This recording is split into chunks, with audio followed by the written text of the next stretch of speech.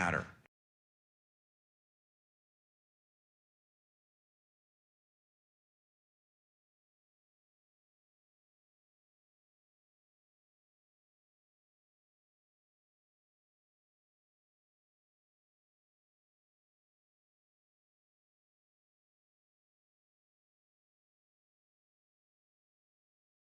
People say and this, and you got to make decisions, you got to go with them.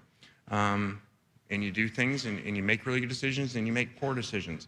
And that was a poor usage of a term that I believe, just like many coaches that have been there for, was factual, but over the course of a long interview was bad timing and bad usage of the word. So it is what it is. I apologize when I said it, and moving on.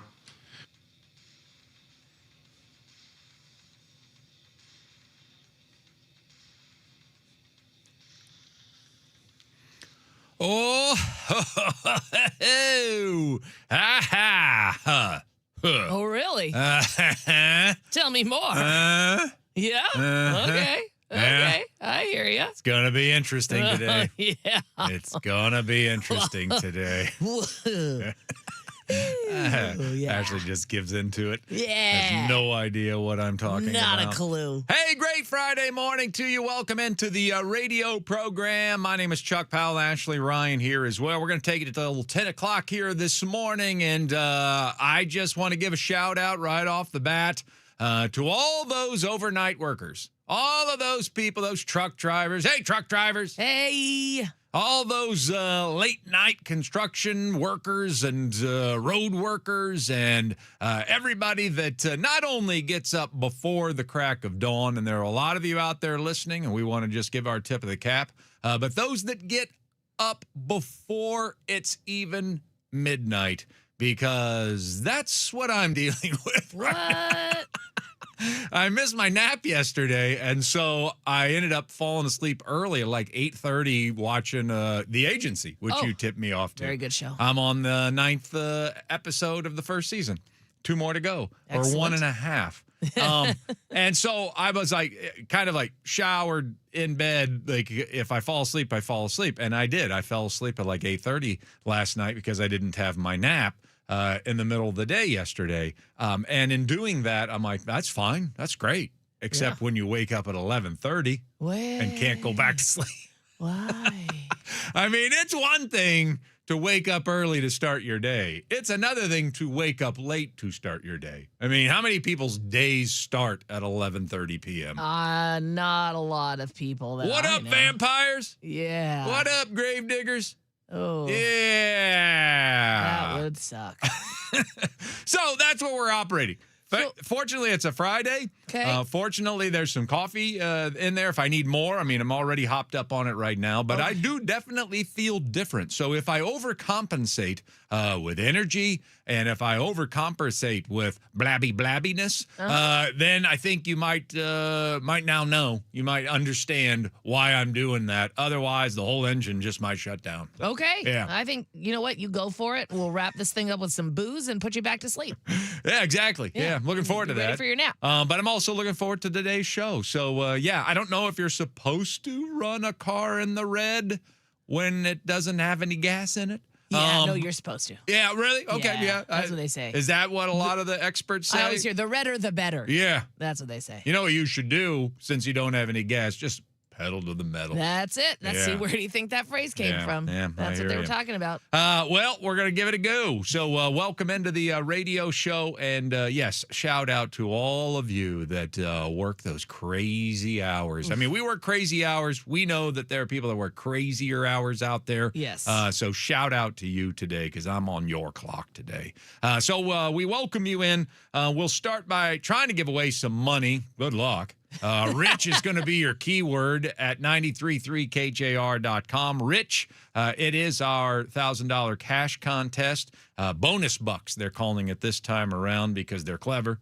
And it's brought to you by Bellevue Rare Coins. I love gold.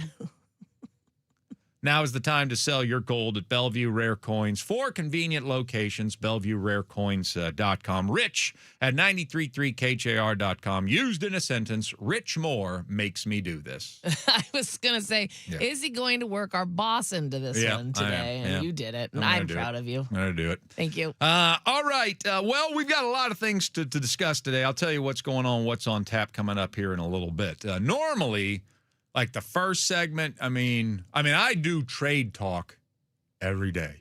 Mm-hmm. For June, July, I usually try to find a segment or part of a segment to mention something about trade season, about trade deadline countdown. I love it. I'm not going to apologize for it. I think I'm pretty good at it. Yeah. So we do it. We do it on this show. But I don't normally ever treat a rumor like the lead story of the day. You've probably picked up on it more often than not. Our first segment, as we crack the microphones at 6 o'clock in the morning, is usually the thing that people would be talking the most about at that given moment of the day. And so our lead story, the headline of the sports world in Seattle, that's usually what we would start with. Well, it turns out that I think the headline here today is a series of trade rumors. Ken Rosenthal reporting yesterday that a few things, as a matter of fact. I'll go through the few things that he pointed out. Number one, the Mariners have been trying to trade Luis Castillo. That's always great, letting that get back to Luis Castillo. Yeah, I bet he's really excited. Yeah, I'm really curious about, this is not the first time that Ken Rosenthal had a really detailed report.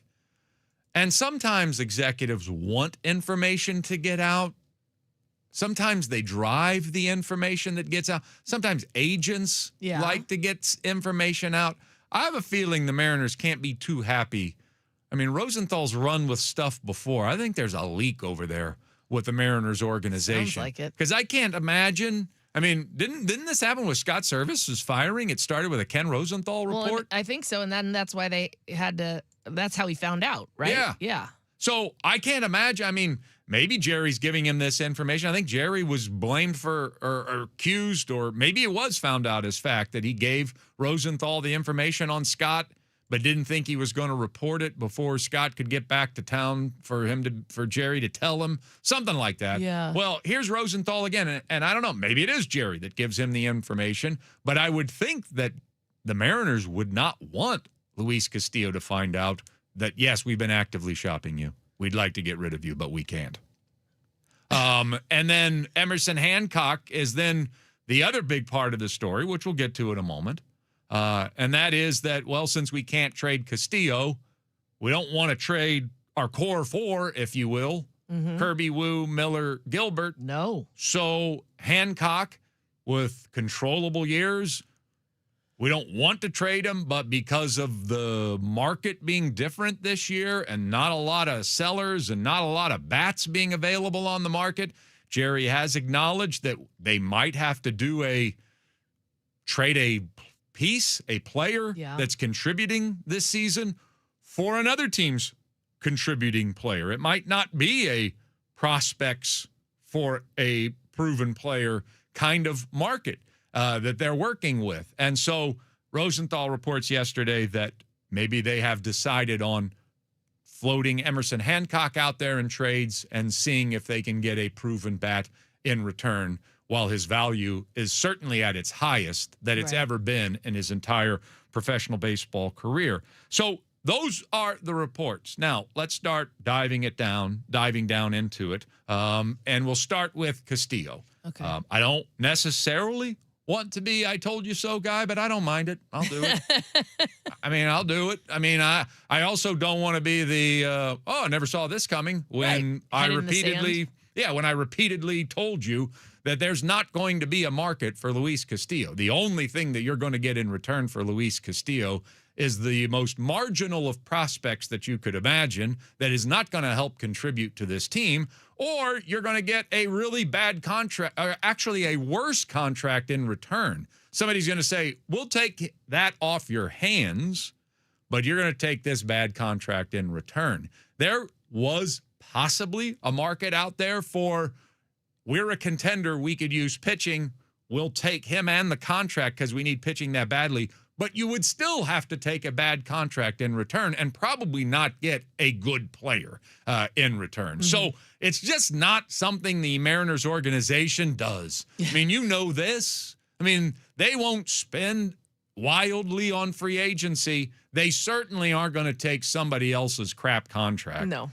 Somebody else's I would hope not, honestly. worst contract than what you already have. So I didn't think you were going to have much success trading Luis Castillo, and it sounds like they've run into nothing but dead ends. Yeah, that's what it sounds like. But again, with the way that the Mariners are with money and with payroll and with things like that and being so cautious of the contracts they give, I would be annoyed if they took a worse contract just to get rid of Luis Castillo. Yeah. I mean, he at least right now is performing for you.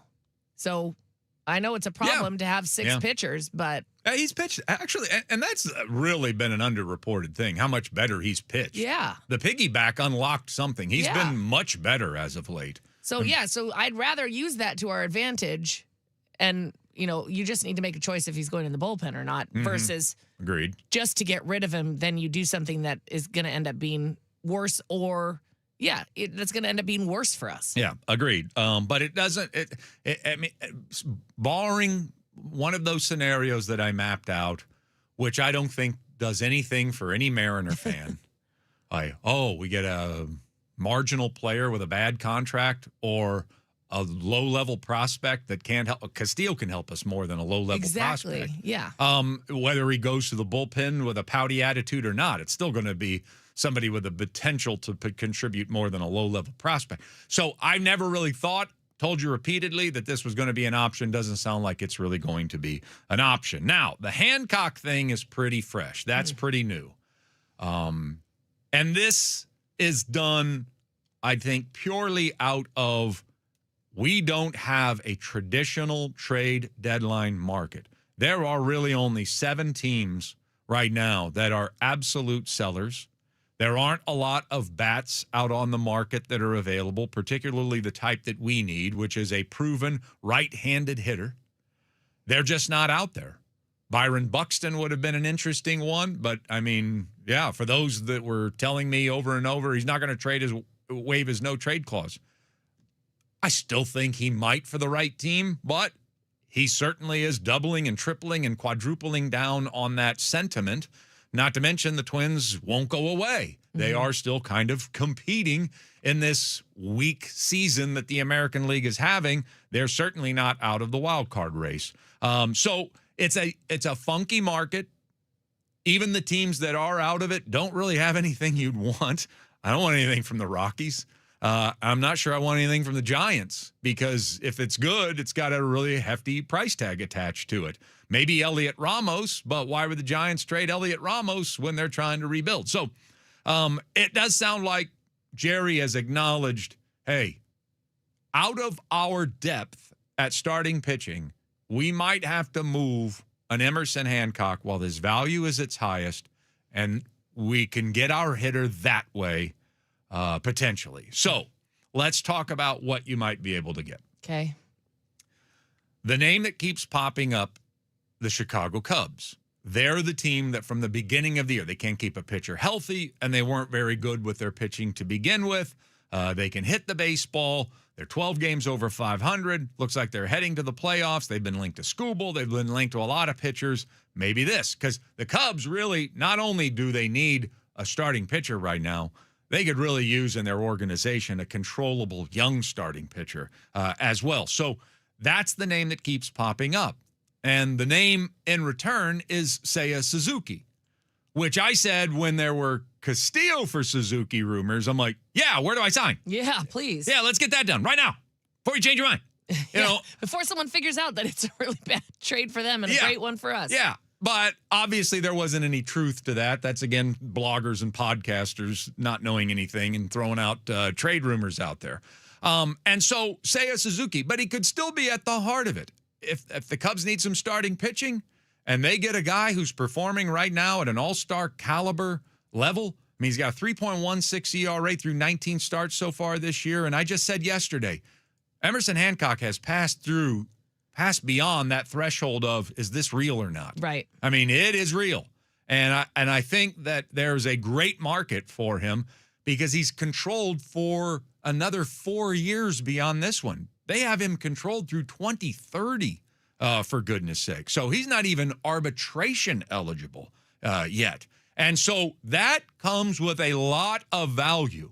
Mm-hmm. Starting pitcher, pitching at an all-star level, age 27, seems to have figured stuff out. Good guy, great contract. Don't have to pay him for another 4 years, really significant money. And so, could you get Suzuki for him? Of course. If the Cubs want to, like us, trade from their strength to address a weakness.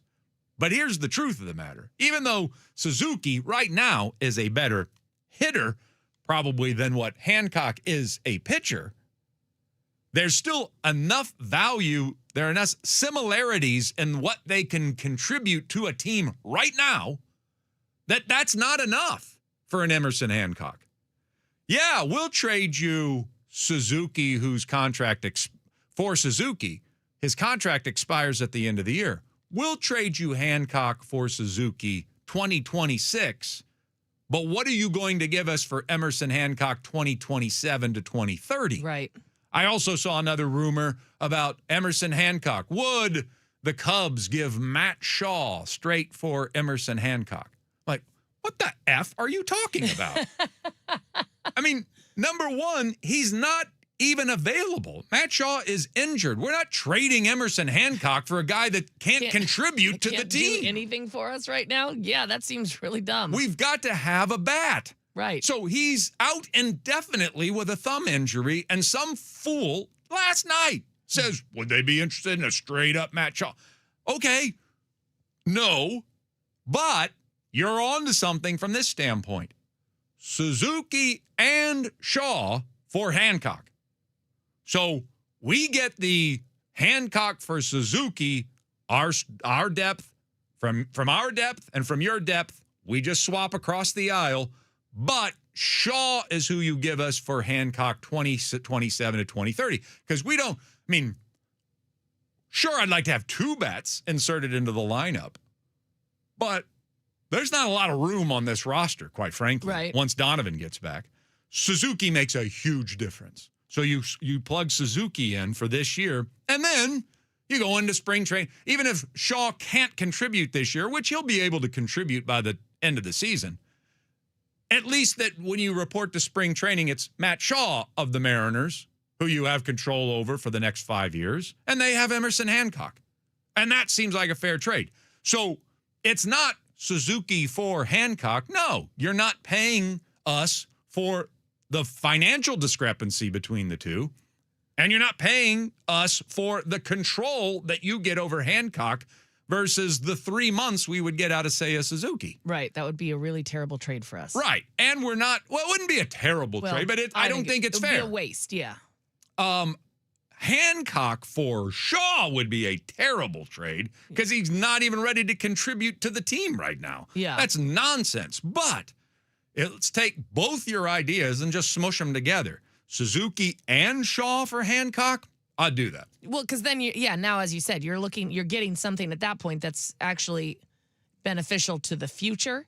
The whole idea. And the present. And the present, yeah. The whole idea of trading Emerson Hancock kind of punches me in the gut, and I hate that idea. I just love him, and it's like for Mariners fans, we finally got to see what he can do, and he's finally here doing it, and for that to then turn into, okay, so now he's tradable and he makes the most sense, and it just hurts. Well, and I don't like it. I don't like it from the standpoint of he now knows. Yeah, he's being floated. Yeah, like for him to have fought to get in here, and now that's like you've been pitching so good, we are trying to invent ways to keep you in the starting rotation, and these are his best friends right now in the world, and he finally gets to look them right in the eye and say, I'm right on level with you. Yep. Finally, I caught up to you, and this is fun being a part of this. And I know we're not winning as many games, but it is great having tracked you down. I feel accomplished. I feel proud. I feel more a part of this group than ever. And now he's got to walk around in Texas this weekend being trade bait. He Yeah. knows now he's being traded because that's just not some rumor or me floating out some trade possibility, some goofy trade possibility. That is a report saying from Ken Rosenthal, one of the top insiders in the game, saying the Mariners are actively shopping Hancock because they can't move Castillo. So now both of them are walking around Texas for the next 4 days believing that the Mariners are trying to get rid of them. Yeah, and for a series that we So I don't like that. Yeah, and for a series that we need to do well. Personally, I don't like that for them because that just sucks. And for a team, yeah, you want these guys to go in with the right mindset and ready to help this team win on a 4-game series and, you know, be at their best. And so it's I don't like it. All right. Well, we're going to talk more about this a little bit later on in the show. Let's find out what's on tap for today's program. May I have your attention, please? This is What's on Tap, brought to you by Emerald Queen Casino, bringing you the best in live music, entertainment, dining, and gaming. Emerald Queen Casino, always entertaining. For more info, visit emeraldqueen.com. All right, so Mariners in Texas taking on the Rangers. It is the start of the biggest series of the season to date. We'll see what kind of impact it has going forward. We'll certainly talk about it later on in the show. 5:05's first pitch tonight. Mariners are 51-52. The Rangers are 51-51. So whoever wins tonight's in first place in the American League West. Bryce Miller will start for the Mariners tonight, and the Rangers will go with a very talented Mackenzie Gore, and he is left-handed. So not only is he good, he's also left-handed. That's a joy. Yeah. It's the first of 4, so we play this series all the way through Monday. Rangers versus Mariners. Let's get it on. We are 1 day away from training camp. That's right. The world champs will report officially to the Virginia Mason Athletic Center tomorrow to get it started. Their defense of the crown, of the throne in the National Football League. Greg Bell's going to join us again today at 7:05 to discuss that. College football, Lane Kiffin said yesterday publicly that he regrets his exit at Ole Miss. That's big of you. Yeah. It Took you a while. took long enough. But you know what? This is so Lane Kiffin. You know what? I would also like to take this time today to mention that I do regret when I was 3 years old and I threw a fit over I didn't want SpaghettiOs and threw them on the floor. Oh. I regret that. I'm glad that you finally said that. I regret acting like an infant, even though I was an infant. And I think that's similar to how Lane Kiffin felt. I think I'm sorry for acting like an infant. his maturity at his current level and your maturity with the SpaghettiOs about the same. We reached that level of, man, I really regret that at the exact same time in our lives. Yeah. Diego Pavia was waived before he even reported to Baltimore Ravens camp, so he's now a free agent out there. I'm telling you, dude, UFL should be all over Diego Pavia. And it's WNBA All-Star Weekend. Dominique Malonga is representing the Seattle Storm, and that's not just because they needed a Storm player. She earned it. Second year in the league. She's having a fantastic year, and so she's going to participate in the All-Star game. She's also very likable. Very likable person. All right, coming up next, though, training camp, another part of our preview this week. I want to talk more about A.J. Barner because we had a guest on earlier this week that I don't think quite understands what we have in A.J. Barner. Sports Radio 93.3 KJR FM.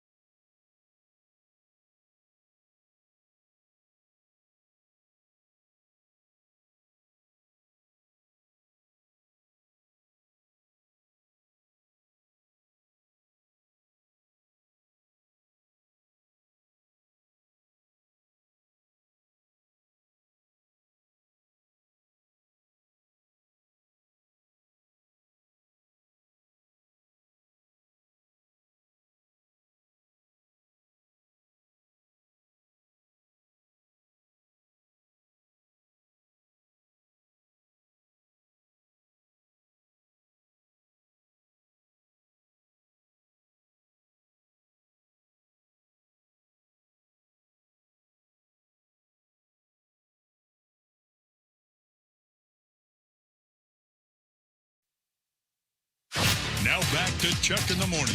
Brought to you by Tulip Resort Casino. When all you want is everything. Everything Tulip.com on Sports Radio 93.3 KJR FM.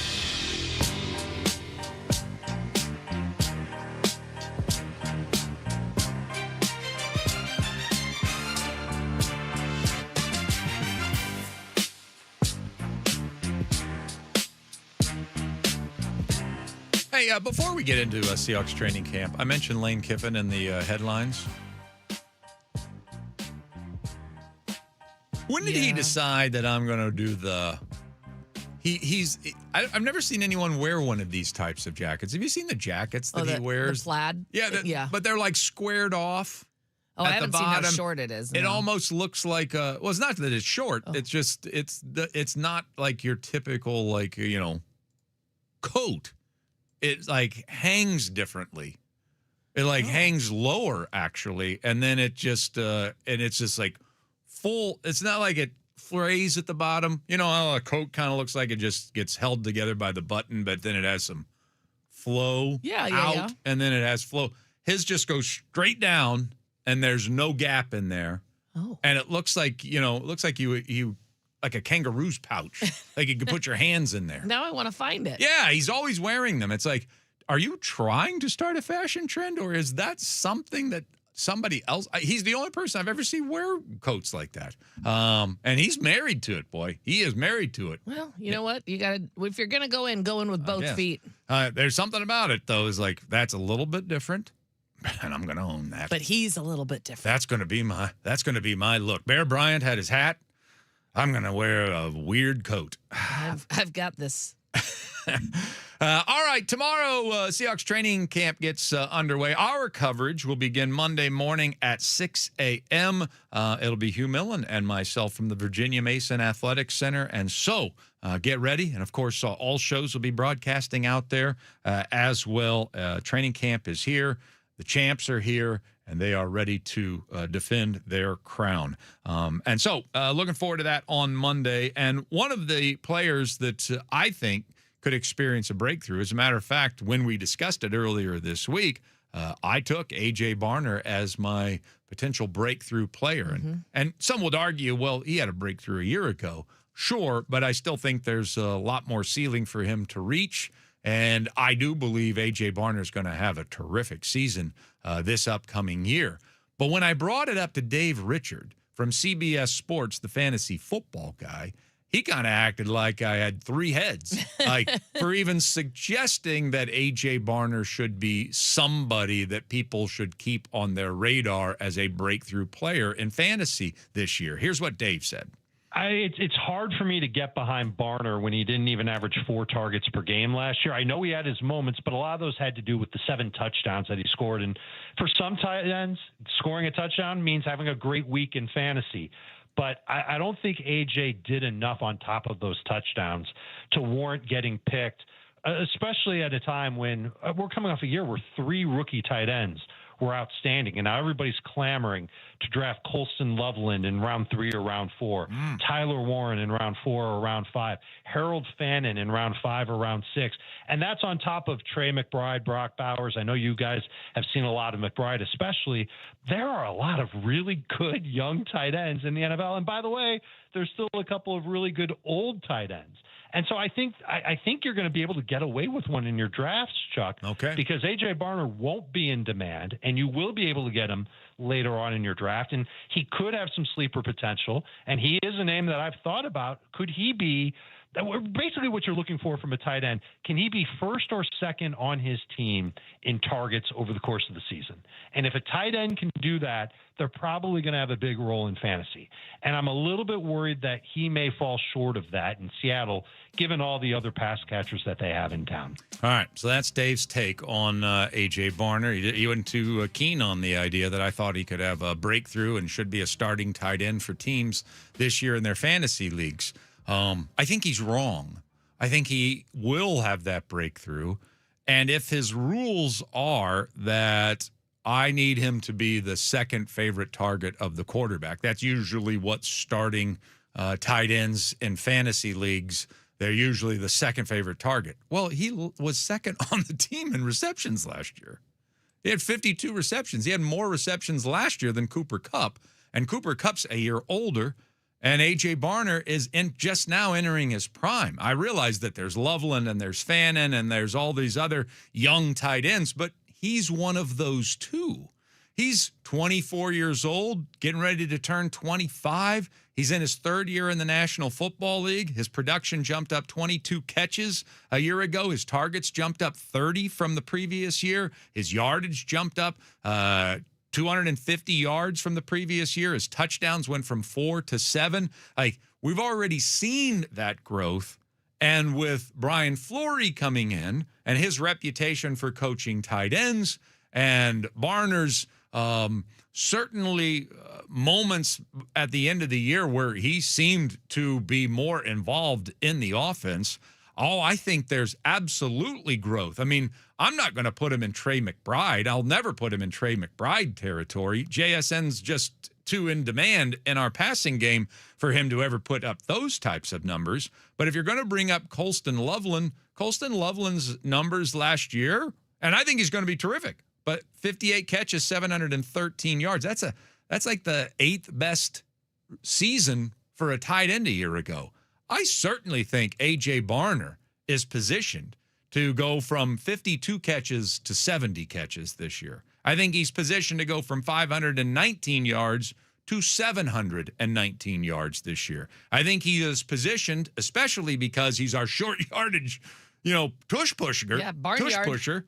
I think he's in position to go from 7 touchdowns to 10 touchdowns this year. And those numbers put you as a top 10 tight end in the National Football League. Certainly it doesn't scratch what Trey McBride is or what Travis Kelce has been throughout most of his career. But as a starting tight end in your league, those numbers absolutely suggest that you're a starting tight end. So I'm not expecting moon and stars for Barner, but I do expect growth. And I think 70, 710 is a very realistic stat line for him at the end of the year, as long as he stays healthy. Well, yeah, and especially adding in that we've got Brian Fleury coming from San Francisco, who worked with George Kittle and loves to use the tight end. I mean, I would be surprised if he didn't have as good of a season, if not better, for sure. Yeah, well, I'm going to say he's going to have a better.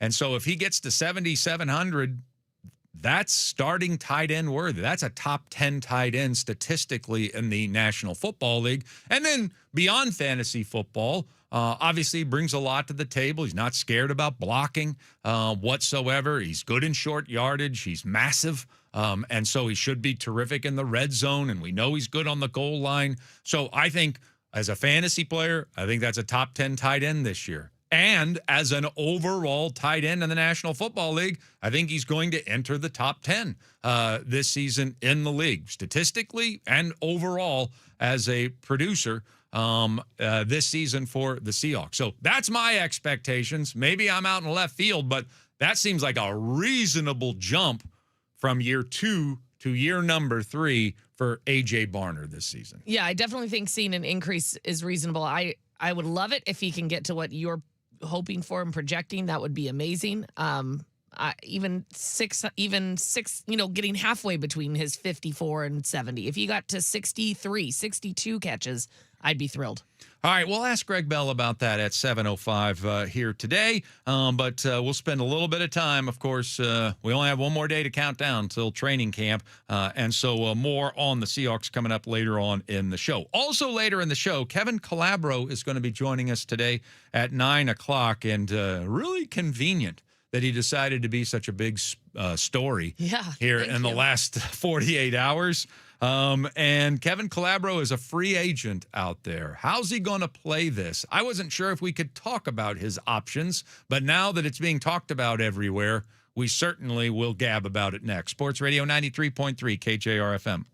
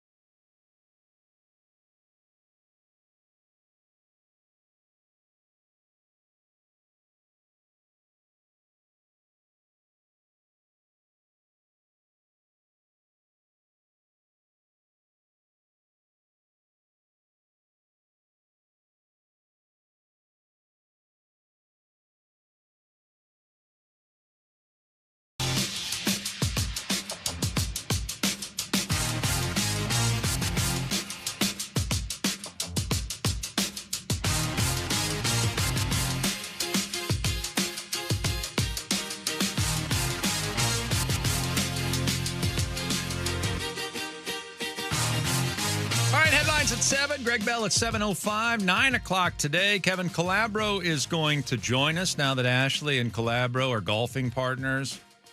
Besties. Oh, We're besties. Yeah. She was like, hey, why don't you come on the radio show at some point this week? And he was like, hey, I'd love nothing more. Yeah, that's basically what he said. And then the next day we find out he's a huge topic. Yeah, so that worked out well.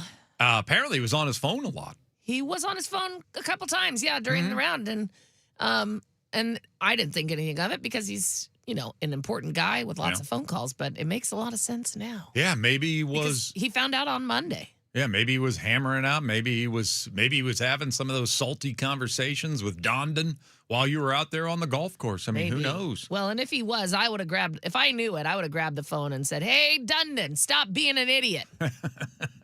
So, just conveniently, it turns out that we had booked Kevin Calabro for Friday, and now he's a big part of the news. And so, yay for us. Yeah. Yay for you, the listener, that you get to hear the former voice of the Sonics come on the airwaves and talk about this crazy week that he's had. And look, I mean, I think we all know, we've all heard, not all of you have interviewed Kevin Calabro about this. I have, as it turns out. Certainly not as much as Softy or Dick have interviewed him. Right. Or even Ian, I'm sure. But certainly he's made it very clear that he didn't want to stop being the voice of the Sonics. He wasn't going to be the voice of the Thunder. Right. It took him a long time to get to the point where he felt okay becoming the voice of the Blazers. But I think they was always intending on, if the team came back, I'd really like to come back and be the voice of the Sonics again. That is my every expectation. My every expectation is that the Sonics are coming back, and my every expectation is that the first play-by-play voice of the Sonics, when they do come back, will be Kevin Calabro. It better be. Yeah. Yeah. I think it's kind of a no-brainer. But in the interim, because Adam Silver keeps dragging his feet, how long is it going to take? And he said yesterday, as part of his comments, that he would entertain doing college, for example. Well, we just so happen to have a UW play-by-play job that is available because Tony Castrogone has taken the Tampa Bay Buccaneers football job, and that opened up both the football play-by-play job and the basketball. Might be satisfied by one person. That's usually how they've done it in the past. I've heard they might split it into two. Without giving too much away, I do know that someone close to us here at KJR would like to have that job. A couple people, as a matter of fact. And from personal reasons, I'd like to see that person get that job. But if I were making the decision from UW's perspective, even if I only got him for a couple of years, knowing that the plan was he needs a gig while he's in Seattle, it'd be hard for me if I'm the Huskies and he was interested not to give Calabro the play-by-play job, even knowing that it's only for a couple of years and then he's going to take the Sonics job. But maybe for that other person that I don't know if I can name or not, maybe that's a good thing. Maybe it's we'll announce at the same time, we'll hand this thing off. So Calabro for 2 years and then announce who you will hand it off to once the Sonics do return to Seattle. So maybe that is a solution to all of this, and everybody ends up happy in the end. Yeah, I would love to have everybody happy, and I also, though, I just think the opportunity to have Kevin Calabro, one of the great play-by-play voices, doing your school's games, very hard to pass up on. Yeah. And who knows? Maybe, he said college, so I would assume that UW would be a possibility. I would assume he wasn't like, no, I'd only go to William and St. Mary. William and St. Mary? I don't know what it's called. Isn't there one? Like William and Mary. Oh, William and Mary. There you go. And then there's There's St. Mary. Mary's Yeah, and William and Mary. Yeah, well, maybe he would go to either one of those. I don't think there's any doubt about it. I think this is, hey, I wasn't enjoying myself at Portland. Things are getting weird there. I would have stayed if they weren't weird. But if they were going to pay me. But things have gotten weird. Then I got insulted by the offer. I've always wanted to go back to Seattle. That's been written all over my face. I don't know when the Sonics are going to get back there. I don't have an NBA play-by-play job waiting for me in Seattle. But there is this college gig over here. And I have no problem doing a couple of years of college basketball in the city that I love while I wait for that job to come back. Now, whether or not, UW's got a really proud history of play-by-play people. And maybe they're like, no, we're not some stepping stone, not even for a great like Kevin Calabro. I don't know. Yeah, I don't have any maybe. inside information there. Maybe they do want to just, nope, here's our long-term voice of at least Huskies basketball. Yeah. Or maybe they do want both jobs combined like you had with Castricone. So maybe they do want that. Or maybe Calabro is just so pricey, I don't know, that he wouldn't be interested in what that job pays. I have no idea. But it does certainly make an awful lot of sense that he's leaving Portland. He wants to be the Sonics play-by-play man when they return. We all want him to be that. And in the interim, he does college basketball for a couple of years. In the interim, we got a number 2 chair right here that he could come, just join us in the mornings because everybody thinks like, gosh, now that I'm done with the Blazers, I would really love to wake up at 3:30 in the morning. Well, let's put it this way. If he was insulted by the Blazers offer. It's not going to go well. Yeah. Not going to go well. Yeah, iHeart will be like, hold my beer. But if you want to volunteer and Yeah, come join exactly. us, Yeah, if you want Calabro, we got a spot for you. to join the Chuck and Ashley program out of the goodness of your own heart. Yeah. We got coffee. All right. I think you can write it off on your taxes as a charitable contribution, Yeah. I think. Once a week, Chuck will bring in 4 pieces of pizza. You can have 2 of them. Yeah, you can have 2 of them. Yeah. I didn't even want to eat all 4 of them. So you get 2 pieces of pizza and all the coffee you can drink. What more could you ask for? All right. Well, he'll join us at 9. I don't know what kind of answers he's going to give us, but it's always great to talk to him. So he'll be on the program this morning at 9 o'clock. Headlines next. Cash word next. Greg Bell next. Sports Radio 93.3 KJR FM.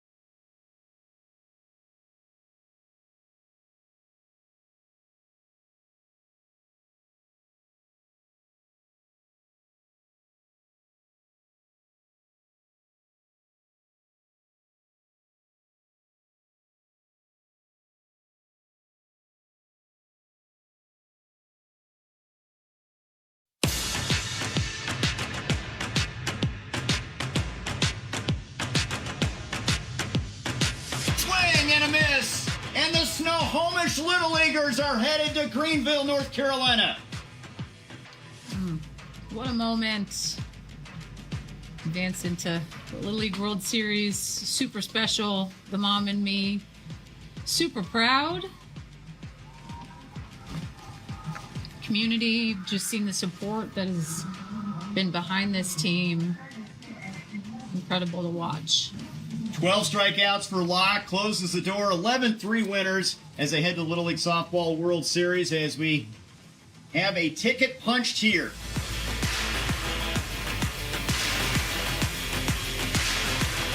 Is Danielle emotional about watching her daughter go to the Little League World Series, or because she was doing the broadcast inside a Coke closet? Yeah, I know. Which one? Well, so in that audio that I took it from isn't from the broadcast. She posted it. They had a camera on her in the actual booth, so that's why it sounds that way. But that's where you got like the full brunt of it versus the highlight that they pulled off the ESPN broadcast, which obviously she still says that, but it got cut off on that part, so that's where you got like the whole part. I can't imagine that.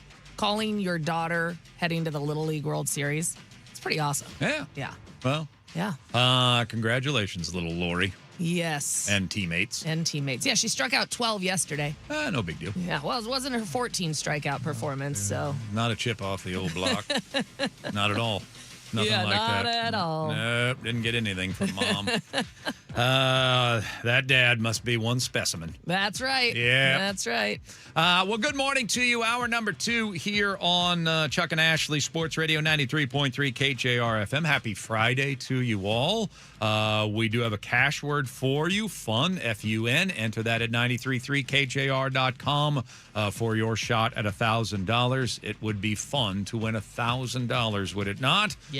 93.3KJR.com. We also have your headlines brought to you by Frost Brewed Coors Light before we bring Greg Bell aboard. And you will start Little League World Series. The team from Snohomish punched its ticket, so they are heading to the Little League World Series. That's going to take place not till next Sunday. I guess they give them, the families, plenty of they get wiggle room for travel plans. Yeah, they get like 8 days basically to figure out how to get there and all that stuff. Because I was talking to one of the Snohomish Little League moms a couple weeks ago, and she was saying, if we win, we've only got 8 days to then turn it all around. And similar to what Mill Creek did last year, same thing. And so it's fun to watch these parents who are like, oh my God, how are we going to do it? This is the best thing ever. So they're taking on Lake Mary, Florida, and there is something about Lake Mary. Everybody knows that. Everybody. Other headlines, Mariners getting ready for their biggest series of the season to date. They're in Texas to take on the Rangers. Whoever wins tonight will be in first place. It is a 4-game series, and really the only thing that can really create some sort of a shakeup, a seismic measurement, would be a sweep from one team or the other. Otherwise, it's not some make or break series, but it does feel like the most important to this moment in the season, especially for a struggling Mariners team as they enter this game a half game back of the Texas Rangers for first place in the American League West. It'll be Bryce Miller for the Mariners. It'll be Mackenzie Gore going for the Rangers. First pitch is at 5:05. We are also on the verge of WNBA All-Star Weekend. There'll be festivities tonight. The game will be played tomorrow at 5:30. Dominic Malanga will be our representative, and not just because the Storm needed someone. They don't do it that way. She earned it. Second year in the league. She's had a fantastic year, and I know the Storm have not, but man, those 3 pieces, young pieces that they have, looks like they're putting together a pretty bright future. I don't know why people are scared of rebuilds. This is what starts championships. And then you get to watch it from the ground up. Yeah, exactly. And then, of course, we are 1 day away from Seahawks training camp. All sorts of things to discuss with our Seahawks insider. Joining us now is Greg Bell. As part of our continuing NFL coverage for the 12th Man, this is 12th Man News, part of Chuck's weekly visit with our own Greg Bell. Brought to you by Emerald Queen Casino, bringing you the best in live music, entertainment, dining, and gaming. Emerald Queen Casino, always entertaining. For more info, visit emeraldqueen.com. Before you say anything, Greg, we've already talked to him. He'll have it corrected by next week. Daily visits. Daily visits. Oh, yeah. I just remembered he actually did send it to me already. Darn it. I'm only just trying to be accurate. I really don't care other than it's a misnomer. Our monthly visits with Greg Bell. Once a trimester, we talk to Greg Bell. Every time Haley's Comet flies through the air, we talk to our Seahawks insider, Greg Bell. No, it's a daily habit that we have, chatting with our Seahawks insider. And tomorrow it gets started, training camp underway, the world champs getting set to defend their crown. So, I mean, obviously you work all off season long, but, you mentioned it yesterday, so many guys returning from that world championship team back to defend the crown. I mean, from a year ago at this time to now, what's going to be the difference in the strut between these players on this roster coming in as world champs? Well, that's Mike McDonald and his staff's job, is to take the strut out of them and to make sure that while they want continuity, and obviously with 49 of 53 players, 86% of their snaps coming back, they want continuity. They also want a new mission, a sense of new. They don't want this to think just because they won the Super Bowl, they automatically are granted 3 wins to start this season. That's not how sports work. So this is different. It's a new challenge. And now the challenge is, can you do it again when the entire league has studied you, when your own division rival has restocked and has become what everyone else thinks is the Super Bowl favorite in the Rams? And Mike McDonald's talked about perfecting the process, taking what they did last year and making it even better, making the players integral to how the team is coached, what approaches they have, the messaging they have, what they're like on third down, what they're like in the red zone. This team wasn't very good in goal-to-go situations near the goal line. There are things to change and improve on. It's not just, hey, let's roll the footballs out. We won the Super Bowl last year. We're going to win it again. So that's really what McDonald's job here is in training camp, to set the baseline expectation that, we've got a lot more to work on and perfect. And that's really what he's been saying all offseason. Perfect this process we have. Can we make it better? And he has the players' input on that. The players have a lot to say. They have a leadership council. They have these walk and talks I talked to you about with coaches, talking about how do you want this team to be. He's really into tweaking, perfecting the process of all of this. And I think you're going to hear him say the word process, quite a bit over the next 6 weeks of camp. Not a lot of new faces, which on day number 1 of camp, just like day number 1 of school, you want to see the new kids that have moved into your town that you've never met before. Well, our offensive coordinator is brand new. Is there a player, and I'm not talking about rookies, I'm talking about Igbenogany or Fowler or anybody else that has a chance of becoming a bigger new face story than what Brian Fleury is going to be from day number 1 of camp? Well, because of circumstance, Emmanuel Wilson, the running back from Green Bay, has a chance. I didn't see a ton from him in the OTAs or minicamp to suggest he's going to have a prominent role, but they're still learning about him. And they won't really know. You don't know what running backs have until the pads are on and they're pass blocking and they're run fitting with the offensive line against the defensive line and blocking, all of that. So we'll see that during training camp. He's a 500-yard back who got a minimum salary, non-guaranteed 1-year contract, which doesn't portend that he's going to be a big role player, right? Well, now Kenny McIntosh is physically unable to perform. We know Zach Charbonnet is on the PUP list and may not return till the middle of the season. There's 2 candidates for the lead back snaps that are not even going to be on the field in the start of training camp, and maybe not at all in training camp.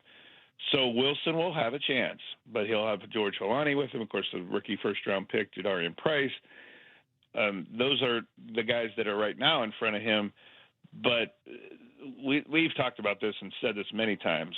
Every NFL team, and especially the Seahawks, need more than 2 running backs. They just do. The position demands it. And I still remember about 10 years ago now, the Seahawks had 19 different ball carriers in a regular season. So Emmanuel Wilson has a chance. And if he doesn't succeed and doesn't show them, he has a contract that's easily cuttable, and they wouldn't lose anything from doing it. This is a big proving time for a guy like Emmanuel Wilson. Is it safe to say Ken Walker is going to be the most difficult guy to replace of those that left, or would you make an argument for Kobe Bryant or Reek Woolen or Boye Mafe? Well, not Woolen because of the depth in the secondary. And you mentioned Igbenogany. He's a former starter in this league that arrived as a corner. They have Rodney Thomas, who plays some corner, but he mostly was a safety and has started for the Colts that has come in the wake of Kobe Bryant leaving to the Bears. And Boye Mafe's place is they're going to give Derek Hall a more prominent role and have DeMarcus Lawrence on one edge. Jared Ivey has played. I saw him playing defensive end, and I asked McDonald at the end of minicamp about that, and he says, don't pigeonhole Jared Ivey or any of our players in the one position. He could play all over, meaning he could play outside linebacker that he played last year, and he could also play defensive end. So yes, and not to mention Brian Fleury is the reason he's the offensive coordinator is because he's going to run the ball in outside zone just like Clint Kubiak did, and he's from the Shanahan tree. So the fact that, yes, the offense is going to be predicated on running the ball, and you just lost your lead running back that won the Super Bowl MVP and was tearing it up in the postseason, yes, by use and importance, it's that Walker backfill is the most important, and that's why they spent a first-round pick on a running back. Our Seahawks insider Greg Bell is with us. You can follow him at GBell Seattle, and, of course, complete coverage of training camp, which starts tomorrow, and the entire Seahawks season and off-season is there at thenewstribune.com. So make sure, just grab your subscription now for the upcoming year if it's expired. All right, let's talk about A.J. Barner. I said I was going to bring this up to you. My expectation is that he takes a step forward. I think that he has the ability to be a Pro Bowler someday. I think it's very reasonable that he's a 70-catch guy, 700-yard guy this year, and he scored 7 touchdowns last year. Why not 10? That makes him a top 10 tight end in the National Football League. Are those realistic expectations for Barner in his third year in this league? Yes, with the way that Fleury will probably use a tight end. Fleury's a former tight ends coach with the 49ers. That's what his job was last year. And Barner and the tight ends are already talking about how tough Fleury is pinning on the tight ends among all the offensive positions. He's going to make it a focal point. And Barner had 2 surgeries in the offseason on 2 issues in the shoulder and ankle that were bothering him as he played through it. He didn't make it as an excuse because he's an Ohio guy. He's not going to do that. But he is definitely healthier than he was at the end of last season when he was still excelling through the playoffs and the Super Bowl. He thinks he's going to be an all-pro. He thinks he's an all-pro tight end. He thinks he's one of the best tight ends in the league right now. And he talks about that openly. He's in an offense that can give him every opportunity to do that. I think he's going to be healthier and more productive because of that, being able to separate down the field and get away from safeties and linebackers. If he can get safeties and linebackers on him when he's at full health, he has a chance to have a big season and make defenses rethink on who they allocate to cover him. And then that opens things up outside for even more for Smith and Jigba and Kupp and the rest of them. I think that the Seahawks offense in the pass game is going to have Barner more involved than last year. Barner's value to them is he can play every down and be a run blocker as well as and do it as well as catching the ball. It's interesting that A.J. Barner is getting healthy at the time that he's got a tight ends coach as an offensive coordinator. Yeah. By the way, it's 99 cents for 1 year if you want to subscribe to the online and News Tribune. Oh, okay. All right. That's not too expensive. Yeah. How many things can you get under $1 these days? That's not great. even a Frosty anymore. Not even a Frosty anymore. That's a great deal. Great deal going on right now. So let's get that done. Newstribune.com. Thanks for bringing it up. Yep. All right. Let's get the latest on Witherspoon then. As we sit here 24 hours from camp beginning, I'm probably going to have to ask you about Devin Witherspoon every time I see you here for the next few days until we have a deal. So where are we at right now? Well, all indications are that the veterans are coming in mass, most of them here today. The deadline to report is today. So face-to-face would accelerate any remaining contract talks and details. Wouldn't surprise me if his agents are already in town. this should be done soon, and I mean within days. It wouldn't surprise me if it happens over the weekend. The Seahawks tend to make news on a Saturday afternoon when I'm doing something else, but now we're all going to be at Seahawks headquarters. So, yeah, I can think of Wilson's extension and Sherman's and Bobby Wagner, and make no mistake, I'm mentioning them because Devin Witherspoon is the modern-day version of those guys to the value of this team. And those guys all before signed within days. I mean, like 1 or 2 or 3 days of camp starting. So we're talking Saturday, Sunday, Monday, Tuesday. Again, we'll decide whether it's done or not is when the guaranteed money comes due. When is he getting it up front? How much is guaranteed at signing? How much is guaranteed next year? The 5th day of the league year is the common for the next round of guarantees on a deal. How much of the signing bonus? How much is the total percentage of the contract value guaranteed?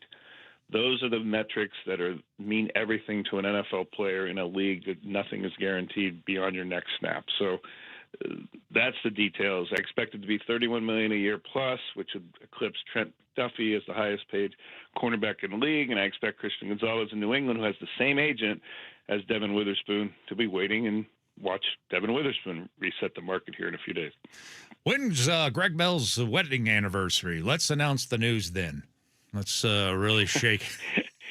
It happened July 4th, our 29th anniversary, actually. Is that right? Thanks for asking. Yes, so it won't be then. When is Greg Bell's daughter getting married anytime soon? Let's announce the Witherspoon. No, don't even put that out there. What are you talking about, Chuck? You know what? I won't even have a job anymore when Sarah Bell gets married. It'll be 20 years from now if I have my way. I'll be 80 years old. Man. Oh, that's probably the scariest thing you've ever brought up to me on the air. That's a horrid thought for me. Because she has a steady boyfriend, it just scares the hell out of me. Yeah, my wife's listening right now, and she's probably like, "Oh boy, she gasped. The one subject you could have brought up to me." That's my little girl. My little girl doesn't get married. That's exactly right. Yeah, that's exactly right. Well, every dad out there with a daughter knows what I'm talking about. Well, are you ready? Are we ready to get this thing going tomorrow? Let's do this. Okay. Yes, let's do this. You gonna be out there, or you just gonna wait till Monday? I might get out. It depends on what else is going on. I've got people traveling in town potentially this weekend, okay. but yeah, I might get out there. But certainly Monday. I'll certainly see you on Monday. No doubt. The whole gang will be out there Monday. That's right. That's right. All right, man. Thank you. Appreciate it. Happy weekend. Thank you. I'll see you in a couple hours. All right. Greg Bell joining us. And yes, he'll be on at 10 o'clock here this morning. Our Seahawks insider joining us, and he is back for another full season. So excited about that. And if you want to hear him today, I'm sure he's got more information on Eamon Warry, Witherspoon, all sorts of things, plus Hard Knocks coming up today at 10 o'clock. Also, hopefully he's going to go hang out with his wife for a little while. I would hope so. You want to know why? Why? Because I'm going to talk about his. I'm nervous. Dan Wilson's bullpen decisions. Oh. Because Greg tends to disagree with me on this. Yeah. So anyway. Okay. That's what we're going to do next, and yeah, go chat with Wendy. Yeah. That's the thing about Greg Bell is when it comes to his baseball knowledge, he is a great football guy. Oh gosh. Kidding, Greg. I'm kidding, Greg. But I am going to pick apart a little bit his argument for Dan and against Jerry, because I feel the exact opposite way, as many of you know, and I think there's some texture that I might be able to bring to this conversation next. Sports Radio 93.3 KJR FM.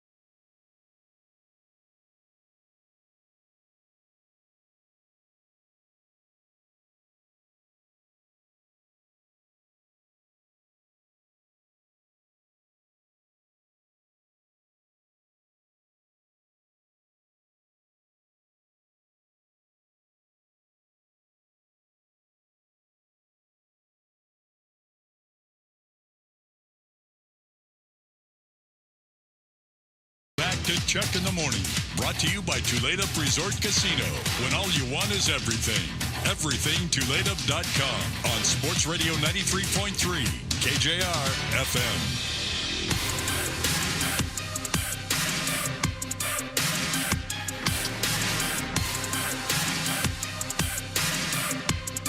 I'll be honest with you. The first time I never met Cheryl Swoops, I didn't realize that we could created that kind of bond. You instantly. I didn't realize. She was instantly your girl. I did not realize that. Well. All the times that I never met her, I did not realize that we had that kind of relationship. So anyway. But now you know. So do I have to buy her like a birthday card? Well, I don't know. What would you buy your girl a birthday card? Yeah. Yeah. Yeah, probably would. There you go. Make one. Oh, that would even be better. Yeah. A handmade card. Right. And some socks. Hand make some socks. Yeah, girls get socks. Girls do like socks, like keeping those feet warm, I hear. Yep. Well, great morning to you. It is Chuck and Ashley with you. We've got the Ocho coming up at 8 o'clock. Kevin Calabro's joining us today at 9. We've got a training camp preview that we're providing. We've got a Rangers-Mariners preview that we're providing. But I did want to spend some time, and this is the fattest segment given to me today, to talk about the bullpen. Obviously, I've made it pretty clear that I'm very frustrated with Dan Wilson, and obviously there are some people out there that are very frustrated with Jerry Dipoto making life miserable for Dan Wilson, tying his hands behind his back. As I mentioned, Greg Bell's one of those. I'm on the other side. Yeah.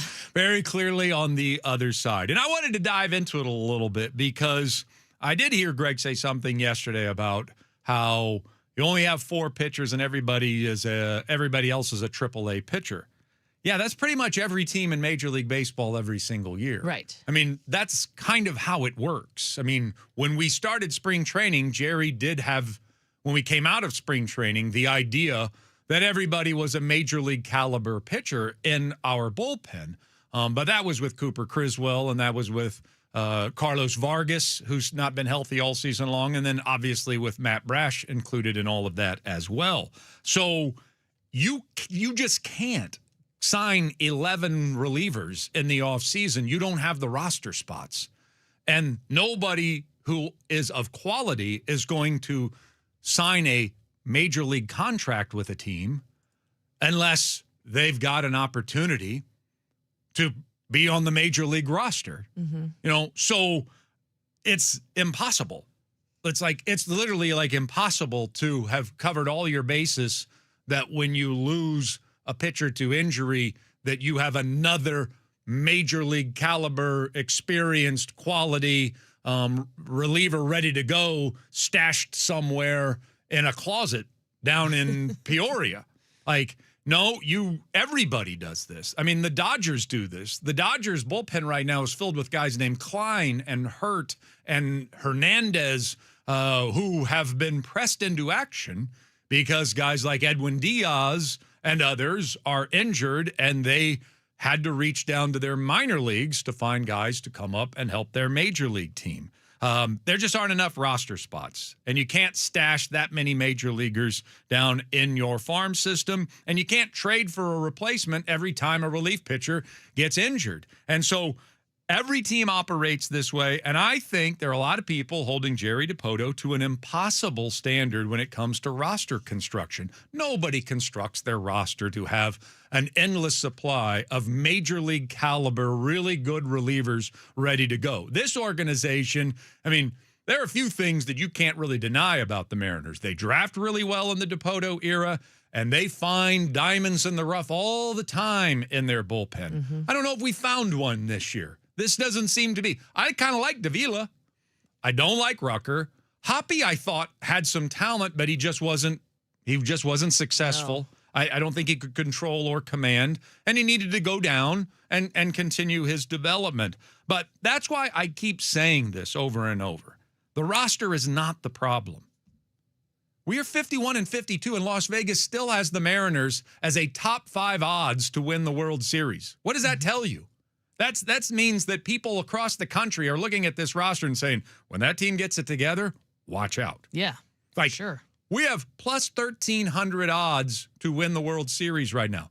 The Texas Rangers, who lead us by a half a game, who we play tonight, plus 3,000. That's Vegas telling you those two teams aren't even close.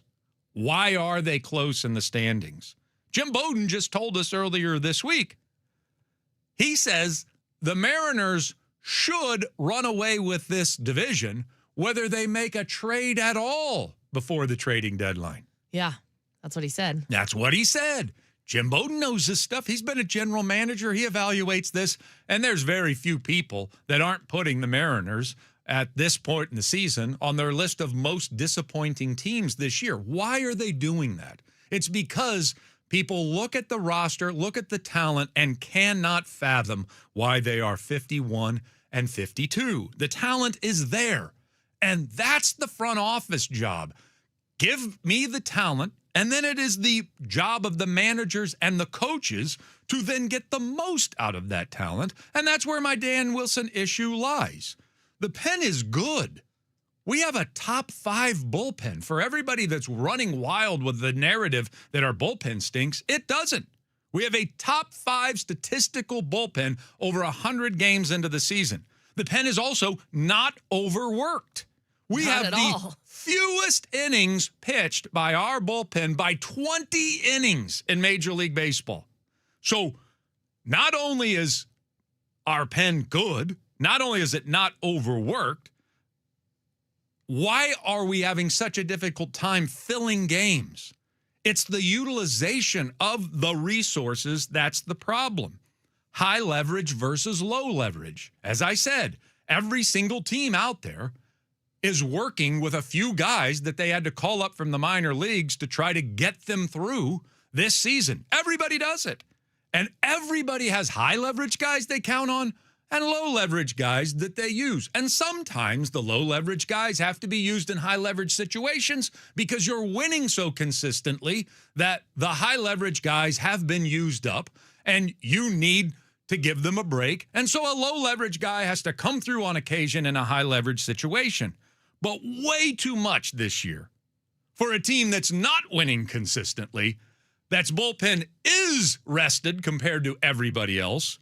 Are we ending up with low leverage pitchers and high leverage situations? And it's totally avoidable.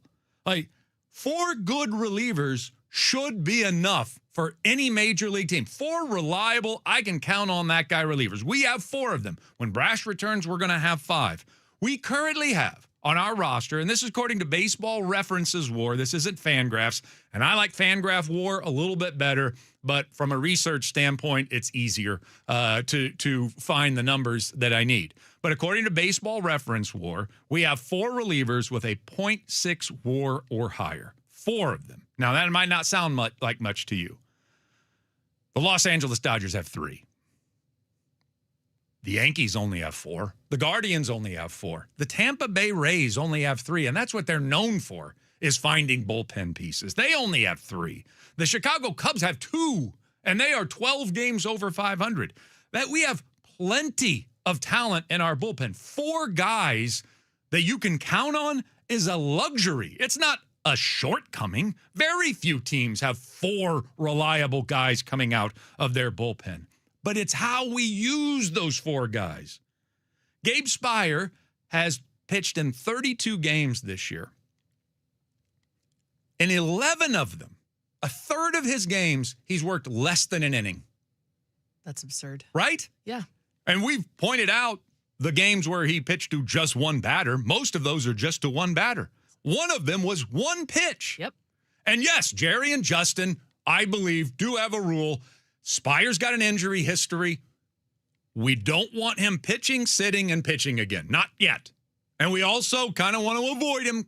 Yeah, there are rules, and those are handed down. But don't tell me that that's you know what the rule is. And Dan thinks that's a good utilization of what he believes are limited resources, is to use Gabe Speier, who has at times this year been our best reliever, for an out or 2 at the most. That's a total waste of resources.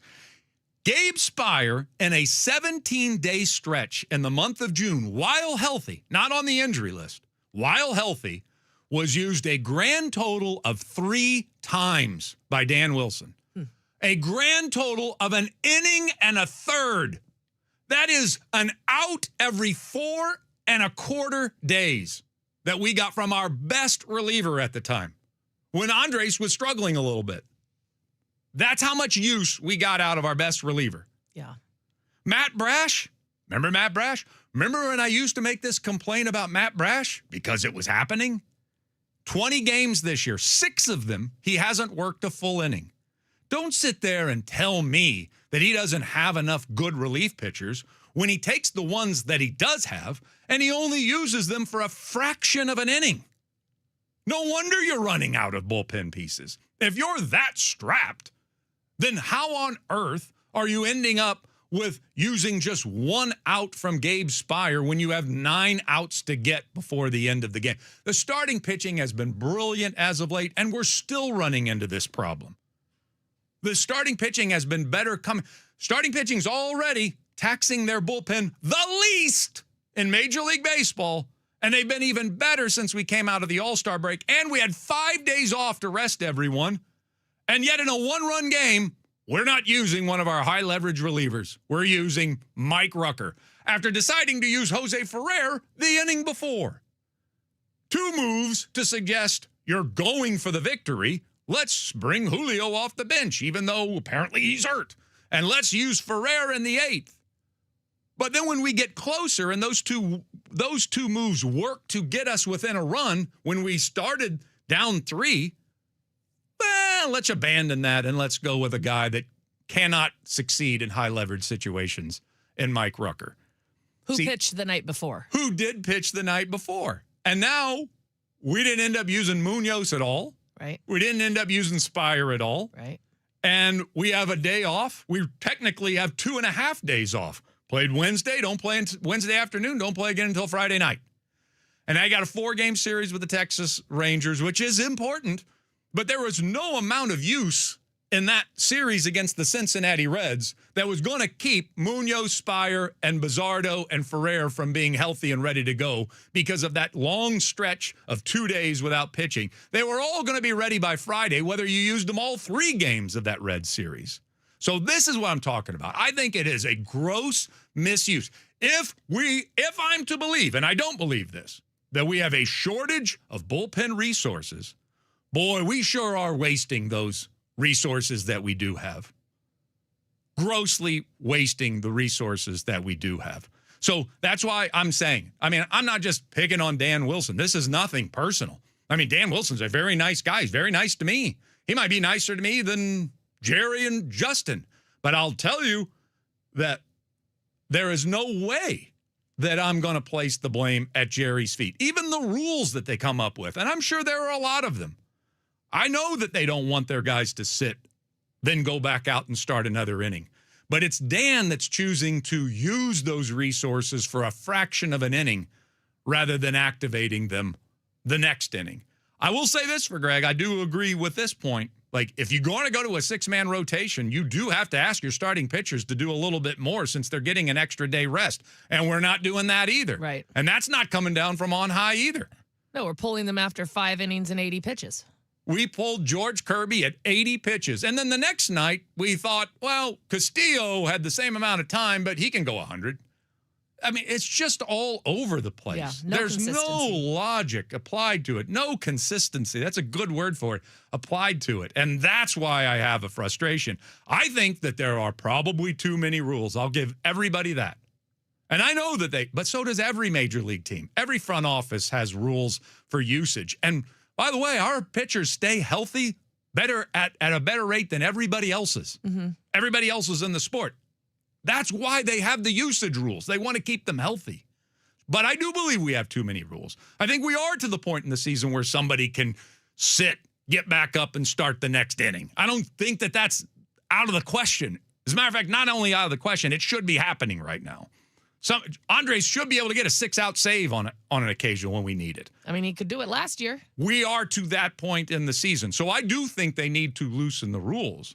But if you're going to have, if you're going to claim that you're hamstrung by the rules, then why are you not using the resources that you do have to full effect? Just too many games where we're ending up with our low leverage guys pitching in high leverage situations because we're trying to win the next day before we try to win the current day. And I don't think that's coming from the front office. I think that's coming from the dugout.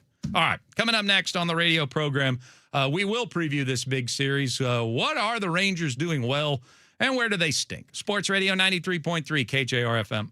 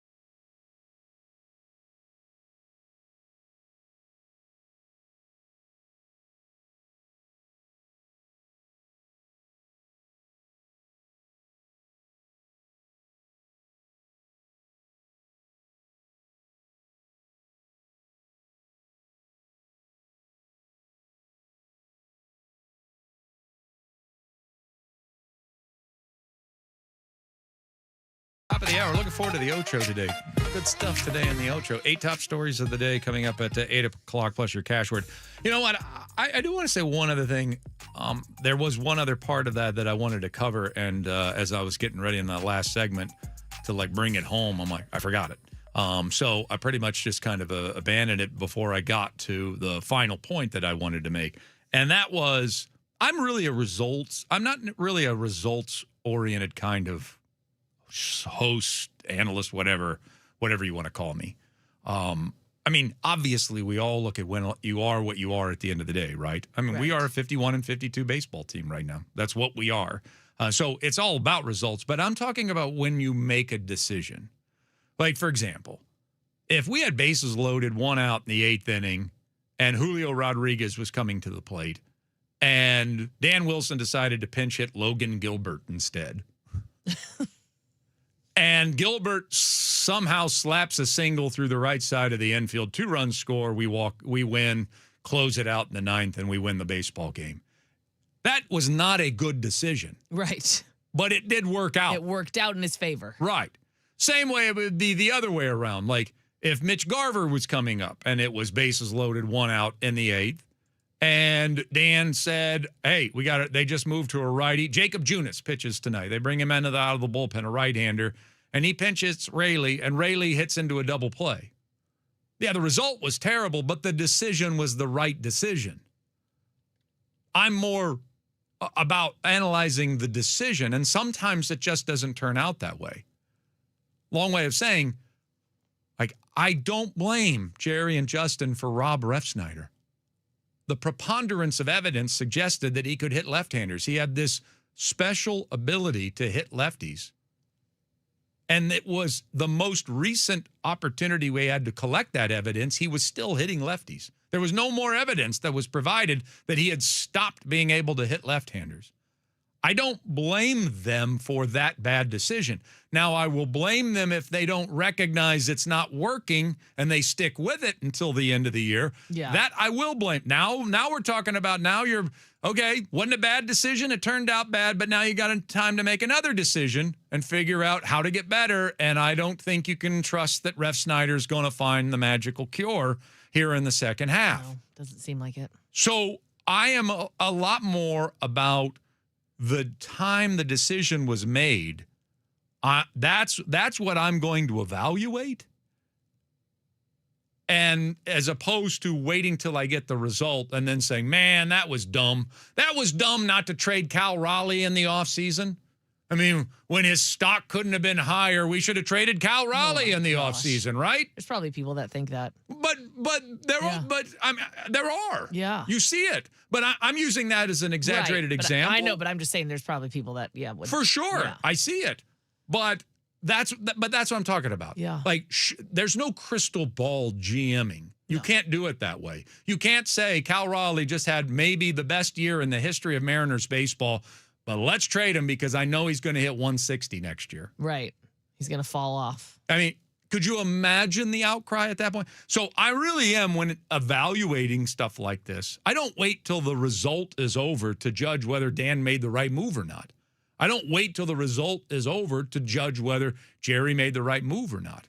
I mean, I've criticized Jerry and Justin a lot for some of their decisions. The Donovan Solano offseason was a disaster. That was a stupid idea to begin with, and it worked out even worse.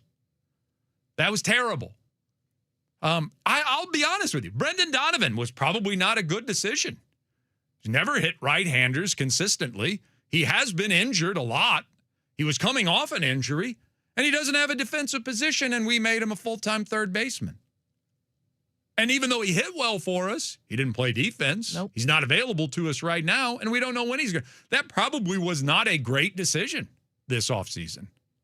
Going in, I kind of fell in love with the guy, having met him and saw the potential with him, no doubt about it. But yeah, I'm just saying, I'm not going to kill somebody who's made a decision if I wasn't killing him when the decision was made. Right. I'm not going to say, man, that's a great move right there. And then Refsnyder, it's 120. Those idiots signed Rob Refsnyder. So that's, again, another reason why I have a bigger problem with Dan because I don't agree with the decisions in the moment, and then they don't turn out. Right. And that's the thing. Yeah, you're going to question it. And if it turns out, you'd be like, whew, that was lucky. That worked. But it doesn't stop you from having the question when it happens. I mean, the other day, Bizzardo goes in. I'm like, okay, that was a good move. Nothing wrong with that move. Bizzardo in. Nothing wrong with that Did it move. work out? No. Yeah. Was that Dan's fault? No. No, not at all. Exactly. So Not it only- goes both ways. Not only was it not the wrong move, it was, I mean, somebody could argue, oh, clearly it was the wrong move. He gave up 3 runs and we lost.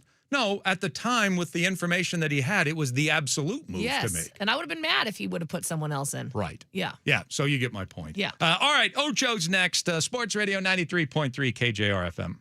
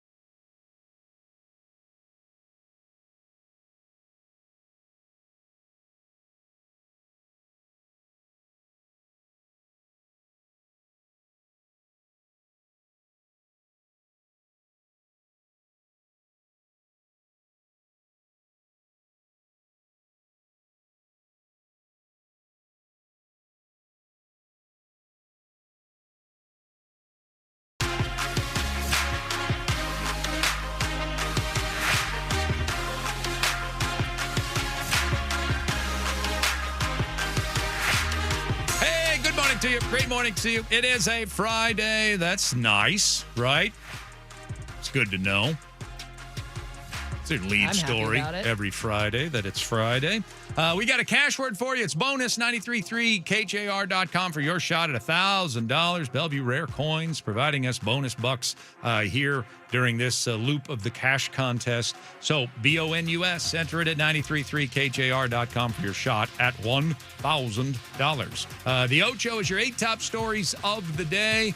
Recapping the week, getting you set for the weekend. We used to do it every day. We now do it just on Fridays. And so let us get going because certainly our top story here on this day is that Seahawks training camp will open tomorrow. The world champs returning to defend their crown, and it's all going to happen on HBO.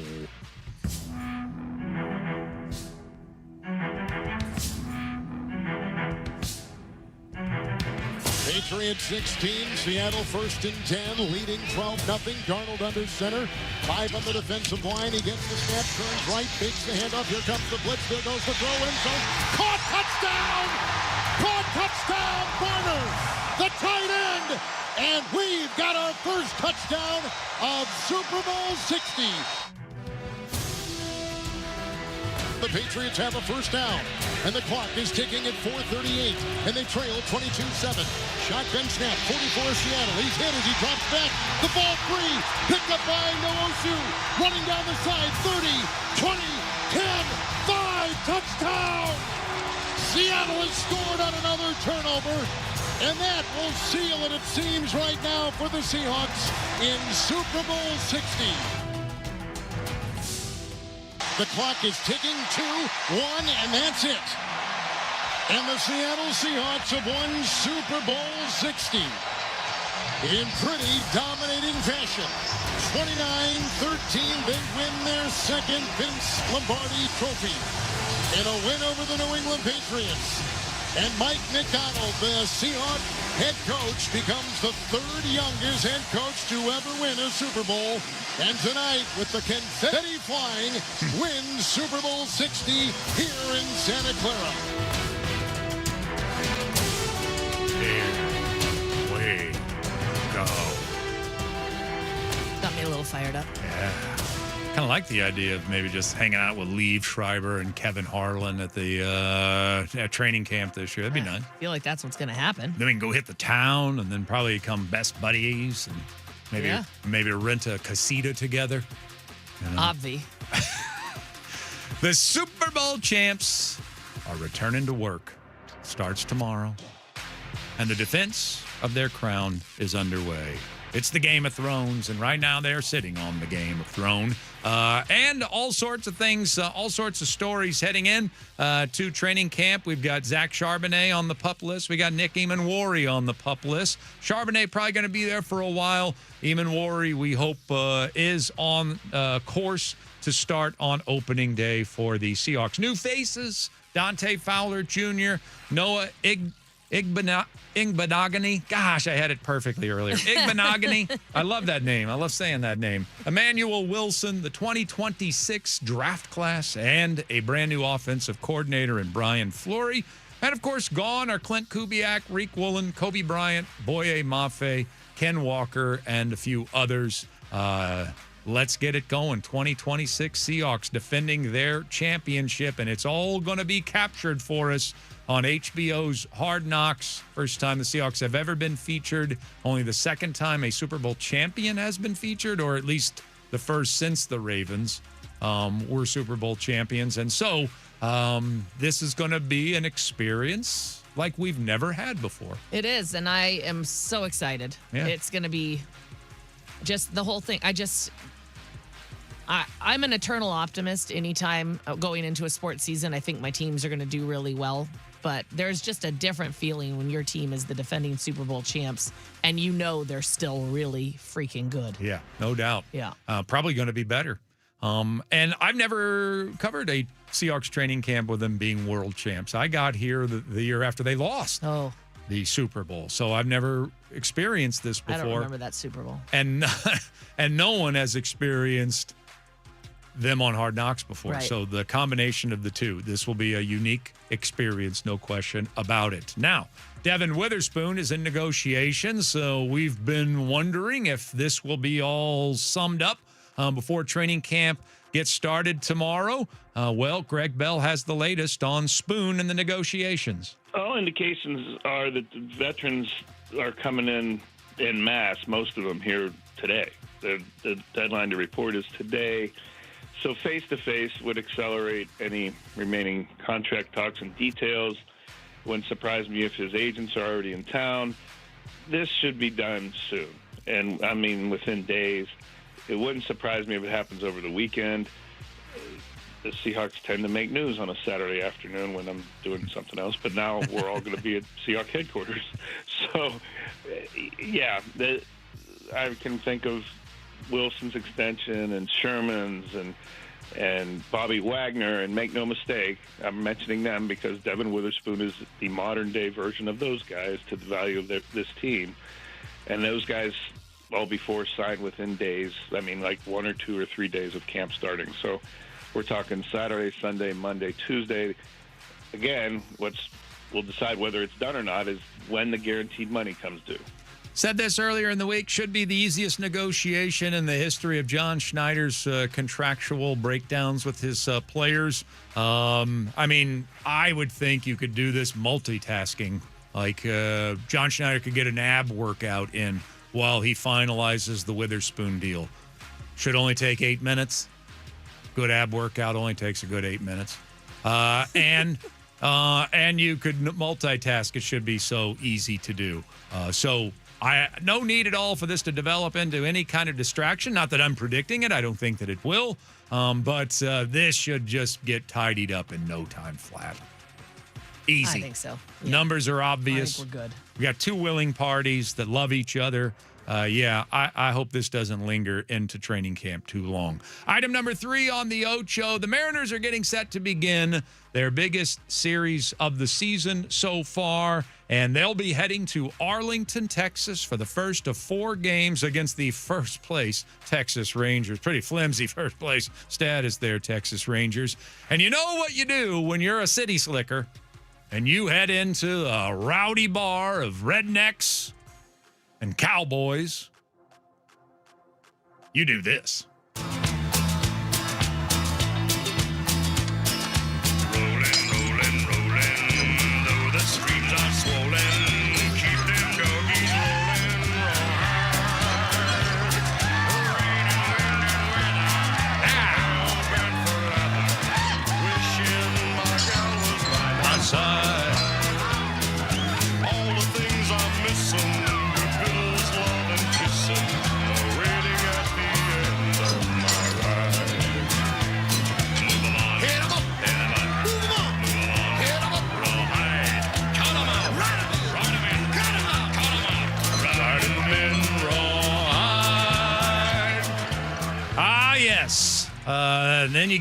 Then you get the Ranger fans on your side. You come in, you sing that right off the bat. Is that how it You're works? the Mariners. You get the Rangers on your side. Next thing you know, you go to hostile territory and they're rooting for you. I've seen it happen. If I've seen it happen once, I've seen it happen once. Oh, if I had $1, right, I'd have $1. Right. Yeah. Learn something from the Blues Brothers. Win them over. Like Rocky. Like Rocky in Russia. Like it. Yeah. Just like it. That'll show them. Not only do you beat them, but you get the Ranger fans to be rooting for you by the end of the song.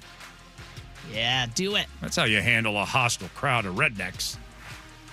They're not really rednecks. My dad's a redneck. Okay. 1 half game separates the top 2 teams in MLB's most sluggish division. The next 4 days will not make or break either team, but a little late July dust-up. I like when people call it July. A little late July dust-up between contenders. That's never a bad thing. And perhaps the Mariners can send a message that they are, in fact, the team to beat in the American League West this weekend. Bryce Miller gets the start for us, left-hander. Mackenzie Gore is going to start for the Rangers. First pitch is at 5:05. I'm kind of expecting, we just had a Rangers beat writer on yesterday, and he's sitting here telling us he doesn't think it's going to be that great of a atmosphere. Not going to feel like a playoff atmosphere in Texas. That Ranger fans really don't believe in this team. That everybody's kind of expecting the Mariners to pull away in the second half. And he even went as far as telling us yesterday that he thinks the Rangers probably will sell and not even buy at the trading deadline because they realize that they shouldn't be division winners this year. That's sad. So we've got two teams that are pretty broken at this stage in the season. So my guess is nobody's going to seize control of squad. I have a feeling we're going to get here on Monday. One team will have won 2. One team will have lost 1. And we'll be talking about, probably a split of the 4 games. It just feels like both teams are playing just that poorly that I don't think anybody is just going to seize this opportunity to take a stranglehold of the West. But we'll see. Yeah, I have a hard time picturing that this series would be any different than the other series we've played in. I mean, we're not just going to go out and dominate. Yeah.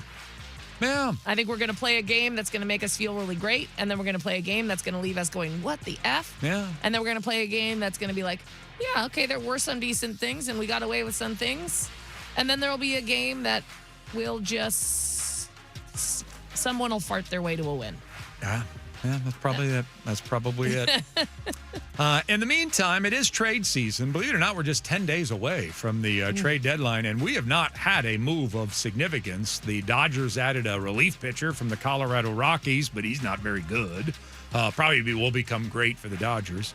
But we haven't had any moves. Jim Bowden thinks because it's a wonky market that it will take probably till the last 2 or 3 days before the deadline before we really start seeing some activity, but certainly the Hornets' nest got stirred up yesterday when it comes to the Mariners and Mariner trade deadline rumors by Ken Rosenthal. He reported yesterday that Mariners have tried shopping around Luis Castillo on the trade market, but they can't find any takers for the veteran pitcher's hefty contract.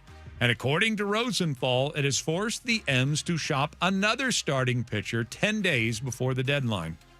You have a calling. You're a hero, Hancock. You're going to be miserable the rest of your life until you accept that. Trust me. Trust this plan, this process. Just stay in here. Man, that's where we want him to be. Stay here. Be a superhero, Hancock. It's like, stay here, and Billy Madison, as long as you can. That's what I want, like all his teammates to be doing. Right. Just squeezing his cheeks. Stay here as long as you can. Well, the rumors have shifted to a younger, better pitcher than Luis Castillo, and maybe that was inevitable. Emerson Hancock is now walking around Texas wondering if at any moment he's going to be traded away from this team after having just broken through into becoming a legit all-star caliber starting pitcher after many years of struggle and climbing and clawing to get there. He's there, 3.16 ERA over 19 starts. But Ashley, with this tricky deadline and our excess of starting pitching and our lack of offense, the Mariners may be forced to get creative, and that may cost us Emerson Hancock in a deal. Yeah, and I do feel like that's such a Mariners fan thing to have a guy that we're so excited about, and then he goes somewhere else and is just as exciting, if not more, for them, and leaves us sad that we lost him. I don't want Emerson Hancock to go anywhere. I was talking earlier about, you also don't want the mentality of him and Castillo walking around Texas, thinking that they're on the trade block. I forgot that neither of them are pitching in this series, so when you think about that, we could have already seen the last time Emerson Hancock pitches in a Mariners uniform. For sure. And I hate that. Once you've gotten to this point, and I don't know who the leak is, maybe it's Jerry. I don't know why you would let Ken Rosenthal leak this out. I don't know. If you're the Mariners, because, I'm not saying don't shop Castillo. I'm not saying don't shop Hancock, but you're right. You got 2 of your starting pitchers. One of them saying to the other one, I guess they're going to try to get rid of me. Yeah. And the other one's going to him, well, at least they can get rid of you. Right. At least they didn't try, and now they're mad they couldn't. Yeah. So I Need wouldn't to button it up over there. I wouldn't think the Mariners love this story, but I'm not surprised that it's come to this. A Hancock trade would likely fetch the Mariners the veteran right-handed bat that they need, and because of 4 more controllable years on Emerson's deal, I would suspect they could also fetch prospect capital as well. Like, give us, say, a Suzuki, Cubs, since you have excess hitting and need pitching, give us, say, a Suzuki, but that's just Hancock Suzuki for 2026. What are you also going to give us for Hancock 2027 through 2030 since he's under 4 more controllable years? You're going to have to give us something else for that part of Emerson Hancock. So I would not do a straight-up Hancock-Suzuki trade. I don't think that the Mariners will. But it might be the only way to trade one of your young starting pitchers to get that difference-making bat that you seek in a cold market where there's just not much hitting going to be made available between now and the deadline. Yeah, all I know is there will be few things that will make me more upset than if they trade Hancock and don't get enough for him. Woo. Yeah. Item number 5, it's WNBA All-Star Weekend, and the Storm are going to be represented there by second-year center Dominique Malonga. Caller against Malonga. Good D by Dom. Stonewall. Wow, what a possession by Tom Malonga. Up top, can she finish? Yes, she can. Oh, good call, Dick Fain. That's nice. Good work. He's pretty good at this. That's a good call right there. Second-year center Dominique Malonga has earned. I mean, this isn't one of those like, oh, do they have to all be represented? Storm have had a bad year. She's not. She's been an all-star this year. She's averaging 16.7 rebounds and over a block shot per game for the Storm. Just 20 years old. At age 20, she becomes the 3rd youngest WNBA all-star in history. And even though the Storm are having a terrible year, which is fine, they're rebuilding, and now that probably leads to maybe the number 1 overall pick to add to this trio of young stars that they're developing right before our eyes. So I don't dislike rebuilds like a lot of sports fans. I think they are a necessary evil, and they tend to get you to where you need to be. And I think this bad season for the Storm is going to get them to a really special place eventually. Yeah, just don't screw it up by starting to win too many, and then you lose that number 1 option. Chicago's hosting All-Star festivities, which begin tonight. The actual game will be played tomorrow at 5:30. Snohomish Little League is heading to the Softball World Series. The 0-2. Swing and a miss. And the Snohomish Little Leaguers are headed to Greenville, North Carolina. What a moment. Advance into the Little League World Series. Super special. The mom and me. Super proud. 12 strikeouts for Locke. Closes the door. 11-3 winners. Let's clear something up. Danielle Laurie is a really good broadcaster. That was her fighting off her emotions right there. Yes. And just trying not to sob. Trying not to cry, trying to remain professional. And so she came off like an analyst that did not know what to say. And it's because she did not know what to say. How would you know what to say? You're watching. I mean, her daughter, first of all, has just dominated everyone they played. She struck out 14 in one game. She struck out 12 yesterday. And you're watching this dream that her and her team have all tried to achieve happen while you are supposed to be broadcasting on the air. I would. Yeah. Conflict of interest. Oh, man. She handled it well. Easy win, 11-3 over Idaho to earn their place in the World Series. And they won't open that until next Sunday, August 2nd. And it's going to be an early morning game, 7 o'clock Pacific time. Yikes. That'll be 10 o'clock their time in Greenville, North Carolina.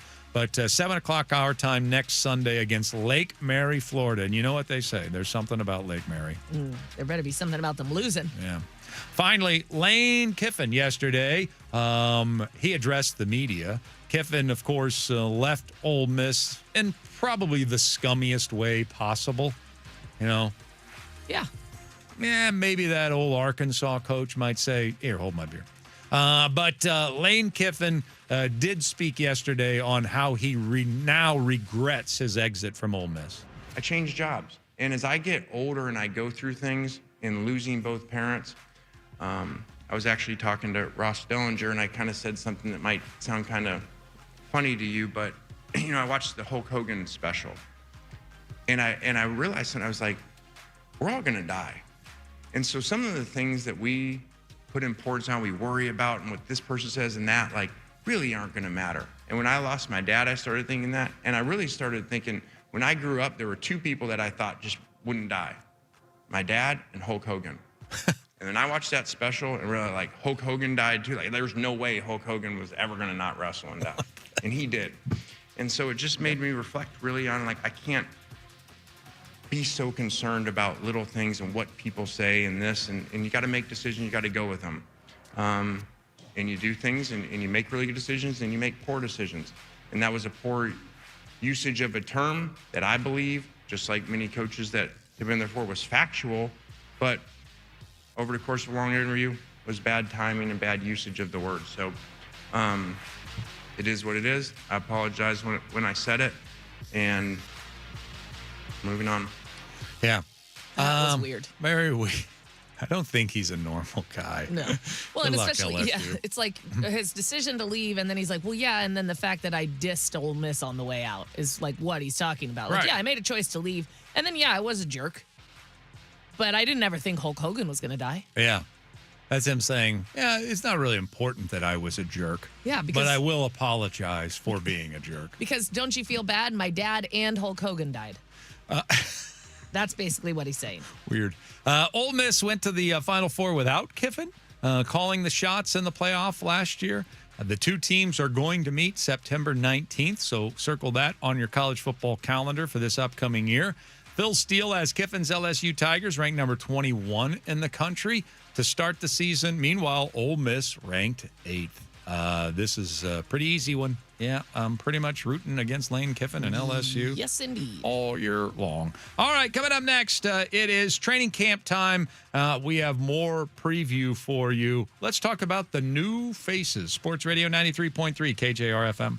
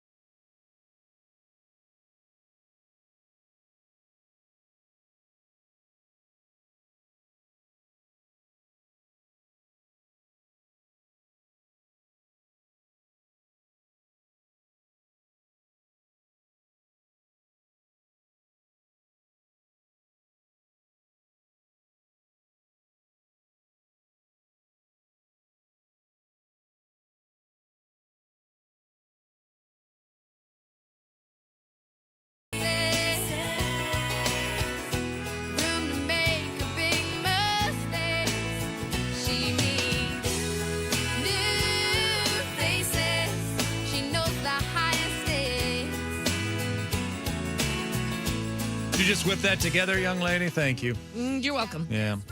All about new faces. All right. Man, I love what we can do these days. Just turn around a hit song as soon as I suggest. The next segment's going to be about new faces, and Ashley just whips some song. That's together. right. That's what I did. Good job. Good morning to you. Do want to let you know that George Thorogood and the Destroyers are heading to Tulalip Amphitheater and Tulalip Resort Casino for the summer concert series that's coming your way on August 6th. I've been talking an awful lot, more at any point in my life, about George Thorogood. I mean, I've had conversations about George Thorogood in the past, but never so much. Yeah. A lot of conversations. It's been a lot. George Thorogood here lately.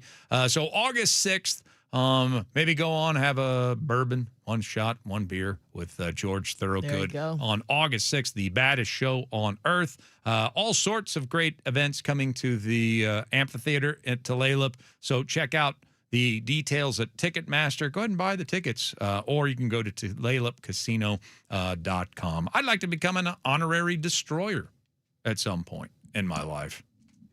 I think that's fair. I think that's more. I think you've talked about him enough. You should be. Exactly.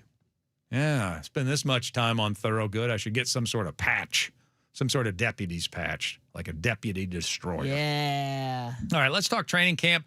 Starts tomorrow for the Seahawks. Remember school? I mean, I don't know about you, but I was one of those kids. I didn't fight it. I loved the first day of school. Loved getting back, seeing my friends. I mean, I lived in a rural community, and so I never really got to see friends except when I played baseball. That's the only friends I got to see, were those on my baseball team or those that came to the baseball fields during the summer.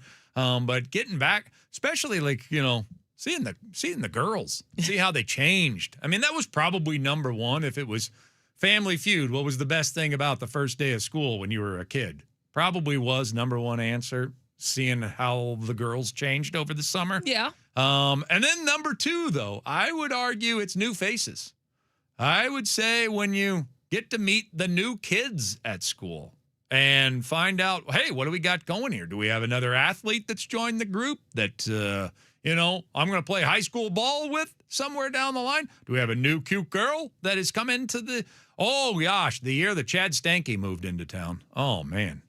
Chad Stanky? Yeah. And I'm like, hey, what's so hot about Chad Stanky, yeah, girls? what's this guy got? Yeah, and boy, was he all the talk. I mean, I don't mean telling you, Ashley, when I was a kid, pretty cute little boy, and the girls, they fancied me. Okay. Yeah. Good for you. I got chased around the playground all the time by Valerie Floreth and about 7 others. They really wanted to touch me and things like that. Okay. I did then not have that problem. Chad Stanky came into town. He stole a little bit of my thunder. All of a sudden, I'm like, hey, Valerie, what happened to me? Am I like yesterday's meat? What happened here? So new faces are a great part about the first day of school. New faces are a great part about the first day of training camp, I would think. And yet our new faces, I don't know how much they move the needle. What's exciting about our team is that 86% of a Super Bowl roster is back and probably going to get a little bit better, if not a lot of bit better, this upcoming season. That's the excitement going to Seahawks training camp this year. And yet, the new faces, we get to know them, get to find out a little bit about them, and try to figure out how they're going to work and make us better for this upcoming year. I like saying Igbenogany. I don't know what kind of an impact he's going to have. I think Dante Fowler Jr. is going to add to our pass rush. I think he's going to, I think he's going to be a nice piece, a nice addition to this team. But I really, I think Jadarian Price has to contribute mightily to this team. But really, the new face that we're going to discuss the most over the course of the next 5 weeks and probably the entire season is Brian Fleury. Yeah, the absolutely. OC. That's the new face. I mean, usually on the schoolyard, you're talking about the kids that can't. Those are the new faces you're talking about. But this is like getting a new teacher. And everybody at the schoolyard's talking about, hey, do you like Mr. Fleury or not? What's your read on Fleury? Yeah, did you hear what Fleury did in his class today? Yeah. I heard Chad Stanky has a crush on him. Yeah, probably. That's a rumor I started. That's good. I tried to Good rumor. knock down Stanky's machismo. Good for you. Yeah. Yeah, because that guy had it coming. Maybe float out to the ladies that maybe he's not as manly as you think he is. Maybe he won't like you. But it's not you. But Flurry's going to be a huge topic of conversation. Hugh's going to be joining me for most of next week. And I'm sure we're going to talk about, I mean, there is a little bit of, I don't know, anxiety about it, perhaps. I mean, I don't know if it's keeping you up at night. I don't know if you're bringing it up at the dinner table or if it outweighs whether or not I can pay the mortgage this month. But there's got to be a little bit of anxiety about what we had last year was really good. And I do kind of like the idea of the change. I mean, there's nothing you could do. Kubrick left for a better job. You know, you're not going to lock him in the basement. So he loses. That happens all the time in professional sports. You got to find the next guy. And we still have our defensive genius. He's the head coach. He's not going to go anywhere. And we still got our executive, our A-plus executive running the show. But now you have, now you got offense and a new voice. He's never been an offensive coordinator before. And so, yeah, absolutely. There's a little bit of how good's he going to be at this? What's he going to do differently? How much are we going to read into some of the things that he's done differently? Well, we're going to overthink it all. Oh, for sure. Yeah. And I can't wait because I'm going to need Hugh. I'm glad he's going to be there for the first week to show me what actually is different about what he's seeing out there on the field. So that's the new face we're going to be discussing the most during training camp. And now we've got an old face to update you on. We got some breaking news to pass along.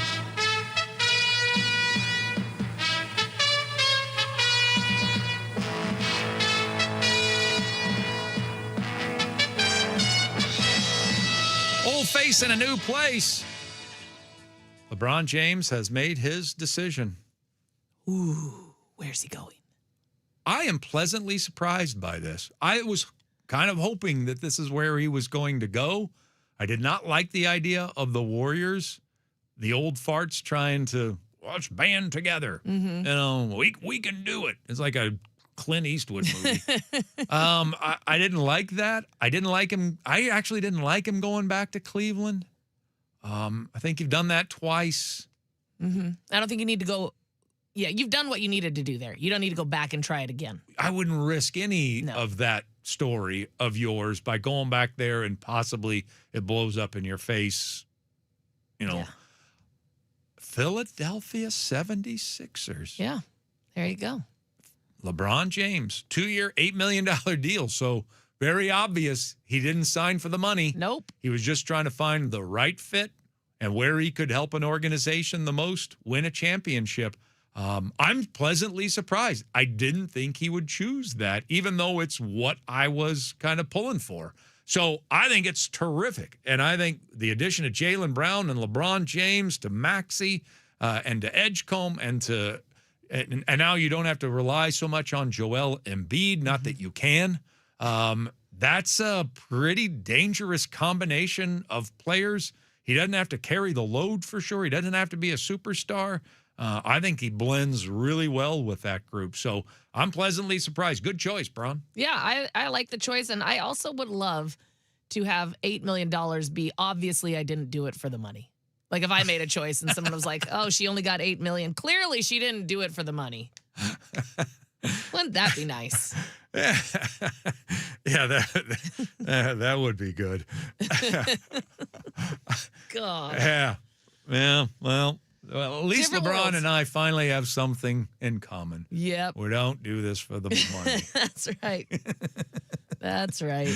All right. Well, I don't know if we'll end up talking about that next or go with the game plan of talking about trade season, but maybe we should spend more time on LeBron. Well, I'll leave it a mystery. We'll be back in a moment. Sports Radio 93.3 KJR FM.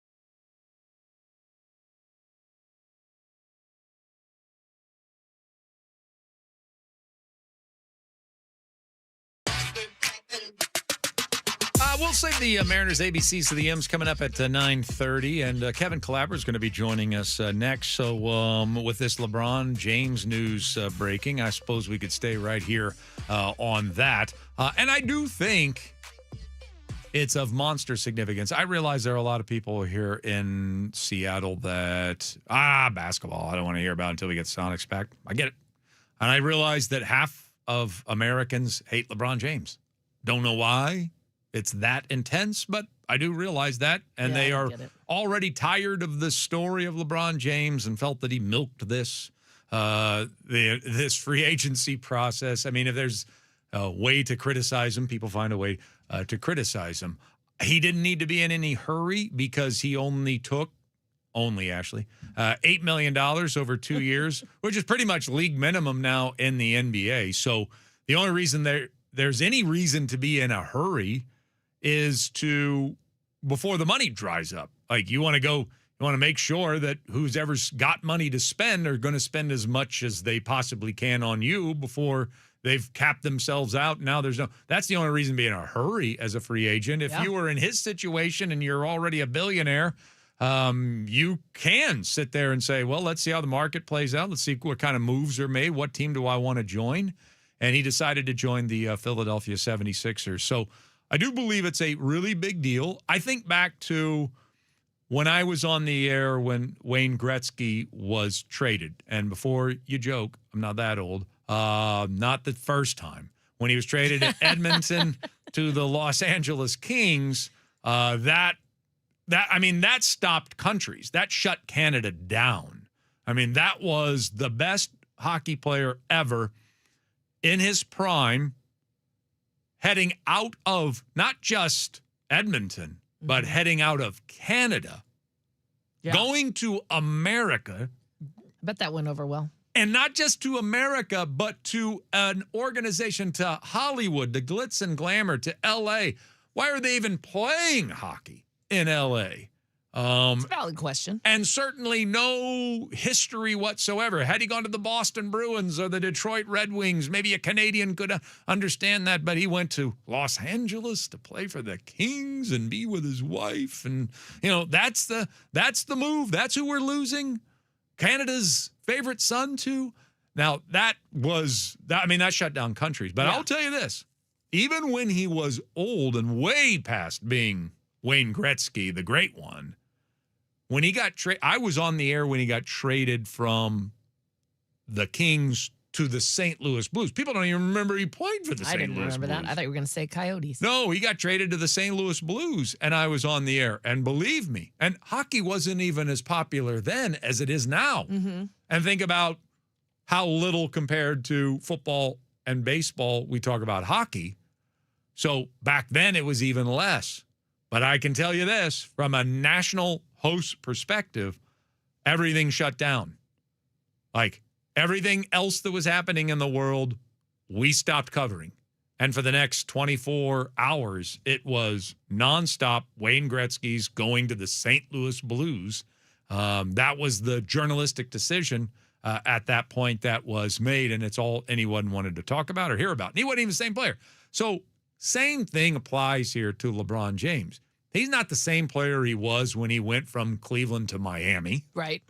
Not the same player he was when he went from Miami back to Cleveland or Cleveland to the Lakers. But he's still LeBron James. He's actually still really good. And so when LeBron James moves, even if it is for what we know is the final chapter in his legendary career, at least we're assuming it's going to be, I mean, it's monster news that he's changing uniforms and probably writing his last chapter of his career with the Philadelphia 76ers. And I love the team that he chose. I think that he chose it for all the right reasons. There's no other reason to choose Philadelphia except that's a really good team, and I think I might be able to make the difference and then getting over the hump, beating the Knicks, winning the East, and maybe win another NBA championship. I even love his reasons for it. Well, yeah, and especially because he's made it very clear that his family's so important and he doesn't want to move them around a bunch, and his daughter's in school and he wants her to be able to stay in school. So if you're going to be far away, and I don't know if the family's moving with him or what, but you better be doing it, so that you can try to win a championship and make the right And I think that's the right choice. I think he's got a great team around him, and I think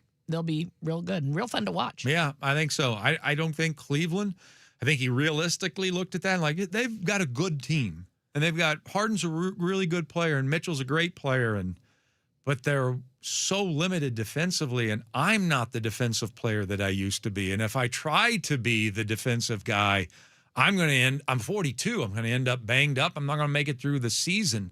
I'm more of an offensive weapon who will at least not embarrass you on defense. I can't join a team that has 2 defensive embarrassments on it. Right. Otherwise, we're not going to be able to stop anybody. So I think that was a good decision. And I think he did choose when he went to Los Angeles. There was more to just basketball. That was about like getting into Hollywood, making movies, and everything else. I think there was more of an agenda than just basketball. This just feels like, where do I want to end? Where do I'm going to enjoy playing basketball? Where can I be on a really good team? Where can I make a difference and maybe win another championship? If that went into the decision, I think that's the perfect decision, Philadelphia. Yeah. All right, Kevin Calabro is going to join us next. He's been in the news all week long. So Ashley and I are going to grill him next. Sports Radio 93.3 KJR FM.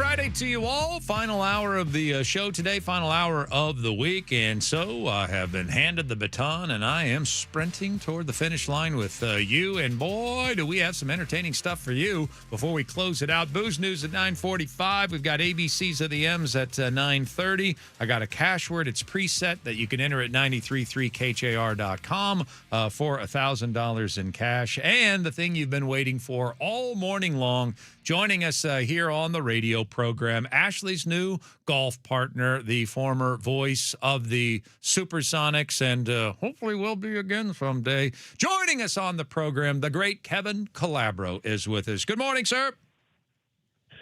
Hello, Chuck. Thank you very much for the introduction. I appreciate that. And we'll try to get you on your way for the weekend here. Yeah. Get us there in the right way. How was Ashley's golf game, by the way, and then just her overall personality around you?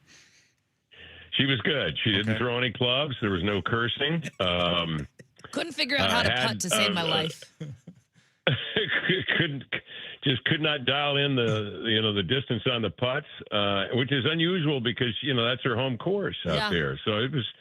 I think being in my presence, maybe unsettled her a little bit. And I have that effect on people. Couldn't stop shaking. Yeah, that was it. Yeah, I believe it. I heard you had that effect on her husband as well. He was over there knock-kneed as well. Yeah.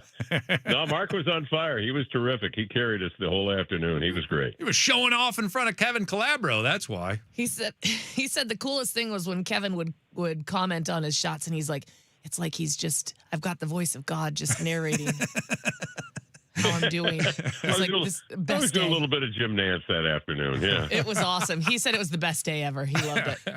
Well, that's great. And because Ashley ran into Kevin at a golf event, she's like, "Come on our show." And Kevin's like, "Okay." And that was before Kevin decided to break all sorts of news this week. And so we get to talk to him about that stuff. We get to probe into his personal matters here on the show. But I do want to say this before we do dive into a few things. Softy really wanted to interview you too. Do you have a message for Softy since his feelings are hurt that you're on the morning show and not the afternoon show? What's bizarre is he called me about 15 minutes ago and he said, "Hey, did we trade Alton Lister for the number one pick in 1990? And my immediate reaction was, there's no way Golden State would have gone for that.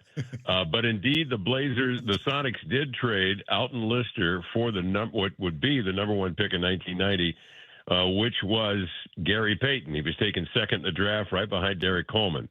So a little bit of Sonics history today, a Sonics flashback.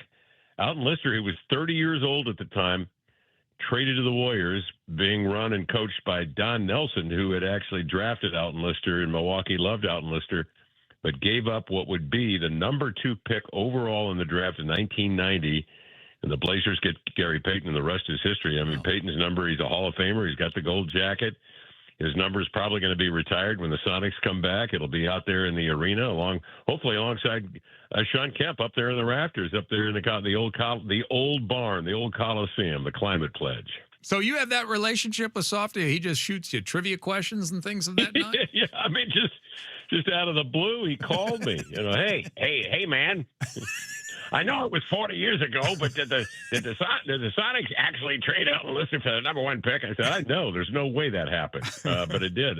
Bob Whitsitt, the then general manager, that was quite a coup. Yeah. A heck of a trade. Yeah. Well, a lot of great history with you and the Sonics.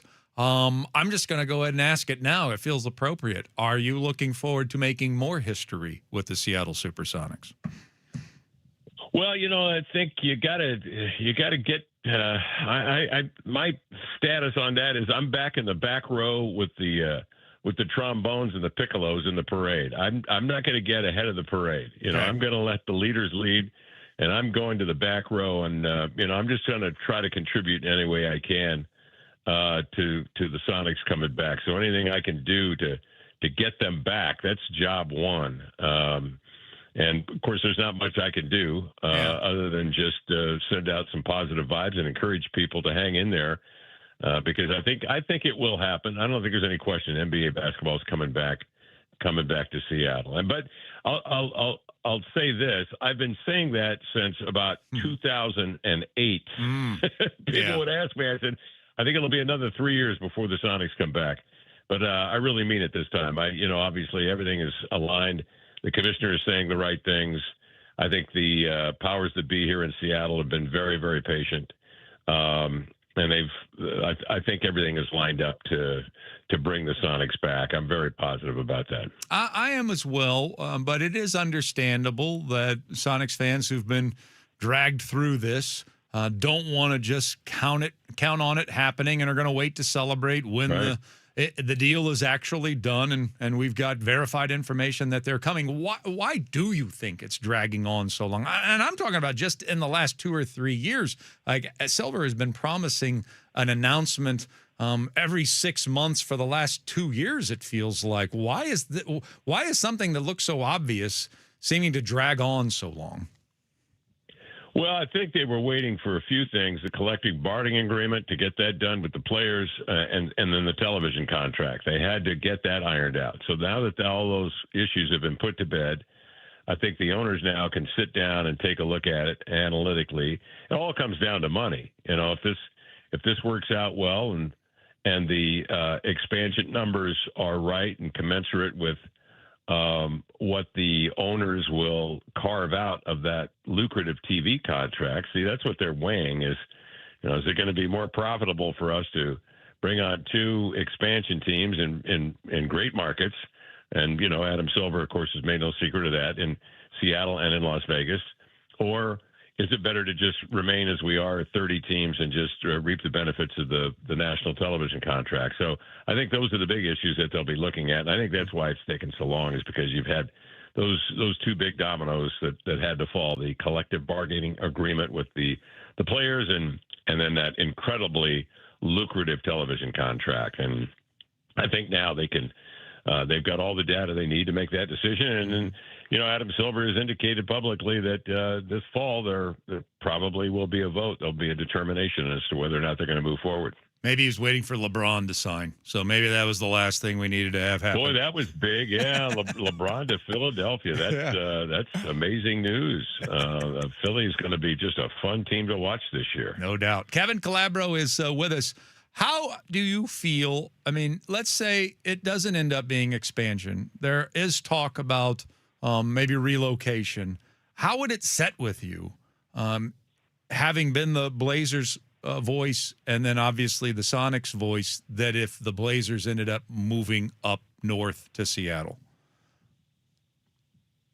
Well, I don't think that's going to happen, to be quite honest with you. I just don't, for a variety of reasons. I don't think that the NBA owners are going to sit still with a new owner sweeps into Portland. Things don't work out there. They don't come to a resolution. I'm just saying hypothetically. And then he's suddenly able to up and relocate to a ripe market like Seattle after so many people have worked so hard to lay the groundwork. I just don't see that happening.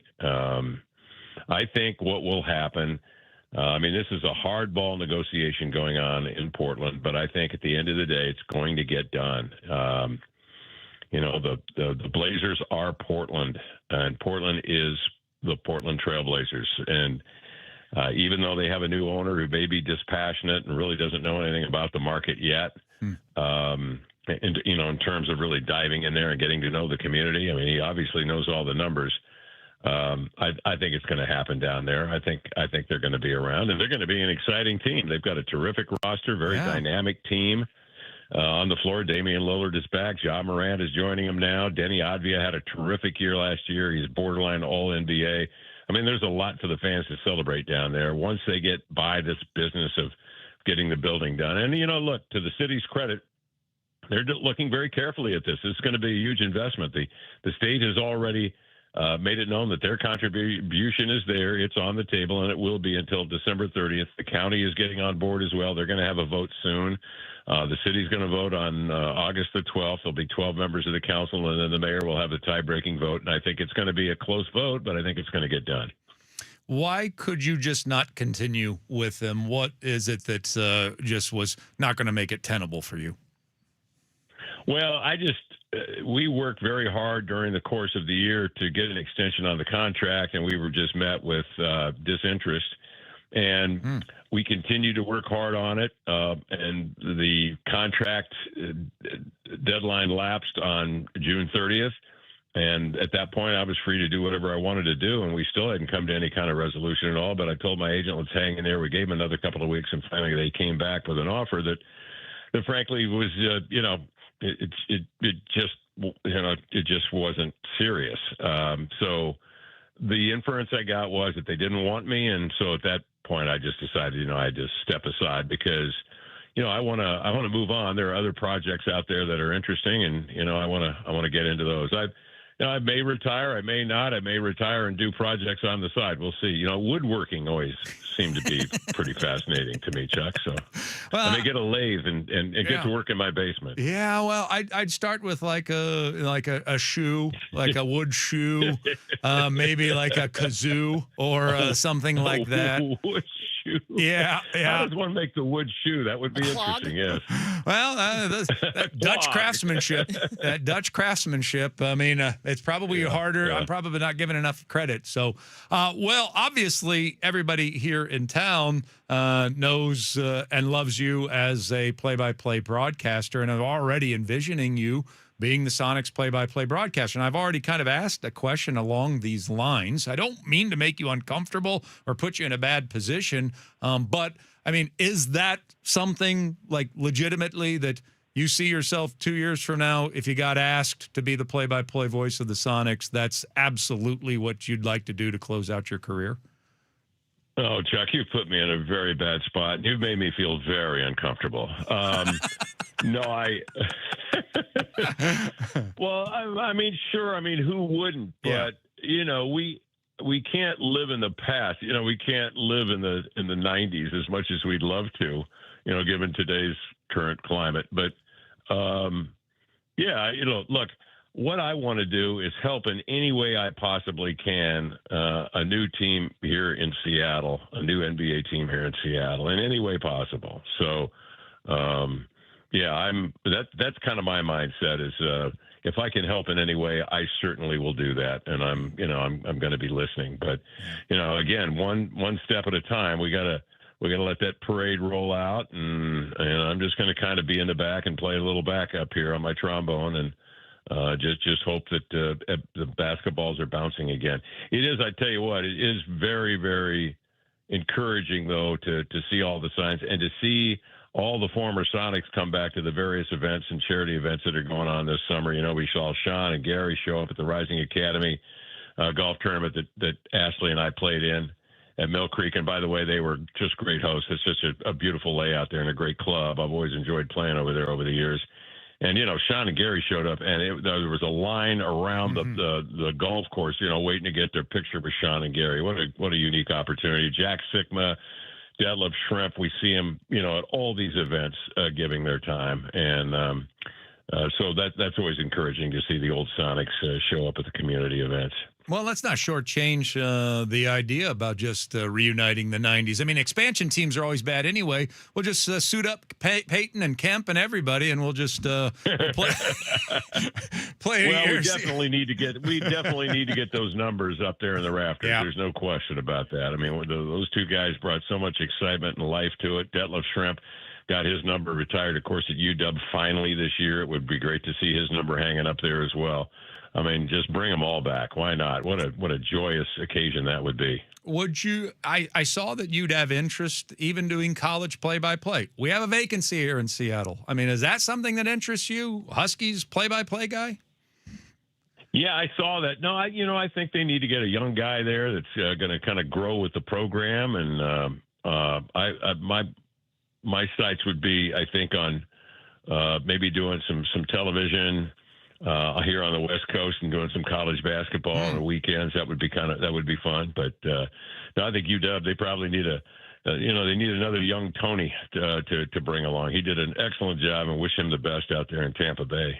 Yeah. Well, I just I think that'd be a nice little transition. Again, I don't want to I don't want to put too much on your plate here, but You are just stirring the pot. I am. I'm trying. There's only so much I can do. Goodness gracious. Would you also like to co-host with me? That chair is also opened up here recently. You're not going to be paid squat. If you didn't like that Portland offer, wait till you see iHeart's. Well, it's to me, it was more about, being comfortable with the situation and feeling respected. And, I had 9 great years down there, met a lot of people. Bill Walton was a dear friend of mine. When you get a chance to work with guys like Neil Everett, as I did, Michael Holton, who had been there 19 years, Lamar Hurd, the great Brooke Olzendam. I mean, I was really blessed to work with some extraordinarily talented people down there in Portland and work around great guys like Damian Lillard and C.J. McCollum. Those two fellows were great to me when I first joined the club. Terry Stotts, the former Sonic assistant coach, was the head coach, of course, of the Blazers when I got there in 2016, and he welcomed me with open arms, and it was a great experience down there. I really enjoyed it. So, ideal world here then for Kevin Calabro as the world exists right now. It was just time to move on to Portland, want the Blazers to stay, Sonics back in 2 years, and then let the chips fall where they may. Does that pretty much sum it up? Yeah. Just stay healthy, continue to work on my craft, hang out with my family. They still love having me around. All 4 of my kids were blessed. All 4 of my kids are living here in the Seattle area. So, we see each other quite a bit.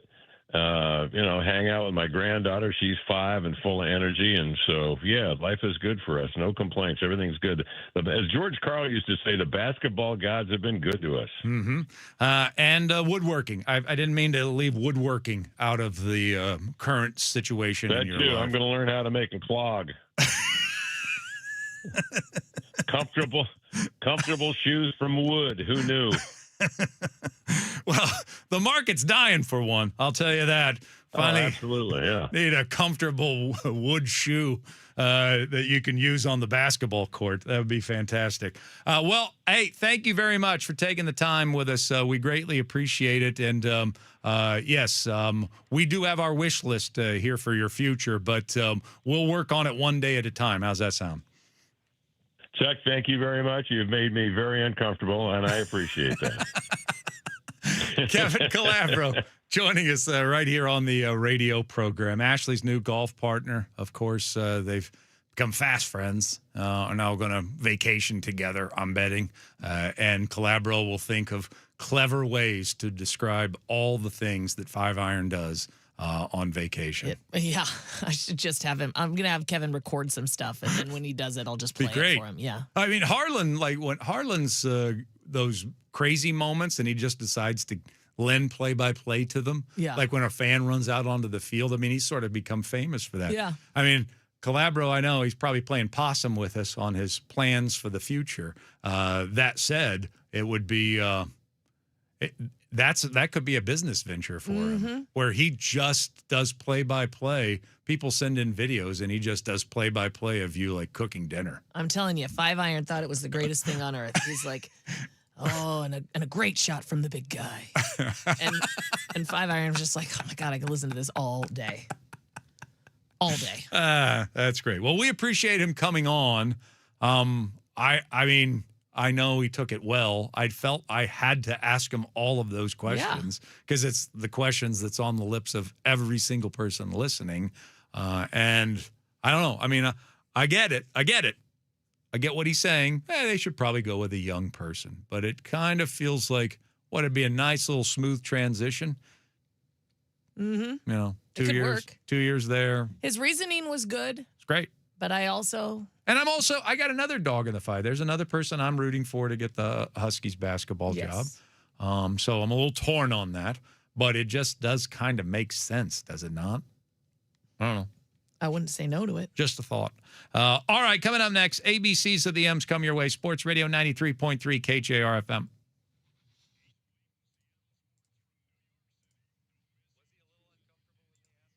I don't.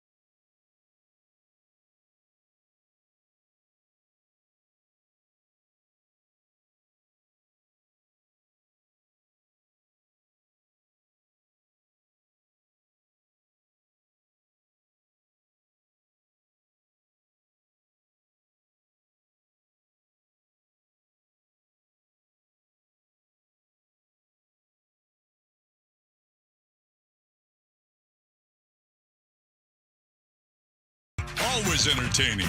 And by the Sunset Auto family in Sumner and Auburn. You just get more at Sunset, and people do like that. ABC, easy as 1, 2, 3. All simple as do, re, mi. ABC, 1, 2, 3, baby, you and me, girl. All right, time for the ABCs and the M's here on the radio program. It's Chuck, it's Ashley with you. Booze News coming your way to close out the week. And we left off of the letter D. Okay? So you probably know what's coming, but it's not really coming. It's not really coming. It's going to be different. D is for Dan, but D is also for decidedly different. We had a listener that said, hey, I've gotten your point. I get your points on the Dan thing, but can we maybe stop talking about the bullpen as much and start talking about the offense, which is the real issue with this team? And you are absolutely right. You're absolutely right. That is the real issue of the team. The only reason that I've brought up the Dan bullpen thing is because I don't know if Dan controls really that much about whether or not the offensive production. I don't know if I can really lay that on his feet. I think managers do less today than they've ever done from an X's and O's standpoint to generate runs. I mean, we don't pinch hit anymore. We don't hit and run anymore. Mm-hmm. We don't ever give steal signs. I mean, when's the last time you ever saw a third base coach go through signs? Never. When's the last time you saw this? I can't recall it. You saw this number. Yeah. The tug on the ear, the swipe down the arm. That used to be the thing that everybody made, everybody kind of related to. Yeah, that's like the ongoing baseball joke. Yeah, have your Aunt Maudie, act out a baseball game and she's over there sending signs, right? Yeah. We don't even do that anymore. So that there's not as much. What he does control are pitching changes and bullpen and bench usage. And so that's why I've been harping on that as of late. But let's change the topic here. Let us talk about the offense. And this should give you an indication that I agree with you that the bigger issue is the offense and not Dan. Mm-hmm. The bigger issue is not scoring runs. Otherwise, I mean, I've been talking about a different trade every stinking day for the last 2 months. Somebody else that we could possibly get. And it's always an offensive player, is it not? Have I not just brought up an offensive player every single time? So I am acknowledging, I don't even think we need to add a bullpen piece at the trading deadline, to be honest. Because once you get to the playoffs, Cade Anderson and Ryan Sloan are probably going to be on this roster. Hopefully Matt Brash is back. If we still have 6 pitchers, which maybe it's looking like we're not, 6 starting pitchers, 2 of those, not just one of them, 2 of them would be going to the bullpen. Even if we just have 5, you're not going to have a 5-man rotation in the playoffs. You're going to have a 4-man. So you're going to get an extra piece in your bullpen from who doesn't make the starting rotation in the playoffs as long as you make the playoffs. So I don't even know. I mean, if they add a relief pitcher at the trading deadline, great. I see why. I understand why you would. But there is an absolute you have to add a bat. Yes, 100%. So we do have to get, and that bat has to be somebody that crushes left-handers. So, I mean, actively, not 6 months ago with the Boston Red Sox, not 6 months ago with the Chicago White Sox, like somebody that yesterday crushed a left-hander. Not somebody that's going to have an off-season program and a spring training with new hitting coaches. Somebody that Kevin Seitzer won't even talk to tell him his hitting philosophy. Yeah. Somebody that just went from going 2 for 4 against the lefty last night and put on a new uniform and without even having a conversation with Seitzer goes into the batter's box and tries to rake for us.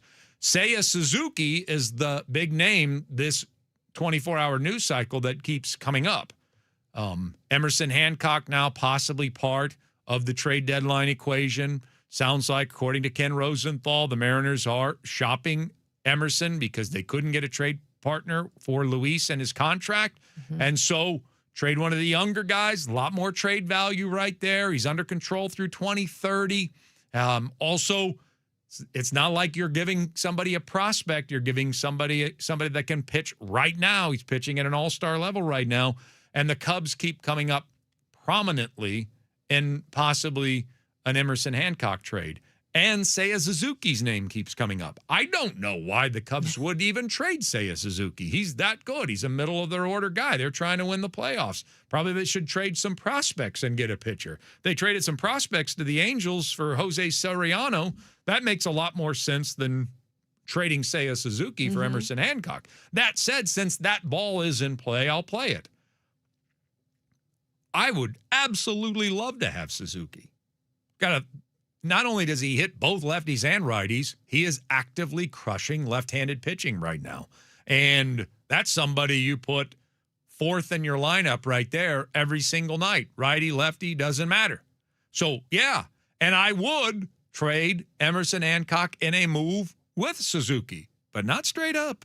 As I talked about at 6 o'clock today, yeah, Suzuki for Hancock this season makes a lot of sense. They trade from an offensive surplus and satisfy a pitching deficit. We trade from a pitching surplus and satisfy an offensive deficit. But what are you going to give me for Emerson Hancock from 2027 to 2030? Because I'm going to need something for that as well. Hancock for Suzuki, yes. But his contract expires at the end of the year. I only get him for 3 months. You're going to have to give me something for 4 more years of Emerson Hancock at a song. Otherwise, we lose that. Right. There was a suggestion that Matt Shaw, straight up for Emerson Hancock. Matt Shaw is injured with a thumb and is out indefinitely. Why on earth would we trade an active all-star caliber starting pitcher for a hitter that we can't use until a month or two from now? But you put him with Suzuki, because Matt Shaw has been the Cubs' top prospect the last couple of years. And so we're trading for Suzuki for the 2026 Hancock to help the Cubs with their pitching rotation. And then we will trade Emerson Hancock 2027 through 2030 for Matt Shaw. Give us both.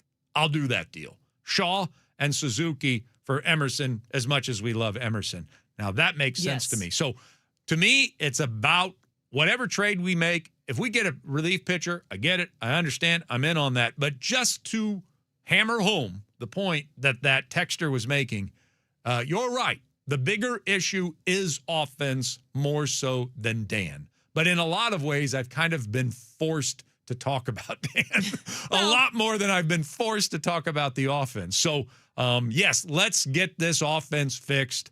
And most of it's going to have to come from within, by the way. Yeah. There's nobody in the organization that saw Cal Raleigh hitting 160 this year, or Julio get off to a great start and then peter out again, or Josh Naylor being a -1 WAR value. Nobody saw any of that coming. So most of it has to be solved from within, but absolutely we need to add a bat in the next 10 days. Yeah, and I think part of the issue, too, with the Dan situation versus the offense situation is the offense situation, we've had the same conversation about the offense, what seems like for 3 years. I mean, the inconsistencies. Yes, sometimes they'll put up 8 runs, but then the next day they get 2 hits.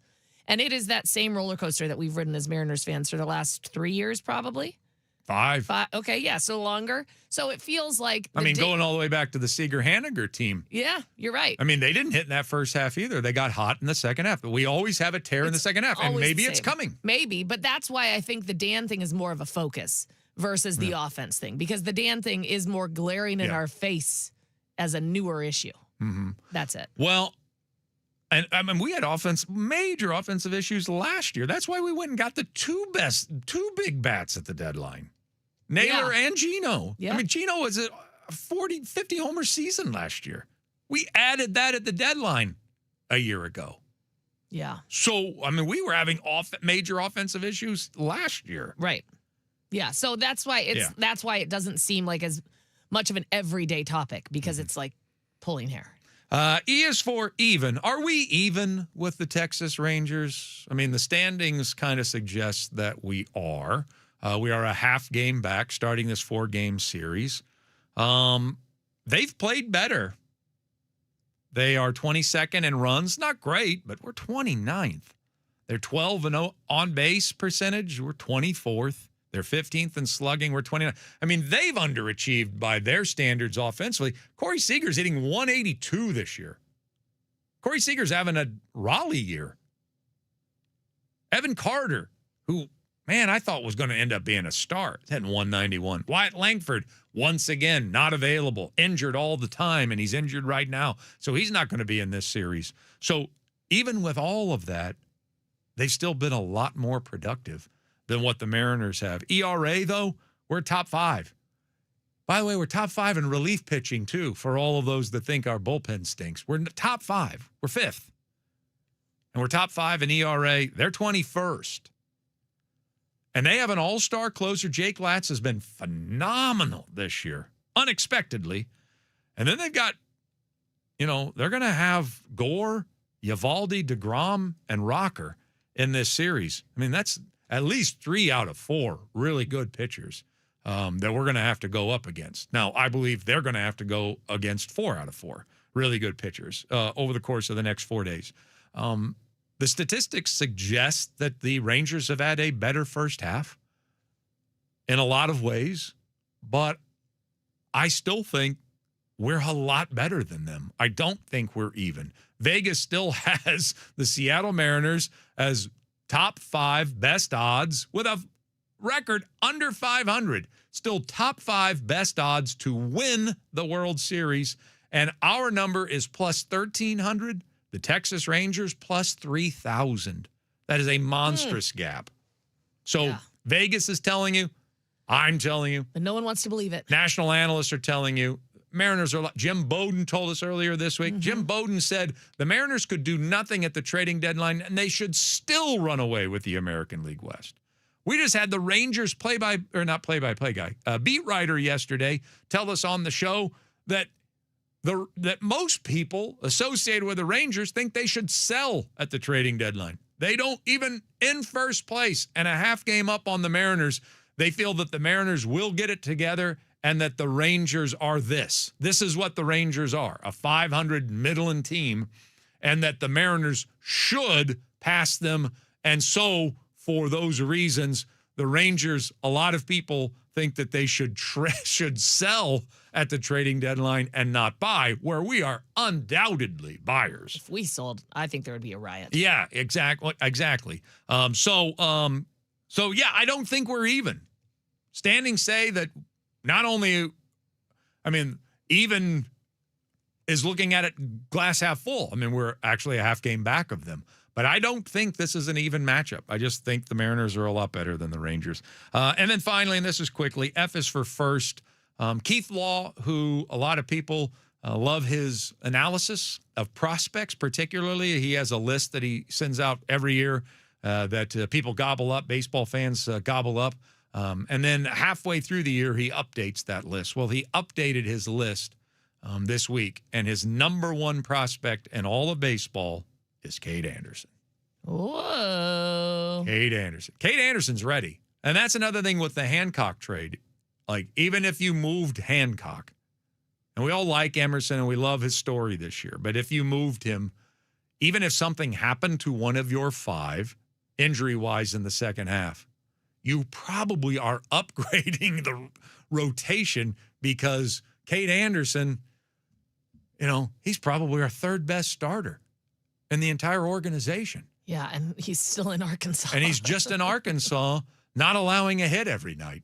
Like, it's just unbelievable the heads this guy has turned. So we're good. Even if we trade away Emerson Hancock, we still have more starting pitching depth than pretty much anybody in the sport right now. All right, coming up next, we'll close out the week with Booze News, Sports Radio 93.3 KJR FM.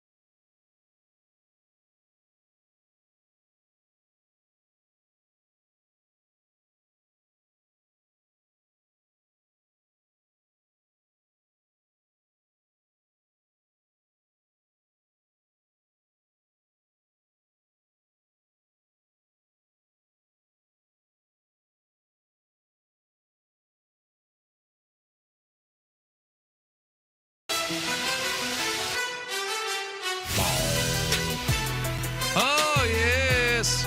The end of the week. Jessamine still has more work to do. Ashley and I are almost done with our work. All right. Greg, you still got a show to do. Ashley and I get to celebrate, let our hair down. Actually, Jessamine did let her hair down today. She literally let her hair down today. She did. Yeah. I brushed it and everything. Oh, it looks nice. I had mine down to start the day, and then I realized there was a big bump in the back where I didn't straighten it all the way, and I thought, well, I'm just going to put it back up. Yeah, I let mine down. I see that. I let it flow. Looks great. Let it dance on my Let shoulders. the wind make it into what it is. Go for beach hair. Yeah, exactly. Everybody loves good beach hair. Your locks are luxurious. Thank you. That's what everyone says to you. Oh, man, if I had a nickel. All right, we are ready to close out the week, and you know how we do it. I'm Ashley, and this is The Business. Cheers. All you wonderful people out there. Okay. Booze News is sponsored by Yellowstone Ready to Serve Cocktails. First, select our Old Fashioned Espresso or Gold Rush. Get yourself a drinking vessel, open the bottle, and pour. That's about it. Other than sipping it, must be 21 or older. Enjoy responsibly. Straight bourbon whiskey cocktails, 25% and 35% alcohol by volume. Limestone Branch Distillery, Lebanon, Kentucky. That's when you know it's good, when you make that sound. Yeah, this is the old fashioned we're drinking today. Oh, is it? Yep. And for anyone on YouTube, I don't know if my YouTube camera's on or not, but this is what the Yellowstone container looks like. It's real easy when they say. You just literally open it. Yep. So you open, and then you pour. That's right. And then you close it, Don't have to be a mixologist. and you're done. I mean, if you wanted like an orange slice in there, I bet you could throw that in there. That's a good idea. Yeah. Fancy it Pre-made up a bit. cocktails. Pre-made cocktails. I know, it's great. Take all the work out of it. Thank It's you. great. Thank you for making me not have to do anything. Yeah. I think you might be more of a twist girl than a slice. I'd love a slice in there. A slice? Yeah, let's do it. Yeah, why not? All right, well, we've made it to the end of the week, finally. It felt long, didn't it? Or was that just me? Yeah. Usually depends on whether I sleep that week or Well, not. that's true. And that's probably why it felt long, because I started off Monday with like an 18-hour day. Work here and then a golf tournament, which was super fun. right. We were raising money for Rise Up Academy. It was a perfect day for golf. We were at Mill Creek Country Club, so I was on my home course. If you're looking for any juicy stories, you aren't going to get any, though. Because as my golf partner, Kevin Calabro, and I discussed, what happens at the golf tournament stays at the golf tournament, and no one likes a name dropper. By the way, I was talking to Sean and Gary, Kent and Peyton, obviously. Yeah. Just about life and golf. And boy, did they have some stories. No, they didn't. But you can imagine what it would have been like if they had, or if I had even spoken a word to them. But I did take a photo of Benton with them. Oh. Yeah, So Ben's not shy. We're basically friends. Ben's like, can I get up on your shoulders, Sean? Yeah. He almost asked that. And I tried, they were on a slope on the putting green, tried to do the photo from an angle that didn't make Benton look so much smaller. I think it worked. Yeah. I did have dinner with Steve Largent on Monday, which was pretty cool. Yep, that's right. Did you now? Well, Wow, it's not that's entirely really cool. true, but I was in the room while Steve Largent ate dinner. Okay. And I did sit at the same table with him for about 7 minutes. Okay. You had dinner with Steve. I know. Impressive, Pretty much, right? Yeah. He practically fed you. Basically, we shared a meal together. Okay. Yeah. Well, I see why you would do all this name dropping. Yeah, see? Well, which, again, Kevin said, like, let's not, but. Old KC. Old KC. Putting the bro in Calabro. That's right. That's right. It was a great day. There were a lot of great people there, including some Seahawks faves. And again, not name dropping the people I said hi to, but like Jordan Babineau and Joe Tafoya, Ken Hamlin. Yeah. I saw Jesse Jones. Oh. Oh, I love Jesse. William Wilson. I'll tell you the coolest lady that I met there. Well, there's really actually a couple of really cool ladies that I met there. But Karen Russell, daughter of Bill Russell, laughs like her dad. Oh. Her brother laughs like his dad, her brother Jacob. Mercer Island grads, because Bill lived on Mercer Island next to Bill. So we shared funny stories because I was good friends with their dad's neighbor, Will Russell. Oh. And Will and his dad, Will Russell, lived next to Bill Russell, and they would get each other's mail all the time. Oh, my gosh. I know. How about that? Those are the funny stories that happen on Mercer Island. I don't want to hurt your feelings or anything, but kind of feels like you're doing a lot of name dropping. Oh, no. When you were suggesting that you were going to avoid. I mean, Oh, is it name dropping if like all of a sudden Karen and Jacob and their cousin Marilyn and I are pretty much going to be family because we bonded so much? yeah, maybe. Is that okay? Maybe a little bit. Okay. Maybe a little bit. All right. Well, Okay. I'll work on that. Moving on. The Mariners are in Texas starting tonight. And you know what they say? Everything is bigger in Texas. Now, I don't know what that means in this scenario, but when in Rome, Yeah. right? Yeah. Yeah. This feels like a very important series for the Mariners. So I expect a series split and would love to be pleasantly surprised with a sweep. And sure, yeah, I'll take a win. Series win. Why not? Yeah. Yeah, I think we're going to build all this up and it's just going to be a split. Yeah. what I it think that's feels what like. that's what it's like prime for that. I can't really predict anything more. The team I've been watching play, and I don't think it's going to be less. I think we're going to split her up. And I think we'd win tonight, we'd lose Saturday, win Sunday, lose Monday. Oh, that's very specific. Yeah, because I think we'll come in Monday on a positive note. Yeah. Yeah. And then Tuesday, I don't know. I mean, I would really love it. If we're going to, I'd love to hear the winning song Monday and Tuesday. So if we could just work that out, that'd be great. It's like Mick Jagger used to always tell me, like, be satisfied with a split. I thought he said he couldn't get any satisfaction. He said that to other people. Oh, okay. In our own personal exchanges. Oh, okay. Yeah. Yeah, that makes sense. Yeah. That makes sense. I want to name drop too. You did a great job. And It's then like Paul McCartney used to tell me. Name dropping is for losers. yeah, exactly. Yeah. Yeah, maybe I stole that from you. And then just to wrap up, got to give a shout out to Snohomish Little League. They're headed to the Little League World Series in Greenville. I'm almost as excited for them as I was for Mill Creek last year. Almost. But I don't know. I don't have the bond with the Snohomish Little League girls like I did with the Mill Creek girls. Yeah. But really exciting, fun to watch. And Danielle Laurie's daughter is so good. Like, I will not be surprised if they win the whole dang thing. So as Cal Raleigh would say, go and win the whole effing thing. Oh, God, there you go. That's the speech you give to That's a what Cal. 12-year-old. That's what for the Cal edit. told me. That's what Cal told me. Anyway. Oh, yeah, when you and Cal, he came to the game, right? Yeah, that personal message he Yeah. delivered to you. Yeah, he told me on Monday before Right. the golf tournament. Now Right. go out there and win the whole effing thing. Yeah. And I was like, thank you, Cal. I'll call you later. Okay. Yeah. Yep. All right. That's going to do it for us. It's kind of like George Clooney used to tell me. Just make the most of your weekend out there. Yeah. And come visit me at Lake Como. Oh, and Tom Selleck would laugh. Yeah. Yeah, sounds about right. Yeah. And we'd all well, sit by the anyway. campfire. Yeah. Shout out to my friend Rihanna. Have a great weekend. And we will talk to you on Monday.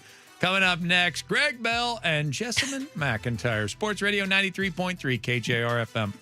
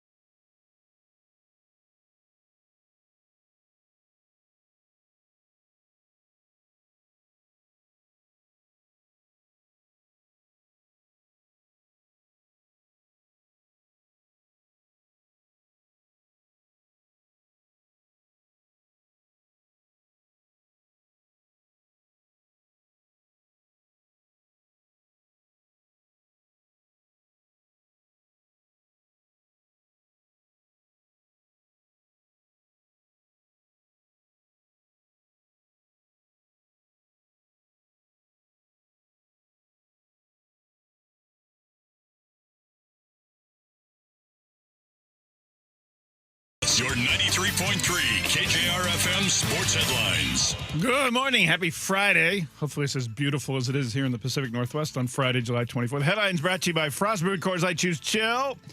Seahawks veteran players, all of them are due to report to training camp today in Renton, if they haven't already.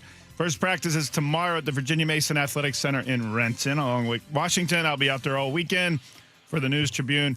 All KGR shows will be there Monday, which will be the third practice at camp. Tomorrow's is open to the public, and so is Sundays. It'll be interesting to see the public turnout. I'm thinking it's going to be the whole berm, goal line to goal I line, do like too. it was 10 years ago. Yep. And that's waned in the last few years. But you're right, Jessamine. There should be more people. Look for Torrey Horton to perhaps be the next player to add to the PUP list as he reports to camp. He was not on the field at all during the offseason practices, coming back from the mysteriously serious knee and shin injury in November. So we'll see if Torrey Horton's the next one on the PUP list, physically unable to perform to start training camp. Remember, the PUP list guys can come back at any time they pass the physical. Mariners begin a big 4-game series tonight through Monday. It's a weird Friday through Monday series at the first place Texas Rangers. 5:05 first pitch today with Bryce Miller on the mound for the M's against the Rangers All-Star Mackenzie Gore. Tomorrow, Brian Wu and Nathan Eovaldi, 4:15 start our time on a Fox regional telecast. Logan Gilbert and Jacob deGrom Sunday at 11:30 on local TV. That is if you have cable or whatever the heck you have to get on the Mariners TV network.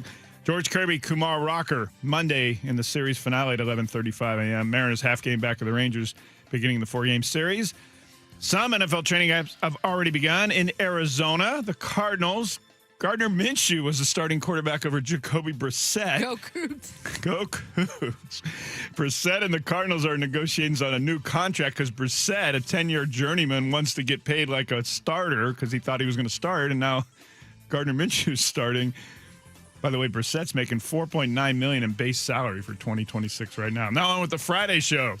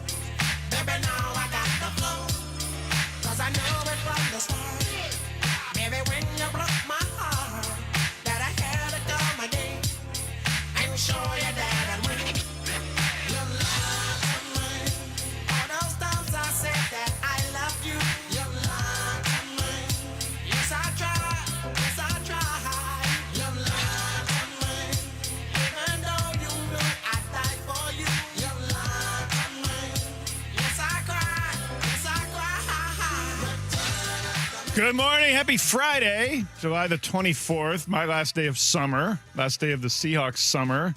Last day of everyone who has to do anything to do with the NFL summer. Summer's over on July 24th. Man, is it a beautiful day. I was driving with the top down on the Mustang coming downtown. I love that. And I just was like, wow, this is why we live here. On days like this, it's about 70 degrees at 10 a.m. Mm-hmm. After being in Western New York and Michigan last week, the amazing thing about the Pacific Northwest, for as much water as we have in mountains, there aren't bugs here. There are no mosquitoes. No. There's a few, but not like... That was one of the biggest things for me, having moved from the East Coast and having grown up there and having lifeguarded on the beaches there with horse flies. Not too many mosquitoes on the beach unless you're there early in the morning, but there's nothing. Mike and I went camping last weekend. Nothing. Yeah, that's amazing. Yeah. It must be the sea breeze or it's coming off the ocean or the sound or something. I just think the environment isn't bug friendly. Yeah. It's there's something. When it's 80 degrees out and there are no bugs and, as you say, camping and barely any humidity. Yeah, exactly. No humidity. I think that's probably the bug thing. When people get like 20 and 30% humidity here, they go crazy.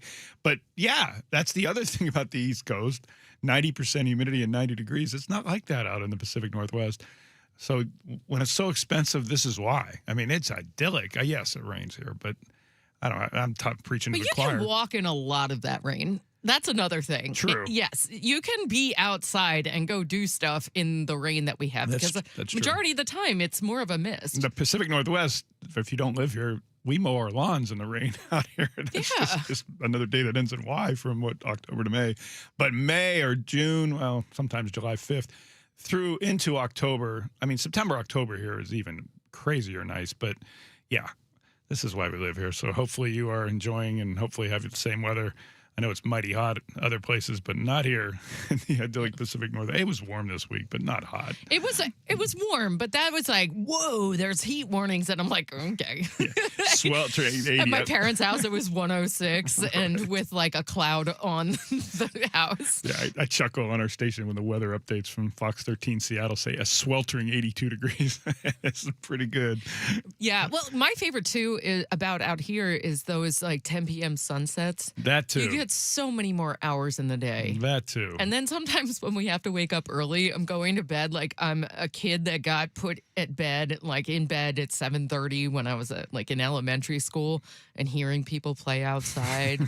And you're like, whoa. And in New York, you go to school till July 1st, just about. That's the latest year. Yeah. That's crazy. We started late September and then we'd go basically to the end of June. Yeah. And then you'd have to add in the snow days too, because we'd have to tack that on to the end of the year. Yeah, that's something else we don't have Yep. too often here in Pacific Northwest. So hopefully enjoying your summer wherever you might be. On the show today, I'm going to talk about what I'm going to be watching for. People always ask me, what do you watch at the Seahawk training camp? Especially with a team that returns 49 of its 53 starters. 86% of their snaps from the Super Bowl team last year are back. Incredible continuity in the salary cap era in the NFL. Usually a Super Bowl team gets paid and the guys just go. They go to the richest money. And really the only people who have done that are the ones who left. Boy Mafe, Kenneth Walker, Kobe Bryant, to a lesser extent, Reek Woolen. They left to get bigger, richer deals than they would have gotten in Seattle. But that's it. And they've got some backfills. We'll see how the running back situation comes out. But I'll talk about what I'm looking at in especially the early days of camp. Seahawks' new owners, the Kozol family, are in talks to add minority owners. We've talked about that this week. We talked about that with the sports law expert in New York City about the possibility of how many they may. And I remember Erwin Kishner saying to us this week, well, if they're going to bring in big fish as minority investors, they may only have a couple. And if they don't, they could have as many as 15 or 20. Well, it sounds like big fish. We'll talk about the minority owners that the Kozlas are adding, according to Bloomberg News, with an exclusive yesterday. And the author of the Bloomberg News story was talking to Dave Softy Mahler and Dick Fain yesterday afternoon. You'll hear from him detailing, wait a minute, private equity firm owning an NFL? Do we want this? He talks about that, too. You'll hear from him on that. How this Mariners-Rangers series this weekend, it really isn't the be-all, end-all. You can't say it is, and it's only July 24th, right? But it's big. It's pivotal. And we'll explain what the Rangers did a couple weeks ago with this series in mind. We'll talk more at length at 11 o'clock about that because we're going to go to Dallas-Fort Worth to talk to Sean McFarland. He's the Rangers beat writer for the Dallas Morning News. I love to give the newspaper beat guys a chance to tell about their work when I can. People don't understand how much work they actually do, yes, especially when it comes to baseball. Exactly. Yeah. I've done that job, and it is a lot. And nowadays, people just lift their work and aggregate and use it. And so that's why we try to have, I know sometimes we have The Athletic and others on, but I try to have newspaper people on this show because of the fact of just that. They're the ones, boots on the ground guys, who are doing the daily work. And we're going to have one of them. The Dallas Morning News actually has two. Evan Grant and Sean McFarland, two beat writers for the Rangers, and we'll talk to one of them, Sean McFarland, 11 o'clock. 11:30, talkbacks that Jessamine McIntyre loves. Please. Please. You go to the iHeartRadio app. There's a little red button on there in the 93.3 KJR page. Press that, and you have 30 seconds or less to leave a voicemail message. We'll play it back at 11:30. You can also go to our website, 933kjr.com, and do the same thing, or else the Tacoma Dodge text line, 49451. You can read back. We'll read back those texts when you're a part of the show at 11:30 like we do every day. The first question for the text line, which Seahawks players do you want to see, learn, and know more about in training camp? Bud Clark, as we talked about yesterday, has a gigantic opportunity here because of Nick Eamon being on the PUP list following his arthroscopic ankle surgery this month. These are a couple important weeks for Bud Clark because he wasn't getting first-team reps he was with the first team defense, but was not by and large getting first team reps in spring practices, OTA minicamp. I'm not saying Bud Clark is Nicky Mawarre. No one is. Maybe no one in the NFL is with his skill set and all the positions he can play. But they drafted Bud Clark in the second round out of Texas Christian with the idea of the multiplicity from safety, like something like Nicky Mawarre. And that, if you haven't figured out, is McDonald's MO on defense. He wants guys that don't play one position. Jared Ivey, I saw him at defensive end most of OTAs and mini camps. He was an outside linebacker last year, an undrafted rookie that they kept on the roster all year because they thought so highly of him. And now he's got his hand on the ground and doing pass rush drills with the defensive ends. And I asked McDonald about that during mini camp, and he said, "No, we don't put what he's." I think the quote was, "Don't plow someone else's land." Mm-hmm. That we don't farm someone else's land, meaning coaches aren't parochial and territorial to saying you can only have a linebacker coach can only coach Jared Ivey. No, the defensive line coach can coach him too. Nicky Mawarre gets coached in drills with the outside edge rushers as well as with the safeties. And we've seen him as a Sam 4-3 linebacker when they go to nickel and dime. So that's Leonard Williams. Leonard Williams plays sometimes defensive tackle, sometimes defensive end, sometimes over the nose. Byron Williams, sometimes a nose tackle, sometimes a 3 technique, sometimes inside the guard, sometimes outside the guard as a 5 technique.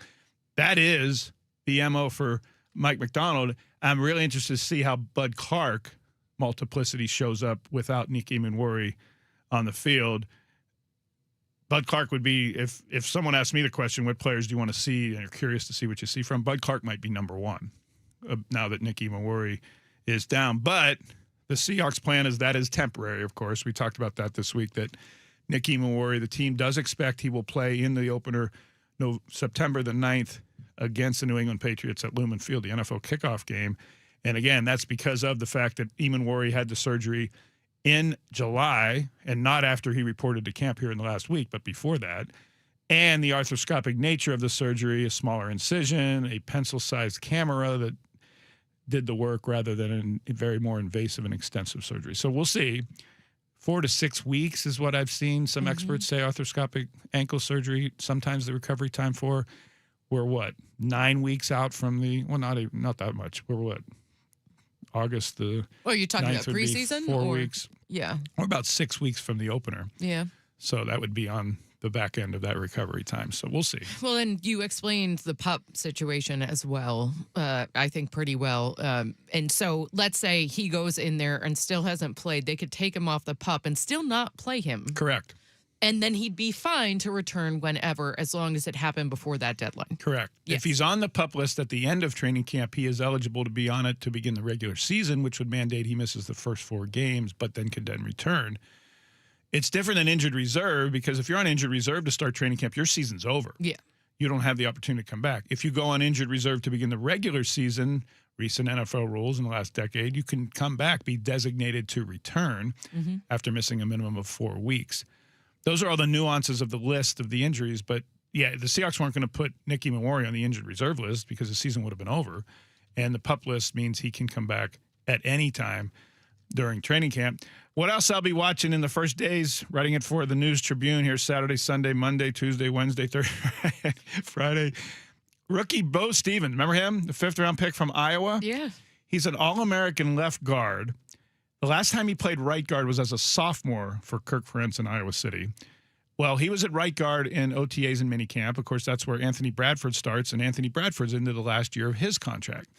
But noticeably, Stevens was definitely on the third team because the second team guard behind Bradford was Christian Haynes, a guy who's had 5 chances to win the job and hasn't won it yet. Haynes was the number 2 through the spring. I'm going to be interested to see if Bo Stevens makes any move at all up the depth chart toward 2, any move at all toward suggesting that he would even sniff the first team offense and challenge Anthony Bradford. Because remember, when they drafted Stevens, we all thought, oh, maybe there's some competition for Anthony Bradford at right guard. Bradford's in the final year of his deal, so the Seahawks have a decision to make there. Not necessarily now, but they want to see if he can put back-to-back seasons together. Because the coaching staff, despite what all of us and people on Twitter X and posting videos say, they like Anthony Bradford. That's what Anthony Bradford's coaches say. And now he's in the final year of his deal. They drafted an All-American guard from Iowa, and the assumption is here's your heir. So I'll be watching to see how much air is that air into Bo Stevens, or if he's still on the back burner as a third team as he was in the spring.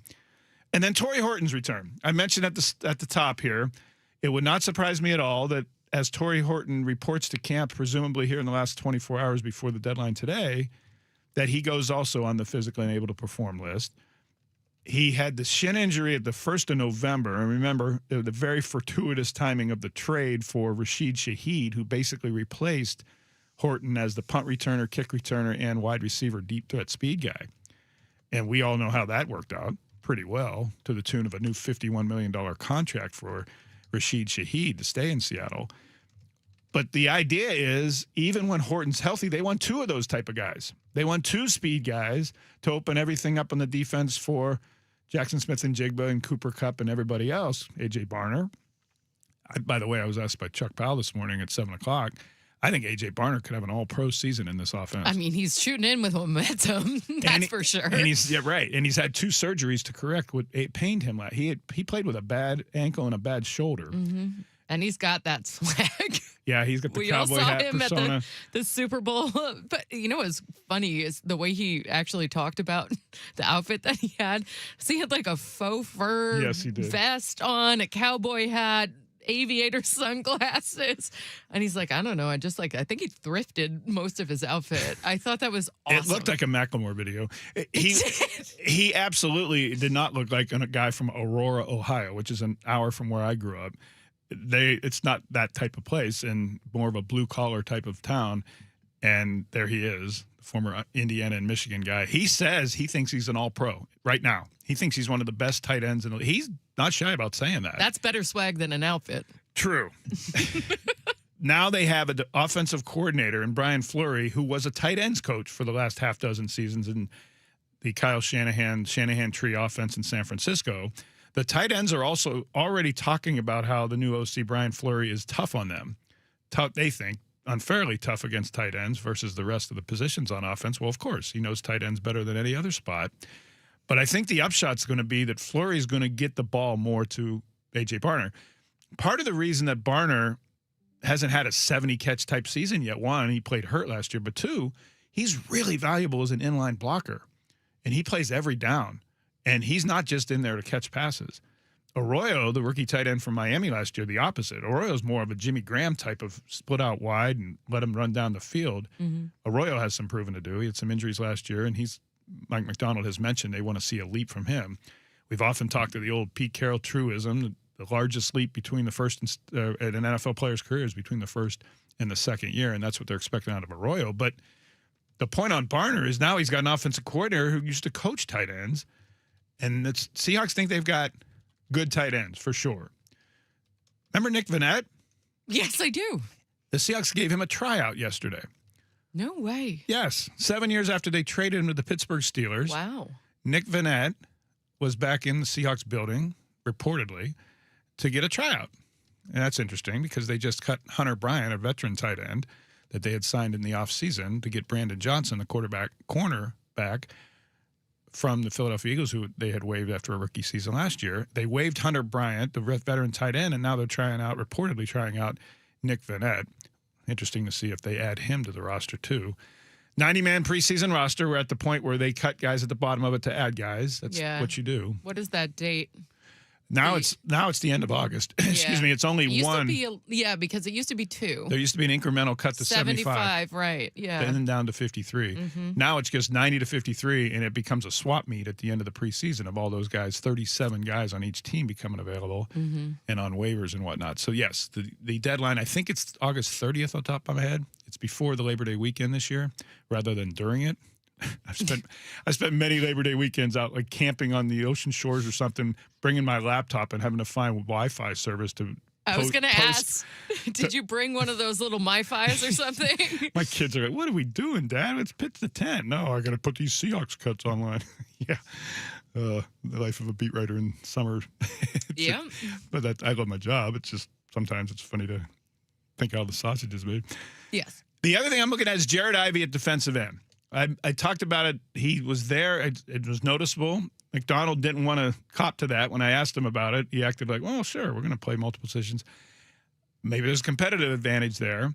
They obviously think the league likes Jared Ivey, or they wouldn't have kept him on the roster. They would have exposed him to waivers to get him on the practice squad last year. He never played a snap, yet was on the active roster all the time, all 18 regular season weeks. So there's some plan for Jared Ivey, and right now the plan looks like he might play some defensive end as well as outside linebacker. I'll be watching for that. You can read my stories at thenewstribune.com over the weekend to track what those developments are early in training camp. Up next, off the field Seahawks news. Bloomberg News reporting the Seahawks' new owners are lining up potentially minority owners. They name them too. One of them was in the sports news a few years ago for the wrong reasons. You might have remembered this. We'll talk about that next. At 11 o'clock, we're going to Dallas-Fort Worth. Dr. Sean McFarland, he's a beat writer for the Dallas Morning News of the Texas Rangers, who have a huge series with the Mariners that begins this afternoon. That's coming up on 93.3 KJR FM.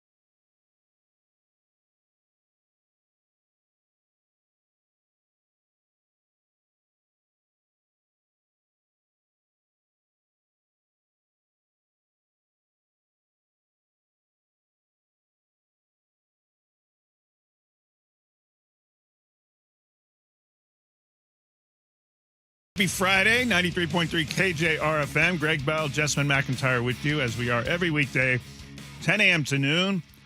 Next week, starting Monday, we'll be at the Virginia Mason Athletic Center. Every show, in fact, on KJR Monday, Tuesday, at the Virginia Mason Athletic Center. So I'm not going to be here for a while in the studios on Elliott Bay.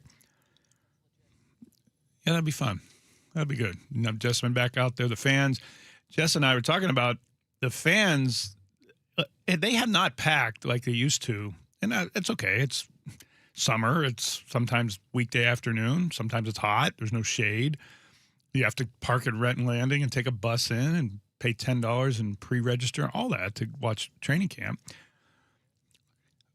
But we'll see how many. I would think goal line to goal line, we're going to have fans lining the. It's just different. This is the second time I've covered a Super Bowl champion in their training camp. The attention, the hype, the excitement, all of it. It's just different. But it's been over a decade since they won their first one. And so I could see this being reminiscent of that 2014 training camp year after they won that first Super Bowl. I could see that actually happening.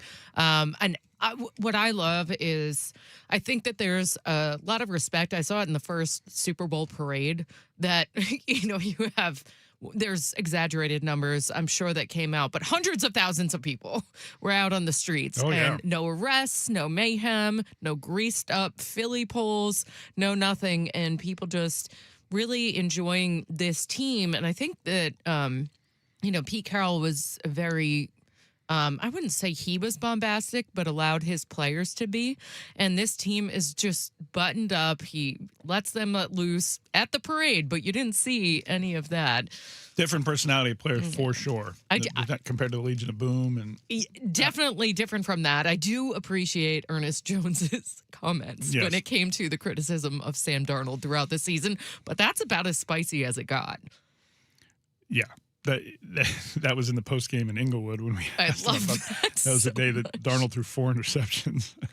And he had, that was not his greatest game, but Ernest Jones put a stamp on this is our guy, and you shut up. As Sam Darnold walked off the podium there that day, post game in Inglewood last November, and Ernest Jones came onto the podium, they passed each other to my left, and they hugged. And it was like the precursor of what Jones was about to say. Yeah. It was almost like, I got you. By the way, within the last hour, the king, LeBron James, the all-time leading scorer in the NBA, 41 years old, announced that he is going to the Philadelphia 76ers as a free agent after Miami courted him, after Cleveland wanted him to come back to finish his career, the Akron native. Nope, he's going to Philadelphia. He announced that on Twitter in about a 5-posting missive. Said he isn't playing for anything but the love of the game and wanting to win a championship. And he thinks he can do that with the Philadelphia 76ers. So LeBron James himself reporting that LeBron James is going to sign with the Philadelphia 76ers. And it's about, it's all over the legacy outlets, if you will, the legacy media. So I think Dave McMenamin of ESPN has confirmed it as well. And he calls it his last decision. He did say that. Yes, so...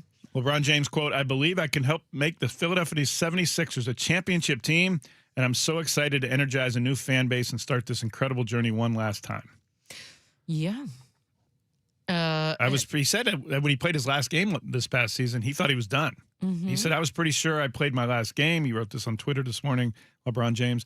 I was honest at that last press conference when I said I needed to look at myself and decide if I still love the game.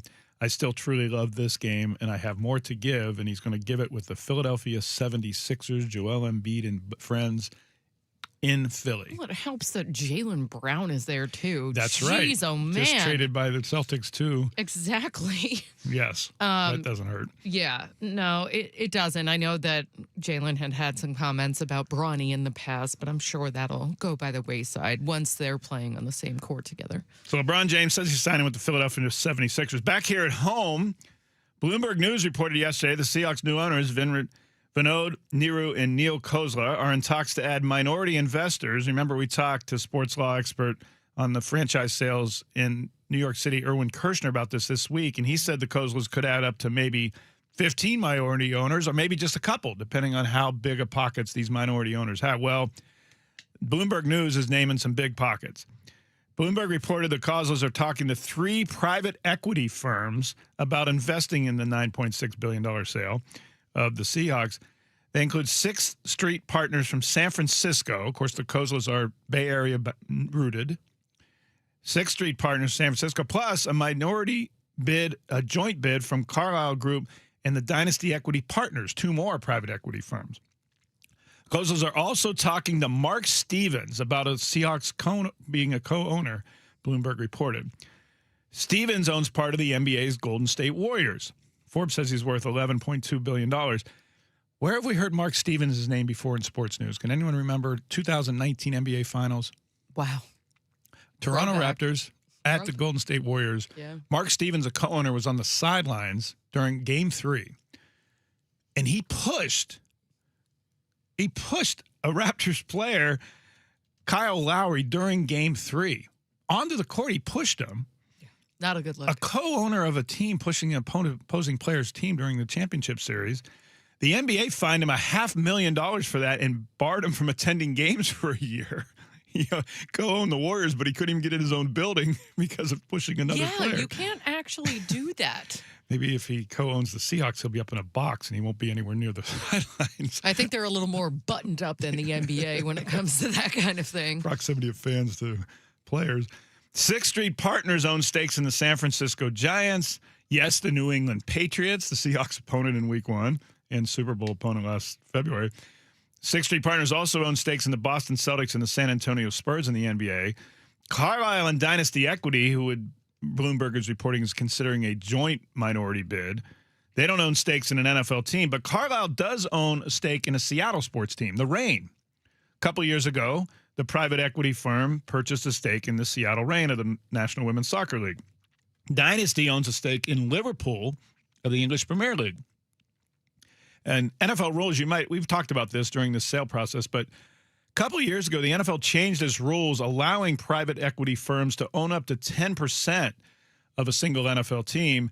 The minimum stake a private equity firm can have in a team is 3%. And as Rich Moore, our station manager, pointed out to me on my way into the show today, 3% of $9.6 billion is still $228 million.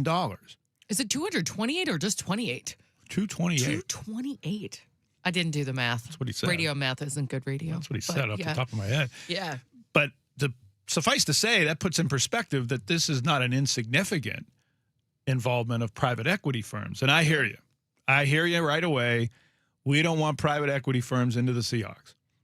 And there is a negative connotation in society and in business right now of private equity firms and what they do when they take over companies. Journalism is one look at that. Private ventures have come in and destroyed journalism, gutted it, stripped it for parts. We've watched it happen in front of our eyes. I'm at a company that's doing the same thing at McClatchy.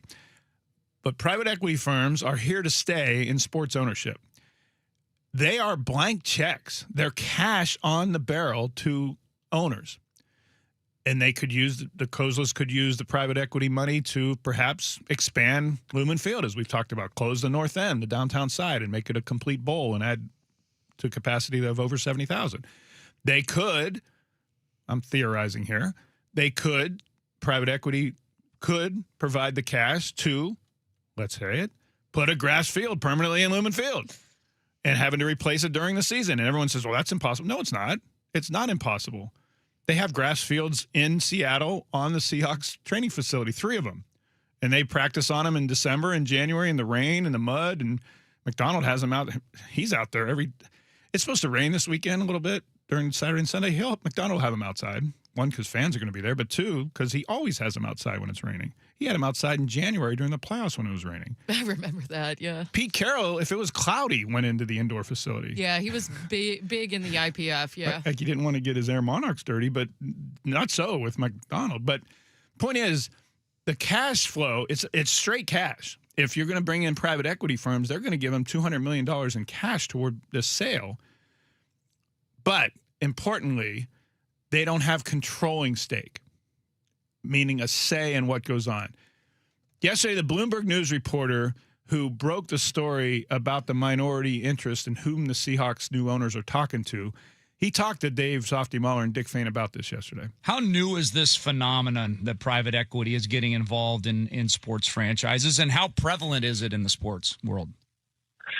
It's about 2 years old now, and we've seen a handful of deals. I think that I was waiting personally to see what Carlisle and Dynasty were going to do because we had already seen Sixth Street. Sixth Street bought into the New England Patriots last summer. Arctos has at least 3 or 4 different stakes in the NFL. And then there's Aries, who owns a piece of the Miami Dolphins.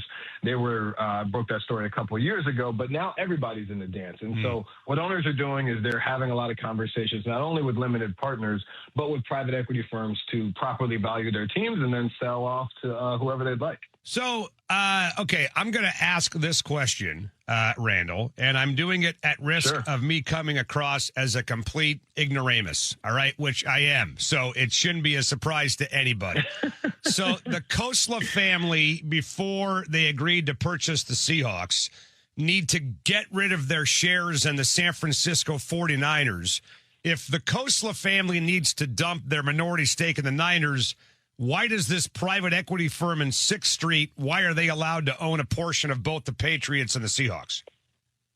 Sure. So the private equity firms have no controlling interest in any of this, meaning they make no decisions. This is often just giving money towards whether it be liquidity for an owner, whether that be a stadium project, succession planning, things like that. Whereas Kosla, he was an owner of the 49ers. I doubt that he had any say-so in anything regarding the organization. But in order to become an NFL owner, what often happens is that you want to be a limited partner first so that you can understand the business. And I'm sure that he knew that the Seahawks are going to be put for sale someday, and that would have meant sitting at the 49ers cap table for a long time. It happened, I think, a lot quicker than a lot of fans expected, but NFL owners have been wanting this for years, and so it was perfect timing for him, just not so great for the 49ers. Does a private equity firm of 3%, which is not nothing, I mean, you said it doesn't have voting interest, but does it have any influence at all? It's not like we're talking about 0.0003%, which is something like me and Softy would have in a company.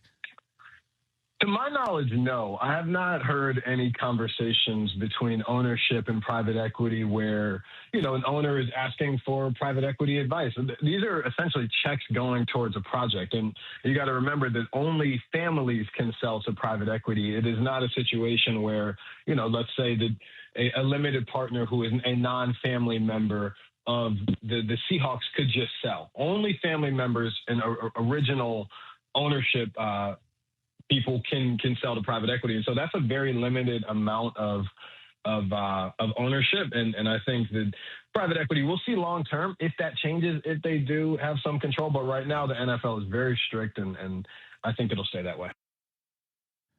That's Randall Williams of Bloomberg News yesterday, talking to Dave Softy Muller and Dick Fain about his story in Bloomberg News yesterday, talking about the minority owners. The Seahawks new owners, the Kosla family, talking to about investing in the $9.6 billion sale. Again, it bears repeating, 3%, the minimum stake private equity must take in an NFL team up to a max of 10%. 3.3% is $288 million. That would fund closing the stadium. That would fund, and now I know there's a public partnership with the stadium and First and Goal and the civic ownership that's a stadium district down in Soto for those. Yeah, I got it. But if they wanted to put grass in, $288 million would do it. If they want to close the north end and put next to the Hawks Nest permanent seating, $288 million would go a long way if not doing it. They want to put in some more luxury seating for more local revenue that the team gets to keep for itself. $288 million would go a long way toward doing that as well. That cash that private equity brings is straight cash that they can use for projects, as you just heard Randall Williams say. So that's interesting about who they're bringing on, at least talking about bringing on private equity and the fact that it can be immediate cash to do projects that have nothing to do with the capital they spend on the team. Mm-hmm. So we'll see where that goes. Again, the NFL is voting on August the 26th in Atlanta to approve the Seahawks sale, which is expected. 24 yes votes needed for approval. 49451 at Tacoma Dodge text line. How does private equity firms co-investing into the Seahawks fit with you? You cool with that? I'd like to hear your opinion on that, knowing that private equity is here to stay, including in the NFL and the NBA. Up next, the Mariners-Rangers series, breaking down the pitching matchups and what the Rangers did for this weekend way back 2 weeks ago, setting it up. this isn't a be-all, end-all. It's close. I mean, it's critical, but it's not a be-all, end-all. It's only the end of July, but it is pivotal. We'll talk about that next. Then we'll talk at 11 o'clock with Sean McFarland is the Rangers beat writer for the Dallas Morning News, and he'll give the Texas perspective on this big series on 93.3 KJR FM.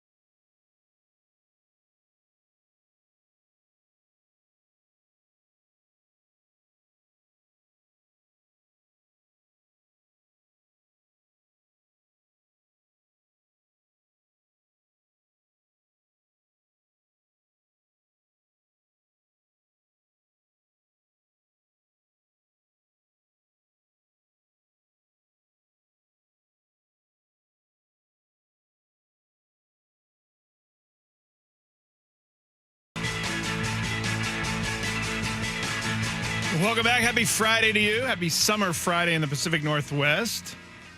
A couple people asking for mosquito-less camping hints and ideas. I got a couple. We'll share that for you on the Talkback text line at 11:30. Yeah, there are a couple. Actually, there are more than a couple. You got to drive a little bit, but it's worth it. Yeah, that was ours. It was worth it. It was so worth it. We'll talk about that at 11:30. 11 o'clock, we're going to talk to the Rangers beat writer for the Dallas Morning News, Sean McFarland, about this upcoming series. It's rather large, starting today at 5:05. The Mariners at the Rangers. The Mariners beginning play 1/2 game behind Texas. It's a 4-game series. So this isn't be-all, end-all because it's only July 24th, of course. But think about the swing. In a 4-game series, to win a 4-game series, you have to win 3 of the 4 games, obviously. But if you win 3 of the 4 games, that's a 2-game swing. So the Mariners could go 1.5 games up if they win this series. Of course, then they got to go to Dodger Stadium, but that's another matter we'll talk about next week. That's the, gorilla that's coming up is that. And so win when you can. Exactly. Then the Twins come to Seattle to start a series a week from today. But if they lose this series, the Mariners, 3 out of 4, say, then you're losing 2 games, and now you're 2.5 back heading to Dodger Stadium. So that's the pivotal nature of this. It's not crucial and critical in a sense it's the season will be defined, but August might be defined whether they're going to be chasing or being chased by the Rangers. Now, Houston is lurking out there 3 games back. The division is so bad that you can be 5 games, 6 games under 500, yet still be within 3 games of first place. And that's what this is right now, because the first place team, Texas, is 51-51. Mm-hmm. The Mariners are 1 game over 500, 1 game under 500, yet only a 1/2 game back. But because it's a 4-game series, winning it is the goal because you don't want to be chasing. If you're 2.5 back going into August, you're chasing, and you got to make up that ground. And we've seen this offense, and we've seen this bullpen, but they win the series, they'll be 1.5 games up. That's the swing. Now, of course, a 4-game sweep either way, and that's a whole other matter. But so I would say it's pivotal. I think that would be a more accurate word than critical. But it is a big series. It's not just another weekend series against some team. Who they got going? Well, today, Bryce Miller's on the mound for the Mariners against the Rangers' lone all-star, Mackenzie Gore. Tomorrow, Brian Wu. We've talked a long time, and a lot of Seattle and the Pacific Northwest has talked a long time about Brian Wu's troubles on the road.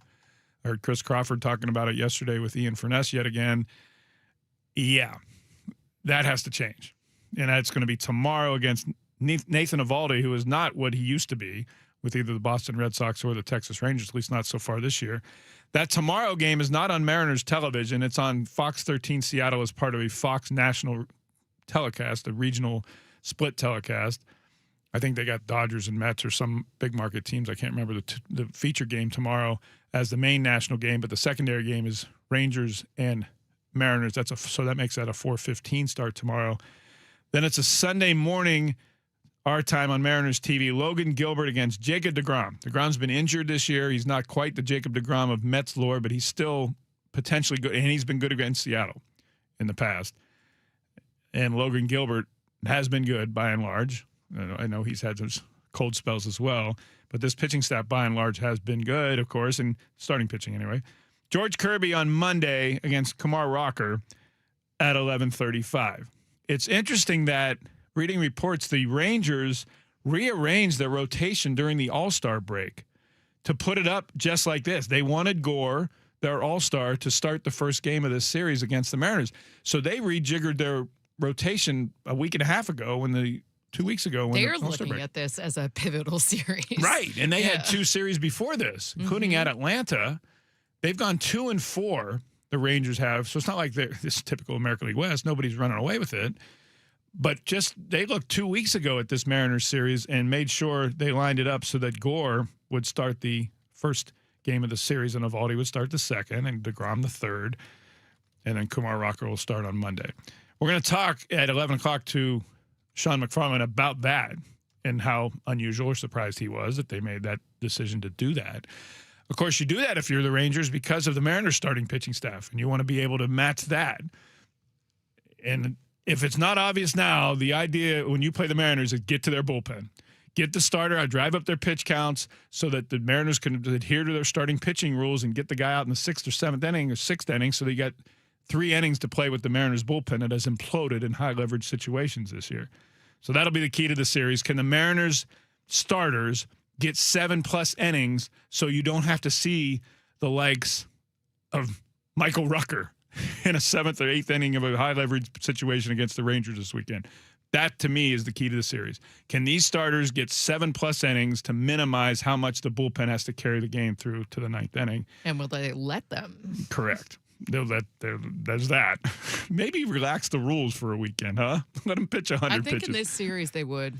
6 guys in your starting rotation. How about 105, 110 pitches instead of 90? Can we do that for a weekend? Just 4 games. Up next, we'll go to Dallas-Fort Worth. Talk to Sean McFarland for the Rangers side of this big series.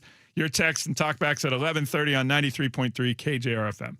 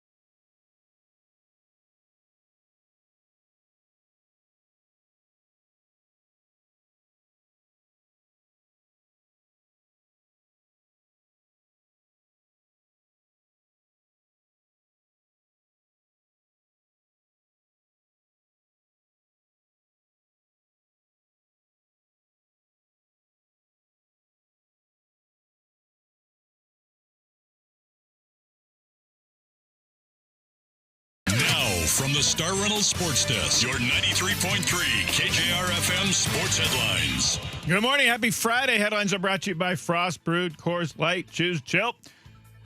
Seahawks veterans are reporting today to training camp at the Virginia Mason Athletic Center in Renton. Practice tomorrow. The first practice of camp tomorrow afternoon, just short of 1 p.m., open to the public. Sunday's practice also open to the public. Monday, all of KJR will be out there broadcasting live from Seahawks training camp. I'm looking to see maybe if Torrey Horton is the next player put on the physically unable to perform list as camp begins. Remember, a couple of guys, including Nick Eamon-Worry, put on before the start of training camp can come back at any time after they pass a physical. The Mariners begin a 4-game series through Monday at the first-place Texas Rangers. Today, 5:05 first pitch, Bryce Miller against the Rangers All-Star Mackenzie Gore. Brian Wu tomorrow against Nathan Eovaldi, a 4:15 Fox Regional telecast. Sunday morning, 11:35 Seattle time, Logan Gilbert against Jacob deGrom.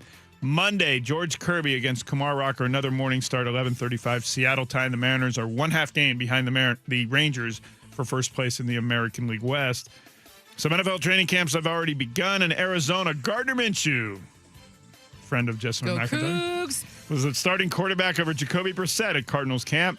Brissett and the Cardinals are negotiating on a new contract because Brissett, the 10-year veteran journeyman backup, wants his starter money. He's getting $4.9 million in base salary now for this year, at least currently. The big story here in town about the sports scene is Mariners-Rangers.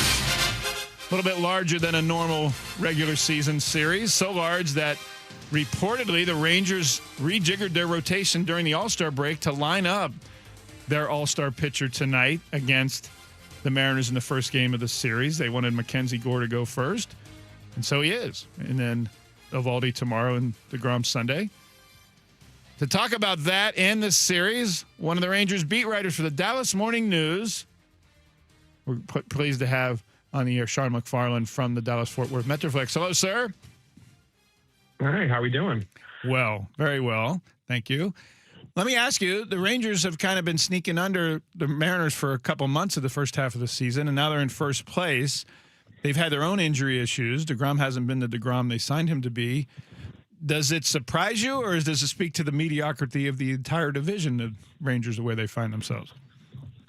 I think it's a bit of both. I think the mediocrity of the division has allowed the Rangers to remain in first place, despite, I think, a lot of missed opportunities, despite the fact that they haven't had Corey Seager for more than half the season, despite the fact that their rotation, which was once, only a year ago, the best in baseball, is now pretty much just average. I think that's,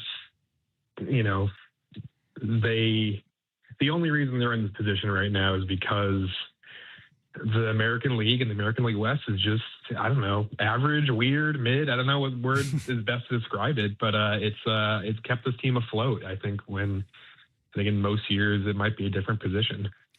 Did it strike you? First of all, let me ask: is it accurate, the reports I've read, that the Rangers did change their rotation order during the All-Star break with this weekend series in mind? Is that true? I don't know how true that is specifically. I think the last 2-3 weeks, the rotation has been shorthanded. They're trying to get these veterans like deGrom and Eovaldi some scheduled days off to. They're trying to get creative with this rotation to make sure that their veteran horses are healthy for the second half, and that they're kind of getting by with a few bullpen games here and there because they're effectively down to just 4 full-time starters. So I don't know if they have the exact luxury to be planning in advance like this, but I do know that they view this as a really critical series, given where they stand in the West and given what they need to do before the deadline. So I think in that sense, they want their 4 horses to be going in this series, but I also know that this rotation is a little bit patchworked right now at the back end, so I don't know if they have the luxury to be fully manipulating everything. Well, suffice to say, though, they didn't have one of those bullpen days be one of these 4 games against the Mariners, I suppose. Correct, yeah. So let me ask you, we don't know much about Mackenzie Gore out here in Seattle. He was an All-Star with the Washington Nationals last year. What can Mariner fans expect when they're watching Gore tonight? When he's on, what's he doing? What will you know if he's on tonight? Yeah, I think if he's locating that fastball up in the zone, and if that curveball's got the right break on it, I mean, he can be unbelievable. He's had innings, games this season where he looks like a legitimate ace. And then there'll be that inning that shows up in the third or the fourth where all of a sudden the command's not there. He can't locate. He's leaving fastballs in the heart of the zone. And next thing you know, a team jumps on him for 3-4 runs. He's had a few of those this year where you look at that ERA, you look at that body of work, and it doesn't align with the talent you'll see at times tonight. I really believe that, or in a lot of his starts. But man, when he's dialed in, like, you see why they traded 5 prospects for him. I mean, it's 97, 98 from the left side, one of the grossest curveballs you'll see. And when he's locating it, it's impossible to hit, but he'll just have these innings or these, just a few set of batters where he kind of loses it, and that can be the difference in a game. Mackenzie Gore, left-handed pitcher. I don't have to remind Mariner fans of their troubles against left-handed pitching. He has 122 strikeouts in 110 innings. So, yeah, a high strikeout guy. He's had 7 strikeout starts here the last few times. We're talking with Sean McFarland. He's the Rangers beat writer for the Dallas Morning News on the Beacon Plumbing Hotline in advance of the game 1 of the 4-game series between the Mariners and Rangers down in Arlington. You mentioned Corey Seager. Is there a timeline on when he may return, and what has his absence meant to this whole team? A timeline? No. I mean, God, we've tried to ask for a more specific timeline probably a couple dozen times in the last week alone. Right now, he's going to take live batting practice this weekend, or that's the plan at least. But it's all about how his lower back responds, mostly to running and fielding. Hitting has been fine. The rotating has been mostly fine, but it's kind of that bending over that's kind of gotten him as he's trying to work his way back from this injury. So I think they would love to have him back by the deadline. I don't know if that's realistic, just based on where he's at recovery-wise and kind of what we've seen so far. But in terms of impact, they've gotten really lucky that Ezekiel Duran and Nicky Lopez have kind of stepped up in the infield and given them serious production. That's when you look at them being in first place, being 500. The only reason they are is because they've had kind of some bench guys come in and produce with Corey out. But Corey being in the lineup and being healthy, it's a totally different dynamic. We've seen the stretches he can get on where he can kind of carry an offense by himself. And I think the Rangers have lacked that this season, when you're going to have various guys 1 through 9 go through slumps, but you historically have Corey there, who's going to be that aircraft carrier, as Skip Schumacher calls him. And they haven't had that. And I think you see that at times this year where it's like, man, they really need that guy who can kind of slug them out of the slump or slug them into a hot stretch, and they haven't had that. What's the status of Josh Jung, your third baseman for the Rangers, who's at 294? I mean, 294 these days is the old 330 or so. He's top 12 in the league in batting average. They hope he'll be ready to go tonight. Obviously, once we get to the ballpark, he'll get evaluated, and we'll know for sure. But it sounds like it's just a light strain, kind of right below his calf. They didn't play him in Wednesday's finale against the White Sox, but the hope, as we were told, is that he comes in today, checks out good, and he's good to go. But especially soft tissue, muscle injuries, that can always change. I'm sure the idea was give him Wednesday off. You have the day off Thursday, so you have 2 full days to recover for the series. Yeah, exactly. Get that little free 2-day break in there and let it heal and rehab. But that's the perfect world, and we'll see if that comes to fruition. I used to be a baseball beat writer back in the day, 20-some years ago with the Oakland A's, and the relationship with a manager, a dugout manager, with a beat writer is critical to how you do your job. They hired Skip Schumacher to replace, of course, Bruce Bochy. This is his first season. How's that gone? What's the dynamic like? What's he like on a day-to-day basis? What's the Skip Schumacher vibe managing the Rangers? He's great. Even in spring training, we're getting to know him. He brought a lot of energy. Even just in dealing with the media, I felt like he was very honest and forthright, as forthright as you can be in that position. he's very respectful of our jobs and what we have to do, and that's made it easy for us to kind of navigate what's been a weird season. And I think the guys like him, and I think he's kind of been kind of a good fit for this team with kind of the moving pieces and having to navigate a bench that you really need to step up with the injuries, and that's kind of his forte. So he's been great to deal with from a media standpoint. After wins, losses, whatever it is, he's been accountable, which is sort of all you can ask for, from our standpoint, right? Exactly. And that makes all the difference for a beat writer. Sean McFarland, Dallas Morning News Rangers beat writer, joining us before Seattle and Texas begin a 4-game series in Arlington. The Rangers have a similar front office situation that the Mariners do. The Mariners have Jerry Dipoto as their president. They have a general manager in Justin Hollander. The Rangers have Chris Young, who'd been their general manager, now the president and executive of baseball operations. And then Ross Fenstermaker is the general manager by title. Is it Chris Young's show? And the other question I have is are they as analytics driven as Seattle and much of baseball is? Yeah, I would say it is Chris Young's show in the sense that he's the one that answers to the media, to the press, to the public in terms of the decisions they're making. I think he has the final call, on a lot of these moves, but I know they do like to be collaborative at the top there with him, Ross, and, a host of other assistant GMs and special advisors, because every front office has 50 special advisors to the GM now, and the Rangers have plenty of those too. So I know they like to be collaborative with that kind of core leadership group. I think they like to have a balance of analytics and the eye test, whatever you want to call it. And I'm sure every front office says that. Every team wants to believe that.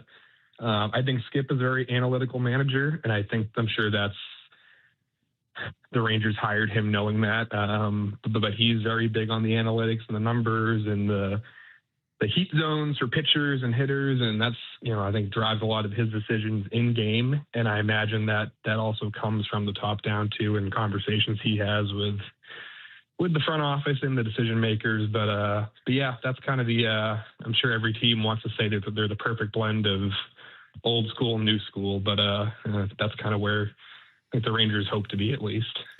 Sean McFarland, Dallas Morning News, joining us from the Dallas-Fort Worth Metroplex before the Rangers and Mariners play the 4-game series, with the Mariners 1/2 game back at Texas in the American League West. You wrote us this week that the Rangers have to play, quote, winning baseball at the trade deadline, August 3rd, nears.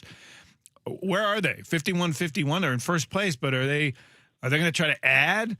Is the division so mediocre that they're not willing to give up prospects to add to a push? Or what do you think the Rangers are right now, trade deadline-wise? I really think this series will kind of define that, right? Look, they want to. I think after a couple of years of buying around the margins at the deadline, having it not pay off, I really think they want to feel like they're buying for a winner this year and not a middling team, for lack of a better term. So I think this series will kind of define that. How do you look? How do you play against effectively your biggest competition at the moment in the division? But if they're under 500, if they're not in first place, I don't think they will be buying, just for the sake of, sure, the division is weak, the AL is weak. I think you can look at that and maybe say, hey, maybe we have a chance because of that. I think they want to be a little more prudent than that and consider the future and not go all in on a team that, might not be a winning team, even though on paper it is. I think that's kind of the situation they're in right now. And I really do think this series is going to tell them a lot about what this team is made of, and is this a team they feel comfortable buying for. Another underscoring the pivotal nature of this weekend series. Sean McFarland from Dallas Morning News, Rangers beat writer, joining us on the Beacon Plumbing Hotline. Jessamine McIntyre here. Sean, I had a question just because, the bigger thing when it comes to the Seattle media in which we live is we wonder how you guys are viewing the Mariners. Do you look at this the same way we try to break down your team? And, you're out there, you're in the media, so inside the clubhouse and out, what are the comments when it comes to Rangers fans when it looks to the Mariners?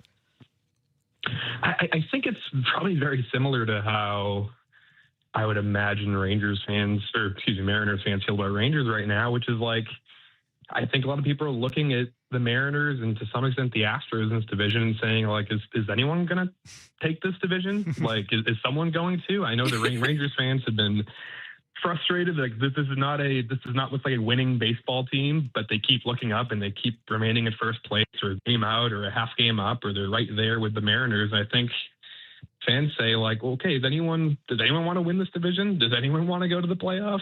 So I think that's how Rangers fans feel about their team. And I think that kind of gets projected onto the Mariners as well, because it's like, I don't know, you keep thinking at some point that if you play average enough baseball, someone's going to pass you. Sure. But that just hasn't happened yet. You, me, you. Like, who is going to do this? Exactly. 100%. I really think that's the exact boat that, Rangers fans are in right now, is just kind of looking around saying, like, I don't think we're very good, but it doesn't seem like anyone wants to do anything with that. What are the crowds going to be this weekend, Sean? Is it a big series at the gate? We're going to have packed houses in Arlington? I think it'll be pretty good.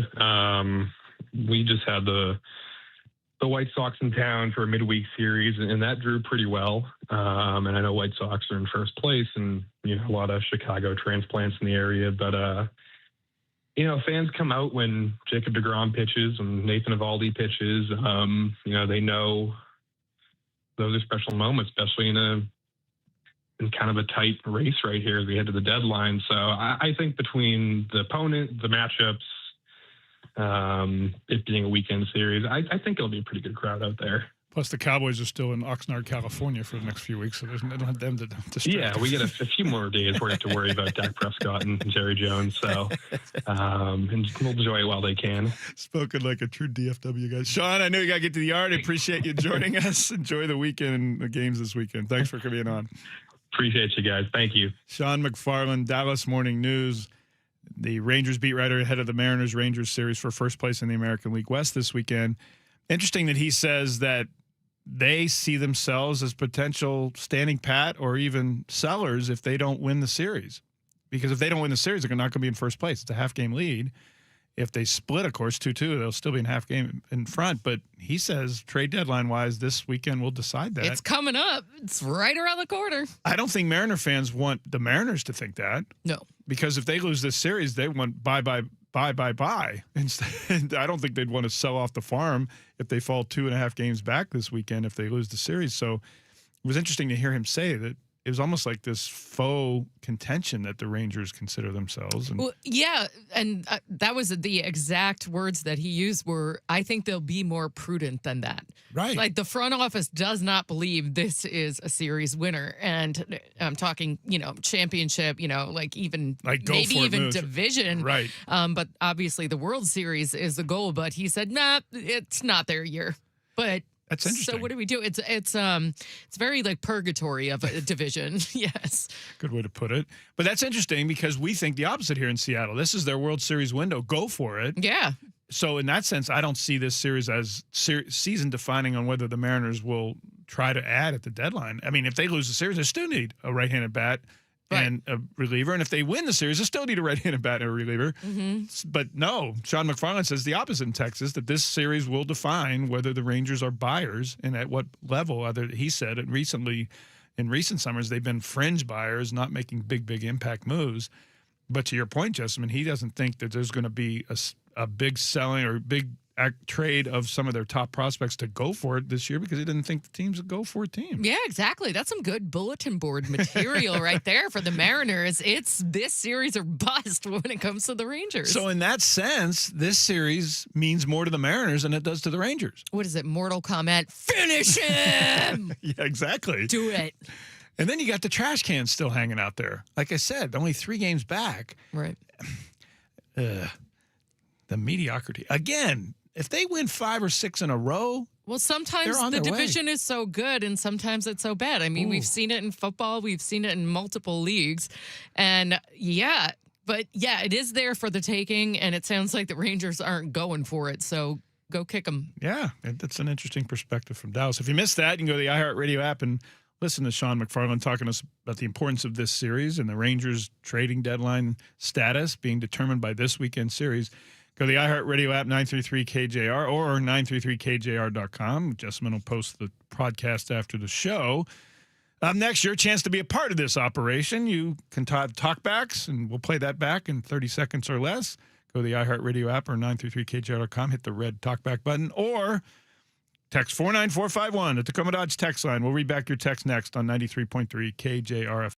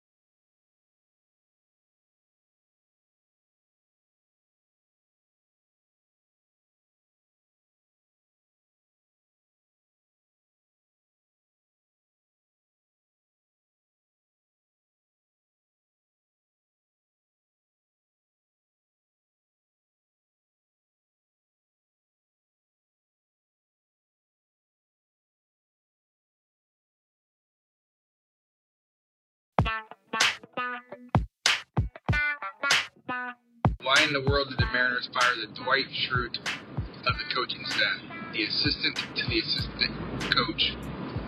They think this is a big move that's going to turn hitting around. What a joke. You know, I realized something about our beloved Seattle Mariners. This whole, if they could just get to the World Series, boy, oh boy, are they built to win. That's like the guy in the bar that says, you know, you're lucky I'm tired, or you're lucky I don't want to fight, because otherwise, man, I could really beat you up. It's just an empty threat. And I'm sorry, no, I don't think they are built to beat the Dodgers in the World Series. I do not believe that, because they can't score runs. That thing. Does that second guy work here in the studio? Because that quality of audio was like he had a radio set up. Some people have very good handsets that go with their. I think, you know, we look outside at our sales team and they're always on headsets and everything. I think their audio is pretty good too, but you never know. And if you did want to mention the big Bucks contest. Oh, yeah. We got a chance to give you $1,000 on our bonus Bucks contest brought to you by Bellevue Rare Coins. A chance to win $1,000 every weekday, every hour. Listen each weekday between 6 a.m. and 6 p.m. for your chance. Go to 93.3KJR.com. This hour, the word is... bank. Put that money in your bank, folks. We got some bank for you. Go to 933KJR.com, enter bank now, and your chance to win $1,000. Ian will have another word for you if he gets around to it next 12 to 3. Yes. Every hour on the hour. So I owed you that. The Tacoma Dodge text line is 49451, where it's your chance to be a part of the show. And let's say hi. I want to lead off our text reading with saying hi to a friend of the show's son, Max. They're listening. This is from the 360. Oh, yeah. Yes, and wanted to say hi to Max, and thank you for listening. Thanks, Max. Max and his family. Said to say hi to him tomorrow because they're going to be out at Renton and Virginia Mason Athletic Center at Seahawks headquarters. That sounds fantastic. Yeah, that's cool. You should go say hi. I should. I hope they make themselves that I can see. Just hold up a sign, GREGG. That would do it. That would do it. 253 says, which trash can are you referring to, the Astros or the Mariners? Well, I wrote back, ouch. That hurts. Trash cans, of course, the Astros. Oh, yeah. Wait. That actually was a solid burn from the 253. Yes, that's a solid burn. Yes, it is. Yes, it is. Yeah. Marcus, our friend from the 206, says, mark my words, the Mariners will sweep the Rangers in 4 games. Imagine if that happened. Maybe 3.5 games up by Monday night. They could do it. I guess we can dream. It's actually a thing that could happen. That is a thing that could happen. I think we're tempering expectations with like a splits and hope for a 3-1 series. 971 says you have a bunch of teams that refuse to improve their team in the offseason, and this is what you get, meaning the American League West. This 971 says this division hasn't been this bad since 94. Is it not? Maybe it's never been this bad. It's historical, he says, or she says. It's pretty bad. And the American League Central hasn't been much better, but now the White Sox are starting to move. White Sox and Guardians are starting to separate themselves there, but they've been around 500 at the top of that division as well. The entire American League has barely had a few teams above 500 most of the season. The Yankees and the Rays in the American League East, and that's about it. But yeah, mediocrity prevails, at least in late July. 253 says this is the entire problem with Jerry DiPoto's regime. All the work they do is on a piece of paper or a spreadsheet. That's why we get these kooky in-game pitcher decisions. Kooky is one way to describe it. It is interesting, to say the least. It is interesting. We raised the ire of some on the text line when we said that there are no mosquitoes in the Pacific Northwest. Yeah, people were curious where we go to find mosquitoes. 253 said, good skeeterless camping trip ideas. Yes, I went to Lake Cushman last weekend, and it was beautiful in Skokomish. And also, you have to be aware that you are outside of cell range when you're there, which you can disconnect. If you do go into the Cascades of the foothills, yes, you're going to run into some mosquitoes. I see one, I think it was the 360 saying he went Notches in the Yakima area and got just 20 mosquito bites in 36 hours. Yes, that's possible. Yeah. We go to the Olympic Coast. Rialto Beach is beach camping right on the water among the driftwood. It's about a 1.5 mile hike from the trailhead in the parking area. There's a hole in the wall, a rock that's shaped like an arch. It's called Hole in the Wall. Yeah. Rialto Beach. It's so remote out there that you're not beyond Forks, and it's so idyllic out there. The sunsets, watching the fog come in at night. Here I am telling live radio in the 12th largest market in the country about our favorite hidden camping spot. It's not really hidden. It's well known. There are no mosquitoes because of the ocean breeze. And yeah, you can take dogs there. I mean, I don't know if you're supposed to take dogs there. It's an Olympic National Park, but we take our dog there and did take our dog there when she was alive. And man, it's idyllic. Shishi Beach out on the upper northwest tip. Claylock was one of my favorites that I ever visited. I got really lucky at the last minute. Someone canceled, and I was just on the website at the time. Because that book's out. Yes. As soon as they open it. And I brought my dog Benson at the time when he was alive. And the stars were unbelievable. And Claylock, anyone who's been there knows how beautiful it is. There's also a lodge at Claylock Lodge. My wife and I have been trying to get in with little cabins and things, and it's always booked solid. Rialto Beach, at the time, I'm hoping I'm not divulging secrets here, but you didn't need to reserve. You just plop down along the beach in the sand. Dispersed, yeah. Yeah, that's the word, dispersed camping. Yeah. And it's, 1.5 miles. It's not bad. There are also 3 beaches there. You can hike in a triangle along the sand if you go further up the coast from Rialto Beach. Another option. That's a little bit longer of hiking, but yeah, man, the Olympic coast. It's amazing for how desolate, because it's far away. I get it. Yeah, it's a drive hike to get out there for sure. But I feel like Wendy might be a pretty decent hiker. She's unbelievable. And then when you get to those sites, though, you feel like you earned it. I love to hike in, hike out, but I just haven't had the opportunity since I screwed up my knees. Yeah, my wife is a backcountry camper and hiker extraordinaire. She took a bunch of school kids to the top of Mount Rainier. I mean, like an outward bound type trip. Kids who had never even hiked before. Oh my God. I mean, she's unbelievable. She lived in Glacier Park. Her backyard was Glacier National Park. I used to go visit her, and there'd be grizzly bears in her backyard. Yeah. She went to school at CU Boulder. She hiked all the 14ers in Colorado. She absolutely smokes me when we go hiking. I'm just through. We hiked once in the North Cascades, and we must have hiked we slept in the back of her truck, the pickup truck. This was before we had kids. And we went hiking in the North Cascades. It was up by Martha Lake, I think it was, if I'm not mistaken. We hiked from like 6 a.m. sunrise until about 10 p.m. sunset and never did reach our destination. We must have hiked for 20-some miles. And I finally said, I'm done. My fun meter's pegged. I'm sitting around right here. And I parked myself right next to the trail. We did the enchantments, which you can't do without a reservation unless you do it all in one day. Yeah, yeah. That was 16 hours of hiking. That was wild. One of our young studs on our sales staff actually got the lottery thing. So he got the camp. He did the whole hike. He got to do the whole thing. Yeah. But anyway, let's see. We have a couple other things to get back to when it comes to sports. We love talking about the Pacific Northwest, but let's see. This division has not been that bad since 1994. This is historical. I mean, to date, it is historical, but we still got a lot of season left. Michael, 253, says sweep the Rangers, then get swept by the Dodgers. That's entirely possible. I mean, I don't think we're looking with high hopes when it comes to the Dodgers. I would like to see them steal one.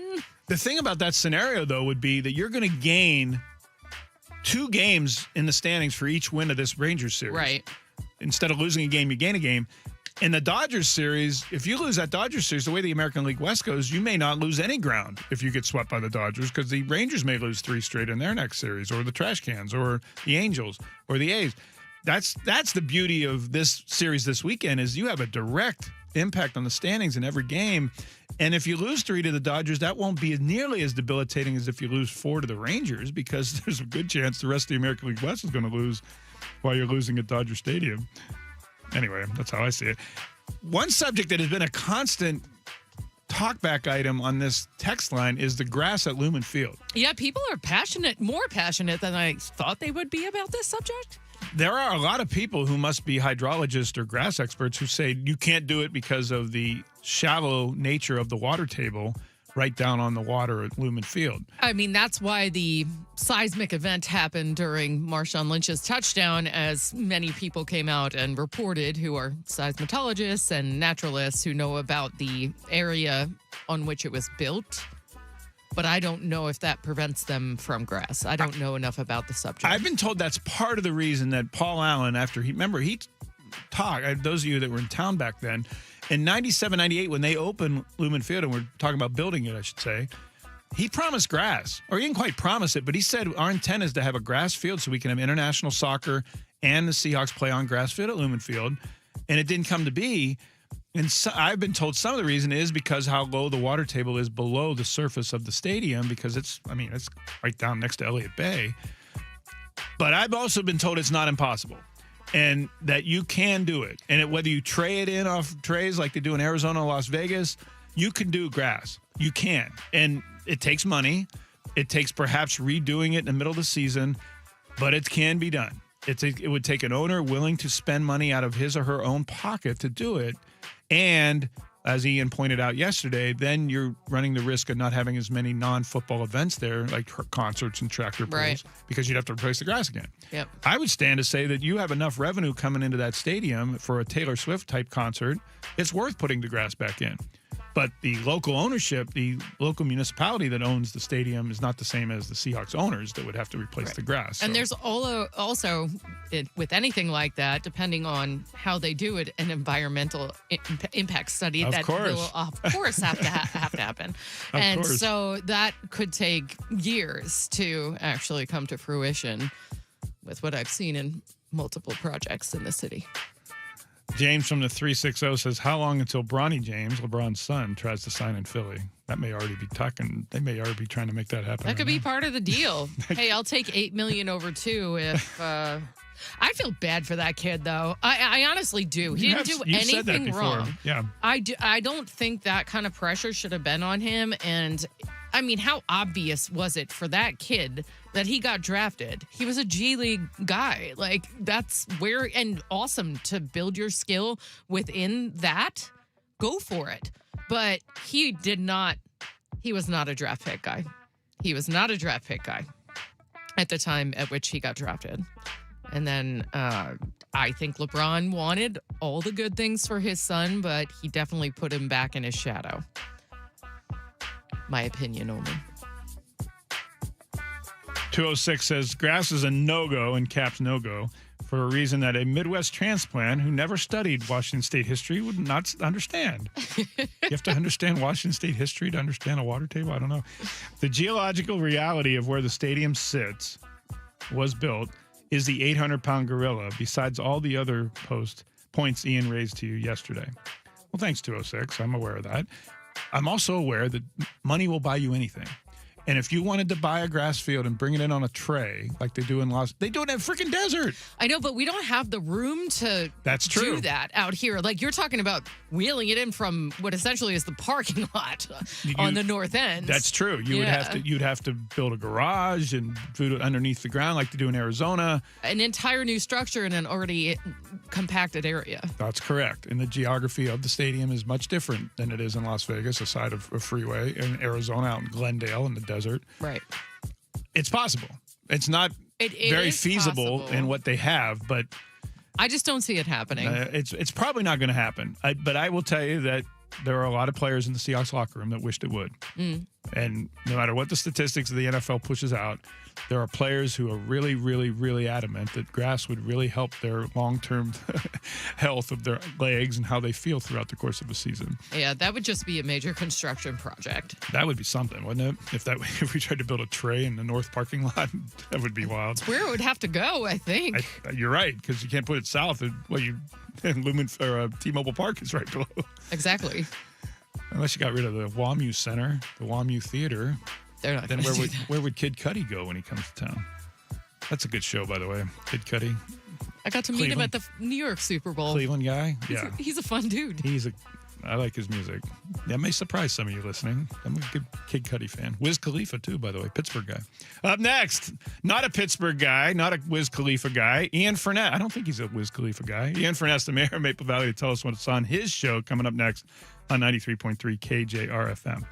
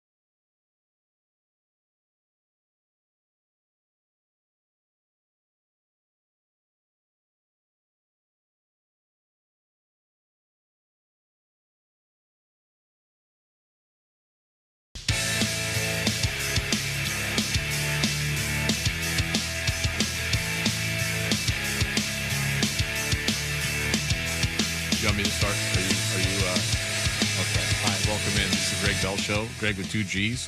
Greg Bell, who in a, it's not even his rookie year because he's kind of Drew Lock. Like he was here, then he left, then he came back, but he put his headsets away. I did. To let you know, if you're not on the YouTube channel, I cede my main seat that faces the producer. You're actually awesome to do that. I do appreciate that because I don't do that for Softy. I know you do. I sure as hell don't do it for Softy. I'm not going to do that for him. And you guys don't do crosstalk in the morning, right? We don't. Chuck's kind of too big for that. So They have one last thing. They do, but well, not we could do one last. I mean, we could all do one last thing in the second to last segment. Chuck doesn't like you apparently. Apparently, he didn't like anybody else after. He went. Apparently, he went at. People told me he went after me a little bit today on why. Why? You guys have a big disagreement on Dan Wilson. Yes. Oh. And I say it's not Dan Wilson's fault most of the time. God, you were in the massive minority. And I like it. I've read the tea leaves, and what I've been told by those I know in the Mariners that Jerry DiPoto has a large say about the daily operations of the team during games. Yeah. And then when Steve Phillips and Jim Bowden came on with Jessamine and me, it reinforced the GM. When I covered baseball, the GM said, "Okay, here's the plan for the week. Let's try to stay away from this guy if this comes up." And then they let the manager manage. Yeah. But Jim Bowden and Steve Phillips both told us, Greg, when you used to cover, it's not like that anymore. They do daily meetings that tell them, tonight you do this. Yeah. And not just the Mariners, but that's league-wide. That's the norm. There's a thing, we had Saris on every Thursday. We had him on yesterday. He wrote a great story in The Athletic. I don't know if you saw it. The cutting back and the scaling back of iPad use in dugouts. And I think there's kind of an interesting, along those lines, evolution of they were using so much data that and it's really been going on for 10 years, since 2016. And I think it was early mid-June this year, they because all those iPads are MLB issued, and they blocked a lot of the stuff that they were doing and able to do with that. And I think with that put a lot more back on the manager's table because they were using so much data that it was, from the GM. And when we say GM, from the baseball ops side, right? The research, the analytics.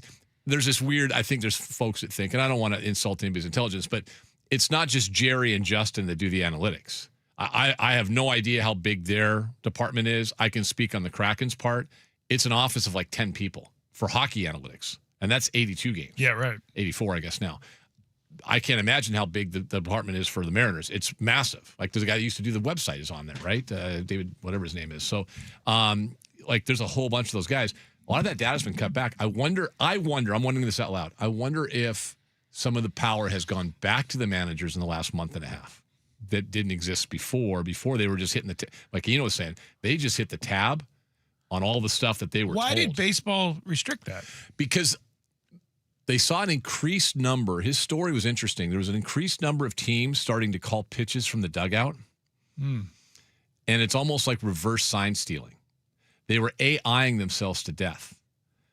That's what I thought. That's why I thought Edgar was a perfect hire in that situation. These guys' brains are getting fried by. And Edgar's not that guy. No, so he's the not. opposite, right? Yes. But they were saying what they were doing is they had, they're charting, okay, so Julio's at bat. So Texas, let's say it was Texas. They're like, he wants to see sliders, curveball. They would AI, literally pitches. It was almost the opposite of a sign stealing. In fact, there was no. And then the other guys in the other dugout, he could glance over and say, here's what this pitcher throws in this situation and get a sign from the dugout. Wasn't so much a sign stealing, but it was AI was giving it to you. There's no trash can involved. And so there was so much data going on that baseball said, wait a second. And it's odd because every other sport, you watch an NFL, we're watching the NFL, guys go to the sideline, doesn't matter what position, they're holding an iPad. Yeah. They're not doing the still pictures which our buddy Jeremy Young used to have to develop there on the sideline. Right. No, it's this. Hockey players Well, the go to a iPads, bench. the iPads are still images. They're not allowed to watch video for fans to know. They're looking at what used to be the fax pictures. Right. They just happen to be on an iPad now. Yeah, it's easier, so it's less that little hole they have in the wall underneath the stadium. They're not developing anymore. But yeah, and you see hockey players, guy comes off a shift. He's got a minute and a half That's before true. he goes back on, and he's reaching back, grabbing, looking at the thing. I'm like, what do we, So baseball unanalyticed itself in mid-June? A little bit, yeah. Because guys were loading stuff on there, and they were getting permission from MLB. You had to. It's like any company computer. But there was so much information on there that the back and forth, it was like kind of taking the human element out of the game, and they're just using AI for all this. It's a fascinating story that he wrote in the Athletic a couple weeks ago, and we talked about it yesterday. So I wonder, and I'm just guessing here, but I wonder if some of the power has gone, at least in terms of in-game, has gone back to the manager. Now, there's another thought that I like. I'm a big 24 fan with Kiefer Sutherland. Yeah. I wonder if he's got little earbud in there. Chloe, what do you think? I would disconnect that thing in a hurry, man. Chloe, what do you see here? What's the schematics look like for this building? Go to Davila. Nick Davila is really good. Davila! Let's hope not. God, I hope not. But who knows? What do you got today?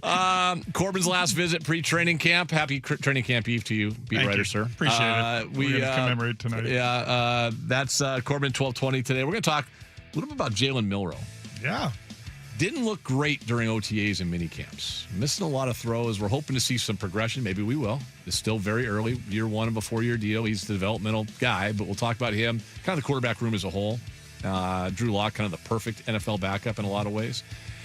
Get to that. Danny O'Neill in the 1 o'clock hour. His weekly visit. He's pissed at Portland too, which is good. I like a pissed off Danny O'Neill. Yep. And then Rob. He's the funnest. Yeah, Danny O'Neill. Rob Rang will revisit our rookie and maybe second year guys. His forte, obviously, the young guys. So we'll talk to Rob Rang at 2 o'clock heading into training camp. Bud Clark has a massive opportunity now that Nick Eamon-Warrior's not going to be on the field. Massive opportunity for Bud Clark. Yeah, he might have had that anyway, but now it's even more so. Exactly. So Ty Okada might go, oh, okay, good. But you go over there for a little while. Ty Okada just got married, I see. He's Yeah. had quite a year. Yeah, very much so. Very good year. And he still sounds like Mike McDonald. He does. Ian Furness is up next with Travis Moger from 12 until 3. Greg Bell, Jessica McIntyre, thank you for listening. We will talk to you from the Virginia Mason Athletic Center on Wednesday. I'm headed out to training camp tomorrow, and Sunday, read my stories at thenewstribune.com. Thanks for listening. Happy weekend. Ian's up next on 93.3 KJR FM.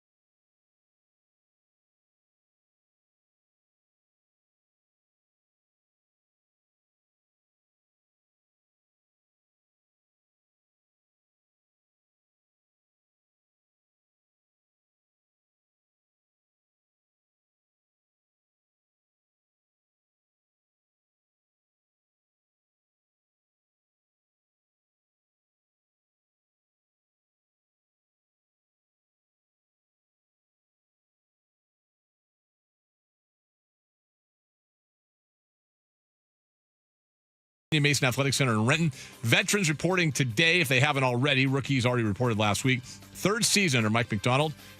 You know what he did last year. Won a damn Super Bowl, did he not? Rams, by many people, still are the favorite to win the division. Maybe even the Super Bowl. They can pound sand. We hate the Rams. Yeah, we do. Well, the long wait is over. The nation being held hostage, it's done. It's over. LeBron James signing with the Philadelphia 76ers. He made that known today. I think this was kind of cool. I think he actually broke the story in his own tweets. Like, this was one of those fun things like, here's where I'm going, and then everyone else jumped on. I can confirm it. You don't need to confirm it. He said it. Anyway, he's going to go there. That's a hell of an offseason for the 76ers. Jaylen Brown? Not bad. LeBron? Yeah, okay. A little bit of a discount, too. 2 years, $8 million deal a year. Okay, whatever. Discount my ass. I mean, he's made $1 zillion in his career. He's trying to win. And you know what? Kind of like that along the way. Here we go. The Ian Furness Show is presented by Snoqualmie Casino.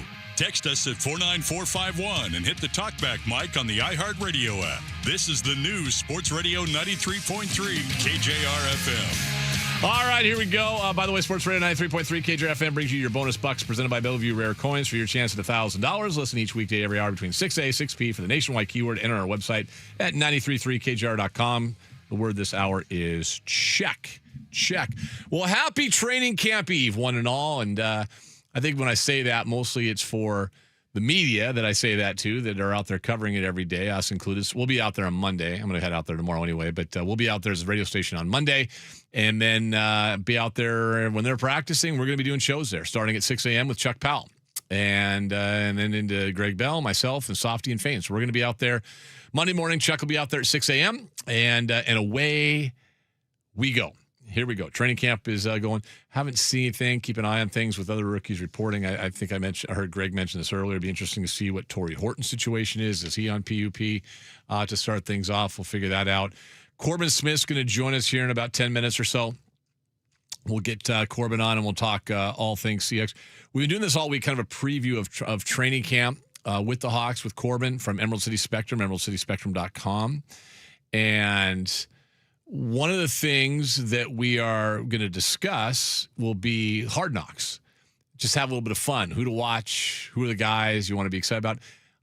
We'll get into more of this as we see it. And, well, I mean, not as we see it, but before we see it. The first episode doesn't air till August 4th.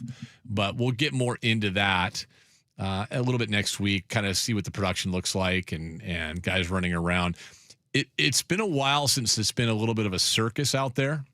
And fans, if you guys remember when we were in year, 3 or 4 of the Pete Carroll era, and they brought in like Terrell Owens for a visit. Remember that? And he was, and it was just an absolute circus, and just the personalities at the time was Sherm and everybody.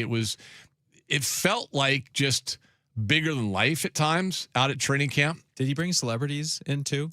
The first year, it feels like the first couple, 3 years more than at the end. I mean, Rainn Wilson would show up every now and then to practices or even training camp. But I mean, it's hard to, he looks like a homeless person. So it was kind of like, oh, I think somebody go, hey, that's Rainn Wilson out there, you know, and I don't put Joel McHale in that. He's just seems like he's everywhere and boring. But Will Ferrell, I don't remember Will Ferrell being at practice. I'm sure he was. Somebody will probably fact check me on that.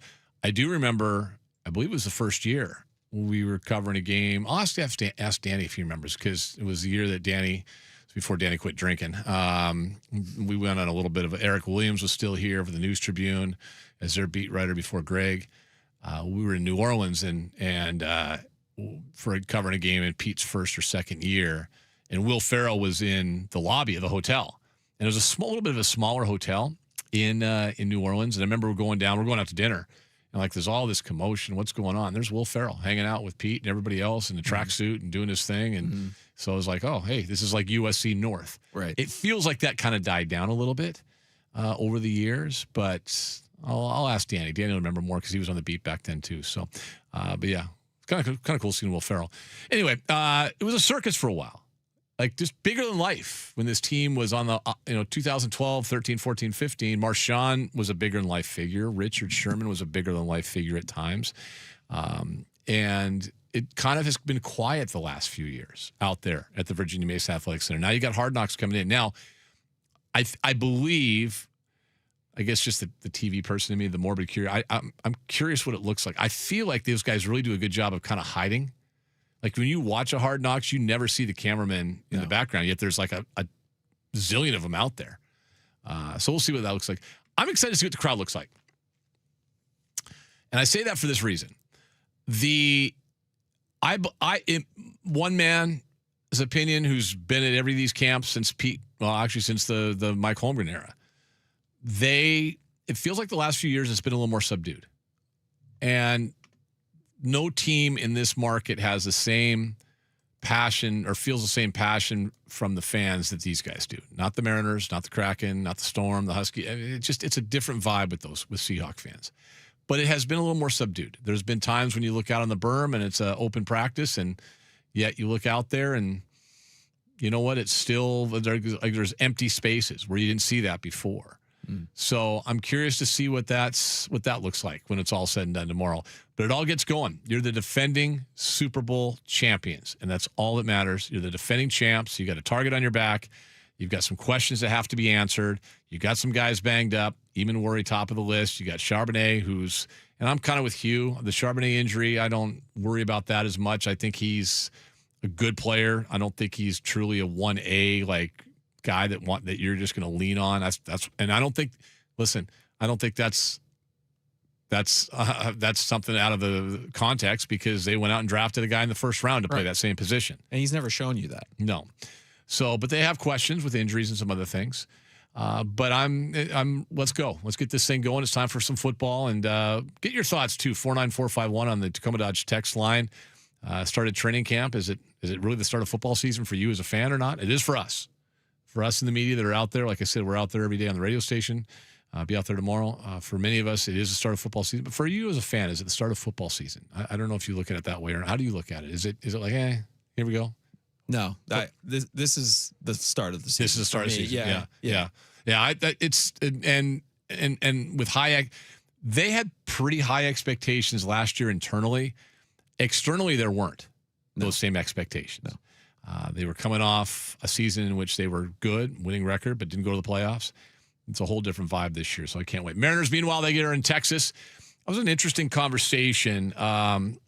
Greg Bell had the beat writer for the Rangers on.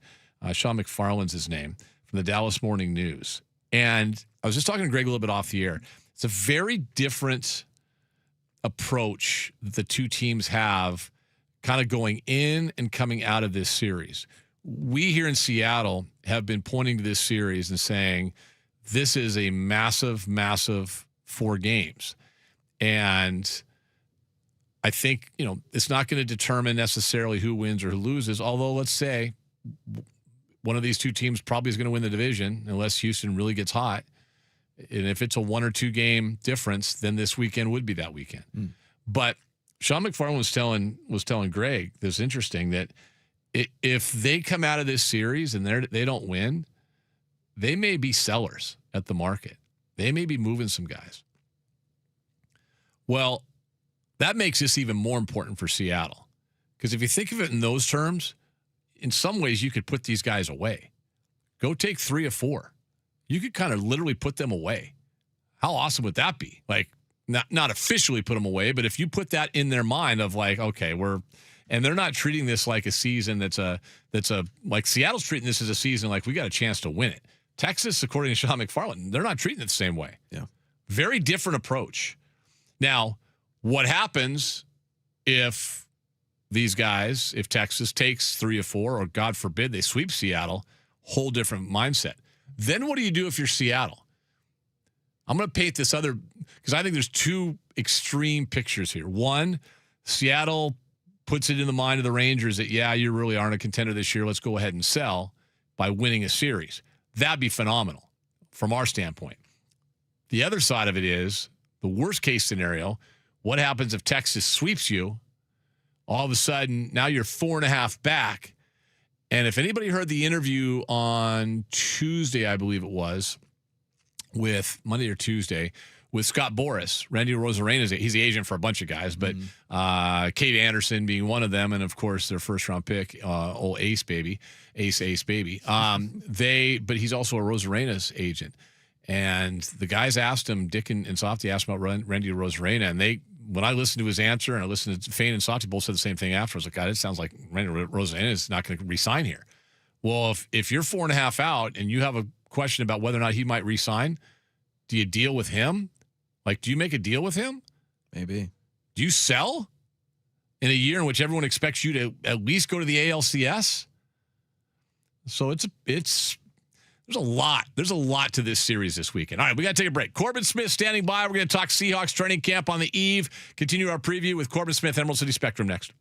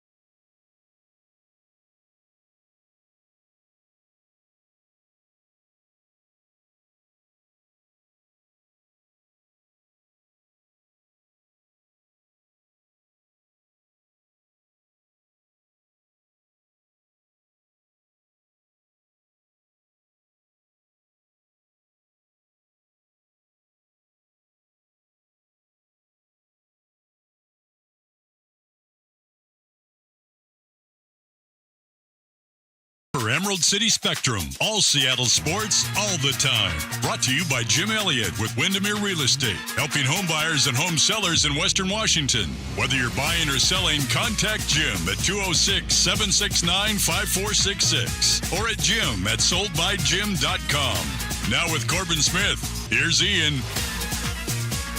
All right, here he is, Corbin Smith, our final pre-camp visit. We've been doing it all week. It's been a ton of fun. Of course, Emerald City Spectrum, emeraldcityspectrum.com is the website. He joins us on the Beacon Plumbing Hotline. Make sure you subscribe to Emerald City Spectrum. We'll tell you how to do that more coming up at the end. Hello, sir. How are you?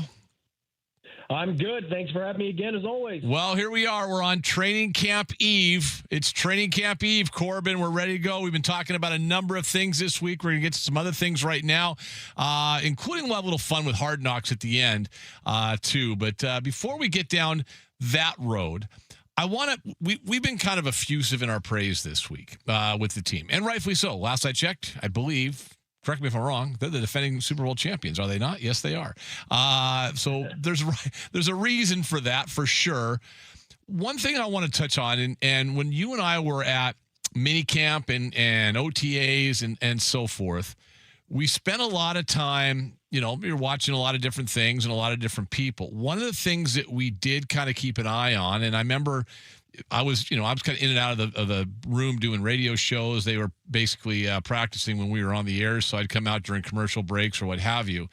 But one of the things that I noticed a couple times, and you kind of pointed it out to me, we're really curious about Jalen Milroe. Second-year quarterback, obviously the third stringer last season, did not throw a pass all year, but, we're wondering what the future for the former Alabama star holds. And there's some upside there, but there's a raw piece of his game as well.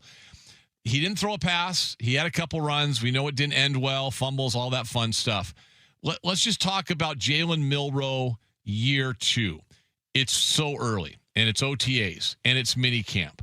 Did you see anything different from Milroe so far as we head into training camp?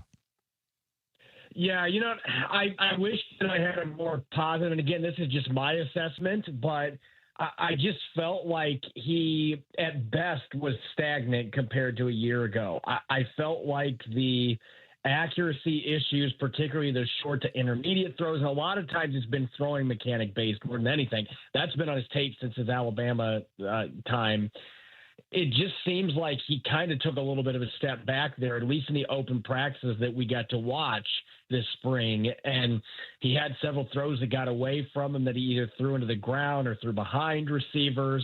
Airmailed a couple of them, and then those short to intermediate throws are so crucial. You have to make them in this offense. And so I didn't see the growth there that I was hoping to see. And then going through progressions, there were some decisions that were made. And look, interceptions are going to happen in practice. It's practice for a reason. But these were not the, good interceptions in practice variety, including Bell baiting him and picking him off on a throw to the flats that he, quite frankly, he was never open. I don't know what he was looking at. So the progression stuff, the throwing mechanics, consistency, those are still areas that he has a long way to go if he wants to at some point be, a number 2 quarterback in the league or be in consideration for another team to acquire and make the number 1 quarterback. If he wants to have that pathway, the areas of concern are major ones for playing the quarterback position. So I hope we see something different in training camp. It wasn't what I was hoping to see, to be honest, with what we saw in the offseason program. Yeah. And again, you said it, I'll emphasize it as well. It is really early in this process for him, and they knew that going in. It's almost, I think, in some ways, Corbin, it's a perfect scenario for both player and team, right? In the sense of Sam Darnold just, did, what they were hoping for and probably then some last season. They've got the perfect backup in Drew Lock as well, who seems to embrace that role. And when he has to play, you probably feel pretty good about it. In the case of Milroe, they've got a 4-year window to work with, right? Like it's he wasn't a first-round pick, but they do have a 4-year window to work with the rookie contract. And so, let's see what year 2 brings. Develop. I mean, it's kind of it's really a nice little situation for both player and team to have, is it not? It is. And I think, you look at where John Schneider came from in Green Bay under Ted Thompson. Now, one thing he has not emulated has been drafting quarterbacks. I mean, he's only drafted 3 of them the entire time he's been in Seattle. Green Bay, it was like every year they drafted a QB, and they had things going in that regard. But you look at guys like Matt Hasselbeck getting traded to the Seahawks. He was drafted by the Packers originally. Mark Brunell originally was a Green Bay Packer. Like, Seattle has an opportunity here at minimum if they can develop Jalen Milroe that he could be appealing to teams that don't have as good of a quarterback situation, especially with the number 2. So at worst, you've got a spot where, hey, if we can develop him, maybe we can get, maybe we can get a draft pick or 2 back in return for him, especially if he does some nice things in the preseason. And best situation, if he really takes off, you can say, hey, we don't have to worry about bringing back Drew Lock next year because now we are confident that Jalen Milroe, if he has to step in the regular season, that he can be the number 2 guy. So it does give them a lot of flexibility here. But the clock ticks pretty fast. I know 4 years seems like a long time, but and just think about it. I mean, Devin Witherspoon was just coming into the league 5 minutes ago, and he is going into the 4th year in the league. Like, it goes very fast. So they're going to have hope that they see significant progress from him in camp and in the preseason. And if we get to the end of August and it's like, man, it just hasn't improved much, that doesn't mean that you give up at this point. But I think that would be a somewhat discouraging development for them, at least with, when they picked him in the 3rd round and not getting him to where he needs to be at that point. So that to me is one of the big storylines to watch in this camp, as far as guys that are developmental projects and aren't going to be playing on Sundays. Yeah, you don't have many of those developmental projects on an active roster in the NFL. I mean, with the 53-man, you're just so limited along the way. But yeah, I think they're going to have. He's only 23 years old, still really young. Yep. There's a lot there. And obviously the athleticism, the arm strength is there. And can you develop the other things along the way? Well, let's just kind of stay with that for a second. Corbin Smith joining us, Emerald City Spectrum. Let's just stay with that room for a second. Drew Lock, Sam Darnold. This is the time of the year that everyone's publishing lists, right? Now we got all the lists out. Top 100 list. The ranking season is here. The ranking season is indeed here, and it means absolutely squat. The only thing that matters is when we walk into the Virginia Mason Athletic Center for training camp starting tomorrow. We're going to walk by. There's 2 Vince Lombardi trophies that we walk by every day in the lobby. I think that's what matters. There's no ranking there. That tells you who the number 1 team is. But as far as the quarterbacks are concerned, I've seen 2 or 3 already, like who are the top 10, top 15 quarterbacks in the NFL. Darnold doesn't get mentioned most of the time. And I kind of look at that and then people will say, well, is he just the dumbest term in sports, game manager, stupid term, makes no sense, doesn't mean. This is not Trent Dilfer from the Baltimore Ravens. How good do you think Seattle feels about Sam Darnold as their quarterback? I think he belongs in probably that 8 to 10 range if we're looking at this subjectively. I mean, you have to look at the fact that this is not a 1-year wonder anymore. I mean, this is 2 years in a row in 2 different offenses on 2 different teams. And yes, he was on a really talented roster, both in Minnesota and in Seattle, gets to the Super Bowl and wins it this past year. But he threw 60 touchdowns during that time. He threw for over 8,000 yards.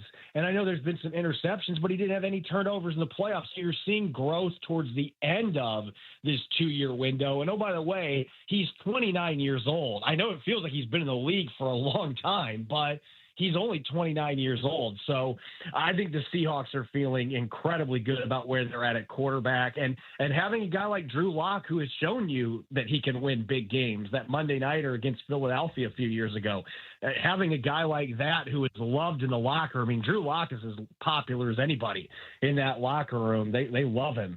And having that situation, I think they've got as good of a 1-2 punch as you're going to find in the league in terms of, hey, they feel like they can win some games. If Sam Darnold, God forbid, went down for a few games, They feel like they could stay competitive and win games with Drew Lock under center. So I think they feel really good about where they're at with that quarterback room. I'm going to get to Drew Lock, back to him in just a second. Let me stay with Darnold for a moment. Yeah, he's going into his 9th year, but I don't know if that really counts when you're playing with the Jets. Those are lost years. So that's like being abandoned on a desert island. Like, that doesn't matter. And then a backup as well, where he didn't play at all in the Bay Area. With Darnold, what needs to happen for him to take that next step? Or is the next step just the fact that you do what you did last year in this offense? You'll make the big plays when needed. You'll make the big throws when needed. You'll have the game-winning drives as you've had 20-plus in the last 2 years when needed. Is that really all we need to see from Sam Darnold in this coming season? Is just kind of more of the same? I think to an extent, I think he is. I don't want to say that he is at his ceiling, because I don't think that he is, but I think he's a lot closer to that than what he would have been, say, a year ago, because we saw the growth that he made with the turnovers in the playoffs late in the regular season, how much better he was in that regard. Can he continue to showcase that for an entire season? And here's the thing. I don't have issues with some of the interceptions he threw. I would rather have a guy that's aggressive, not being dumb, but being aggressive. So many of the throws that he made that were great completions downfield, if he was trying to play too passive, he's not even going to take those opportunities. So sometimes you have to live with a few of those picks with the way that his play style is. But I think that is continuing to be an area of emphasis for him. If you could lower your interception percentage just a hair more from last year, which, by the way, it was lower last year than his season in Minnesota. And I think the other thing, can you keep ticking up that completion percentage a little bit? He's done that the last 2 years. I think Brian Fleury is going to emphasize running backs and tight ends in the passing game a little bit more than Clint Kubiak did. I think that's going to lend itself to a higher completion percentage. Can he get in that 68 to 69% range, or maybe even threaten 70%? Those are the areas. Now he's just trying to polish a pretty polished game already. You're trying to just find those little areas that you can improve upon. I think that's the stage of his career that he's at right now. Corbin, you know what I love about Sam Darnold is he's got the mentality of kind of a defensive back, and I'll explain why in a second, or even I'll use this, a good top-end closer in baseball or a goalie in hockey, and that is this. You're going to make mistakes. You're going to give up goals, passes, whatever it happened. You're going to give stuff up, a home run, all those positions I just mentioned, and you're going to throw a pick every now and then. How do you respond? And I know, there's sometimes you see the stoic nature of him, and people wonder, is he fiery enough? Is he that? I'd rather see that than the nonsense we saw from Geno Smith his last year in Seattle, or even what we saw from Geno last year, or the demonstrative, throwing a tantrum. The guy throws a pick, the guy makes a mistake, and I don't, I'm sure it bothers him internally, but it doesn't affect his game, Corbin. I think his resiliency is maybe his biggest strength. And I think some of that is from early in his career. You can look at that. It was a really rough patch in New York, but I think that has built that resiliency, that DNA that he's got. I think he already had some of that in him, but I think that is a case where somebody really did maximize on the lessons that were learned when things didn't go the way they were supposed to go. And you get thrown into an awful situation where you're expected to be the savior and you're not ready for that, or you don't have the support cast around you to be that savior. He didn't have to be that in Seattle. He didn't have to be that in Minnesota. And I think that resiliency, and I think the DNA aspect of it, he's got some of it naturally, but I also think he really did a good job of taking the good lessons from those struggles and applying them once he had a better situation around it. Yeah, I think one of the things, too, that, we had Luke Falk on a number of times, and he still comes on the show quite often. He was his backup in New York until he got hurt, and then Luke was the backup till he got hurt, till he got hurt. But Luke, when he first signed him, Luke just said, listen, man, you're going to love this guy. He's one of the best teammates he's ever had. I mean, just effusive in his praise, and I think all the things you just said are true. Let's talk just quickly about Drew Lock before we move on and wrap things up, a little Hard Knocks conversation. You mentioned you're in the locker room every day, so you see it. Describe what Drew Lock means to this team, because you've got to have a guy. I mean, we were lucky last season in Seattle. They didn't have to use Lock in any high leverage situation, so to speak. But it feels like Locke is that perfect backup. Maybe he has even accepted his lot in life in the NFL. Like, hey, this is who I am, and accepted and embraced it and is making the most of it. I think what you just said there at the end, that is exactly what has happened here. I think Drew Lock, he got his chance to start a few games for the Giants a couple of years ago, but I think he's now at the point of his career where he's like, look, if I get an opportunity at some point to start somewhere, then hey, maybe I'll look into it. But I think that he is very happy in Seattle. He loved his first stint here. He came back last season for that reason. Like, hey, this is where I felt most comfortable. This is where I played some of my best football when I did play in a backup role, that big win over the Eagles that I mentioned. But I just think he's got such a different personality than Sam Darnold. Like he's kind of a quirky, goofy dude. And I think that his teammates really respond to that. Like he's very genuine with it. There's still the meme that goes around with him where he's lip syncing rap on the sidelines with the Denver Broncos. Like that's the personality that he is, and he's genuine about it. Like there's nothing fake about Drew Lock, and I think his teammates love that. And having a backup like that, it's a lot easier for somebody like that to jump in and say, hey, I've got this, everything's good. We're cool. We're calm, collected. It's a lot easier to buy that when you're with a backup quarterback that knows who he is and is genuine about who he is. And we know he's got the physical tools. Like, I think he's got a top 5 percentile arm. He always has had a big arm. There's just been some things early in his career, decision-making, whatever, just didn't work out, and he didn't work out as a starter. But I just think he checks up all the boxes for being a backup, a guy that guys can rally around if he gets in the lineup because he's likable and there's nothing fake about him. Corbin Smith, Emerald City Spectrum. All right, tomorrow, day one, starts day one of the filming and the taping of Hard Knocks on HBO. First time the Seahawks have been involved. First time in over 20 years that a Super Bowl champion has been involved. I know this is something that they've somewhat resisted in the past, but they embraced it this year. They're going to do it. Maybe it came with a little bartering, so they didn't have to go to Europe or Brazil or wherever the hell they would have sent these guys. But they're going to bring them in. I'm going to give you some names of guys that I want to see focused in on. I don't know if they will be, but I think they could be fun characters. Far different team than back in 2013 and 14. The personalities aren't as bombastic or over the top necessarily, but there are some great personalities. So I'll give you a couple names of guys I want to see. And also, I want you to tell folks what you think is going to be the best part about it from a fan standpoint when they watch, besides getting to know the players, like some of the behind-the-scenes stuff. I'll say this. I just go through the roster. I think Gray Zabel could be a star for Hard Knocks. I think A.J. Barner should be a guy that they focus in on. He's a ton of fun. Could be a lot of fun to watch an A.J. Barner along the way. I know like a Leonard Williams could be there. I'd like to see them do a little Jaron Reed. I think Jaron Reed could now be a lot of, you don't have to edit much stuff because you can let stuff go on HBO. You can have Jaron Reed. Ernest Jones will probably be a part of it, but if you want to have the best sound bites and listen to a guy mimic Mike McDonald, Ty Okada, those are some of the guys I'd want to see. How about you?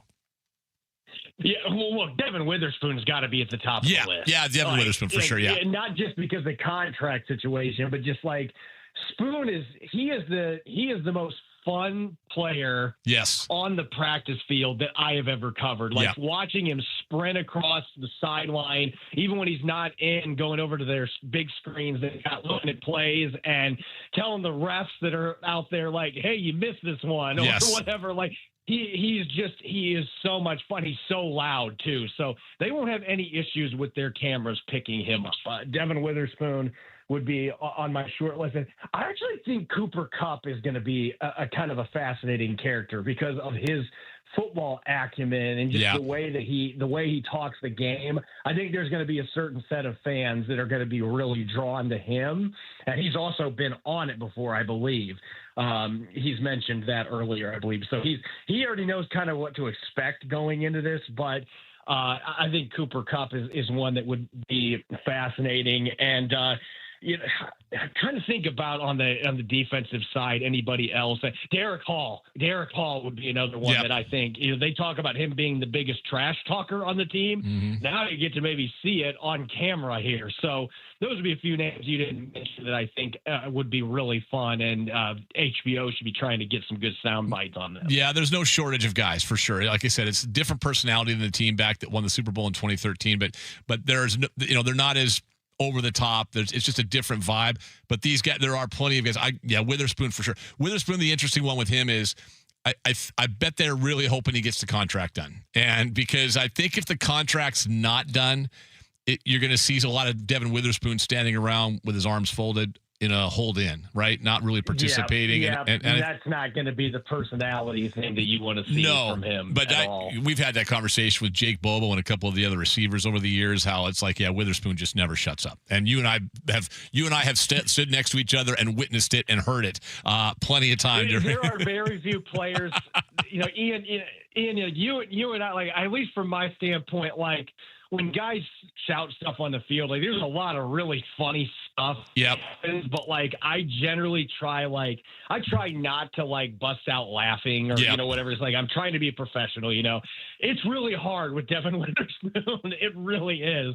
He's just and knowing the guy one-on-one too. Like, he's good for a funny soundbite, and he is just very. Bud Clark, the rookie, is another one that I think him and Spoon together is going to be.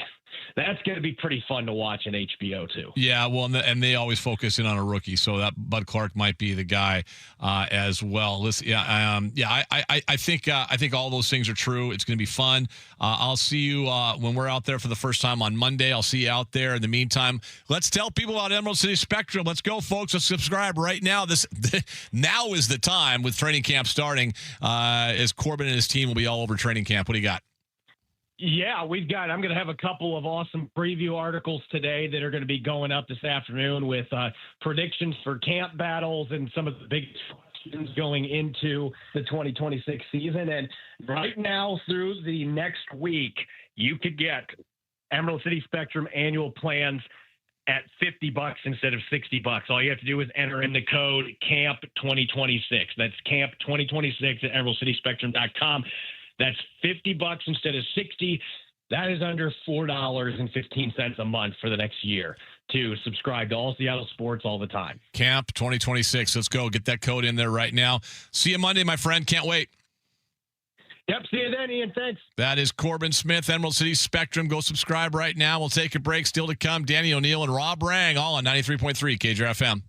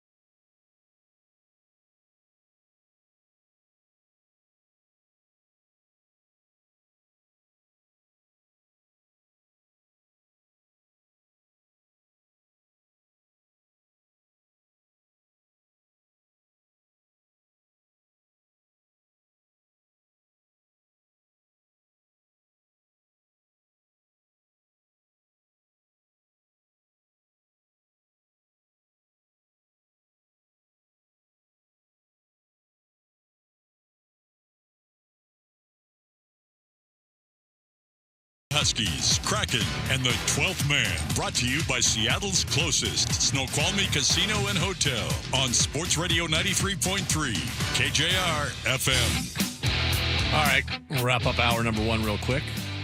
Big thanks to Corbin Smith. We had a lot of fun with Corbin the last week, and we'll have him on often during training camp when we're out there. We'll be out there as a reminder as a radio station starting on Monday. Chuck Powell will kick things off at 6 a.m. Then Greg Bell, and then myself, and then Dave Mahler and Dick Fain will be with you at 3 o'clock. So we'll be all over training camp. Softy will have his top 75 storylines on Monday. Don't want to miss that. Just 75. Well, I think he had it 85 at one point, but he's cut it down to 75. Right, so we'll right. find out. Yeah, by the time we get to Monday, I'm going to guess he has none. That'd be my guess. I could be wrong. So we'll be out there. Yeah, listen, there are those, Softy, that hate some of this stuff. There are those that love it. Greg Bell. There are those that say, let's go. And that'd be me. It's football season. I'm ready to go, man. I'm ready to go. The energy, part of the fun, too, is the energy that the fans provide. You go do a radio show, you're covering the team, and there's, a couple thousand fans out there, and they're all revved up and ready to go. And now this year you got the Hard Knocks thing as well. I'm with Corbin. Yeah, I think Devin Witherspoon needs to get signed. Because if he's signed and he's a full participant during training camp, which I'm saying signed to his extension. Yeah. If that's the case, I'm with Corbin. I think he could just be an absolute superstar on that show. And he's a funny guy because he's quiet when he sits there at the podium and talks to the media. Like he's kind of subdued. If you've ever seen his interviews or listened to him, his quotes, even post game. But on the field, that dude is just going 24/7. He is just chatting 24/7. We've had that conversation with, especially Jake Bobo always talks about it. He's like, man, this guy drives me nuts. We had Ricky White III, who's a kind of a fringe guy, was on the roster last year, on the practice squad most of the year, and a couple of active games as a wide receiver. He's the same thing. Because he makes me better. Like I loved his conversation. He makes me a lot better, but he's always talking. He always is talking. So it'll be interesting to see because if you think about Hard Knocks, I always pick out a few players. And they become focal points. Yeah. A lot of times they'll find a guy who's a bubble guy. Mm-hmm. I think in a really perverse, morbid way, I think they're probably rooting for said guy to get cut, right, for TV purposes. Sure. Yeah. And then they'll pick out some superstars as well. So we'll do all that. We come back. We'll set up the Mariners series against the Texas Rangers, which starts tonight. Big series, battle for first place. Pillow fight is the AL West. We'll get to that. Danny O'Neill joins us at 1:20. Rob Rang at 2, 93.3 KJR.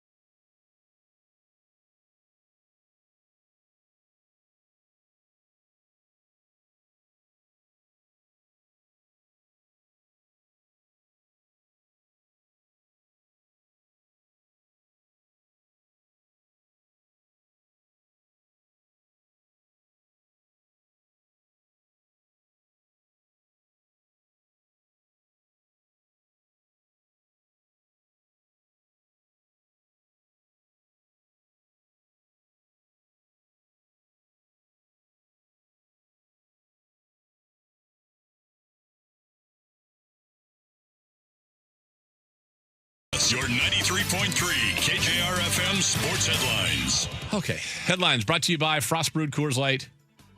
Juice Shield. Mariners, massive 4-game road series. That's what Trav wrote here. It's a massive. Massive. It's not little. Massive. It's not big. No, it's massive. It's massive. Massive 4-game road series. Rangers tonight in Texas. Bryce Miller on the mound for Seattle. Brian Wu goes tomorrow. Ooh. Watch him just dice. Here's what's going to happen. Lose tonight. Miller's awful. We're all going, what the hell? He should be one of your best 2 pitchers. And then Brian Wu goes tomorrow. You're like, oh my God, Brian Wu on the road, and he'll spin like a 2-hitter. Nails. Yep. That's what's going to happen. Take that to the bank. Take that to the Snoqualmie Casino Sportsbook right now. Bet against him tonight. Bet for him tomorrow. What an idiot I am. Let's see. Seahawks kick off training camp tomorrow. The Virginia Mason Athletic Center and Renton veterans are slated to report on Friday. Rookies reported last week. Be the 3rd season under head coach Mike McDonald. Expectations are high, even though the Rams are the current favorites to win the division. And the long wait is over. LeBron James signing with the Philadelphia 76ers. His last attempt to win an NBA championship. 41-year-old, 2-year, $8 million contract with a player option. Hour number 2. Sports Radio 93.3 KJR FM brings you the bonus books presented by Bellevue Rare Coins for your chance at $1,000. Listen each weekday, every hour, 6 A, 6 P for the nationwide keyword. Enter our website, 93.3KJR.com, ladies and gentlemen. This hour's word is green. Before I get to the Mariners here real quick, I got this one for you, like this, Trav. There are 1, 2, 3, 4, 5, 6, 7, at least 8 college football players that will make more money this year than LeBron James. Wow. Think about that. Darian Mensah, quarterback from the University of Miami. Dante Moore, quarterback, Oregon. Jeremiah Smith, wide receiver, Ohio State. Trinidad Chambliss from Ole Miss will make more, assuming he stays eligible. That's been a contentious battle, but I think he's okay for now. Sam Levitt, LSU. Damon Williams Jr., Washington. How about this from LSU? Jordan Seaton. You're saying, who's Jordan Seaton? I said the same thing. Rob Rang would know. He's a tackle. Really? For LSU, for Lane Kiffin's team. That's going to be tasked with protecting Sam Levitt.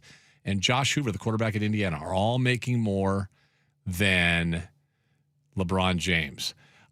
Kentucky basketball player Milan Momocilovic used to be at Iowa State. He's making more. He's making a lot more, I think, than LeBron James. There'll be some college basketball players too. That's crazy. Now, by no means am I saying LeBron James is in the poorhouse. By any means, that's not the case. But that's kind of crazy in today's if I would have told you 5 years ago that there's going to be 1, 2, 3, 4, 6, 7 college football players making more money than LeBron James playing college football, you'd be like, what are you talking about? It's crazy. You're nuts. I mean, Cam Ward's got this great deal. Remember, Cam Ward was on the first NIL babies at Wazoo of all places. His total package was worth $100,000.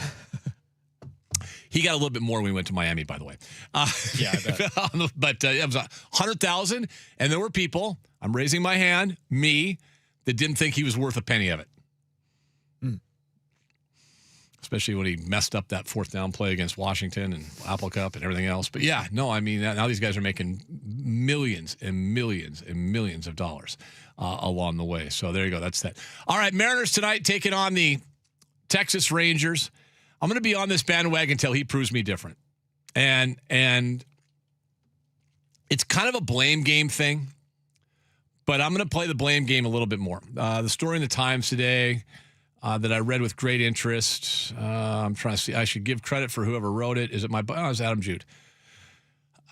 He pointed out some things that you won't find in the game notes. Basically, how bad the offense has been, and it's been one of the worst offenses in baseball since June. They're 29th in baseball right now. Are the Mariners in runs per game? Lately, they've been just god awful. Since they scored the 10 runs against the Nationals early June, they're basically in the bottom 2 or 3 of almost every category. I'm going to just point to one guy because I think one thing in baseball is there is there is an effect. You've got to have guys in your lineup that not just carry the rest of the lineup, but provide protection for everybody else in the lineup. Rosarena, no complaints with you, Randy. None whatsoever. You're fine. We've got no complaints with Randy Rosarena. Cal Raleigh is the one that I just cannot get past. And he had the grand slam and on the other night, on Monday, and we're thinking, all right, like, let's go. Here we go. Yeah. We're gonna this thing's turning around. His homestand, he was 2 for 21. Oof. 2 for 21. And I thought, well, okay, 2 for 21, but he felt like he got on base a lot. No. Because if you go with the plate appearances, in 24 plate appearances, he had 3 walks. Not good. That's an 0.95 average on the homestand. And I don't know what's wrong with him. No, and if there is something wrong with him, we've all tried to dissect it. We've talked about it. The problem is this. You as an organization, this is not a Jerry DiPoto problem, guys. This is not a Justin Hollander problem. This is not even a Dan Wilson problem. You go into the season, and you're thinking in the back of your head, Cal Raleigh is going to be a very big part of our offense. Whether it's 30 or 40 home runs, minimum. He's not giving you 60. Historic seasons happen once. Why? Well, they're called historic for a reason, right? That's why they're historic seasons. But for him to be where he is right now, and tonight he's facing a left-hander, he's even worse against left-handers. Hitting 143, he's 11 for 77, 2 home runs, and 9 RBIs against left-handed pitching this year. So when he hits from the right side, he's been an absolute zero for this team. He has to get better. Has to get better. He's been great behind the plate, I guess. I mean, he calls a good game. He handles the pitching staff. That's fine.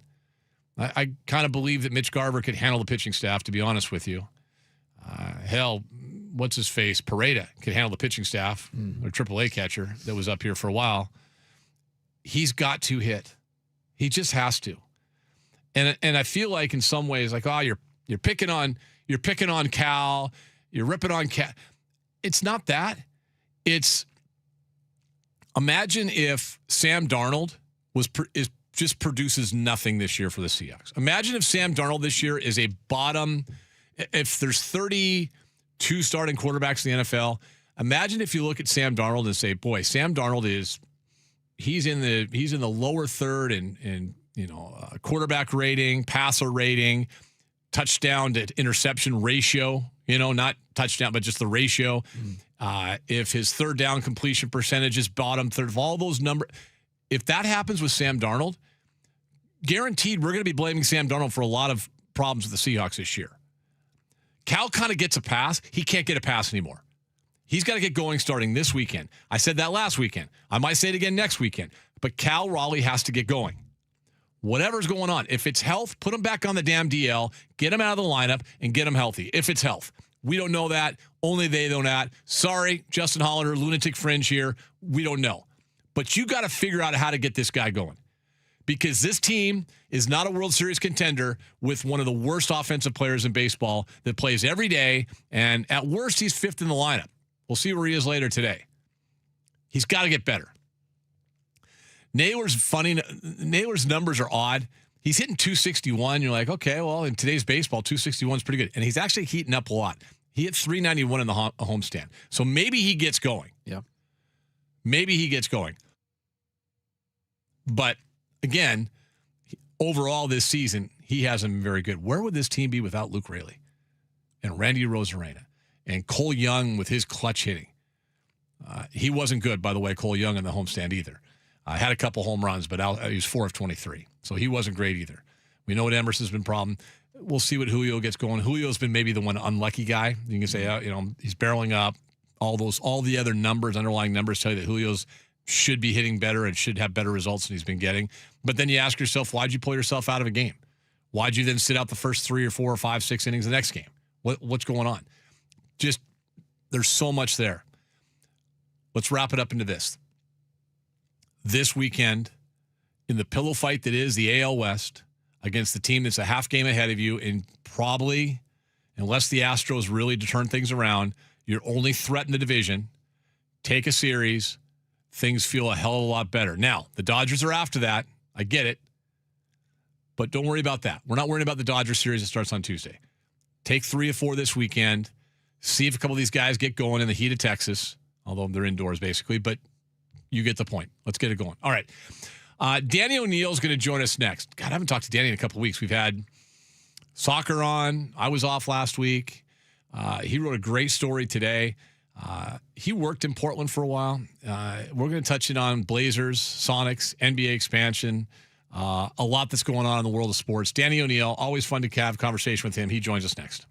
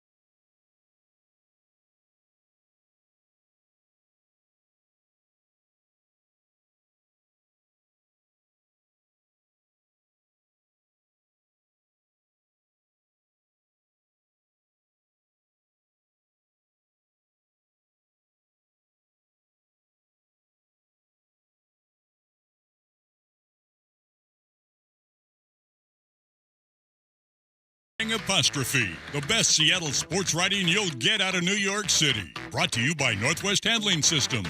From forklifts to pallet jacks, conveyors to loading dock equipment, we sell, rent, and service all your warehousing needs. Request a quote today at nwhs.com or call 425-255-0500. Now here's Ian with Danny O'Neill.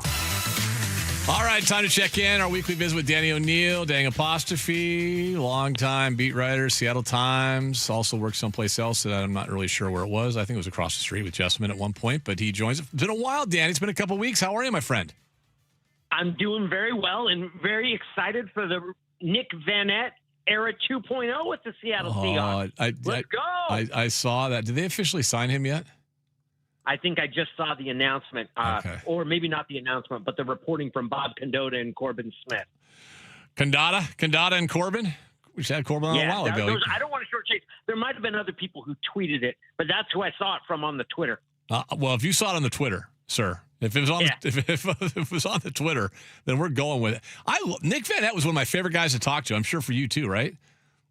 Yeah, he's a super enjoyable character and someone who came kind of from that year where they had a bunch of picks in the first 3 rounds and it never quite popped for him here, but he went on. I think he went to Pittsburgh. He's had a pretty good run in the NFL, and now he gets to add a little depth at tight end coming back to Seattle. Well, and I mean, he fits kind of what they want, right? He's block first, catch later type of guy as well. And yeah, it looks like it is official. They signed the Seahawks roster move. They announced that they have signed Nick Vanette to come back. And then Tyrone Broden was waived on the 90-man roster. So 42 games, 16 starts for the Seahawks before he went to Pittsburgh. How about this? Tell me this isn't Danny, how often did you write when you were a beat writer, the well-traveled fill-in-the-blank athlete? It's one of those backhanded compliments. Yes. Because I always think, man, when a guy's been to that many teams, it actually speaks pretty well of him in the NFL because it means he keeps getting work. And especially in a league like the NFL, where when you get to the margins, you've got to do some work to hang around. But when you're a well-traveled NFL player, I think it speaks well of your staying power. So this is Vanette's resume. Since he went to Pittsburgh, he was traded there in the 2019 season. Vanette. So Seattle, Pittsburgh, Denver, New Orleans, Giants, Chargers, Titans, Vikings, Rams, now back to the Seahawks. So 9 different teams. Yeah, man, we're getting close to a third of the league. That's really impressive. Yeah, one more and you're in a third, right? I mean, God, that's all you need. All right, well, welcome back, Nick Vanette. I always kind of wonder what that means for, like, what else on the roster is happening because they kind of were set at the tight end position. So we'll see. Danny, I feel like you're angry this week. I look at you on social media, on the Twitter, the aforementioned Twitter. I feel like you're an angry man this week. A lot of things have angered you this week, sir. Yeah, I got a little fired up. I'm definitely, I did get a little fired up. I'm angry at what's happened in Portland. Yes. I definitely am bothered by sort of the rising tide of people kind of justifying the financial moves that Tom Dundon is making. Yes. That's infuriating me. Yeah, that's fired me up.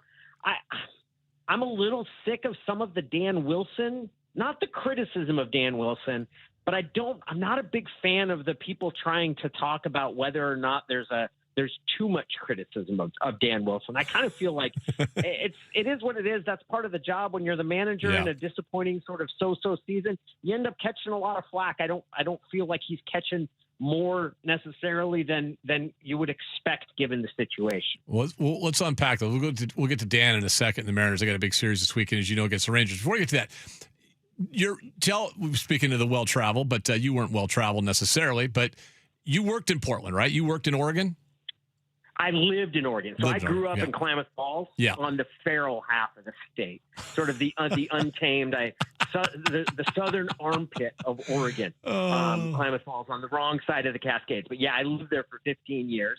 I have a fair amount of antagonism toward one of the universities that are in that state, but I also have a lot of fond feelings about Portland and consider myself very, very fluent in Blazers history. I once saw Kevin Duckworth Ooh. Clyde Drexler, Walter Berry at the local Godfathers in Klamath Falls. They were there for a preseason game, and I had them sign autographs for me on the sneeze guard at the salad bar of the Godfathers in Klamath Falls. I love that. You understand, and in all seriousness, so like me, and I work there, you live there, you understand the history, and people say, why do we care about the Blazers? Well, there's a lot of reasons to care about the Blazers. One, I think a lot of people feel as if we are on the verge of seeing history repeat itself with another Northwest team, whether it be the Vancouver Grizzlies, the Seattle Supersonics, or maybe, God forbid, in this case, the Portland Trail Blazers. You went after, I love what you did today. You went after, the weirdest column in The Athletic was posted about basically, you know what, Dundon's just doing what's right. He's cutting all these jobs. It's fine. He knows how to win, and we're going to give him credit. And I'm with you, man. You don't have to hand anything to this guy or give this guy any credit. First of all, none of us know what a bloated organization looks like. Like no media person, unless you've worked for a team or worked for that particular team, knows. And I cringe at that. But what was your thought on that article in The Athletic about Dundon? Well, people tend to, and I'm not sure exactly why this happens, but they tend to want to comment on how rich people run their businesses and kind of defend them. But because, well, you don't get to be rich by being dumb, or you don't get to be rich by, he's doing what's financially prudent. Yeah. I don't care if an owner is financially prudent at all. In fact, most of my experiences tell me that when an owner is financially prudent, as a fan, you end up taking it in the shorts, either through ticket prices or for a failure to invest in the roster. Now, that's for one. Dundon in the NHL has shown that he does pay for players.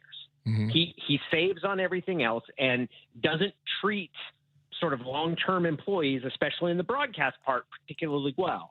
But he invests there. And then that brings it to the second part of, well, you have to understand he's getting the organization. Look, when rich people take things over, one of the things that happens is that they start to extract value from it. One of the values of a professional sports franchise is the employment that it provides people in the area. And there's no rule saying you have to continue doing that or you can't run it leaner.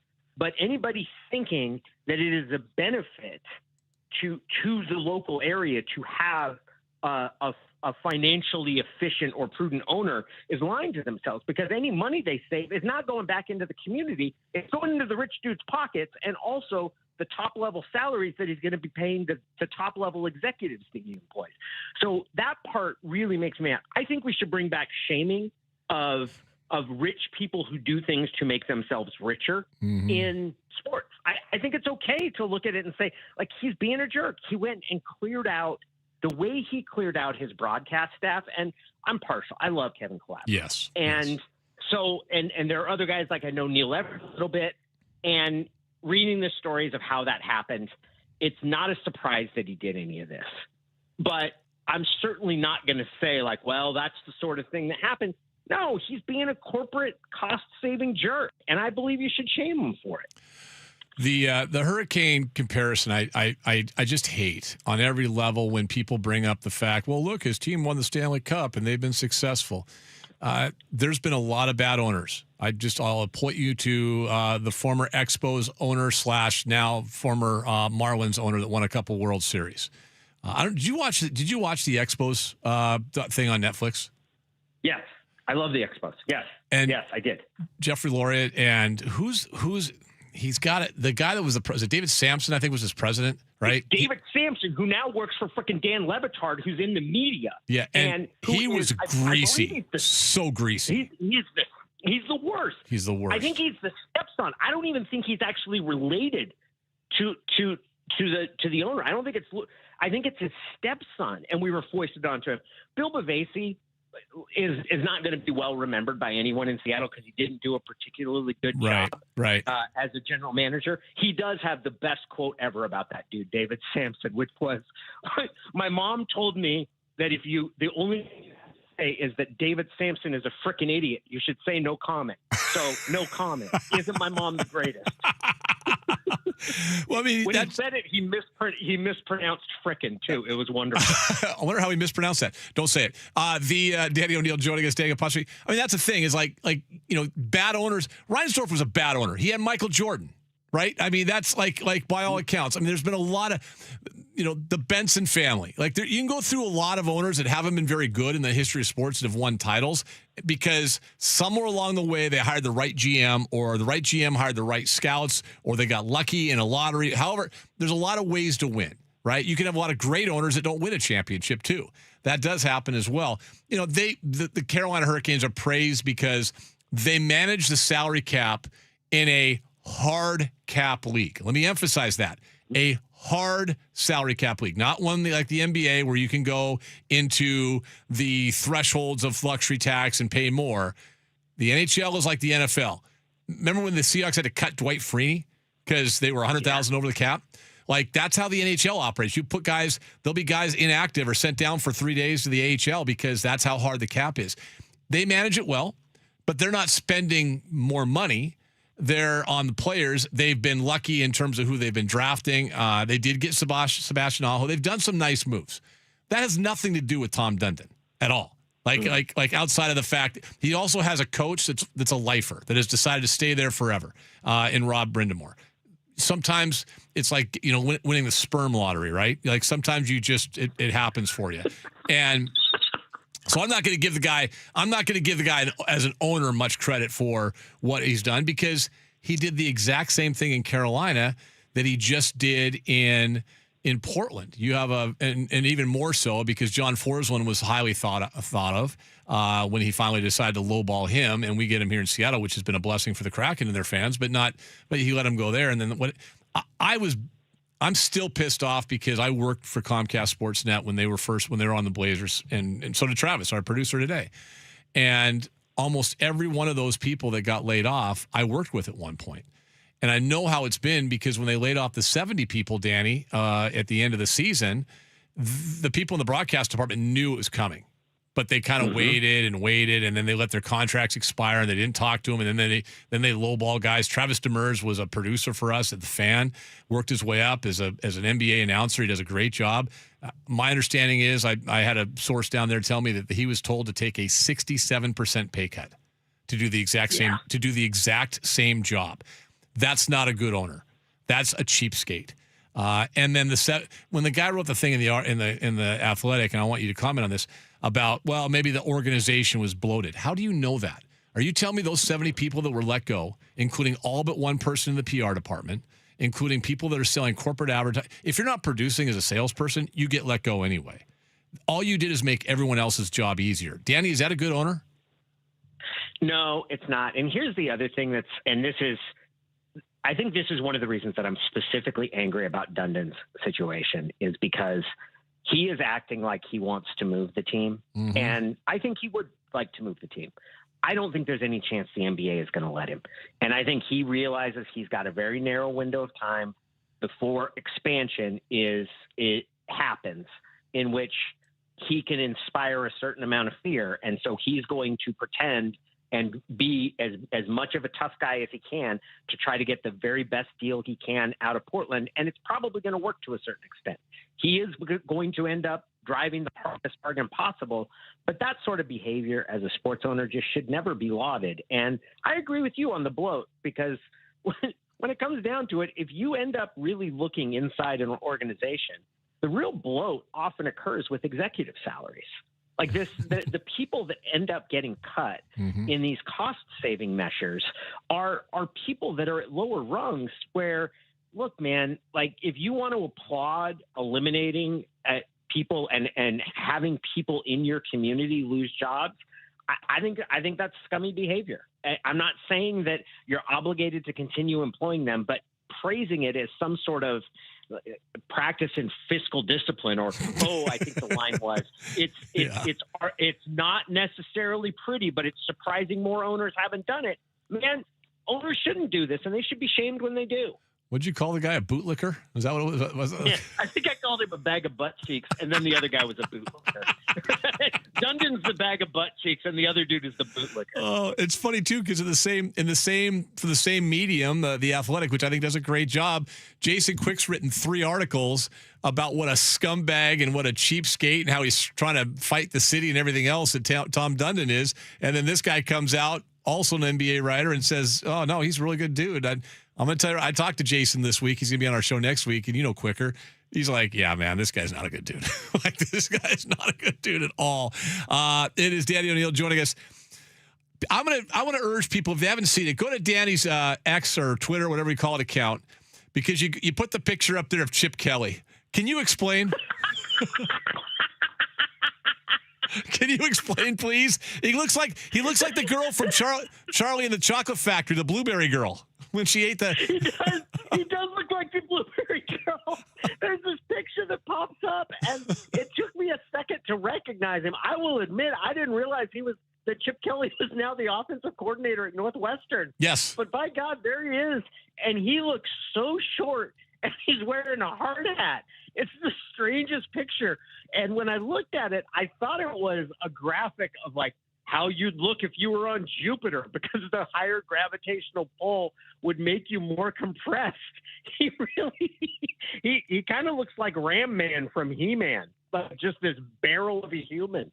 The picture's gone viral, and there are those that love Chip Kelly. There are those that look at Chip Kelly as the Oregon coach, and so that would of course include people here that don't like Chip Kelly. I look at him as the failed San Francisco 49er coach as well. So that's also kind of fun to look at him as well. He is trending right now in all the wrong places as well. And last year, of course, he was with Pete with the Raiders. That didn't work out too well for him there. I always thought that guy. And this is a little bit unfair, but you know what? That's what we do sometimes, Danny. It's a Friday. I looked at Chip Kelly a little bit like Urban Meyer this way. And tell me if I'm way off, if you think I'm way off. But Urban Meyer went to Utah and took over a team that, and I knew it because I was there. I left the year. I left literally the right when Chip Kelly got when Urban Meyer got to Salt Lake that fall.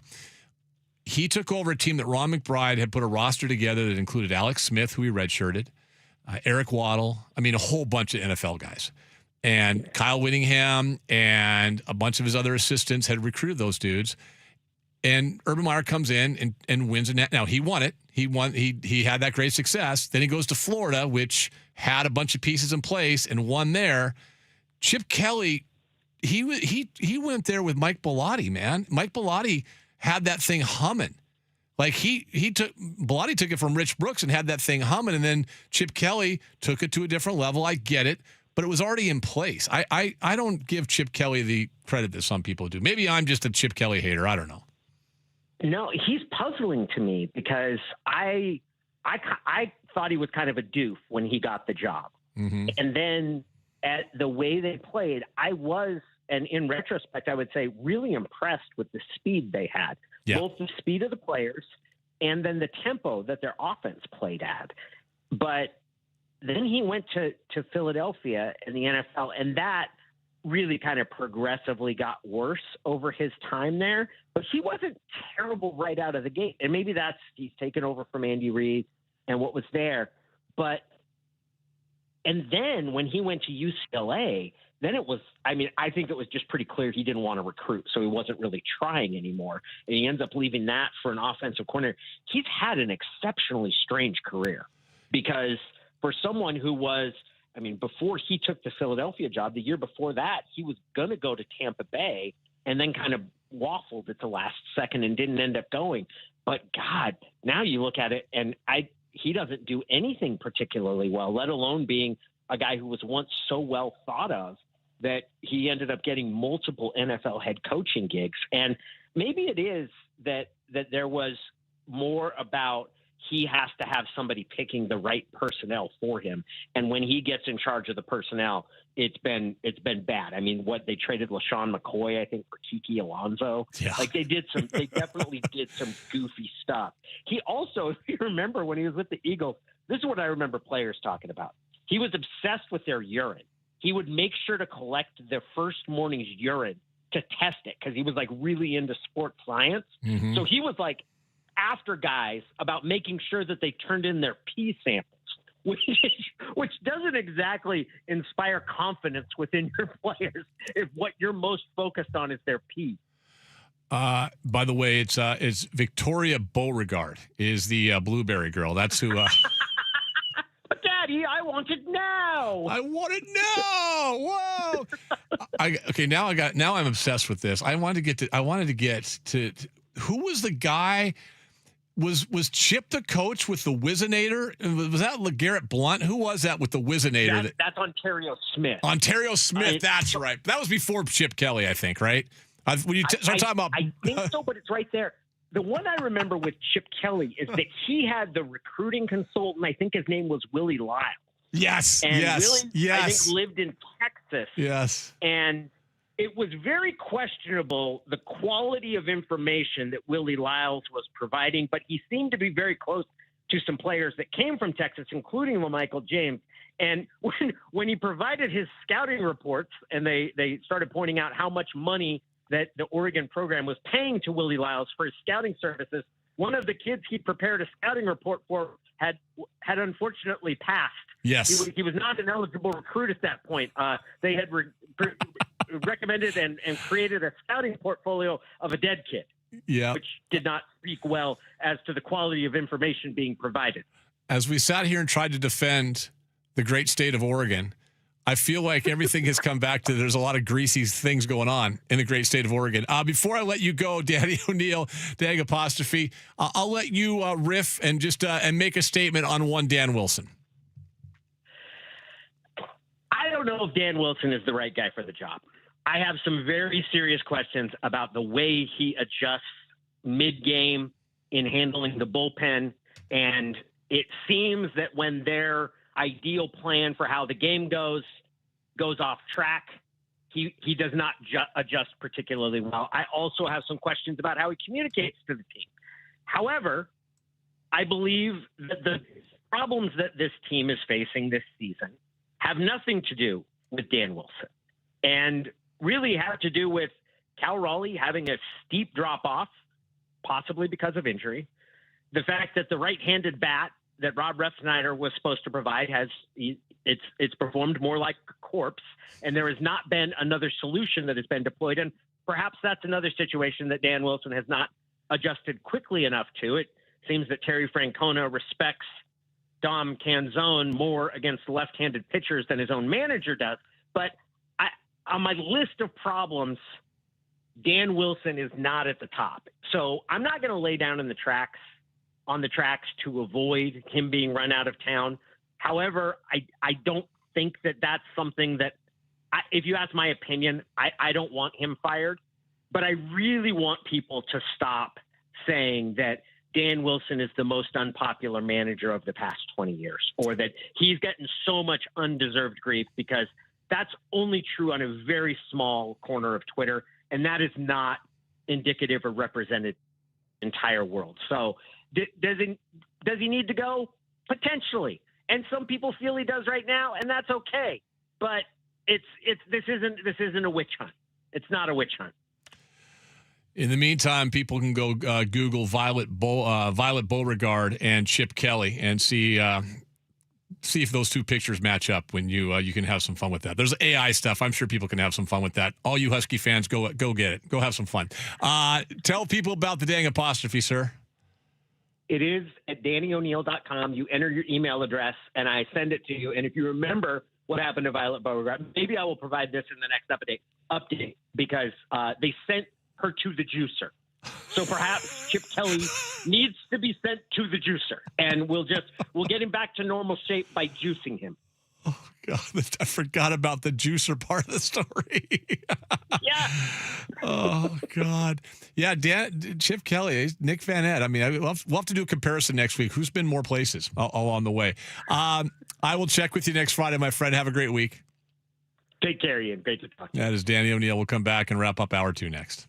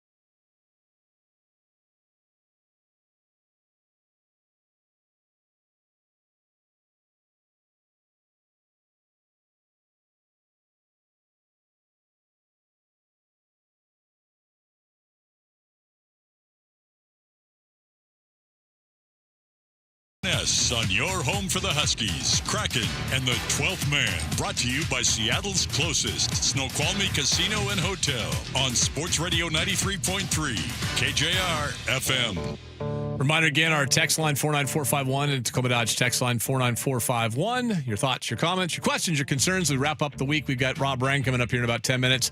We'll talk all things Seahawk young guys, rookies, and maybe even delve a little bit into the second-year players that maybe could make a difference this year for training camp, season, etc. It starts tomorrow at the Virginia Mason Athletic Center. We're out there on Monday starting at 6 a.m. with Chuck Powell. But we'll have that coming up here with Rob in about 10 minutes. A couple things I wanted to get to. I'll just hit this one.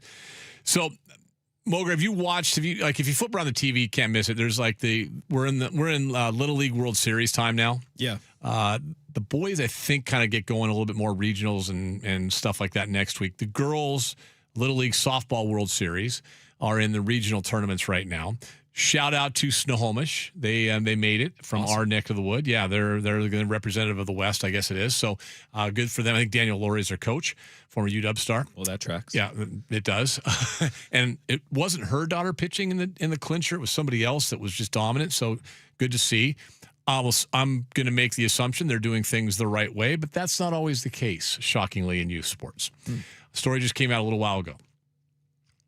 Tulsa National Little League has now been disqualified from the Little League Softball Southwest Region Tournament. Why? This is a great one.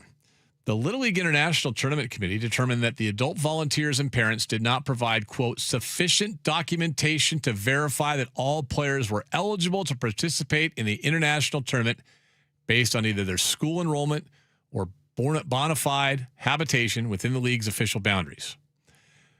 They put together a super team that wasn't from the boundaries. In Little League, you're right. This, even though it's they when you get to the Little League World Series softball, baseball, it's like the All-Stars. Mm-hmm. Like, I know when I was growing up, Magnolia Youth Association, it was like we had the All-Star team. Ballard had an All-Star team. Queen Anne had an All-Star team, except all across the city. You play each other, and whoever advances, then they move on to the next round, and then you take on Mercer Island's All-Star team. But we were all Little Leaguers from the same Little League, right? Yeah. Back then, basically, it was, are you in town? And can you play, or are you out of town on vacation? That's how most of us became, quote, all-stars, because some of us weren't very good, me included. But we were all-stars because that's what it was. Now, with all the select teams and travel teams, it's a little bit different. So you have to play, you have to be in that region, in the boundaries of that particular Little League. In this case, it's the Tulsa National Little League.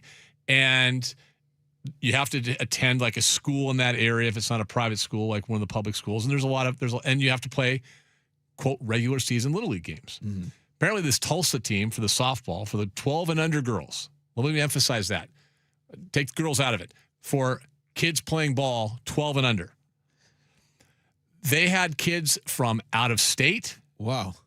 Out of the city, out of the area, that all of a sudden just showed up and they're on the Tulsa National Little League team, and now they have been banned. Cheaters, cheaters, cheaters. I've wondered that for a while, because it was a long time with Little League, both, especially with the boys. The Danielle Monte thing. Yeah, he was like, what was that shit? It was the Benchwarmers. Did you ever see I'm going to pull a softie here. Did you ever see Benchwarmers? No. It's a great little baseball movie, young kids playing. They're kind of cruising along. They played a team, and they had a guy that didn't speak. I think he's from Mexico or something like that. An international player. He was like 30, had a mustache, and then he goes, "How old are you?" He goes, "I'm 12." Like, no, you're not. He shows like a written out thing. I am 12, and all this stuff. Danielle Monte was that guy. I always thought mostly it was age issues. Right. Now we're bringing in kids from out of state, so you can go to the Little League World Series as a 12-year-old. Come on. And these poor kids, it's all the parents. It's all the parents. And then I always say it's the poor kids that should have been on that team, right? That should have been on that team that got excluded. You're like, well, why is little Muffy here playing? She doesn't even live in our state. She's from Oklahoma, or that'd be the same state. She's from Tennessee, or wherever the hell she's from. Yeah. Yeah, so Tulsa cheated.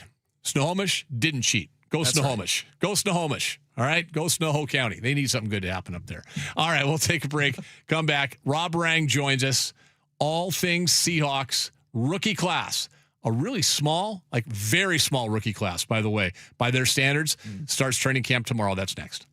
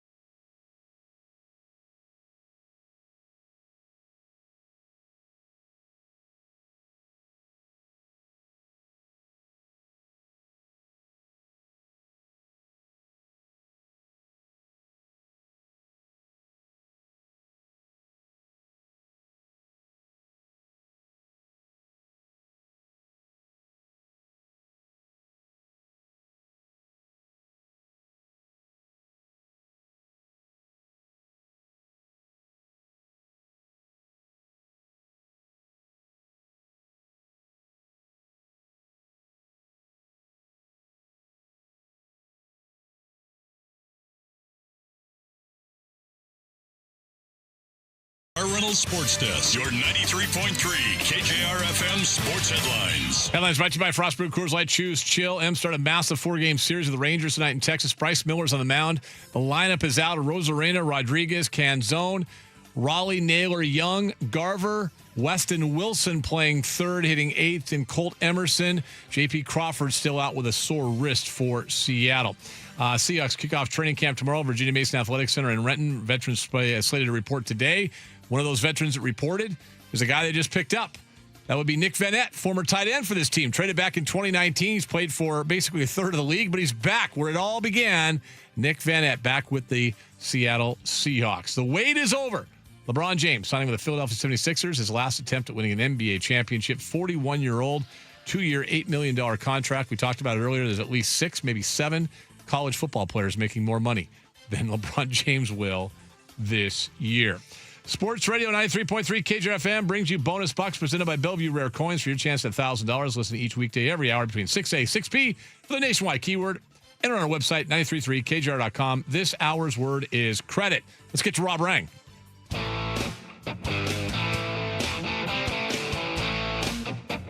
All right, Friday, 2 o'clock hour, rolling on. Training camp starts tomorrow for the Seahawks. Our first day out there, by the way, as a radio station, is on Monday. I'm going to head out there tomorrow anyway, check things out, get a little feel before the Monday gong show on the radio starts. But training camp, football season, it is here. It's upon us.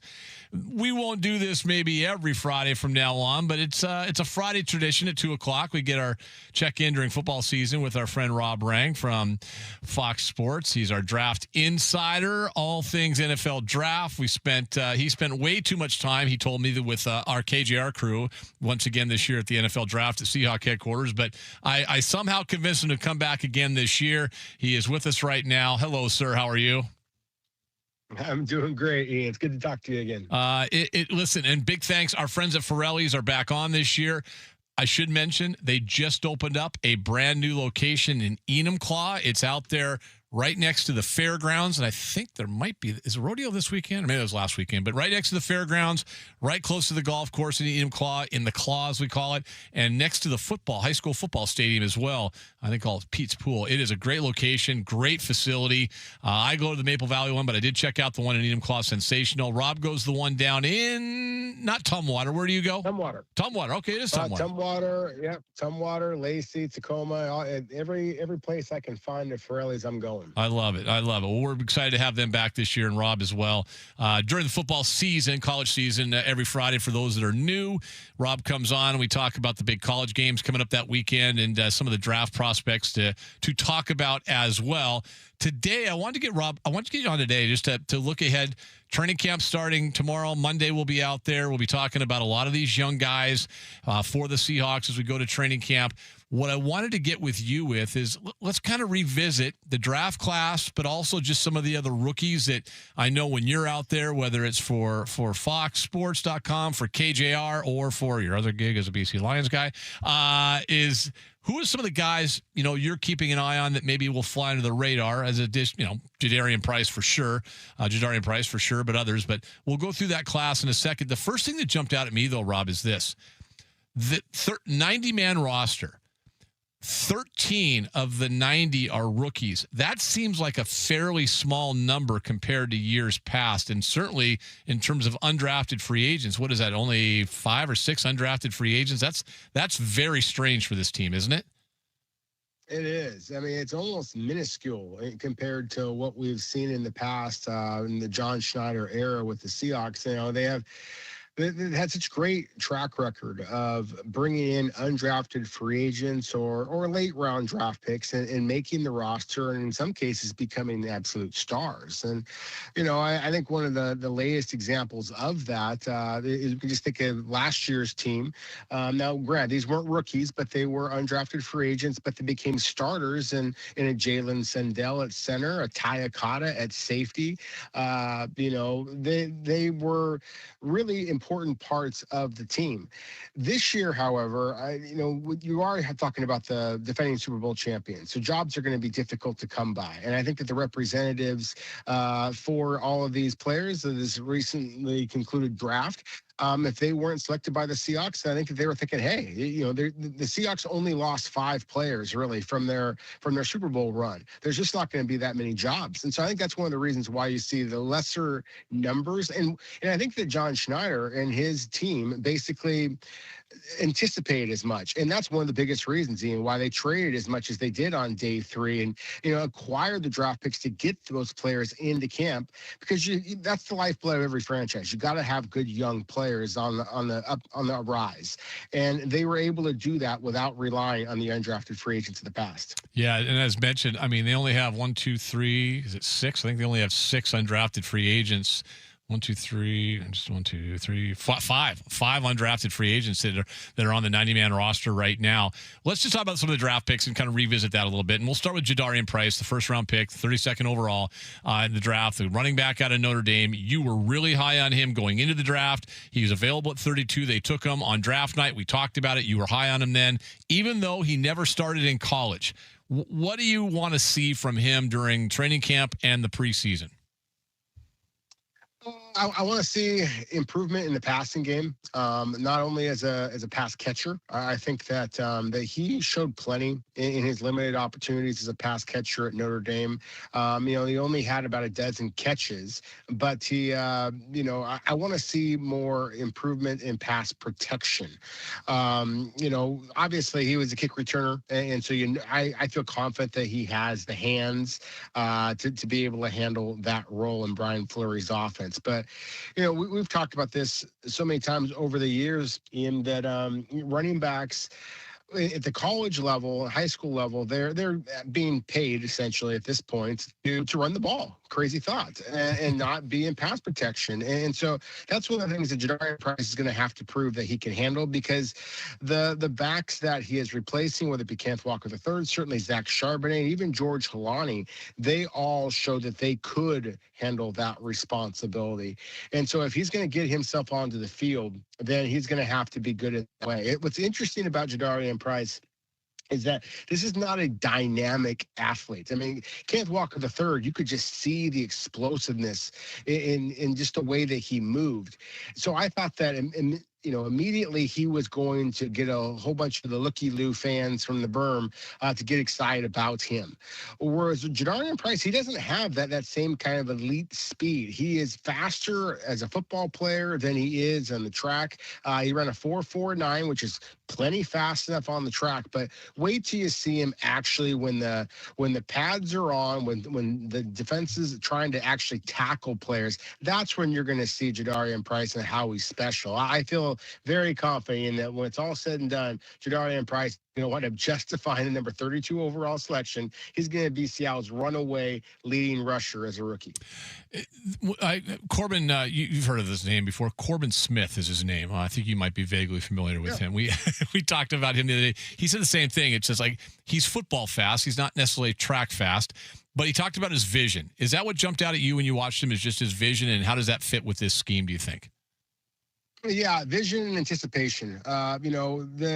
The vision, of course, is just basically when the running back gets the ball, then can they see where the hole is developing? And if it's not there, then do they know where to look next? And that's one of the things about Price that I saw that has me really excited about him in this fit in the wide zone offense that I think that Brian Fleury is going to focus in on. Mike McDonald said is that they are going to be sprinkling in a little bit more gap. And I think that that's a good thing, just because I think that Seattle's one of their strengths now of their offensive line one of the strengths of their team, is their offensive line. And that's just been so rare in the past. So I do think that you can sprinkle in a little bit more power, that gap scheme. And I think that either way, Price's ability to hit the hole quickly and efficiently, I think it's going to make him a beautiful fit. What I really like about him, and we talked about this a little bit throughout the pre-draft process, is that, he knows when to zig when everybody else is zagging. So when you see a linebacker or a defensive back who is, just screaming upfield, screaming downfield to try to get to the line of scrimmage and be able to stop the running back, he is already kind of setting up his cut. He really, you hear this analogy of chess, making a move, countering moves and anticipating moves, making moves 2-3 steps ahead. That's one of the things that Price does, I thought, better than any other running back in last year's class entirely. And that's including Jeremiah Love, of course, who number 3 overall to the Arizona Cardinals. Unbelievable talent, Jeremiah Love, but not as instinctive of a running back. And that's the biggest reason why I've been using this comparison to the Hall of Famer Terrell Davis, who ran in the 4.6s, back when he came out of college, University of Georgia, all those years ago. But he just played the game so quickly. It's almost the way that JSN runs a route. And that, again, another guy who ran a 4.52 at the 40-yard dash, but plays the game so fast. Jadarian Price plays the game fast as well. I'm going to go with this because there's some other guys I want to talk about, some of the undrafted guys maybe in a second too. But I want to kind of give it a dealer's choice here. Bud Clark, the safety, Julian Neal, the corner, Bo Stevens, the guard. Those were the next few picks that they took, and that gets us through the 5th round. The rest of everybody else is a 6th or 7th round pick. So Clark, Neal, Stevens, of those guys, who really are you most intrigued by, most interested in, and most curious about in terms of how camp and the preseason is going to go? Well, I think that you got to go with Bud Clark. I mean, obviously, he was a second-round selection. So in one way, that is kind of low-hanging fruit. I also think that he is the rookie, along with Price, that is most likely to see significant playing time this upcoming season. And look, I'm fascinated by Julian Neal, the cornerback. I think that is the biggest position of concern right now for the Seahawks, just in terms of depth. Right. But I think with Bud Clark, just his positional versatility, he played an awful lot of that deep free safety, but a lot of nickel at TCU and the ball skills. I just think about all of the great defensive backs on the Seahawks roster. The one thing that's kind of lacking is ball skills. Reek Woolen was the flashy interceptor of years ago. Kobe Bryant has shown that ability as well. And obviously both of those players are no longer members of the Seahawks. Devin Witherspoon, as great as he is, has not been a big interception guy. Same with Nicky Manwari. So I just think that Bud Clark, you sprinkle in his instincts, his hands, his makeup speed, and his height. I mean, he really is able to climb the ladder and snatch the ball at its highest point. And so I think that is going to be a skill set that Mike McDonald is going to find a way to take full advantage of this season. It's interesting you mentioned Price and Clark. You guys had the chance to get on the field. Bigger picture, just before we get back to some of the rookies that we're watching, does that not just speak to how strong this roster is, that there's really very little room for any first-year guys outside of the running back and potentially one of the 2 DBs to make a big impact this year? Doesn't that just speak to the strength of the roster that John Schneider and his staff have built? It really does. I mean, this is the best young team in the NFL, and it goes without saying. I mean, you just won the Super Bowl. Of course, you're the best team. But to win the Super Bowl and then have as few players leave the upcoming season, that really is unique. And then so many of your best players are also some of your youngest players. The reigning offensive player of the year, and Jackson Smith-Njigba, he's 24 years old, and Devin Witherspoon, Nicky Manwari, and then their early 20s. The offensive line is all 27 years old or younger. And there's just such skilled talent and such youth that, to me, it really is exciting. I mean, we get caught up sometimes in being homers and all that kind of stuff and the recency bias. But, Ian, there's every reason to suggest that this is the potential dynasty here, just because, again, so much young talent at some of the most premium positions and still on relatively cheap contracts. So it's like going back and rewind here a little bit and thinking about the Legion of Boom and just recognizing just how dominant they were going to be. That's the thing. This dark side defense and some of the skill position talent that they have on offense as well really does set the Seahawks up for quite the run.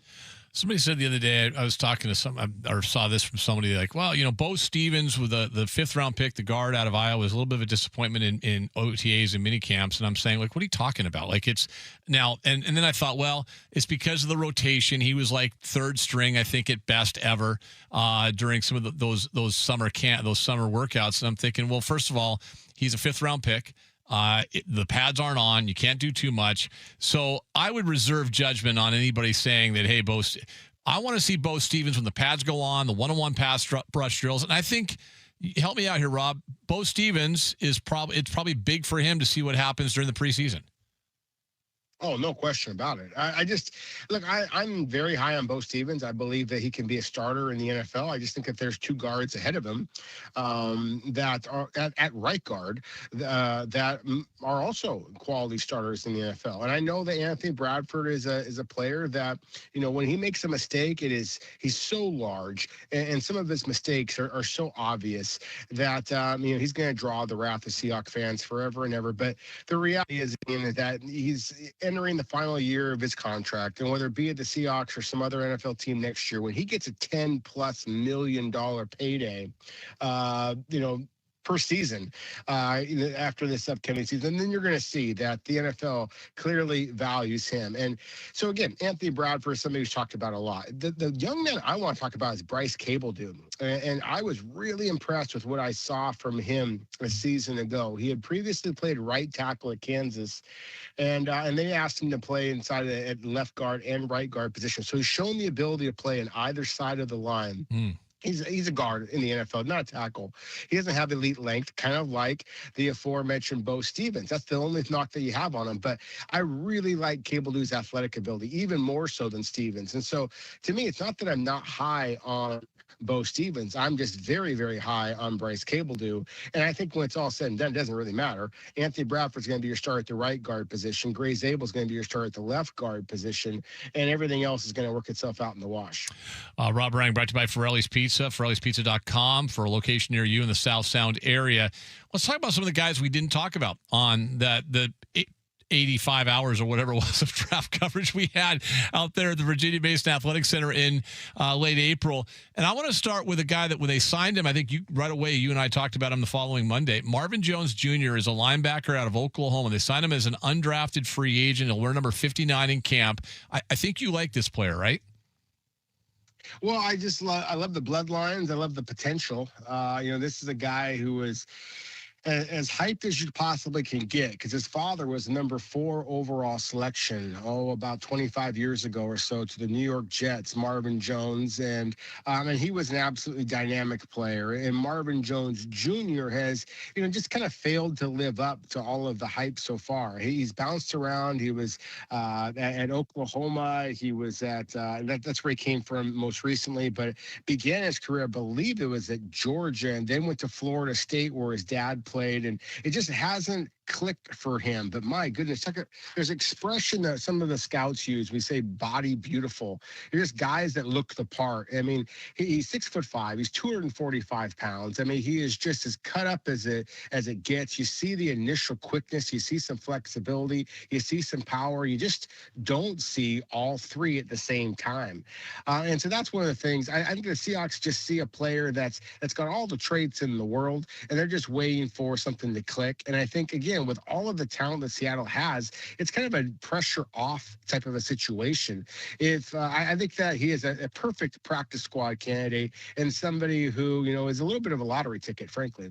The other undrafted free agents, Aiden Hubbard's a linebacker out of Northwestern. Uso Siamalo is a nose tackle out of Kansas State. He's large, 6'3", 330. Mentioned Jones. Lance Mason, a tight end out of Wisconsin, and Rashad Rochelle out of Indiana State. Any of those guys, ones you're going to keep an eye on, they think have a chance to maybe find a practice squad or a long shot to make a team?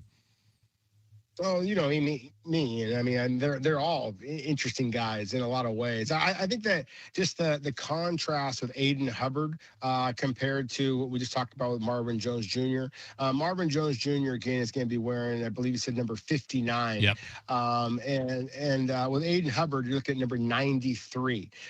He's 6'4". He's 260 pounds. He's just a little bit shorter, a little bit squattier, much more powerful, much more technically refined. mind and, a more instinctive player. He is not the flashy athlete, doesn't have those, the DNA that NFL teams are looking for, like Marvin Jones Jr., but he's just a better football player at this point. So he is certainly somebody, number 93, that I'm going to be watching just to see how that Seattle lines him, for one. If he is going to be kind of a stand-up rush linebacker, he is not an elite athlete, but my goodness, he closes well. Again, his physicality. So he's certainly somebody I'm excited about. And then you mentioned my favorite big guy of this draft class for the Seahawks in terms of the big defensive lineman. Devin Eastern, of course, was a draft pick. He's on the PUP list, and I'm fascinated to see what happens with him. But Uso Seumalo, 6'3", 330-pound man. We talk a lot about how Seattle has kind of been interchangeably moving some of these nose guards. It feels like Brandon Peely has been around forever, and Yes, he he certainly has. has made some plays when he's had his opportunities. But Sam Allo is a younger, cheaper player, and I think that he's going to play a very similar role. And I was impressed during the rookie mini camps. I thought that this is not just a slug. I mean, a lot of times you get guys at 330 pounds. That's all they can do is basically hold the point. He could do a little bit more. He should have. I wouldn't call it sideline to sideline speed, certainly, but it was tackle to tackle speed. He could get down the line and make himself a nuisance as well. He's not going to ever be a sack guy in terms of getting pressure on the quarterback, but he certainly can clog things up in the middle, and he does his job. And I think that's something that Seattle is going to prioritize. Well, once you're out there laying eyes on guys, and once we get closer and into maybe the preseason game, we'll definitely have to check back and see how guys are progressing. And it is just wild to think, like a franchise that has made its hay so often. You mentioned the two recents, Okada and Sundell, on undrafted free agents, Curse, Baldwin. Go through all the list over the years. There's been so many, and yet this year there's only 5 of those guys in camp. Only 13 total rookies with the 8 draft picks. It speaks volumes to how strong this team is in terms of being built. And then you got, like you mentioned, the guys like Bryce Cable do, that was second-year guys. I mean, that second year, you've talked about it often, Rob, the second year, a lot of times we see those guys take that next step along the way, and we'll see what happens. So there's a lot of football to be talked. This is only day one. Tomorrow, day one of training camp begins. We're out there on Monday, and my man Rob Rang is on speed dial, and my friend, we will be calling you often as we get through the process. Thank you. Thank you, Ian. It's always a joy to talk football with you. That is Rob Rang, Fox Sports, NFL Draft Insider, scout for the BC Lions, the CFL. I didn't get into their struggles. I didn't want to do that to them. We'll come back with more wrap up of Friday on 93.3 KJR FM.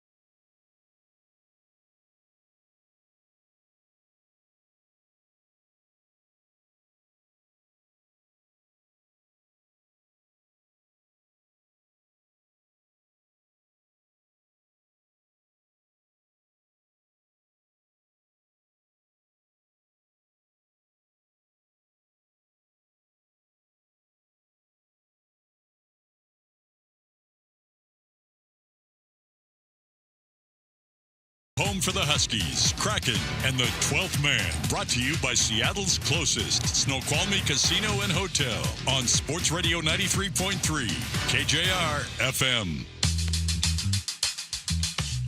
All right, 49451. That is the Tacoma Dodge text line, 49451.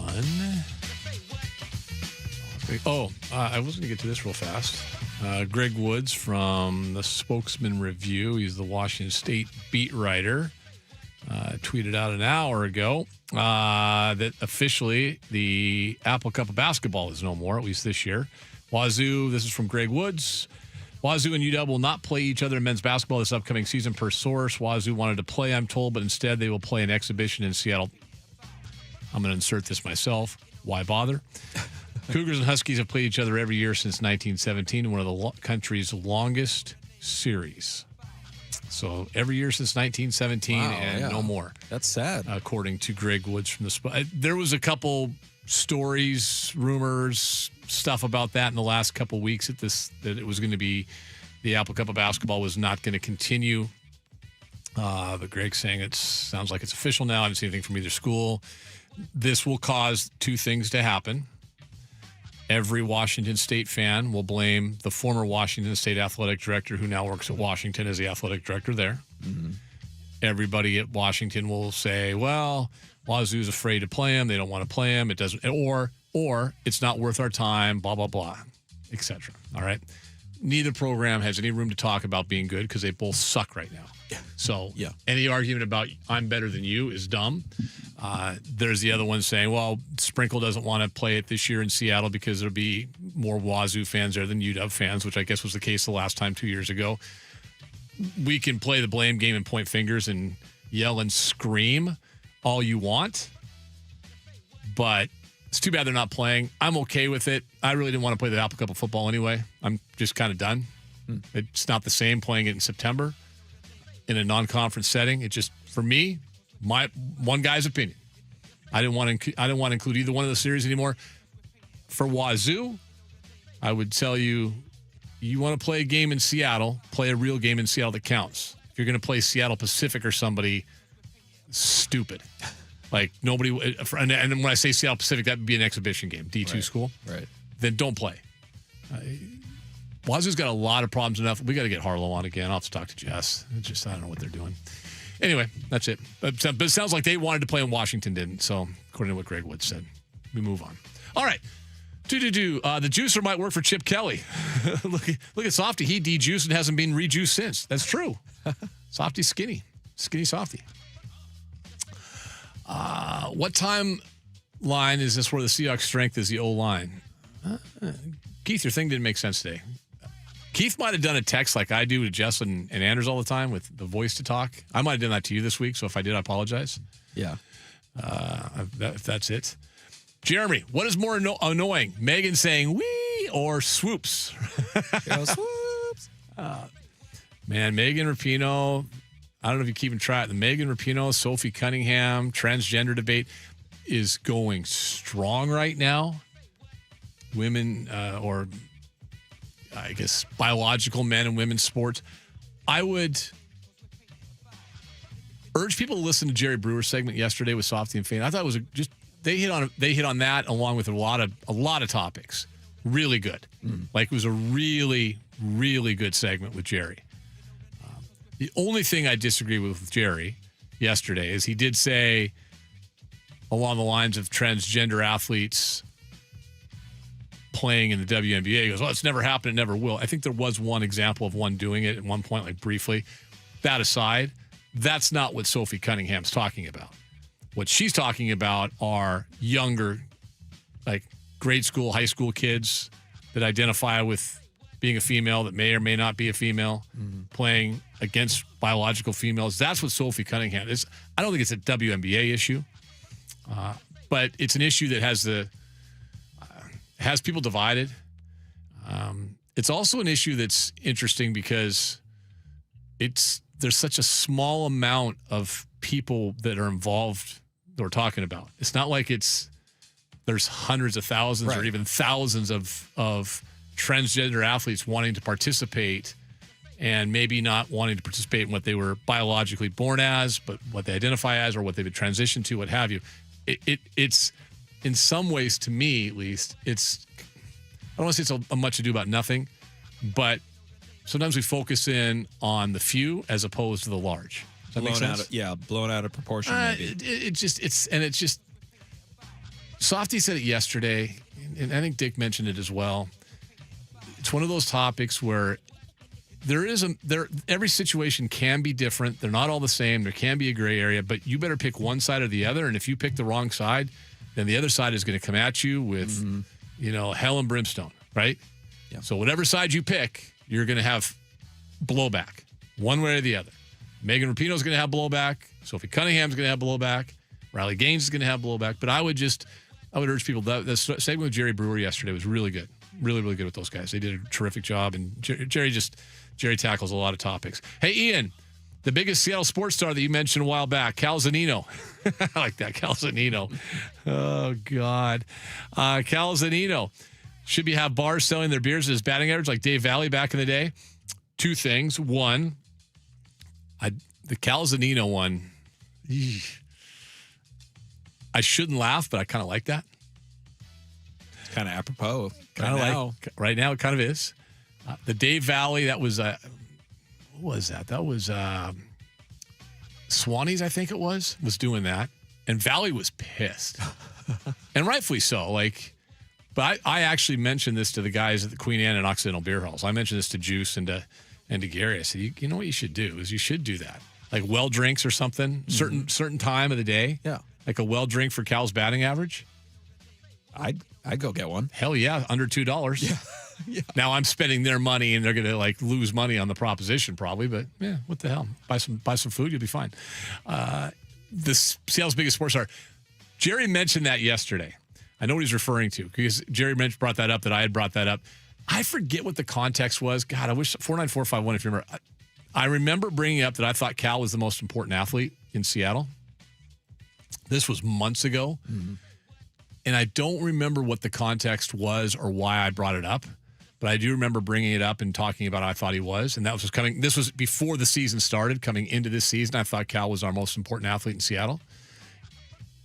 I might have been defending him from a previous host that used to work here. That might have been it, but I could be wrong. I'm not sure. Got it. But Jerry brought that up yesterday. Yeah, I did say that. And Jerry said, hey, he made a compelling argument, but I disagree. And I might disagree now with myself. Not might, I do. Yeah. I don't know who the most important athlete is in Seattle anymore. I really don't. I think going into the baseball season, Cal was.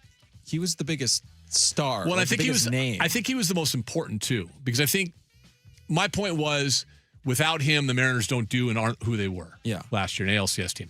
The Seahawks are such a collection. I know they had the offensive player of the year. I understand that. We all understand that. But I kind of feel like that collection of players, could they have gotten away without having JSN? I mean, I guess statistically maybe not, but I'll have to ask Softy. Maybe he remembers how I brought that up. Actually, there's zero chance he'll remember how I brought that up. Okay, let's see. James Dolan, bad owner, correct? Yeah, James Dolan is a really bad owner. Let's see. Hot take. What's that? Hot take. That's not even a hot take. No. But he did win a championship. We talked about how bad owners can win championships, right? Yeah. Yes. Okay. I think we're good. Softy will join us coming up next.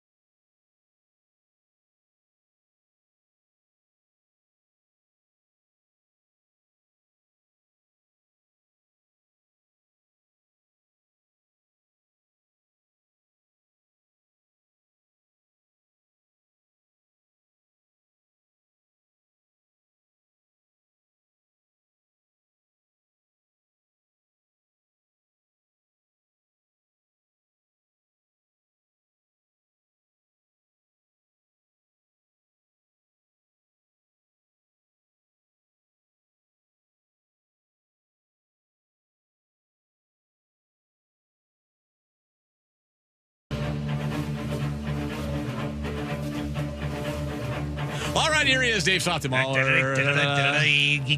I will see you out at training camp tomorrow, right? Tomorrow, no. You will not see me there tomorrow. Okay. You will see me there on Monday. Yeah, no, I don't go until you have to. Not till I have to. I'd go tomorrow, but I got something going on. Can't make it. Got some golf. Yeah, of course. I'll be there on Monday at the VMAC at Seahawks training camp. Looking forward to it, man. Is tomorrow the first day for fans? Is that correct? I believe Saturday, Sunday are both fan Gotcha. days. And so we are parking in Olympia, taking the train up. Is that right to the VMAC? As media? Depends on who you are. Or do you get like special treatment? Depends on who you are. Okay. Well, what I've been doing the last couple of years is just parking at Dino's and just Frogger across the freeway. And then you go to Dino's afterwards. Exactly. Go right back to Dino's, man. Actually, I like that I tell my idea. wife, it's like, honey, I got to go back to Dino's. Well, why do you have to go back to Dino's? Because my car's there. Duh. And I mean, come on, man. you want to hang out with Schneider. You see? It's all about thinking one step ahead, boys. She's playing checkers. I'm playing chess. So I heard your guy Brewer yesterday. Oh yeah, Jerry. And he Good old says Jerry. Egan was talking about Cal Raleigh being the most important player. Right. Which I was. Right. I don't remember the context of that though. Well, I had said a couple years ago that I thought he was the face of the franchise after he blew up after the Mariners decided not to do anything at the deadline. Remember that? Maybe I stole that and made a topic from you. Typically, that's how you roll. I think that is exactly. I'm it not is. surprised by that at all. But I don't think he's that guy anymore. I think you just refreshed the conversation. I think I did too. I mean, I love the guy for what he did a couple years ago. You know, for a young guy to go after ownership like that, and that it's simultaneously the day that I fell in love with Cal Raleigh and the day that I fell out of love. Not that I ever was in love with Scott Service. Yeah, I just could not believe. Do you think a manager, Service was forced to do that? No, I don't think so. I think him and Jerry were on the same page on a lot of So stuff. maybe not forced to, but he was on the same page with Jerry. So I'm going to go defend my guy. New school, old school. Could you ever imagine Lou I'm going to Piniella? go defend the guy's going to fire me. Lou Piniella telling a guy, son, take it easy. It's okay. Well, okay. Right? I mean, never would he say that. Because I wasn't here. Yeah. I was in Salt Lake City. Right. Hanging out with David Locke. Right. How did the Nelson stuff go down? It was the end of the... Because it was similar, right? It was towards the end of the 2003 season, I think it was. And he made a comment about not going after anybody. And, you know, M's got pissed and they traded him. So it was similar, but he was easy. You could trade Nelly. Right. You're not going to trade Cal. Reliever. But it was similar, right? Yeah, absolutely. And Lou was that Bob Melvin by then? That was Bob Melvin, correct. That was Lou was gone. His last year was, I believe, in 2000. Was it 2002 or 2001? What year was Lou Piniella's last year? Because remember, he went to the Rays for Randy Wynn. Remember that trade? Must have been 2002 then, right? Yeah. I think it was Melvin. Yeah, I'm not sure. The guy scared of clowns? That was Bob Melvin. Glenn Allen Hill was the guy that was afraid of spiders. End of the 22 season. Sorry. Okay, So he had one more year. So then Nelly was Bob Melvin was the manager when Nelly did that. Must have been the end of the 23 season for Jeff Nelson because I think they won 93 games 2 years in a row and they missed the playoffs. Yeah. Right? Well, they would have made him this year. Of course. if there's a wild 100%. card. 100%. So, anyway, so that was the day that I fell in love with Cal and my relationship with Service went down the toilet. How was it before? With Service? Yeah. It was fine. Yeah. Yeah, fine. Yeah. Ain't no problem. I like whatever. Scott. I like Scott actually a lot. I mean, there really wasn't much the guy can do when Jerry's blowing the roster to Kingdom Come for 5 years in a row. It really wouldn't have mattered who the manager was for Do you God's think sakes. Service? That's a cush job for him. Do you think Service would have this team in a better position than Wilson? I think a lot of people have a lot of recency bias and forget how much Scott Service was falling apart. Remember the Tiger series before they hired Dan Wilson? Now, the Tigers turned out to be pretty good, actually. Yeah. They made a run, but there were a lot of people that were just done with Scott Service Yeah. for a lot of reasons similar to Dan Wilson. Which, again, you know, the common thread is the front office. The common thread is the construction of the roster. So if they do eventually fire Dan, which they'll never do during the year, but let's say they make a move over the offseason, he steps aside, you know, it's a mutual thing, whatever. It'll be Jerry DiPoto's third manager at that point in 4 seasons. And then the Klieg lights are squarely on him and Justin Hollander to get a roster that can win and win consistently. I mean, we're looking back now at last year, and we're like, well, that was a fluke. Right. How Naylor played for 2 months was a fluke. How Cal Raleigh played was a fluke. Maybe even parts of the rotation potentially was a fluke. Yeah. The bullpen, whatever. Well, road version of Wu was. 100%. I mean, he's been terrible. I heard, Saris on the air with you yesterday talking about the strikeout ratio, home versus road. And, I mean, he's got to start tomorrow against the Rangers in Texas. I'm telling you. He's been terrible on the road. Here's what's happening. Bryce Miller's going to get lit up tonight. Yeah. Brian Wu's going to spin a 2-hitter tomorrow. Right. That's on the fine. road. And so I mean, you got to at minimum split this series. So at minimum you got to split it. I like the interviewing of you in this segment for this reason, because you've had a couple good segments this week. Thank you. Well, listen, this won't happen again next week, Right. but let's take advantage. Maybe we should just replay them. Let's just take advantage while we can. So Scott Boras comes on. Yes. You guys, both you and Dick, mentioned afterwards. A, there's going to be a lockout. Right. B, and I think this is the part that kind of flew under the radar from what he said about Arozarena when you asked him. Right. Do you get the impression that he's going to be really hard to re-sign? 100%, because he knows how desperate the M's are for a right-handed bat. Okay, so that said, the Texas Rangers beat guy comes on with Greg Bell and says if they lose this series, they're full on selling. Right. Because they don't believe they can do much this year. The Texas. Rangers. Yes. Okay, gotcha. If the Mariners were to worst case scenario get swept. Yeah. And you're all of a sudden 4.5 out. Right. Going to LA. Right. And you're a week away from the trade deadline. Right. Are you thinking about moving Randy? Potentially, yeah. I mean, I think they would have to be. I mean, that's a worst case scenario. They'd have to be probably 5 or 6 games out of the wild card before I would right now consider they're 2. doing that. Right. Yeah, they'd have to be probably 5 or 6 out. I mean, look, there's a chance that they could deal somebody off their 26-man anyway. To get the offense that they're looking for. Well, Hancock's a big rumor right now, Well, right? Hancock and Kirby and those guys. And if that player's under contract for next year, then it really shouldn't matter, right? Where you are in the standings. Like the Mason Miller thing shouldn't matter at all. He's signed through 2030. Yeah. I mean, if you can get Mason Miller for prospects. So your leverage arm is now Munoz. Go get him. Get him. And if you happen to make the playoffs now, great. But if you don't, then you got him for 3 more years. I love me after this. I love me some Mason Miller, but he doesn't help your offense. No, he doesn't. But the bullpen's short an arm. I mean, I think they should put Castillo in the bullpen right now and just say the hell with it. Or a month ago. Go back to a 5-man rotation. I've been saying that forever. So I think you deal prospects for offense. You got plenty of them. Jerry DiPoto has earned the benefit of the doubt that he can replenish the minor league system. Why would you goof around with a guy? I mean, you're robbing Peter to pay Paul. Yeah. At that point, why not just pay Paul and not rob Peter, right? Honestly. Name your apostles. Yeah, all right. okay. Well done. Especially coming from you. All right. Hey, man, we all get it. Exactly. Jesus was a Jew, by the way. Yes, I've heard that. Right, Moger? You're outnumbered 2-1 here, pal. God, I am. I got to get out of here. Look at that big thing. Look at that big Jufro in there. That is incredible. I need a haircut. That is amazing. You used to have a Jufro. Oh, dude, you should have seen me when I was in junior high. Oh, I've seen the picture. You showed me your student ID.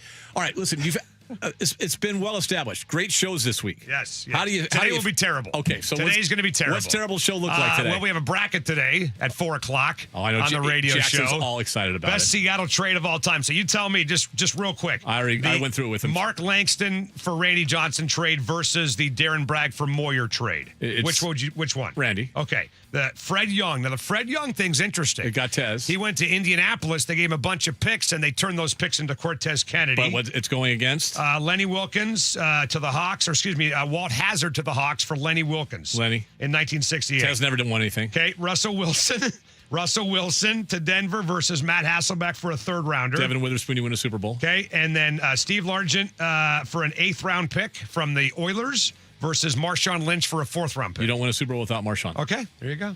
All right. Game over. So you like Marshawn, you like Russell, you like Lenny, and you like Randy. Yes. In the first 4. Yes. Okay. All right. Well, we'll see what happens. See how it shakes out. And then Hugh Millen joins at 5. And then Peter Tomazawa, you know that name? He's the CEO of the Seattle World Cup. FIFA dude. He's also part owner of the Sounders. And we want to ask him if they're going to make a push for grass after what we saw in the World Cup. And Rhea Hughes, that's her middle name. Her first name is Daya. Will join us on the air at 3:30. God, I love sophomore humor, man. By the way, I was sitting here the other day in the studio, and I will tell you what happened. It was the grossest thing I've ever seen in my life. God. We went to a break, and Dick Thane is standing in front of the studio, and the door is closed in here. We're in a commercial break, and he lets one fly right in the studio. I mean, it's like... I can't get past Rhea Hughes. I got to go see him. See you, man.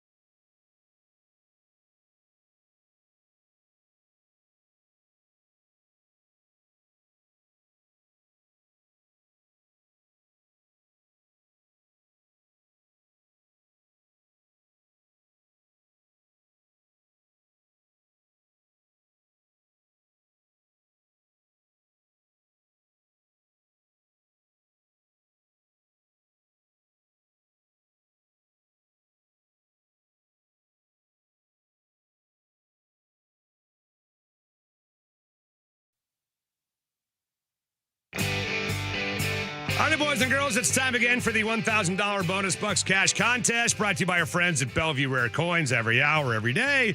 Through the 7th of August. If you own gold, now's the time to sell at Bellevue Rare Coins. 4 convenient locations, BellevueRareCoins.com, Tacoma, Bellevue, Issaquah, Linwood. Your keyword to enter on the website, 93.3KJR.com. New right now for a shot at $1,000, all courtesy of our friends at BellevueRareCoins.com. Now, from the Star Reynolds Sports Desk, your 93.3 KJR FM sports headlines. There we go on a happy Friday right here on 93.3 KJR FM. Headlines, Softy Dick Jackson, brought to you by our friends at Frost Brewed Coors Light, as cold as the Rockies. The guy who allegedly covers the Pac-12.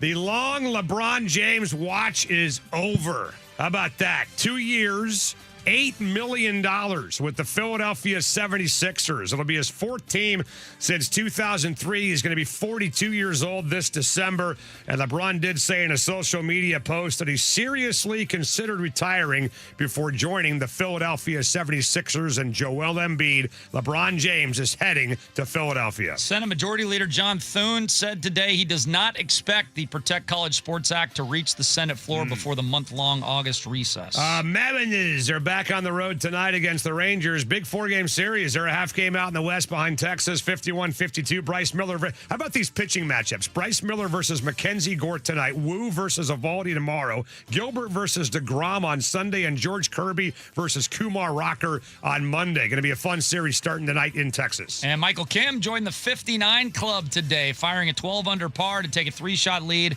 at the 3M Open in the Twin Cities today. Tony Romo's in some trouble. You guys heard about this? He was arrested in Milwaukee on suspicion of operating a vehicle while intoxicated.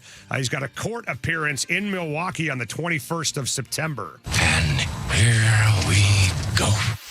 And now, two goofy, wacko, out-of-touch homers. Just brutal radio. Just horrible. Live 41 yards. from Elliott Bay. Can you feel it now? This is Softy and Dick. All right, here we go, boys and girls, on this beautiful Friday afternoon. We're sure glad you're with us right here on 93.3 KJR FM on this 75-degree day in downtown Seattle, hanging out until 7 o'clock tonight. We got a lot to get to. Rhea Hughes from WIP will join us in about 25 minutes or so from now and talk about the Philadelphia reaction to LeBron James going to the Philadelphia 76ers. How about that? We're going to talk to Peter Tomazawa, who's the CEO of the Seattle World Cup Organizing Committee.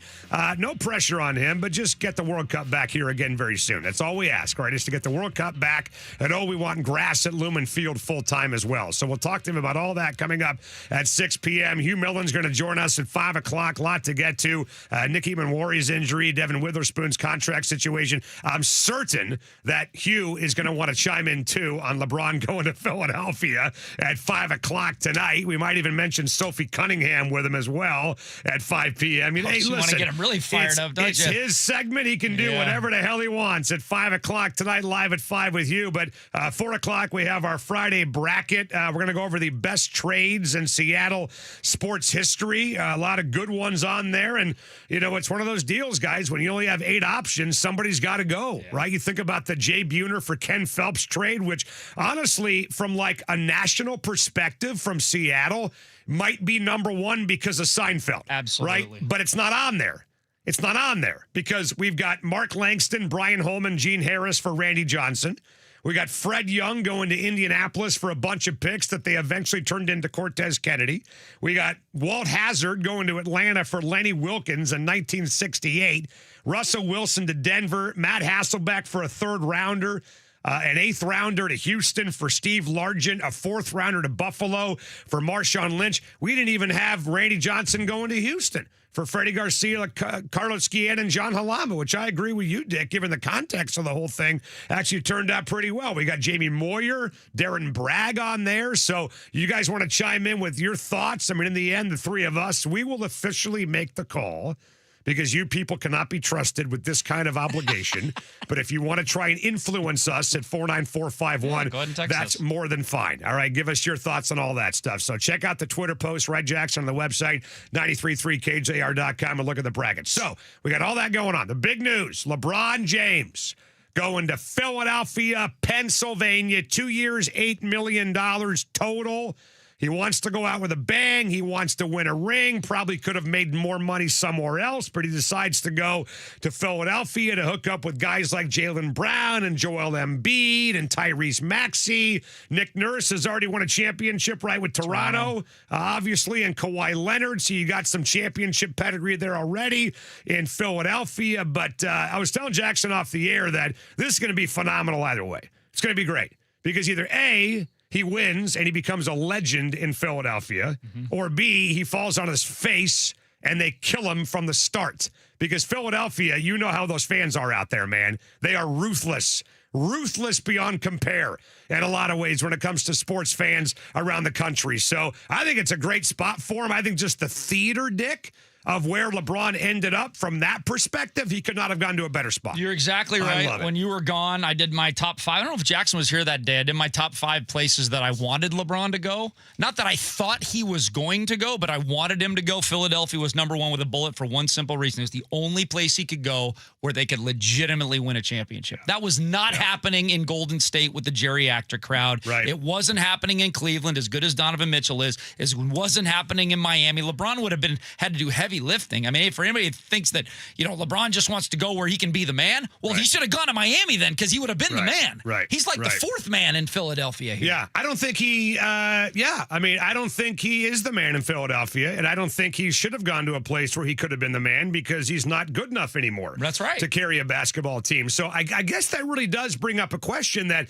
if he wins a title in Philadelphia, and it's more about the other guys, right? More about Jaylen Brown. And let's say Joel Embiid is now motivated to play more than a month of basketball because LeBron's there, right? Maybe he's like, you know what? Maybe I'm not really hurt. Maybe I can play more than 35, 40 games a year.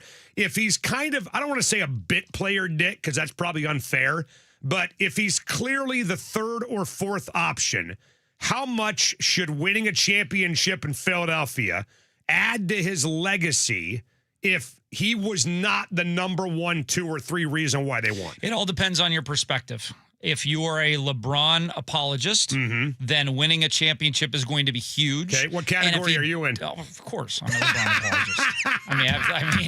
I mean, LeBron, and here's the reason. It's very simple why. I mean, LeBron has been the primary connector from the prior Sonics era to the new one, and his career is going to span that exact period of time between the last Sonics era and this one. And LeBron James has been my primary NBA connector to my son. I mean, it has spanned his entire life. It has been his favorite player since he was 6 years old, since he even knew what the NBA was. And he is the most complete player. We can talk about the greatest. Right. He is the most complete player ever to put on a pair of sneakers. Well, so, I mean, for those 3 reasons, I have loved the last 20 years of LeBron James. Yeah, he actually predates the Sonics exit by 5 years. That's right. I mean, that's how long he's been around. If I would have come to you in 2003 when LeBron made his debut with the Cavaliers and I said, hey, Dick, in 5 years from now, the Sonics are going to be on their way to Oklahoma, you would have said, you're out of your freaking mind. Somebody drug test this guy. But that's how long he's been doing this for, that they still were a team in Seattle for 5 seasons before LeBron James the Sonics took off. So from that perspective, you're exactly right. The gap between 2008 and today, LeBron James has been there for every single minute of it. And I don't know if you need to be an apologist or a critic of LeBron. I mean, look, there's been a lot of guys that have hung on and they've won titles with teams late in their career, football, basketball, baseball, hockey, whatever. I think if the opposite happens and he wins a championship because of him, like he's reinvigorated, he drops 25 a night. He's playing 70 games. He's clearly the number 1 dude. Maybe somebody gets banged up like a Maxey or a Brown, and he has to step up his game even more. I would say from that perspective, he definitely has an opportunity to go out. And Philadelphia has an opportunity also, I would think, to get even better because of how little money the guy's making. They want to make a deal at the deadline or whatever for a bit player or for an enforcer, strengthen their bench, whatever, even more so than they're strengthened now, right now with LeBron being there. So, again, I'm just all for it in the theater aspect, Dick. I don't have any affinity towards LeBron. I don't have any hatred towards LeBron. Sometimes you lean that way, though. I lean towards being annoyed by the guy. I think he's a massive diva, and he's a massive attention whore. but I also respect him tremendously and what he's done. I think you're a fool if you don't respect what LeBron James has done. And I have kind of a different perspective on why I respect LeBron. I think it's very, very difficult for a kid at his age, at the age of 17 years old, when he was put on the cover of SI, and even maybe younger than that, right? Junior in high school, so probably 17. To live up to the hype and then surpass it is incredible, right? I mean, what Tiger Woods has done, what the Williams sisters have done, what LeBron James has done. You know, there's this 4-year-old kid on TikTok. I don't know if you watch this baseball kid. He's all over the place. He just met Bryce Harper the other day, and Bryce Harper knew who he was. Social media is creating even more stars of people that nobody ever would have known than Sports Illustrated or ESPN ever could. So I think to have that kind of expectation placed on him at the age of 17 years old, and then to not just meet it, but maybe blow by it and become the best player ever, that's what impresses me. Yeah, no, there's no question about it. And I don't think any judgment can be made between now and April. Because it doesn't all matter. about the playoffs. It doesn't matter how many games he plays. It Correct. doesn't matter how many points he has or how many minutes he plays. It matters how is this team gelling in April and May and June in the playoffs, and how healthy are they in April, May, and June in the playoffs. And I would agree. I think LeBron James, in order to reach expectations, he needs to be I'm not going to say primary part, but he needs to be an important part of a team that at very least makes the conference finals, right? And probably has to make the NBA finals. Now, I don't think that team can beat either Oklahoma City or San Antonio. I just don't. I mean, I just don't think they can, and I'm not going to expect them to. But I am going to expect them to get to the East Finals. Right. I am expecting them to get that. They are the best, or they're the most talented team in the East. I don't think there's any question about that. Now, the Knicks would have the edge as the best team because they've been together and they've done it for so long. And can Philadelphia catch up in their cohesion between now and June in order to compete with those guys? Well, there's been 5 different teams that have won the last 6 Eastern Conference championships, right? New York, Indiana, Boston, Miami, Milwaukee. Rotating door. Have all won. Then you take out COVID, you throw in Toronto, and then Cleveland. So going back to 2018, that's 7 teams in the last 9 years, that have all won the Eastern Conference championship. So it has been rotating. And is it 8 straight different NBA Finals champs in the last 8 seasons? So there's a lot of parity. Look, I mean, there's no doubt that the Sixers could win the Eastern Conference. It's wide open in a lot of ways. It kind of reminds me of the American League. We'll see how much better the Spurs are next season. They probably should have won the damn thing this year, for God's sakes, given all the leads they had in the fourth quarter and second half of those games against the Knicks. But I think this is great for the NBA because it's great theater, right? Yep. If he goes to Philadelphia, the fans will embrace him. They'll love him. They'll name their dogs after him, their kids after him. They'll name their daughters after him. Whatever the female version is of LeBron, Labrina. They'll name their daughters LeBron. But if he struggles and you wake up in the middle of January and the Sixers are 10 games under 500, you're going to throw batteries at him. I mean, it's going to be unbelievable. Well, if the Sixers are 10 games under 500, it's not going to be on LeBron as much as it's going to be on the rest of the team. Whatever. Who knows how it's going to be? You just said yourself, we got no idea how this thing's going to go. Right? We have no idea. You know, load management. How many games does he play? I mean, that's what I'm talking about, that this is the best spot for him. Yes. Because it's just going to add unbelievable drama to the NBA. I mean, going to New York, going to Philadelphia, like the LA thing was fine, but you know about LA sports fans, they're very passive. Right? They're not into it. They show up late, they leave early, they skip the game altogether, whatever. Philadelphia is not like that. Right? And I think that Philadelphia, this is actually very cool because Philadelphia, what was the most embarrassing thing to happen to Philadelphia last year? You remember what it was?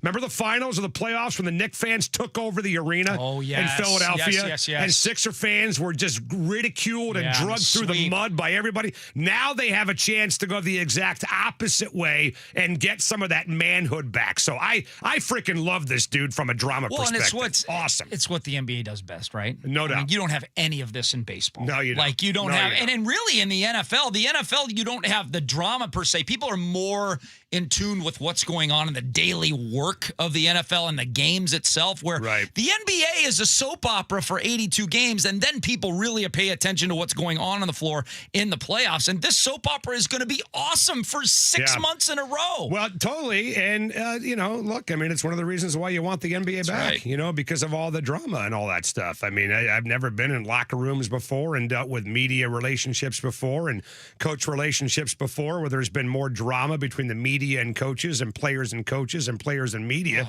than in the NBA. Now, it's been 20 years. Vernon Maxwell throwing weights. Obviously, it's been a long time. It's been 2 decades. But, Sean Kemp running around with 12 kids and Gary Payton getting pissed off at George Karl and Peter Vesey getting yelled at a Toys R Us in Linwood because he's making crap up about Nate McMillan and USA Today. I mean, what happened? Right? Like, you don't get any of that stuff with the Seahawks, at least not with this team. You got some of it with the LOB, with the personalities they had, and you're certainly not getting any of it with the Milquetoast Mariners right now. There's no question about that. And I'll tell you what else with God, I almost called it VAR, VAR, with the ABS system in baseball, which is basically VAR. Yeah. With the ABS system in baseball, you don't have managers getting pissed off at umpires anymore.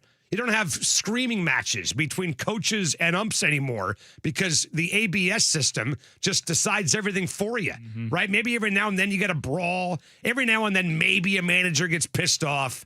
But half of what Lou Piniella did well would be eliminated if he was managing today. And what's going to be amazing, and some people will call it irritating, other people call it very intriguing, is how many times in the national talk shows when the Lakers go, or excuse me, when the Sixers go on a 4 or 5 game winning streak, like has LeBron take them over the top to a title, and then if they lose 4 or 5, is LeBron ruining the Sixers? Oh my God, the extremes are going to be incredible. It's going to be great. All right, let's do this. We're going to break. Rhea Hughes, WIP in Philadelphia. What is the reaction from Philadelphia sports fans? We got our bracket, best trade ever in Seattle sports history at 4, Fun with Audio at 3:45. What do you say we head to Philadelphia, the center of the sports universe right now? LeBron is a Sixer. We'll talk some M's as well between now and 5. Hugh at 5. Peter Tomazawa from the World Cup Committee at 6. All on a busy Friday right here on 93.3 KJR FM.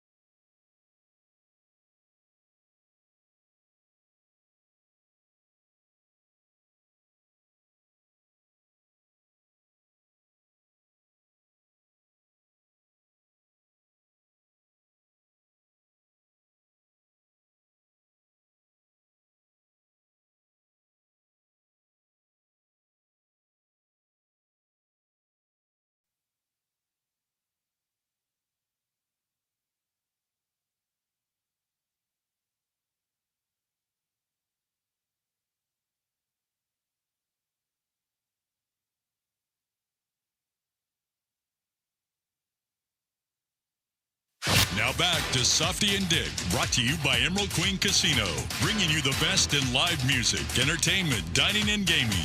Whether it's your favorite games, food, concerts, MMA, or professional boxing, it's all at Emerald Queen Casino. Always entertaining. For more info, visit emeraldqueen.com. Up for the layup. Oh, blocked by James. LeBron James with the rejection. Oh, my goodness. Superhuman. All right, there you go. We are back, man. Big news in the NBA today. Our long national nightmare has come to an end. LeBron James has finally selected his next destination. How many sports talk show, Dick, around the country will have nothing to talk about now that LeBron James has finally picked a team? Chris Russo, Stephen A., Colin Cowherd, they may as well go dark now because LeBron has finally found a home, and it's in Philadelphia, Pennsylvania. And we thought the one person we want to get on the air to talk about LeBron James going to Philadelphia is unavailable, so we'll talk to Rhea Hughes instead from WIP in Philly. It never gets old, Coffee. It never gets old. And you always fall for it every single time, too. I love it. Well, let's talk about this. First of all, the reaction, surprise, shock, people fired up. What's the reaction like in Philadelphia with this news? I mean, I was absolutely stunned. I was not, for everybody at our station, a lot of them were for it. I was not. I haven't liked LeBron for a long time, probably since the decision. So I'm just not, not of the game. The game is separate. It was just like, and I really just thought there's absolutely no way he's picking the 76ers. But then when I thought about all the teams that were involved. And this is where my co-hosts were killing me because I was talking out of both sides of my mouth, but we're talk show hosts. It's what we do. I was like, I don't think I want LeBron here, but of all the teams involved, it's the best fit. Yeah. It made more sense than any other team. I know Golden State, they're too old. Miami, gave up everything to get Giannis. They don't really have a team. I didn't think he was going to go back to Cleveland. I thought just from a pure basketball sense, it made sense. But the city, I'm happy to be down the shore because the city has gone completely bonzo. I'm watching social media and they have lost their minds. And I want to say to them, I'm happy for you. He is like 42, but they're really excited that LeBron picked them. That's the way they feel it. So it's a real happy city right now. How do you think the LeBron haters in Philadelphia are reacting to it? Because obviously the LeBron lovers and those very few that are in the middle, because I don't think there's many in the middle when it comes to LeBron James. I'm sure they're excited. How are the haters that have just killed LeBron for years and years treating it in Philadelphia, do you think? So like I said, I wasn't one, but I'm not I wasn't a pure hater. I found him annoying. But I love the game, so that was fine. My afternoon host, Spike Eskin, was supposed to be off today, and he came in because he is beside himself. Like he hates it. Here's what I don't get: the people who hate it and they're like, I don't want the Sixers to win a championship with him, which might be the dumbest thing I've ever heard. And this is coming from someone who, again, was like, nah, I'm good without having LeBron. Right. I don't care who comes into town. I was a kid when they won their last championship.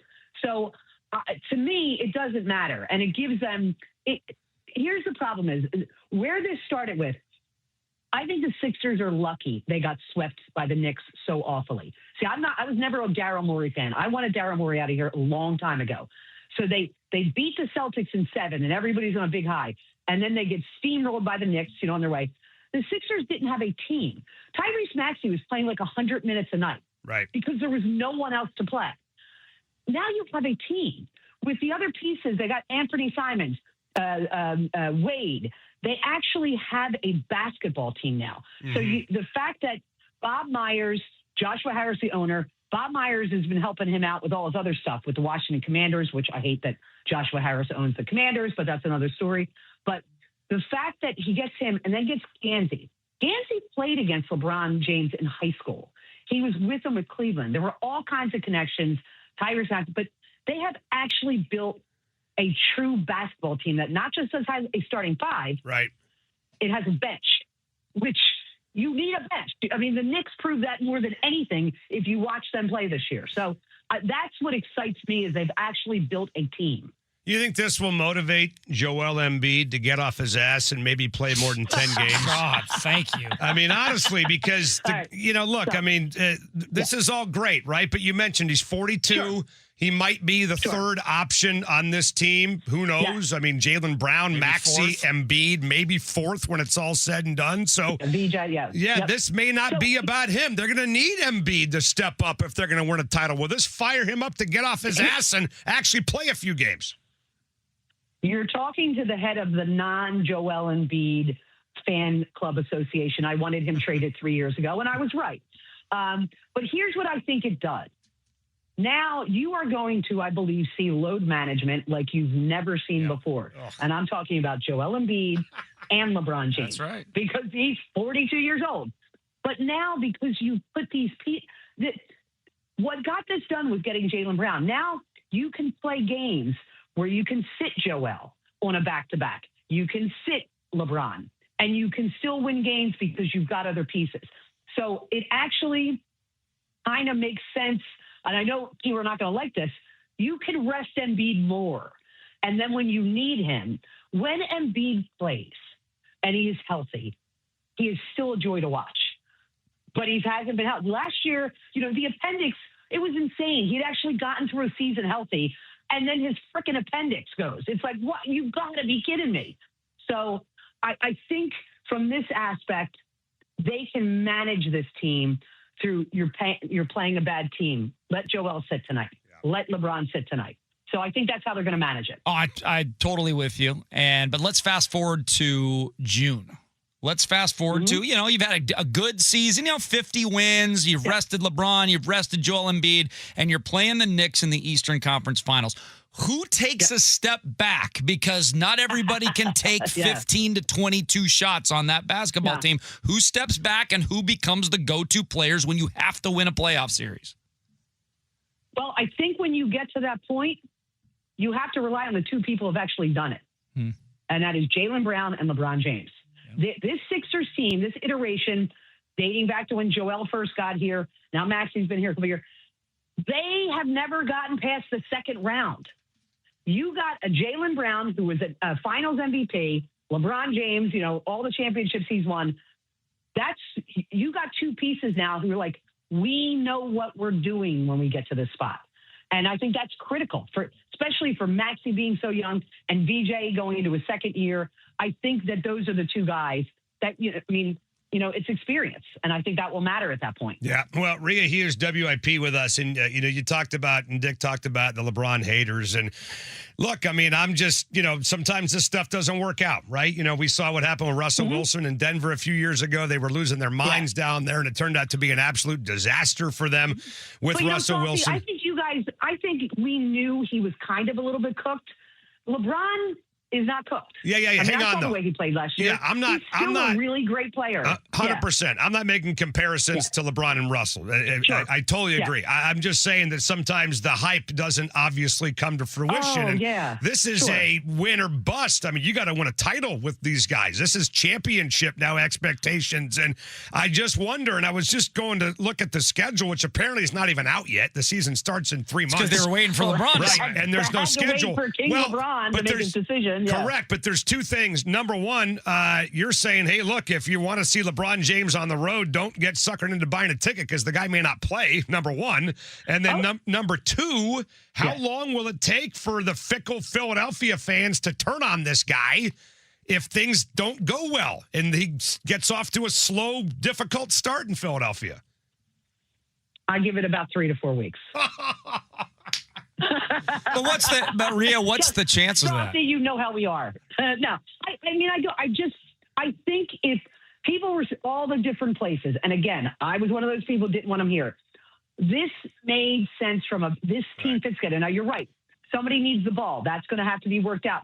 But the fact from what I'm hearing is Jaylen, and it's not like Jaylen and LeBron have a rosy relationship. Jaylen recruited him. Tyrese, they share, the same agent with Clutch, and they're super tight. Joel, this has been Joel's team. Joel recruited him. That they were all on board.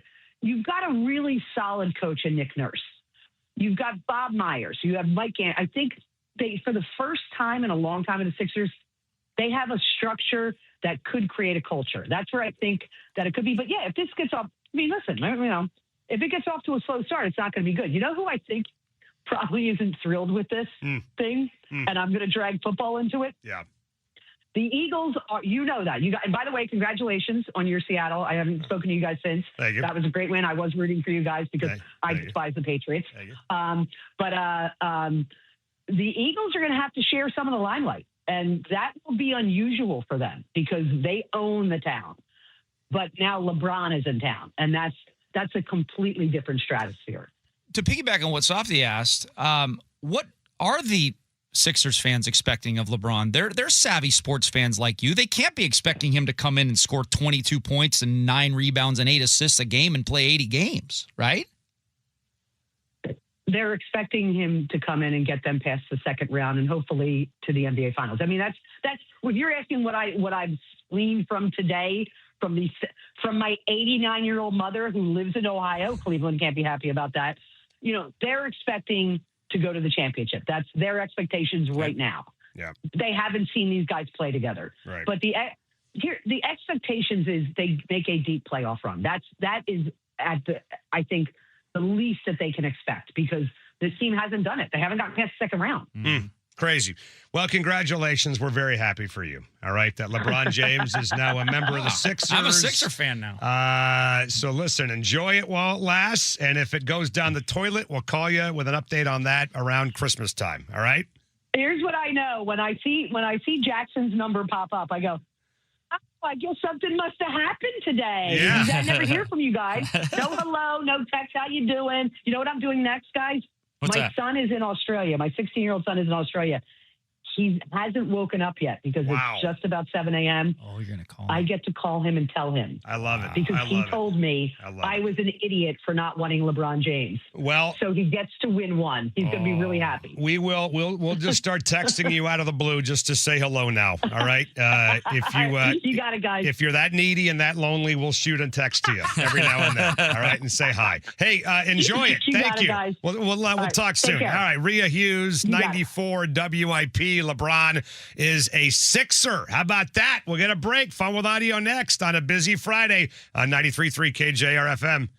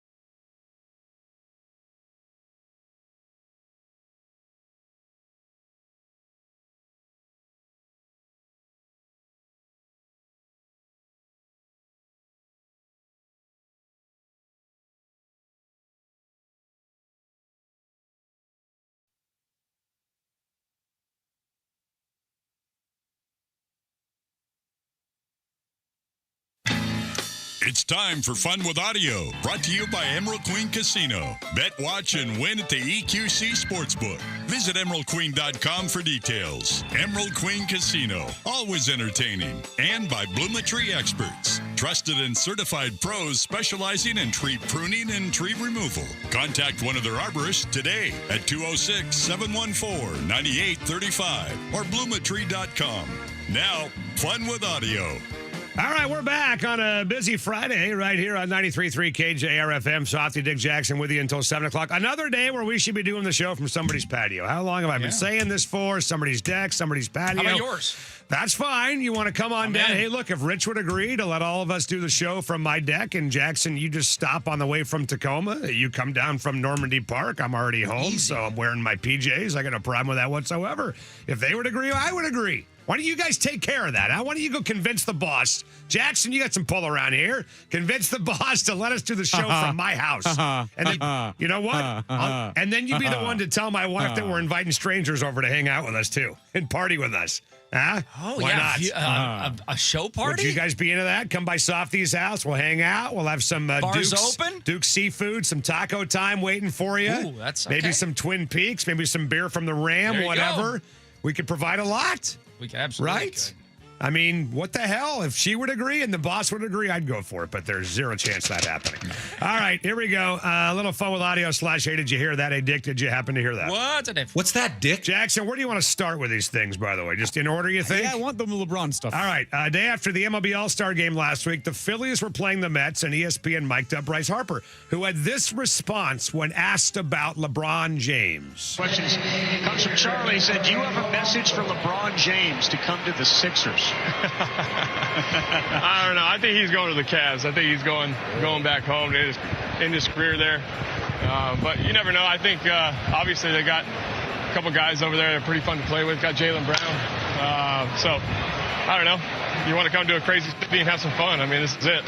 I do think it would have been pretty cool if he went to the Cavaliers just to end his career and just say, I'm going home, I'm going to right a wrong, whatever. Not that he needed to right a wrong because he already righted the wrong when he went back and won a championship with them. I remember being so irritated and pissed off by that stupid decision show that he did. I remember saying on the air, the only way he can make this right is to go back to the Cavaliers and win a title. And he did. And he did it. I think it'd be really cool if he did it again, but that's not going to happen because he's going to Philadelphia. If there's anybody that could have changed their minds from being LeBron haters to LeBron agnostics, that's the only place he could have gone for them to do that. Right. But the people that were real LeBron fans that want him to win a championship didn't want him to go to Cleveland. Because he wasn't winning a championship in Cleveland. I mean, I don't really care if he wins a title or not. I just want, I love the stories, right? When it's not my team, I love the stories. And if not for going back to Cleveland, going to Philadelphia, where they're either going to love the guy or they're going to crucify the guy, I think is phenomenal. So I love it from that standpoint. All right, hey, Dick, did you happen to hear that? What's that, Dick? Last week on The Herd with Colin Cowherd, you're going to like this one. A Fox Sports host responding to people who criticize LeBron for chasing rings. It's the dumbest argument in the world.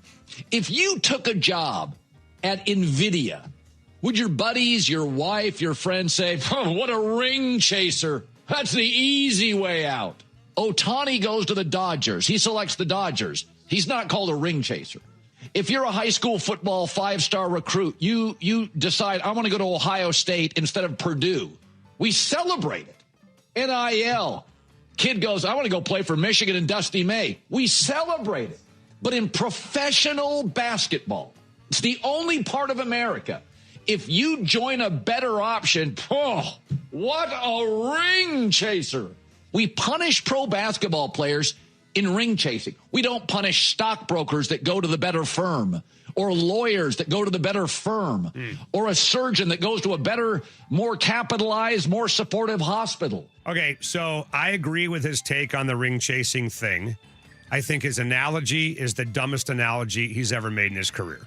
I have no problem with LeBron James going somewhere to win a title. Why, what are these guys doing? Why are they playing? Why are you playing if you're they're not trying playing to win championships. Right. So I agree with Colin in that regard. Comparing it, though, to somebody going to a better job that probably pays them more money and gives them a chance to be more successful in their field, I mean, that's the dumbest analogy of all time. Why would that even be remotely close to LeBron James or anybody going at, like, if I leave here and I go to an award-winning radio station and that radio station gets nominated for the best sports radio station in the country, do I get a plaque that I get to hang up on my wall? I mean, 99.99% of us are working for a bigger paycheck. That's why we're working. And LeBron's taking less of a paycheck to go to Philadelphia. So I agree with the idea of not criticizing him. The way he did it made no sense. He's taking over $50 million less per year. Yes. Well, he doesn't need money. He doesn't need money. He doesn't need money. Is he a billionaire, by the way, with yes, a B? he is. Yeah, he doesn't need yes, money. He is. Yeah, He is a billionaire with a B. Yeah. I mean, but that's the reason a lot of people, most people, when the Philadelphia thing came out, most people pushed back and said, there's no way he's going to Philadelphia because there's no way he's going to go to the place that can pay him less than any other place that can pay him, and he goes to that team. That doesn't bother me. He may actually be doing himself a service financially if he goes to Philadelphia, ends up winning a championship. I mean, what's that going to mean for him later on down the road? I mean, he'd be a Philadelphia hero. They haven't won a title in 43 years. He's since never Dr. played in the J, Northeast. Right? He's never played in the Northeast. A lot of money in the Northeast. Was that the Moses Malone, Mo Cheeks, Dr. J team? Yeah, fo. Steve Remember Mix, that? I think he was on that team as well back in the day. Like, Jackson was a glimmer in his daddy's eye. Wasn't even a factor on the radar, by the way, in '83 for them. And here they are. So, yeah, that's a good point about not criticizing him for going after a title, but the way he did it was just weird. All right. Hey, Dick, did you happen to hear that? What's that, Dick? All right, yesterday on ESPN's Get Up, Nick Saban was asked if the SEC has fallen behind the Big Ten as the best college football conference in America. Whoever wins a national championship doesn't define who has the best conference. I think the best conference gets defined by how many good teams do you have from top to bottom, and I think the SEC has a lot of good teams from top to bottom. So I do think that the Big Ten has had three really, really good football teams. I mean, Michigan had a great team, beat us in overtime in the playoffs, 3 years ago. Ohio State, Indiana, they had really, really good teams.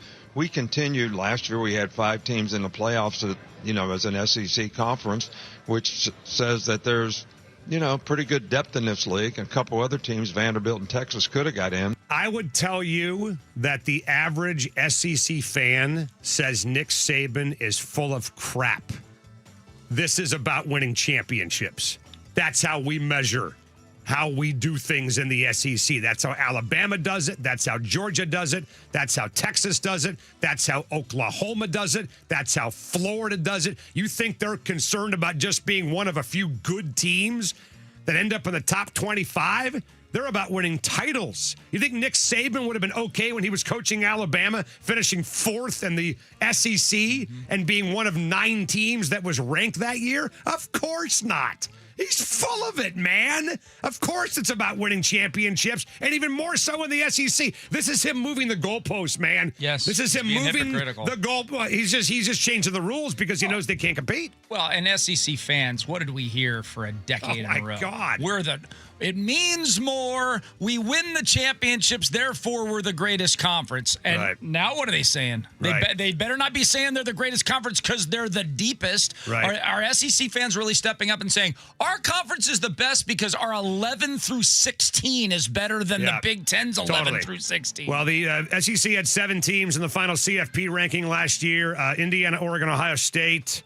Iowa is 4, USC is 5, Michigan is 6, and the Big Ten had 6. But the difference was the Big Ten won the championship. Again. Big Ten played for the championship. They won the championship. So he's crazy. All right, we'll get a break. We'll do our Friday bracket. Best trade in Seattle sports history in honor of the Major League Baseball trade deadline a week from Monday. And we might have to make a change on the fly here. There's been some discussion about the actual entries, and we're getting protests already. Next on 93.3 KJR FM.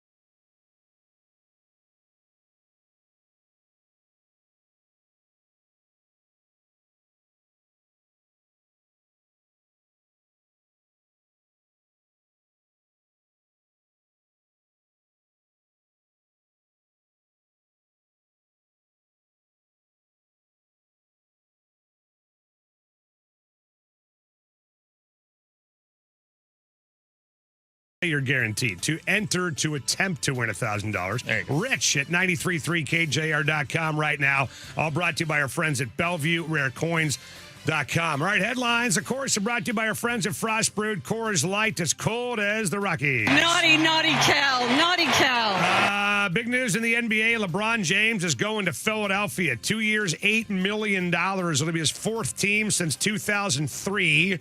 He'll be 42 in December. LeBron says he seriously considered retiring before joining Philadelphia. How about that? LeBron James heads to Philadelphia on a 2-year deal with the Sixers. Chiefs head coach Andy Reid today telling reporters that quarterback Patrick Mahomes, coming off a torn ACL, has been cleared to practice. That's great. I thought maybe he'd miss the Seahawks game this year. That'd be nice. Tigers lead the Royals 2-0, top of the second. D-backs, Nationals, no score in the first. Yankees, Philadelphia, same thing, no score in the second. Mariners start a massive series with the Rangers tonight. 4 with Texas, 51-52. Half game out. Bryce Miller versus Mackenzie Gore in game 1. Brian Wu will go tomorrow. Michael Kim joining the Elite 59 Club today, firing a 12 under par to take a 3-shot lead in the 3M Open at the Twin Cities. All right, let's get to it. Our Friday bracket. The Major League Baseball trade deadline is a week from Monday on the radio program. I believe it's at 3 o'clock our time, so it's going to work out great. We probably will be at the VMAC for that show. I think that's my birthday, by the way. It is my birthday. How about that? August 30th, you had to look at your calendar? No, it's actually not my birthday. I'm sorry. It's the week later. I had to see what day my birthday. I had not to see when my birthday is, but if my birthday falls on a Monday. My birthday does fall on a Monday, but it's the following Monday. So I'm sorry. August 3rd is the trade deadline. So we thought we'd slap together a list of the best trades in Seattle sports history. First of all, these are the 8 that we came up with, and there's only 8, so somebody's got to go, right? Not everybody can be on this list. Randy Johnson from the Expos in 89 for Mark Langston, Gene Harrison, Brian Holman. Darren Bragg to Boston for Jamie Moyer. Fred Young for a plethora of picks that turned into Cortez Kennedy in 89. Lenny Wilkins in 1968 from the Hawks for Walt Hazard. Russell Wilson to Denver for that package of picks, salary cap relief that turned into Spoon, Charles Cross, and others. Matt Hasselbeck from Green Bay for a 3rd rounder. Steve Largent from the Oilers for an 8th rounder. And Marshawn Lynch from the Buffalo Bills for a 4th rounder. Now, we got a little bit of controversy here. We're already hearing from people that are upset with this, okay, that the Fred Young deal is not really like the other trades because it's indirect. So what happened was the Seahawks traded Fred Young in 89 to Indianapolis for the number 10 pick in 1990 and a 1st-round draft pick in 89. They took that number 10 pick in 1990 and they sent it to the Patriots along with their own pick in that draft, which was number 8 overall, by the way, to move up 5 spots to number 3 and grab the 29th pick. Now, with the 3rd pick, they took Cortez Kennedy, who was a Hall of Famer, best defensive player maybe in Seahawks history, some people think. And the 29th pick, they took Terry Woolen, the linebacker. Remember him? Yep. So it's a great deal in the end, but it wasn't a 1-for-1 deal like these other ones are. So I am proposing on the show that because of that, we take it out and replace it with Ken Phelps for Jay Buhner. What the hell did you trade Jay Buhner for? Okay? Are you with me? I am 100% with you. I wanted it in there in the first place, good. and it didn't make the initial All cut. right. Well, so here's the reason why is because I was negative years old, thought that the trade for Cortez was a direct result. I thought the trade for Brown or Young, got the 1st-round pick where Tez was taken. So we did further research, and no, it goes. Well, I mean, I knew it was indirect all along. I just thought that in the end, it was such a fruitful haul for the Seahawks that it turned into Cortez Kennedy, that it turned out to be great. Because remember, Fred Young went for 2 first-round draft picks. He was a really good player. I mean, I remember him as a good linebacker, but I remember him more as a special teams guy. That's right. It's amazing. Taking people's heads the off. The fact that he went for 2 first-round draft picks is kind of surprising. Kids out there, go just Google Fred Young versus Dokie Williams. Oh, yeah. Yeah, he was the man. Just Google that. Very good player. Okay, so here's what we got. So Randy Johnson in 89, the Mariners traded Mark Langston, Brian Holman, Gene Harris to the Expos for Randy Johnson. Mark Langston had a very good career, most of it with the Angels, by the way, not the Expos. He was good with the Expos, but he was more known post-Mariners an Angel, I think, than an Expo. Versus Darren Bragg for Jamie Moyer. Darren Bragg went to the Boston Red Sox, and he had 20 home runs in 3 years, and then he moved on. Jamie Moyer came to Seattle, had a 3.97 ERA in 11 seasons, won All-Star. So it's Randy Johnson from Montreal going up against Jamie Moyer from Boston for Darren Bragg. Dick Fane, you go first. I'm taking the 8 over the 1, and here's why. Okay. Jamie Moyer pitched 11 seasons in Seattle and was the all-time winningest Mariner pitcher until Felix broke his record. He's still number 2 all-time, and you got him for a 4th outfielder. Mark Langston was an all-star for the Seattle Mariners, and you got him for, yes, a better pitcher than Jamie Moyer and Randy Johnson, but not a pitcher that pitched 11 seasons for you and got you 145 wins. Do you think the Moyer appearance on the Mariner roster was more impactful than the appearance of Randy Johnson on the Mariner roster? Is that what you're telling me? Or I the would say 11 trade worked out better? Well, I would say what you traded for was much less for Jamie Moyer than it was for Randy Johnson. Sure. And the overall, all we could do, we could look at WAR. What was Randy's WAR for the Mariners in the 5 or 6 year he pitched here versus Jamie Moyer's 11? He was here for 10 seasons. Randy was. Okay, 10 Randy seasons. had 10 years. I mean, that's significant. I mean, well, then how did he not pass Jamie Moyer in wins then if he was here for 10 years? I don't know. I mean, because sometimes wins is not up to the guy that's on the mound, number one. I mean, you could argue that Moyer may have played for some teams that were better. I mean, pre-95, the Mariners were crap. That's right. For 6 seasons, and Randy was the show. I mean, Jackson, you want to jump in here? Yeah. Give us your thoughts. Go ahead. I think that the true debate is what you're exactly sending. Mark Langston, at the point where he traded him, was 4-5 with a 3.56 ERA. He had a 1.5 ERA at the time. He had a great rest of the season with Montreal, but he was nothing at the time we traded him for. And you end up, so in that moment, you're not giving up somebody who's on top of the world. And then we obviously know what Randy did. I think it is close. I will agree with Dick. This is close. I'm by a hair taking the 1 seed, though. Yeah. Oh, I'm taking Randy Johnson. He's the greatest left-hander of all time. I mean, you traded a guy in Mark Langston who was 28 years old, had made 1 All-Star game in Seattle. His best finish in the Cy Young was top 5 in 87. And you traded him with Holman and Harris, 2 guys that were pretty much nobodies, for maybe the greatest left-handed pitcher in the history of the game, who became the greatest pitcher in franchise history, who won you your first Cy Young, was on your first playoff team, was the most feared pitcher in baseball when he was in Seattle, threw a no-hitter, and became a legend when he was here with the Mariners in the Kingdom. So, I mean, look, Dick, I understand your point. Moyer was great. Moyer was outstanding when he was here. But Randy Johnson was intimidating. Yeah. He was the guy that nobody wanted to face in Major League Baseball.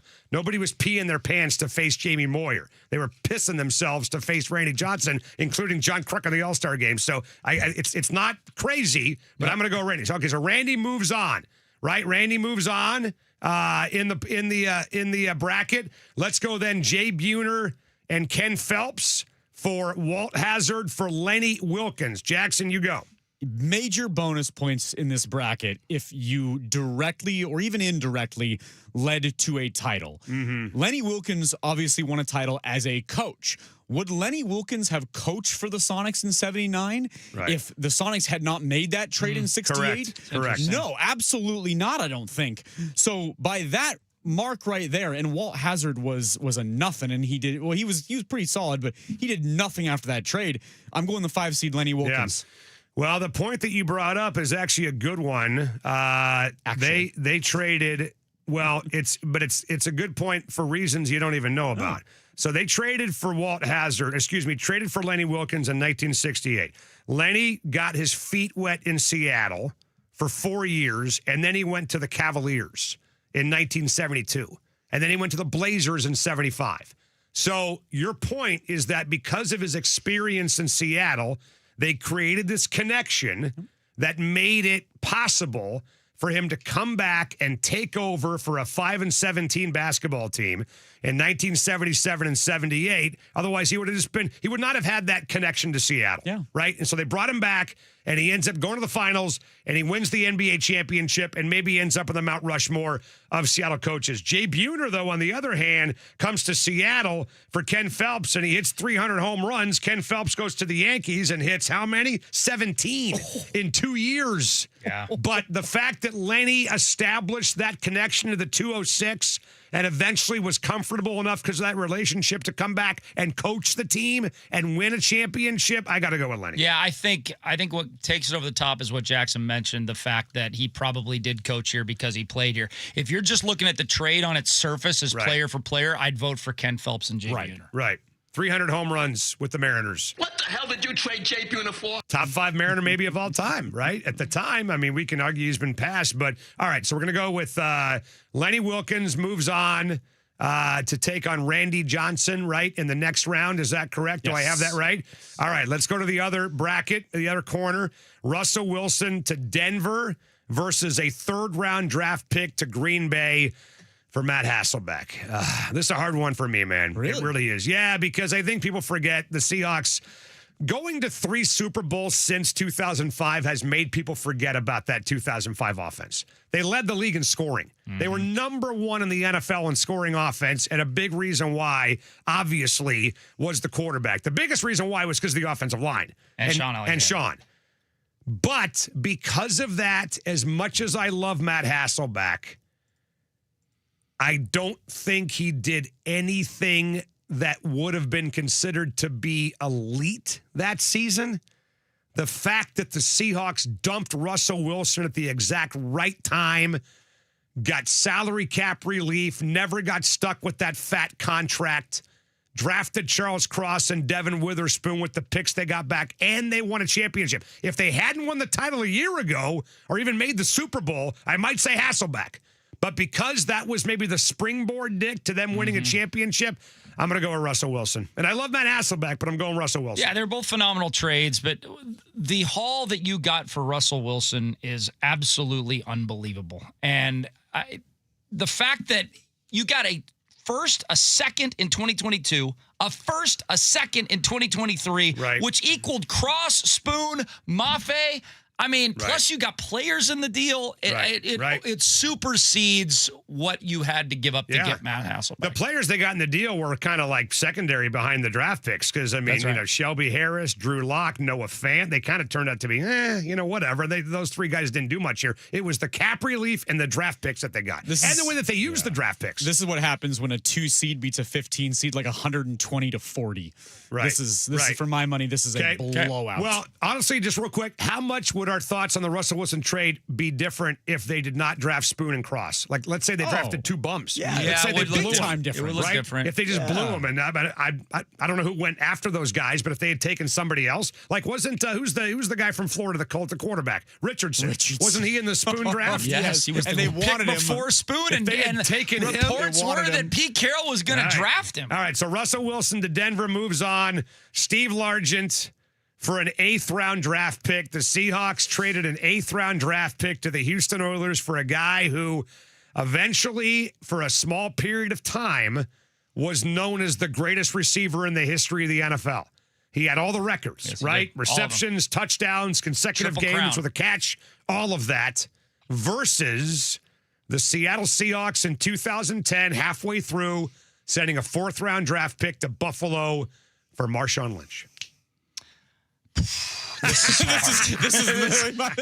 is really hard. I think the only reason to take that you would take Lynch, I'm not saying I am, the only reason you would take Lynch is because of the success that the team had surrounding Marshawn Lynch. Right. But what you gave up for the talent that you got, which is what we're talking about here, I think you have to go Steve Largent. But see, that's a good point though, because it really does. There's a definition here. Like, is it what the guy, what the team did while he was here? I think it's what the guy did, right? Versus what you gave up for him. Well, let me ask you a question.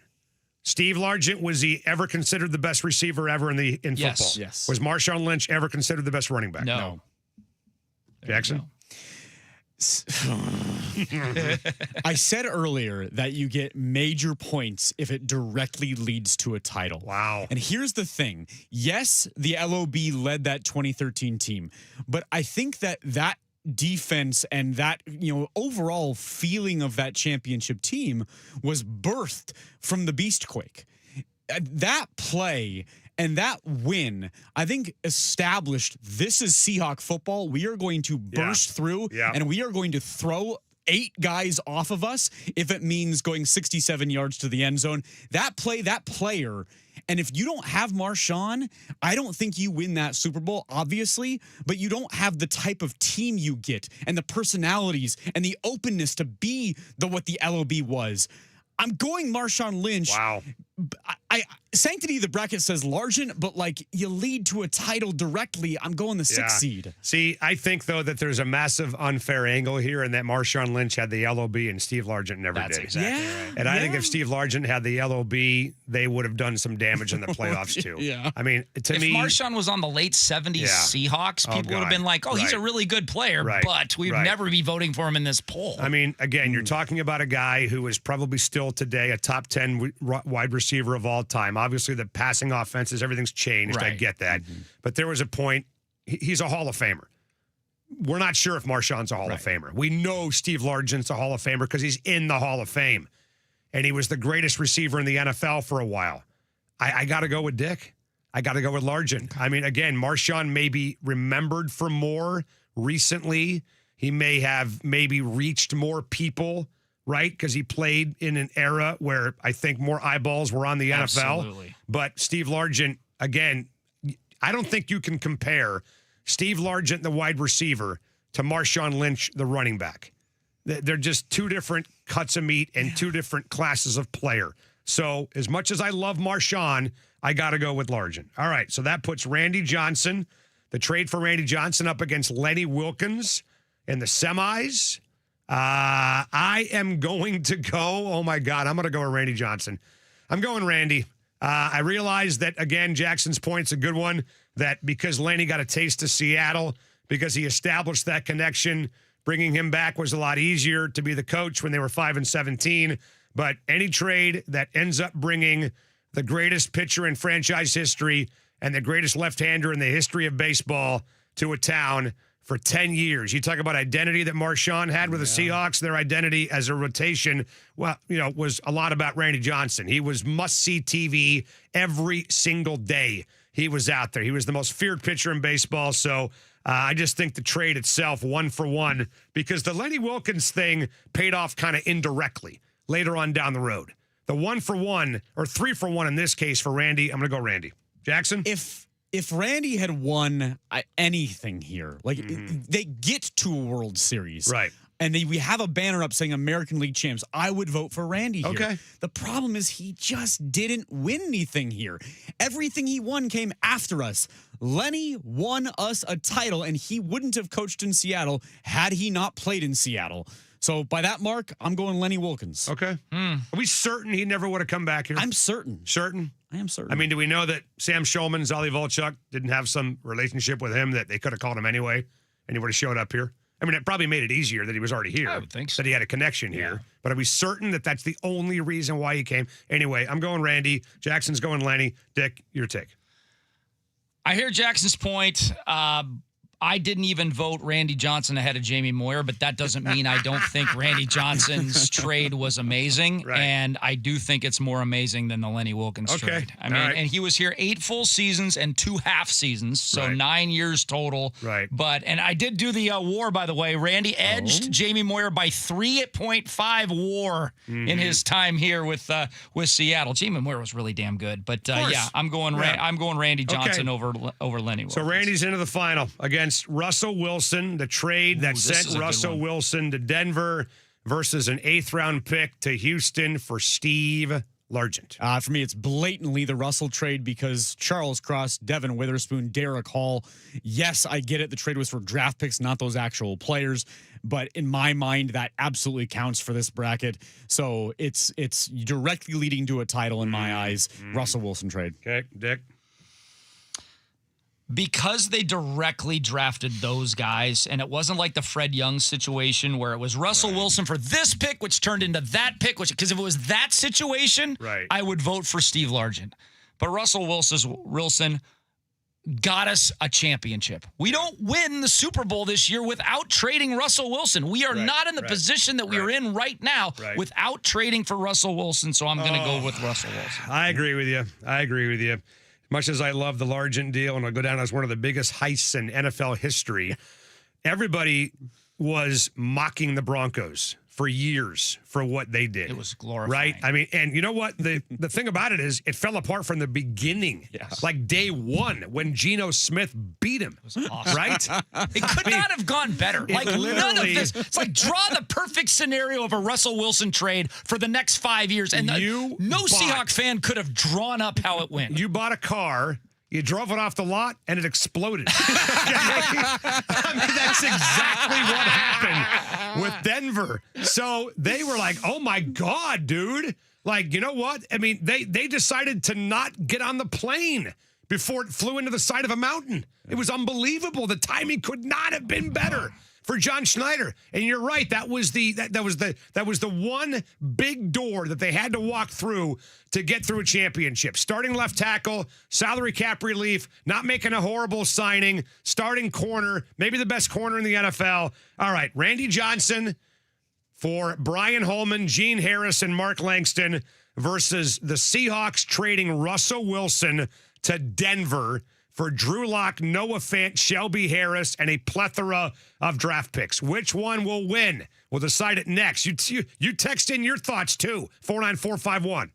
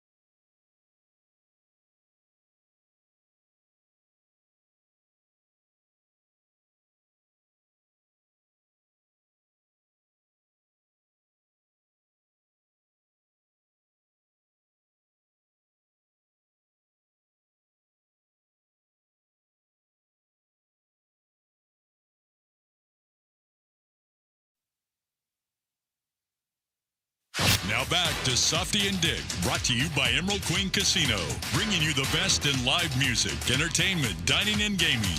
Whether it's your favorite games, food, concerts, MMA, or professional boxing, it's all at Emerald Queen Casino.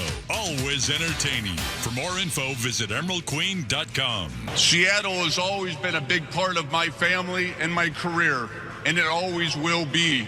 Wilson retreating, and he's going to throw deep downfield, and it is a rocket for the touchdown. All right, well, we are into the final of our bracket. We had 8 trades that we talked about today in our greatest trade in Seattle sports history bracket. We had 8 different deals. Randy Johnson, Gene Harris, Brian Holman from the Expos for Mark Langston, Jamie Moyer for Darren Bragg, Ken Phelps for Jay Buhner, Walt Hazard for Lenny Wilkins in 68, Russell Wilson to Denver, Matt Hasselbeck for a 3rd-round draft pick, an 8th-round draft pick for Steve Largent, and a 4th-round draft pick for Marshawn Lynch in 2010. So we're into the final. Randy Johnson versus Russell Wilson. Randy Johnson from Montreal, along with Brian Holman, Gene Harris, for Mark Langston, who went on to have very good success when he left Seattle. Randy Johnson came here, became the best pitcher in franchise history, became the first pitcher to have his number retired in Seattle, and was on his way to becoming the greatest left-hander potentially in the history of baseball. Russell Wilson to the Denver Broncos, obviously off-season of 2022. He goes to Denver for a 5-year, $245 million deal with $165 million guaranteed, and he lasts 2 seasons in Denver before he takes off and goes to Pittsburgh. In exchange, the Seahawks get all that salary cap relief by not signing him. They get Drew Lock, they get Noah Fant, they get Shelby Harris, they get Charles Cross, they get Boye Mafe, they get Tyreek Smith, they get Devin Witherspoon, and they get Derek Hall. 8 players for Russell Wilson, who got beat by Geno Smith in Week 1 in Seattle. It fell apart instantly for Russell Wilson, and the Seahawks took off and were on their way to building a championship roster. Jackson Feltz, who takes home the title in today's bracket. Just look at the differences here in what was sent and what that player then did versus what happened in Seattle. Yeah. Mark Langston ended up having really good success the rest of his career. He was a three-time All-Star. But not in Montreal, though. No, most of his success came for somebody else. Even in Montreal, he had a 3.5 ERA while he was there. Like he had really good success. If the Mariners had held on to Mark Langston and he had that success, we're all still like, okay, yeah, pretty good. Obviously, Randy, best left-hander. The difference there is considerable, but then measure that to the package that we got from the Broncos and what we think Witherspoon is doing and will continue to do. Cross starting left tackle on a Super Bowl championship team. Derek Hall, who could have been the Super Bowl MVP. Witherspoon could have been the Super Bowl MVP very easily, right? All of that package together versus what Russell Wilson did, which was quite literally nothing. He was a 0 for the rest of his career after the trade. So by that regard, for me, it's the 2 seed, Russell Wilson to the Broncos. Okay. Dick, you want to go ahead? Yeah, I think I understand Jackson's point, and he's exactly right by that regard. And I'm going to go on a different regard, and that is Randy Johnson had most of his success, his true success, after he left Seattle. If Randy Johnson would have stayed in Seattle and would have gotten those multiple Cy Youngs like he did in Arizona, this to me would be a slam dunk Randy Johnson. Yeah. But he didn't. Right. He spent 8.5 seasons here, and he got us to a couple of playoffs, and he was absolutely phenomenal. But I think a lot of people, yes, they're going to remember Randy as a Mariner, but they're also going to remember Randy as the multiple-time Cy Young Award winner someplace other than Seattle. So, and for that reason, I'm going with the Russell Wilson trade because it totally got us back on the track. We had fallen off the championship track largely because the team got too Russell Wilson reliant and he couldn't do it anymore. And then we got off the Russell Wilson track and at the same time rebuilt ourselves into what we were 12 years ago. Well, I would also remind people that the Expos thought so highly of Mark Langston, they let him walk after a year. He signed a free agent contract with the Angels. He was there for 2 months. Yeah. right? So again, at the time, he actually was the highest paid player in the history of baseball when he signed that Langston contract. was? Yeah, for like a minute when he signed that contract with the Angels. So he was known more for his Angel post-Mariner career, just like Randy Johnson, I think, nationally again became a legend and an elite first ballot Hall of Famer, best left-hander ever when he won 4 straight Cy Youngs in Arizona. I do think, and it's already over, by the way, Russell Wilson's won. I would make it 3 for 3, and here's why I'd make it 3 for 3. Because when you think of the best trades, you think of how much did one team take advantage of the other, right? That's one of the things. And I think that John Schneider absolutely schooled the Denver Broncos and John Elway, so much to a point where you remember the head coach eventually got fired, Nathaniel Hackett, after a year. Yeah. And did Elway and those guys, the GM, did they step down or make changes to their front office? I think they did after that. I mean, the Russell Wilson to Denver deal is going to be known as one of the biggest heists in the history of the NFL, what they did to Denver. And again, the fact that it fell apart instantly, right away in Denver. This guy goes to Denver. He comes back to Seattle to show everybody how wrong the Seahawks were. And he loses the first game, ends up going 2-4 in his first 6 games as a Bronco, and then proceeds to lose his last 7 games in a row of his first year in Denver and throws 16 touchdowns and 11 picks in year 1 and a 38.7 QBR. He was a turd from the beginning. It was an absolute heist.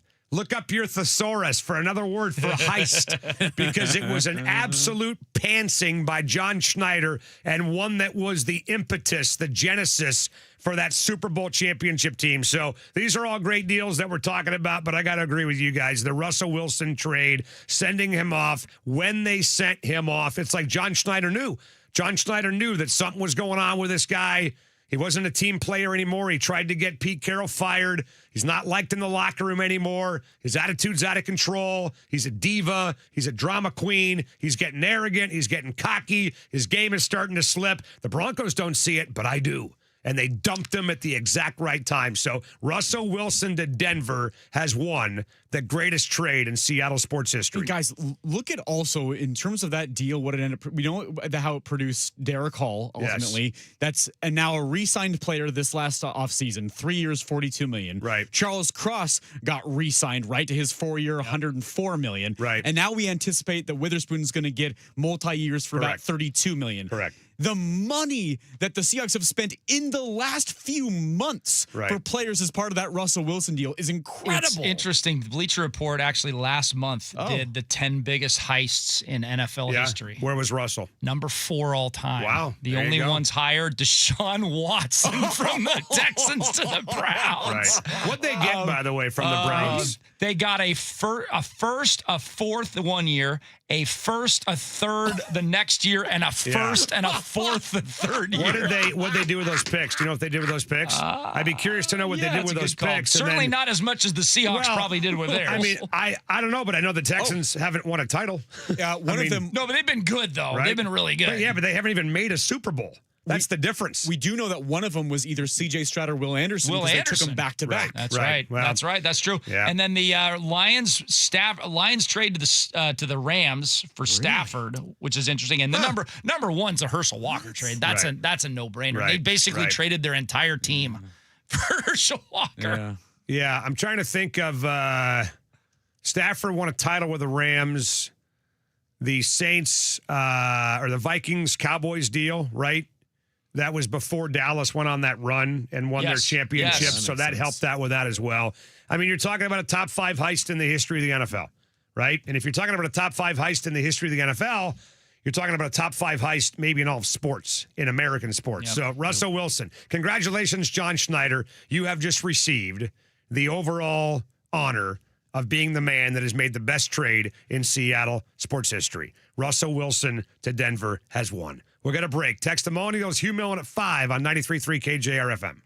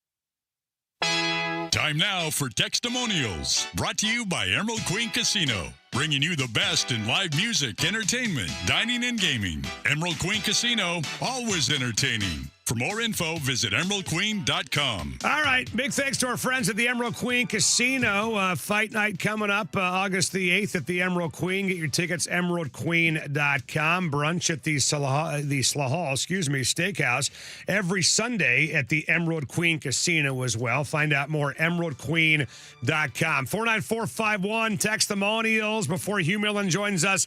Next segment brought to you on the Tacoma Dodge text line. Jackson Feltz, what do you got? What are you doing? A fourth-round pick for the greatest moment in Seattle sports history.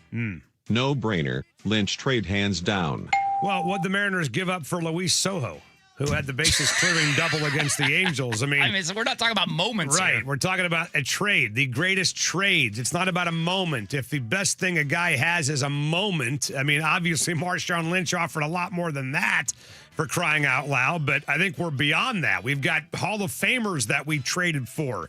We've got unbelievable coaches that we made moves for. We got starting quarterbacks of Super Bowl teams that we made trades for. We are bigger than just moments around here, guys. I got to be honest with you. That almost kind of reminded me of what Seattle felt like in like the early 80s. Right. It's like, right. oh, when we had a moment that was on That's the right. national That's Richter right. scale, we're like, oh my God, that's the greatest thing in the world. No, we are way beyond. We're a big boy sports city now. We were not a big boy sports city when I was 8 years old. Jackson, imagine growing up and you're going to the Kingdome and you're going to an arena, and the only thing that you're seeing, by the way, is a retired number 12 for the fans and nothing else, right? Yes. I mean, how much we've added to that, right? Like, Since there's we were like kids. 16 banners in the rafters dude, now. Unbelievable. All right, what's next? Ultimately, if we do not trade for Randy, we do not have a baseball team in Seattle anymore. So I have to go with Randy. He carried that team in 1995. Well, I think Griffey was more impactful, but I get the point, right? I mean, they certainly needed him to help that, along. And if the Mariners don't beat the Yankees and Slade Gordon doesn't get involved the way he did when the fans actually turned it down, I think people forget that. There was a vote for a new stadium, and the fans said no. And Slade Gordon said, we're not letting this happen. Do you think any of the fans out there that voted no actually regret their behavior now? No, when we because had the this team beautiful stayed. We have If this they had beautiful left- stadium. If they had left and they voted no, I'd say, geez, what did I do? What have I done? Right? What have we done? All right, what's next? Who gives a bleep about LeBron in Seattle? Let Jackson talk about soccer. Let Dick talk about the WNBA, but anything is better than this buke. Go ahead. That's all yours, man. Well, I mean, we would not normally talk about LeBron on a Seattle sports radio station, but We talk about him all the time. We talk about him all the It's like time. Weekly and Fun with Audio. Come on. At least weekly. Guys. And you know why we do it? guys, we spent 3 o'clock to 3:40 today talking about LeBron James. That is different than commenting on a Fun with Audio clip about LeBron James. But we do discuss LeBron. I would say there's no other NBA player that gets more discussion on this radio show than LeBron James. Nor should there be. And there's a reason why that on this show. Because you've got your head up his ass. I mean, you texted me today. You said, do you really hate LeBron or do you do it just to needle me? You never answered. What do you think the answer is? Jackson, what do you think the answer is? A bit of both. It's more about him. It's easy money. It's great radio. It's like you got a button on your head. It's like that in the Gonzaga thing. This was a really, really good day for LeBron fans today. It would not have been, if you would have gone to Cleveland, certainly Miami would have been like, really? Right. Okay. This was a great day for LeBron James fans. Okay. What's next? If LeBron does anything other than winning a championship in Philly, they will hate him and regret the signing. A title is the minimum. Regret the $4 million signing, all the money they pumped into. What are you talking about? Well, I mean, they may just have rather not even had the guy, right? You heard what Rhea Hoopla. Hughes said today, right? There's people out there that would rather not even win a championship with him. I'd rather not win a championship than win it with LeBron. There are a lot of Philadelphia LeBron haters. She Tons. made it sound like the city was far more optimistic about this than pessimistic. There's also a lot of LeBron haters. Of course. Okay. And a lot of them are in Philadelphia because Philadelphia hates everybody. Right. That's so right. I just think that the regret, look, will there be a lot of regret like, oh my God, what have we done? They're not giving up a ton of draft picks. They're not trading players for the guy. They're giving him a 2-year, $8 million deal. But if he comes in there and messes everything up, maybe they felt like they would have had a better shot without him if the chemistry's terrible. I don't know. I don't think any of that stuff's going to happen. I think the Sixers will be fine with LeBron James in Philadelphia. My point earlier is that it's either feast or famine. If they win, they're going to kiss his ass. They're going to love the guy. Everybody who hates him is going to now love him. If they lose with him and they don't have success, they're going to barbecue the guy. Either way, the theater is going to be freaking awesome. We got time for one more, Jackson? One more? Yeah? Come on. Yes. Hit me. Go ahead. Do it. Softy, what did you mean you have never been around an NBA locker room or coach? Did Sonics coach George Karl not invite you to go have sexual activities with yourself? Any explanation why Urban wasn't in there? Why you decided to use him only 15 minutes tonight? I'm not going to talk about coaching strategy when you're going to second guess. That's stupid. I mean, the basic reason is that we play small all the time. And personally, I think you're an asshole. Thank you. You're welcome. He didn't tell me to go F myself. He called me an a-hole. My point was that I've never been around a locker room that had drama like that. I think that's what I meant to say. Of course, I've been in an NBA locker room. You just heard a clip right there from George Karl. I haven't been in one since, though. Since they left in 2008, I have not been back in an NBA locker room. I've only been to 1 or 2 games. One of them was with you at the Super Bowl with the Rockets, and I went to see B-Roy at the Blazers, but I have not been inside of an NBA locker room in almost 20 years. Yeah, the only time I was in an NBA locker room since was when I interviewed Steve Kerr when he was here, when I called the Golden State game at Key Arena when he was here, and I was in that locker room with the Warriors. All right, we're going to break. I'm glad we cleared that up. Hugh Millen going to join next on 93.3 KJR FM.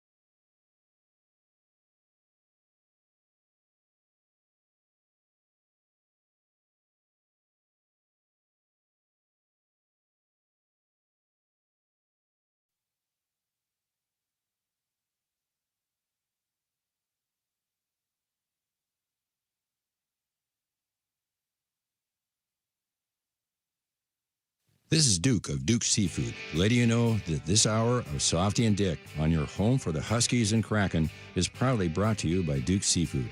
Why not make it a Duke's night tonight?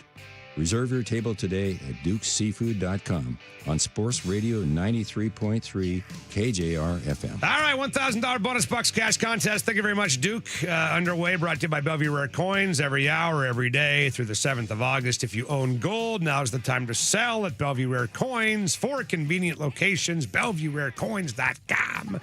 My God, get to the website. Are you okay? 93.3. No, I'm not. I need mouth to mouth. 93.3KJR.com. Softy died. What happened? Dick refused to give him mouth to mouth.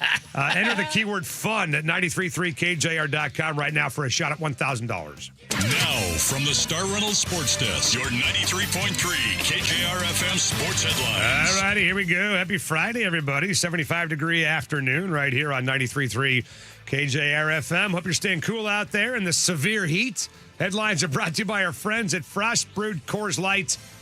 As cold as the Rockies. You son of a... I sat there and go, is this live?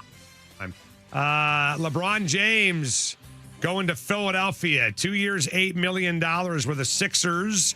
He did say he did consider retiring before signing a contract to join Philadelphia. He'll be 42 years old in December. Again, LeBron James going to Philadelphia to join the Sixers. He is now the 291st highest paid player in the league and 7th highest on his team. Mariners in Texas tonight taking on the Rangers. Bryce Miller gets a start against Mackenzie Gore. All right, baseball scoreboard. Games in progress right now that would impact maybe the Mariners. Let's see if anything. Yankees, no. Phillies 1-0. Yanks bottom 5. Orioles 2-1 over Atlanta, top 4. Dodgers, Mets 1-1, top 4. Blue Jays, Red Sox 1-0. Boston, bottom of the second. White Sox lead the Astros 3-0. There you go, after 1 in Chicago. And the Seahawks today signing tight end Nick Vannett to a contract. Vannett drafted in the 3rd round by Seattle in 2016. He has played for 7 different teams. Tony Romo's in trouble, man. Arrested in Milwaukee on suspicion of DWI. They call it operating a vehicle while under the influence in Wisconsin. He's got a court appointment, by the way, coming up in September to see what they do from there. All right, joining us right now on the radio show, a little live at 5. You son of a... I sat there and go, is this live? It is live, Hugh Millen. We are live right now on 93.3 KJR FM. How are you, pal? What's going on? I'm doing great, guys. How are you? I'm good. Really good. Looking forward to seeing you Monday at the VMAC for day 1 of Seahawk training camp. Be out there all next week. But before we dive into that, you want to chime in on the best trade bracket? We picked Russell Wilson to Denver as the best trade in Seattle sports history. What do you think? Well, I really focus on there's 3 titles in Seattle history, major sports. And so any trade that leads to that, I think, vaults to the top. There's one asterisk to that although Largent, that never resulted in a world championship. I mean, I'll just take you back a couple months ago at the draft. I'm standing in the media room, and there's pictures of all the Pro Bowl players in Seahawk history, and I'm just kind of shooting the junk with John Schneider, and he says, "Okay, you're a Seattle guy. Who are the top 3 there?" And I'm looking at it, and I said, "Well, I'll go number 3, Cortez, number 2, Big Walt, and number 1, Largent." He goes, "That's exactly my 3."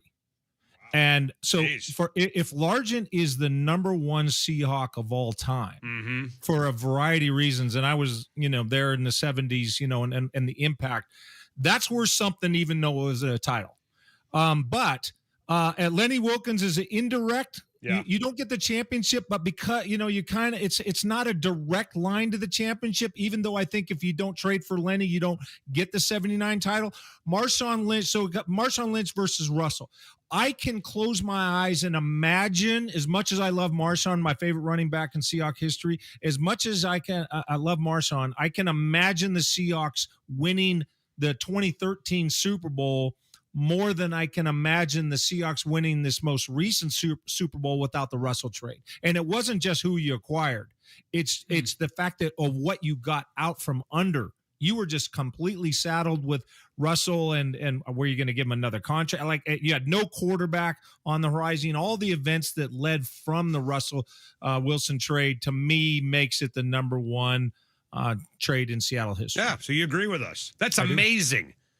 I think this is the first time we've ever done the bracket, and you haven't come on the air and just said, you know what, this is the dumbest thing I've ever heard. Children, get out of the sandbox. I mean, honestly, I cannot believe we turned the radio station over to you goons for 4 hours every single day. So I feel like that's an accomplishment. I really do.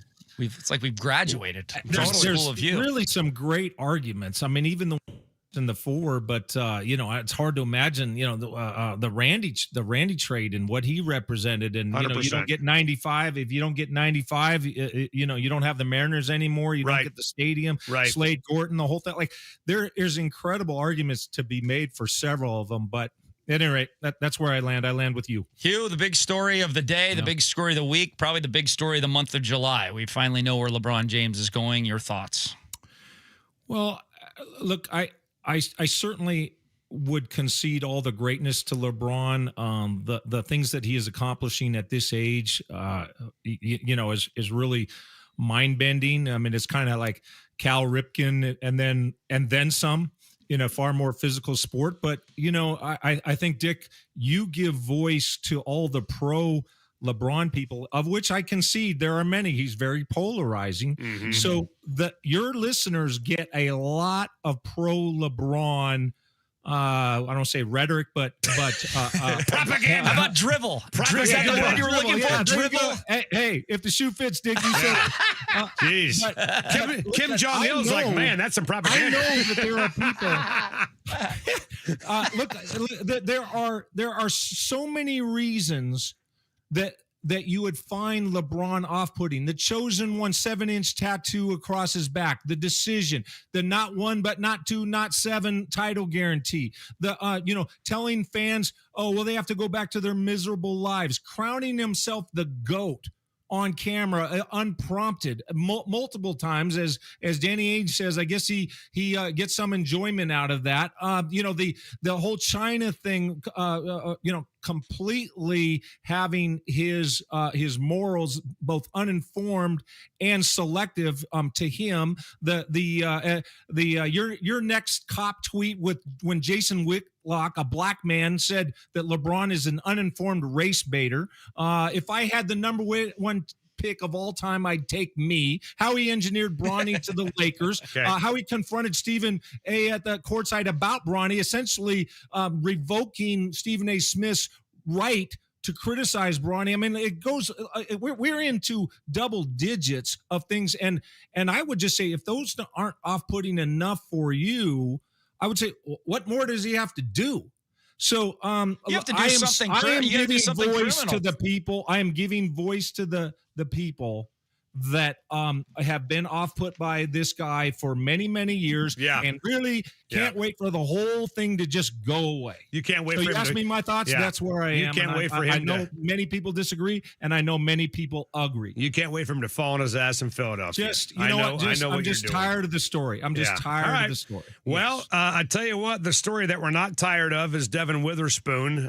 Looking forward to getting him locked up. They're talking about, reports are potentially making him the highest paid corner in the history of the NFL. And, it's interesting that Dick and I were talking off the air, while there's this transition in ownership from the Jody Allen, from the Allen Foundation to the Kosla family. I wonder if they'll get it done before then. I made the analogy to Dick kind of off the air, like when you put your earnest money on a house and then before you actually have the sale go through, you don't want the guy that owns the house knocking walls down. I mean, that's about to be your house. So we'll see if they get this done before the Kosla family takes over. But give us your thoughts on how important you think it is now to get this guy locked up and not have this drag into the regular season potentially. Well, I don't know how important it is to Devin Witherspoon. I would say the importance of having Devin Witherspoon, remain a Seahawk and be happy is very high, and it's natural to link him with JSN from the same draft. JSN has already got his contract. I think the Witherspoon party would be right to say, okay, well, now's our turn. So I expect it'll get done. If somehow the Khoslas were to involve themselves, intervene in any way adversely, that would be a giant red flag. I don't expect that to happen. I think it's going to get done. I think for my money, I think Devin Witherspoon is the emotional straw that stirs the drink. They are a feist. They don't have quite on the aggregate. They don't have the swag of the Legion of Boom, but don't tell that to Devin Witherspoon, because he's got all the swag you could ever want. Legion of Boom and then some. He's got all the skills to play. His versatility. I mean, he plays the outside corner. Played more corner as a percentage last year than any year as a Seahawk. They're trying to preserve him and his body is a 181-pound body or whatever it is. That's what it was when he came in the league.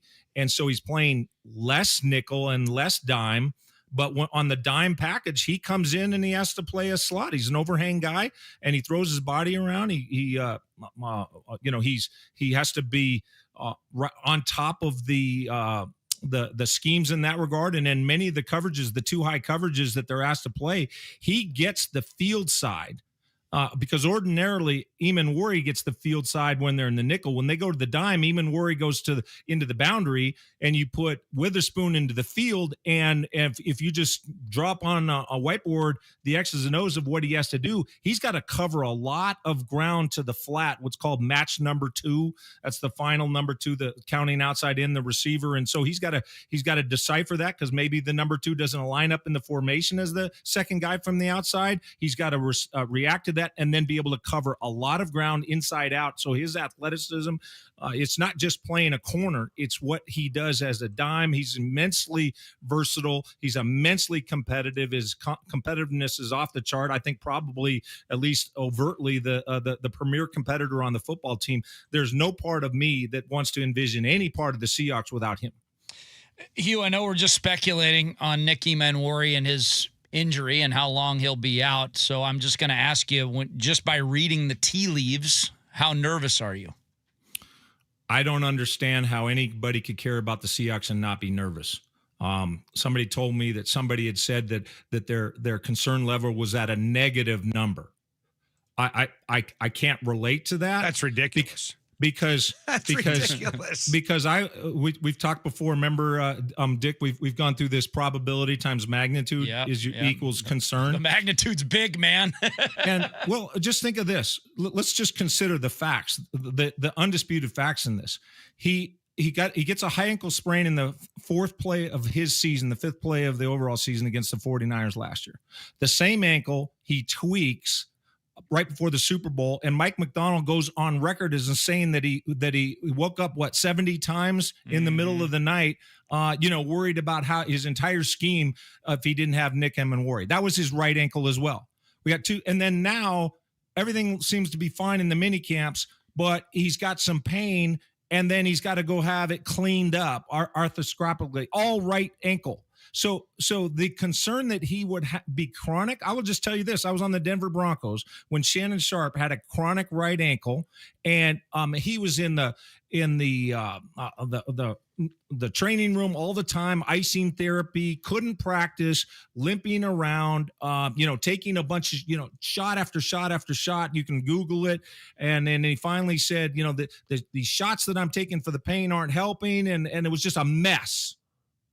And so for this young, beautiful athlete, this total thoroughbred, to even the slightest chance that he's got some kind of chronic issue developing. Right. Look, even if you tell me the probability is low, define low however you want, the magnitude, no, there is a concern level. You're damn right I'm concerned. Yeah. I never heard about, I thought everything's fine. He's running around minicamp. Now all of a sudden he's on the PUP list. Right. How could you not be concerned? If you tell me you're not concerned, I'm telling you either you haven't given any thought or you don't care about the Seahawks. One of the two. Well, would you rather have him hurt or not hurt? I mean, it's a pretty simple proposition to me, right? But also the specter of a chronic, Dave. Yes. It's a right ankle. I don't want to be dealing with this. I saw it up close and I mentioned Shannon Sharpe because most of us have heard Shannon Sharpe's name. I could list other guys in my career. Like, you just don't want this young man to have anything like so.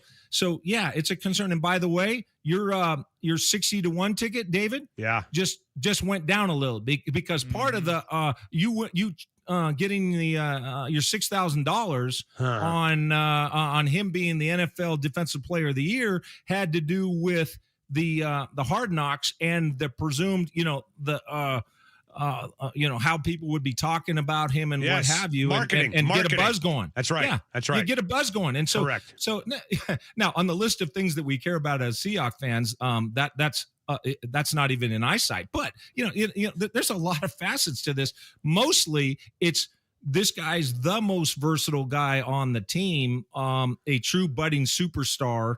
And I could go through all his stats and all. I've already done it, but we all understand his importance, and I don't like it, and I don't understand how anybody could have a concern that is in the negatives. That is nonsensical to me. Well, let's stay there for a minute on that topic, Hugh, on Eamon Worry. Let's just live in a world for a second where he has a hard time getting through this, and let's say maybe, for example, he's not available for the opener. I mean, if he doesn't come off PUP, does he miss the first 4 weeks of the year? Is that how that works, I think? I believe so. So let's just say there's going to be some time he misses in the regular season. I mean, I'm assuming even though he's a different position, is it Bud Clark that steps in for him? Who would be the most likely candidate to potentially, even in practice, right? Even on tomorrow or Monday, when we're out there watching the number one defense, who's getting that first crack to take over for number 3? Well, the problem with that question is that, and it relates to how Mike McDonald, joked that he woke up 70 times worrying about Eamon Worry a few days before the Super Bowl, is that if you study him as an opposing quarterback, he lines up you just say he's a Sam backer.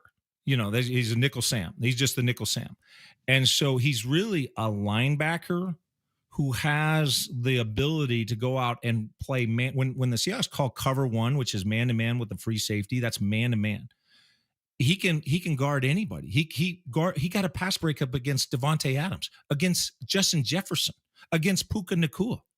And by the way, he had the most pass breakups of any non-cornerback in the entire NFL last year as a rookie.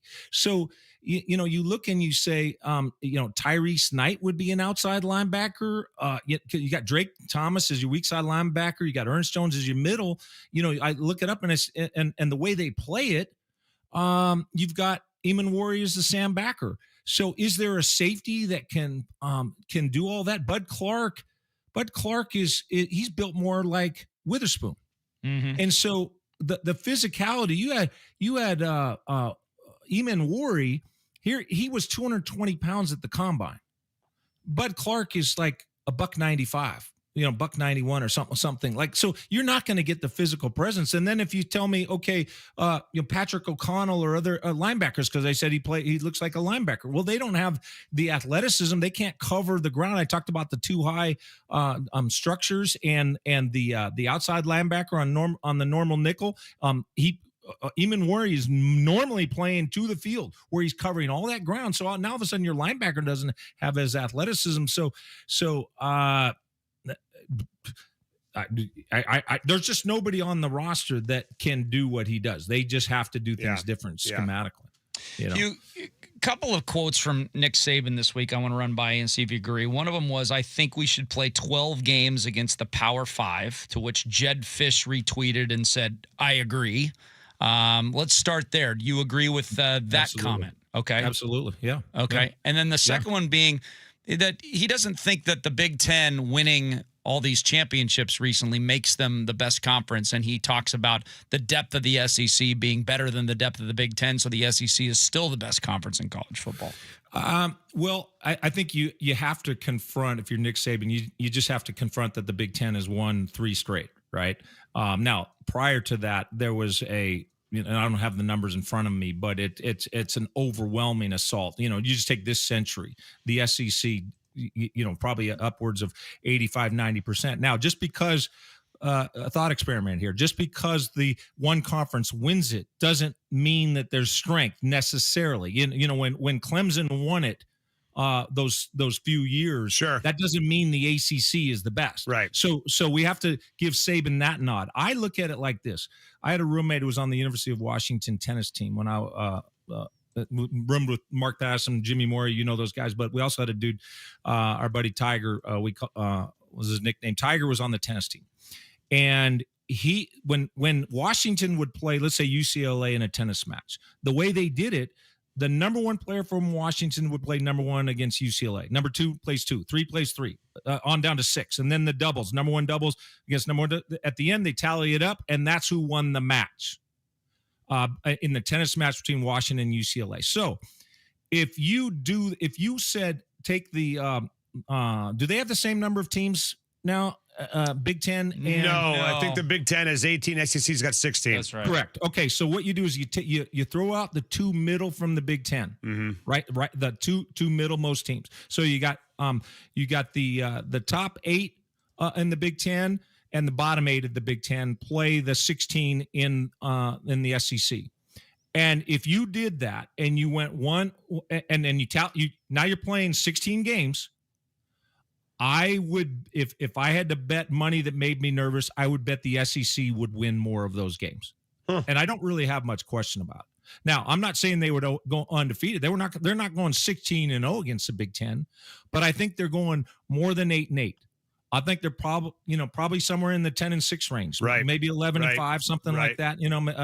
Maybe I'm wrong on that. The way things are structured, that is unknowable, unprovable, unfalsifiable. But I think that's what Saban was driving. It's not just like, well, our number 11 through 16 is better. I think it's giving the nod where you should give a nod to the Big Ten that they have the champions, but then say, I'll say this, the 3rd through 7th team last year in the SEC, I think that they would have slaughtered. They might have won 4 out of 5 in that range. That's pure speculation. So I do not think the Big Ten has surpassed the SEC yet. They're gaining on them, but I think that if Saban was alluding to something like what I just described, then I think he's got an argument. Yeah. Well, I do think, though, that championships are what's important in the SEC. And we got them. Big Ten's got them. And we might find out sooner than later, by the way, about the Big Ten versus the SEC, because they may be the only two conferences playing that anybody gives a damn about in the next maybe 3 or 4 years. Hey, you want to hang on and do one more segment? It's up to you. All right, let's do it. Let's do it. You got the wheel. All right. Let's do it next on 93.3 KJR FM.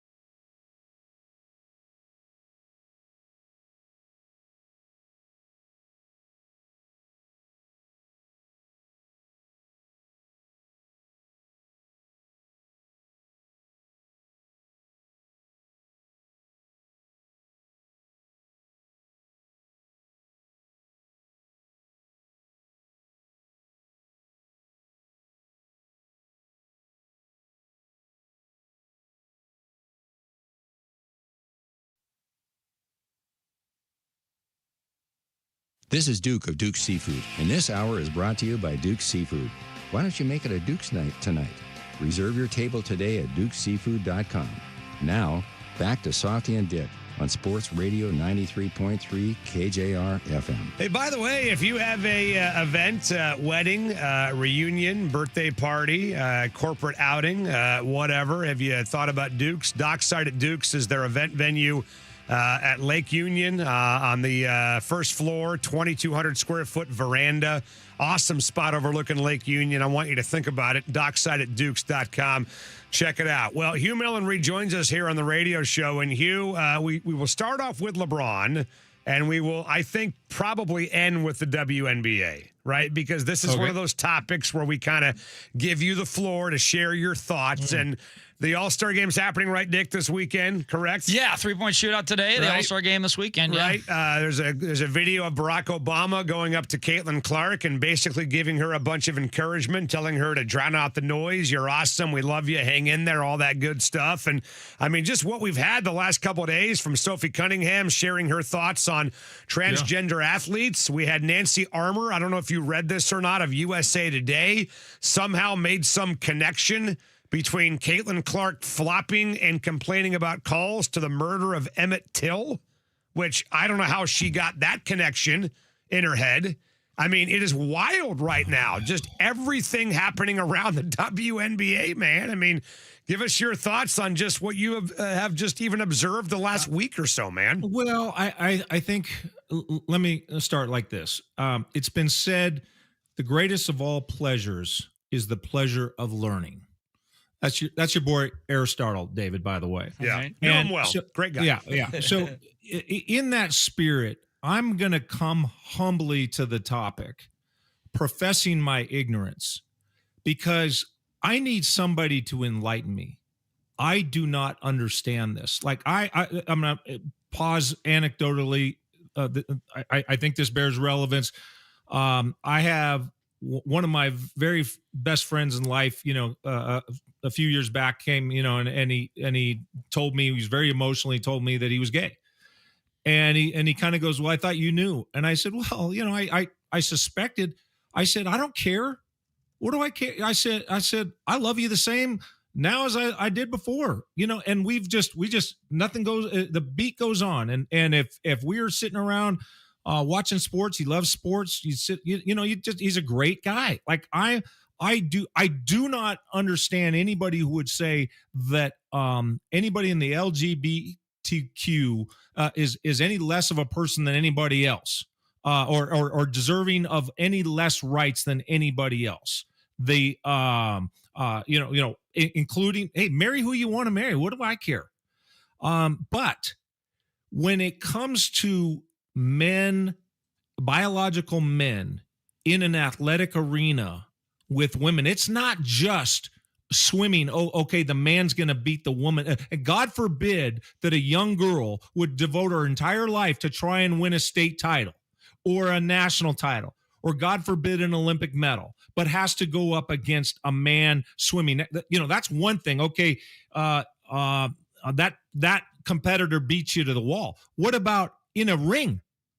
What about volleyball, where you're taking a spike off the head, and Google on that one and the concussions that has caused? So again, I'm completely stupefied on how to understand this. I think that I feel like, Megan Rapinoe and that group that they are so determined to be on the far left. It's like they have lost their sensibilities. That's my take as I analyze this. But again, I am perfectly willing to admit where I may have a blindside spot on this and be ignorant. Please enlighten me, because I don't get this topic. I think 100 years from now, here I'm referencing Aristotle from 2,500 years ago. I think in future generations, they're going to look and they're going to go, they did what? Right. So I'm eager to learn. Sure. I'll just put it that way. Absolutely. No, I think all of us should be. It's a great way to put it. Listen to every argument, have every debate you can. And, look, I just think that everybody deserves a chance to compete in sports. Everybody, right? Whether you're gay, straight, transgender, whatever. Everyone deserves that shot. What bothers me is when I see headlines that say transgender athletes barred from competing. Well, no, they're not. They're not barred from competing. They're being barred from competing against girls and women. And I always say, okay, well, do you ever see girls go compete against the men? Right? Like, do you ever see Never a happened. WNBA player go to the NBA or a female flag football player go play in the NFL? And the answer is always no. And the Billie reason Jean is King in her prime against 55-year-old Bobby Riggs. Reason Like, is, yeah, just a TV event. The reason under is in the because they can't compete, right? Because they physically aren't at the same level as a male. Even Serena Williams has admitted that. And many times she's mentioned that. So why would you bring the men to them? Right. So I think we almost owe it as a society. I don't know what your guys' thoughts is on this. If we're going to do that and say that transgender athletes cannot compete against girls, then let's find a way to get them into a competition that they feel comfortable competing in. What I would do, and it would take some money to pull this off, is I would create a third category. And I would not call it a transgender category because I think some people would find that demeaning. What I would call it is an open category. It's open. Anybody can compete. Male, female, transgender, doesn't matter. You want to go compete in a third open category, you can. That way, everybody has an opportunity to compete against like-minded and physically, if you will, opponents. Because I understand the physiology behind all this, and there's also psychology behind all this, and you cannot ignore both of them. So I would love to see us somehow, some way, Hugh, open a third open category where anybody can compete. I'd be down for that. I wouldn't want to deprive somebody of the right to compete, but there's physiological facts. We all know them. If you have a problem with it, take it up with God. The men were made different than women in this regard. I don't get it, as I said before, and further point, Jerry Brewer came on, and correct me guys if I'm wrong. He seemed to intimate that this really isn't a chronic thing, that it's relatively sparse or infrequent or what have you, which of course he's using relative terms. One person's, hey, it's not very impactful. Well, what if you're the girl, the woman that is competing and then lost out in that? So that's all relative. But the other part is, it doesn't, if there's an injustice, if there's one girl who is trafficked sexually, you say, well, it's not an epidemic. It's not really hurting the aggregate society. No. Once is enough. If one person is enslaved, once is enough. So maybe I misinterpreted what Jerry had to say, but that seemed to me what he seemed to be. It seemed like he was trying to at least partially support the trans view on this topic.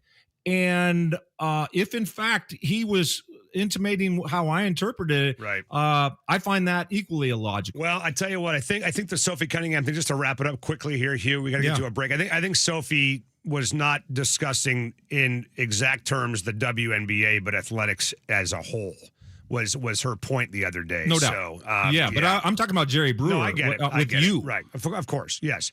All right, Huey, great stuff, man. Appreciate that. And rock and roll. We will see you on Monday at the VMAC. Monday. Right? Yeah. Toe meets leather. Let's do it. Pal. Let's go. Hugh Millen with us. Thanks, we're going to Hugh. break. Peter Tomazawa, right, guys, will join us, the CEO of the Seattle World Cup Organizing Committee.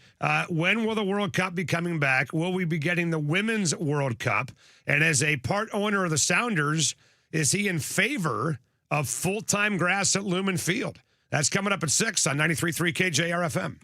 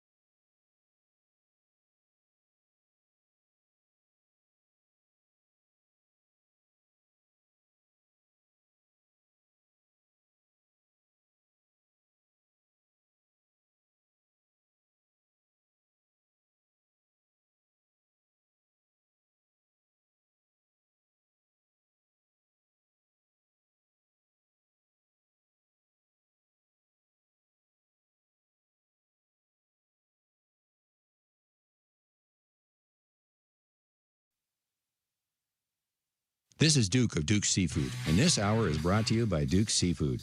Why don't you make it a Duke's night tonight? Reserve your table today at dukeseafood.com. Now, back to Softy and Dick on Sports Radio 93.3 KJR FM. All right, believe it or not, we actually have a little bit of breaking news regarding some basketball here on the radio show. As I look for my breaking news sounder, which I cannot find. Jackson? Dun, dun, dun, dun, dun, Very dun, good. dun, dun, dun. Percy Allen, is that right, Dick? Reporting that the Husky basketball schedule will look a little bit different this year. Yeah, the Huskies are not going to play the Cougars this year in basketball. First time since when? Looks like it started 1910. Wow. I don't believe they have not played since the Pac-12 collapsed, right? So is that true? Did we not play them last year? No, I'm saying I think it's been continuous since the Pac-12 was in existence. So yes. Interesting. You know what stinks about it? Is that I don't think anybody cares. Well, I'm trying that's what stinks about it. I'm trying to formulate my thoughts right now on this. Because my first thought is I've kind of always hated the Cougar Husky basketball game because of how many Cougs show up to Heckhead. Because it's a much more intimate setting than Husky Stadium. Yeah. And so when they're there, it's obvious that they're there. It's like 60-40. And it bothers me. And it's lame. I get it, but it bothers me. So there is a small part of me that's glad that it's over. When Gonzaga played UW and they would put 5,000 people inside Heckhead, I thought it was an embarrassment when that would happen. So I'm kind of crying uncle and just saying I give up. Fine, just cancel the damn thing.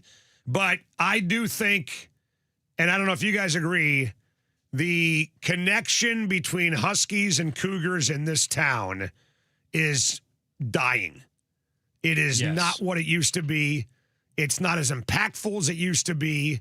The rivalry does not mean as much today as it did 5 years ago. That's sad. I think Ian may end up being right about this whole thing when he just said, I don't care about the Apple Cup anymore. Well, that's his opinion about it. I'm saying you think most people will agree with him? Yes. Got it. I think we're going that direction. And I was like, you're nuts, man. Right. You're going to care about the Apple Cup every single year. But I think he's right in the sense that especially Cougars will care about the Apple Cup, and in this case, the basketball rivalry, less and less and less every single year. Well, think about the rivalries that include teams that are not in the same conference, right? Like Colorado and Colorado State. Louisville and Kentucky. Louisville, Kentucky. BYU and Utah. Yeah. The difference is they've been not in the same conference for a long time. Right. So I just wonder if we keep this thing going, if we can find a way to get through it. In 15, 20 years from now, when there's a 30-year-old that doesn't know any different, are they going to have an easier time embracing this than we do? Because we think about it as a Pac-10, Pac-12 rivalry. Right. They won't. No, they'll be like, they were in the same conference at one point? Exactly. It's like people that don't even realize that the Seahawks at one point played in the AFC. That's right. Right? And back in the day, it was, you don't even realize they played in the NFC. When they began, they were in the NFC. This is the second time we've been in the NFC. Right? So I think it takes time. It takes generations to get used to this stuff. And I think for you and me and maybe even Jackson, it's like, man, this stinks. Yeah. But for a 6-year-old kid who knows no different, ask him when he's 20 if it bothers him. I mean, I think it will down the road even because it's sort of, there are there's things to part of the culture of college sports. Like the Rose Bowl should always be played around the same time on the same day every single year. Right. And it should be Pac-12, Big Ten. But even beyond that, like there's certain cultural parts of it. And the fact that these are the two big universities in the state, they, regardless of conference, they should face off in every sport they possibly can. It's the part of the culture of college athletics that should happen. And I think that even transcends generations, years, conferences. Yeah. That's just a cultural fact. And I agree with you. And it sucks. And it should happen for basketball because there's no reason it doesn't need to happen for basketball. In football, I get it. You have a finite number of games, right? There's a finite number of games in basketball, but not really. Right. You're playing 30 of them, right? And you have, 6, 7, 8 non-conference games you're playing every single year. I just don't know if we can put ourselves in the shoes of somebody who's going to be 30 years old in 2040. Again, our grandparents, our parents hated the DH. They probably hate interleague play. things like that. And for us, it's like, whatever. It's all we know, honestly.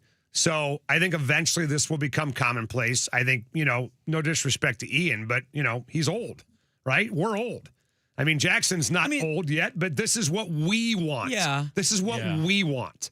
Right? Like put somebody on the air in 10 years from now who has only known this and ask them how they feel about it. And that's my whole point about why I think the Cougars and all the rest of those non-Power 2 teams should be in their own conference playing for their own championship. And it could go away. It could go the other way, right? I mean, this, like the adults in the room that are 50 years old now could kill this. And then in 20 years from now, somebody who's 5 years old right now won't have any idea what the rivalry is all about because they would have never seen it.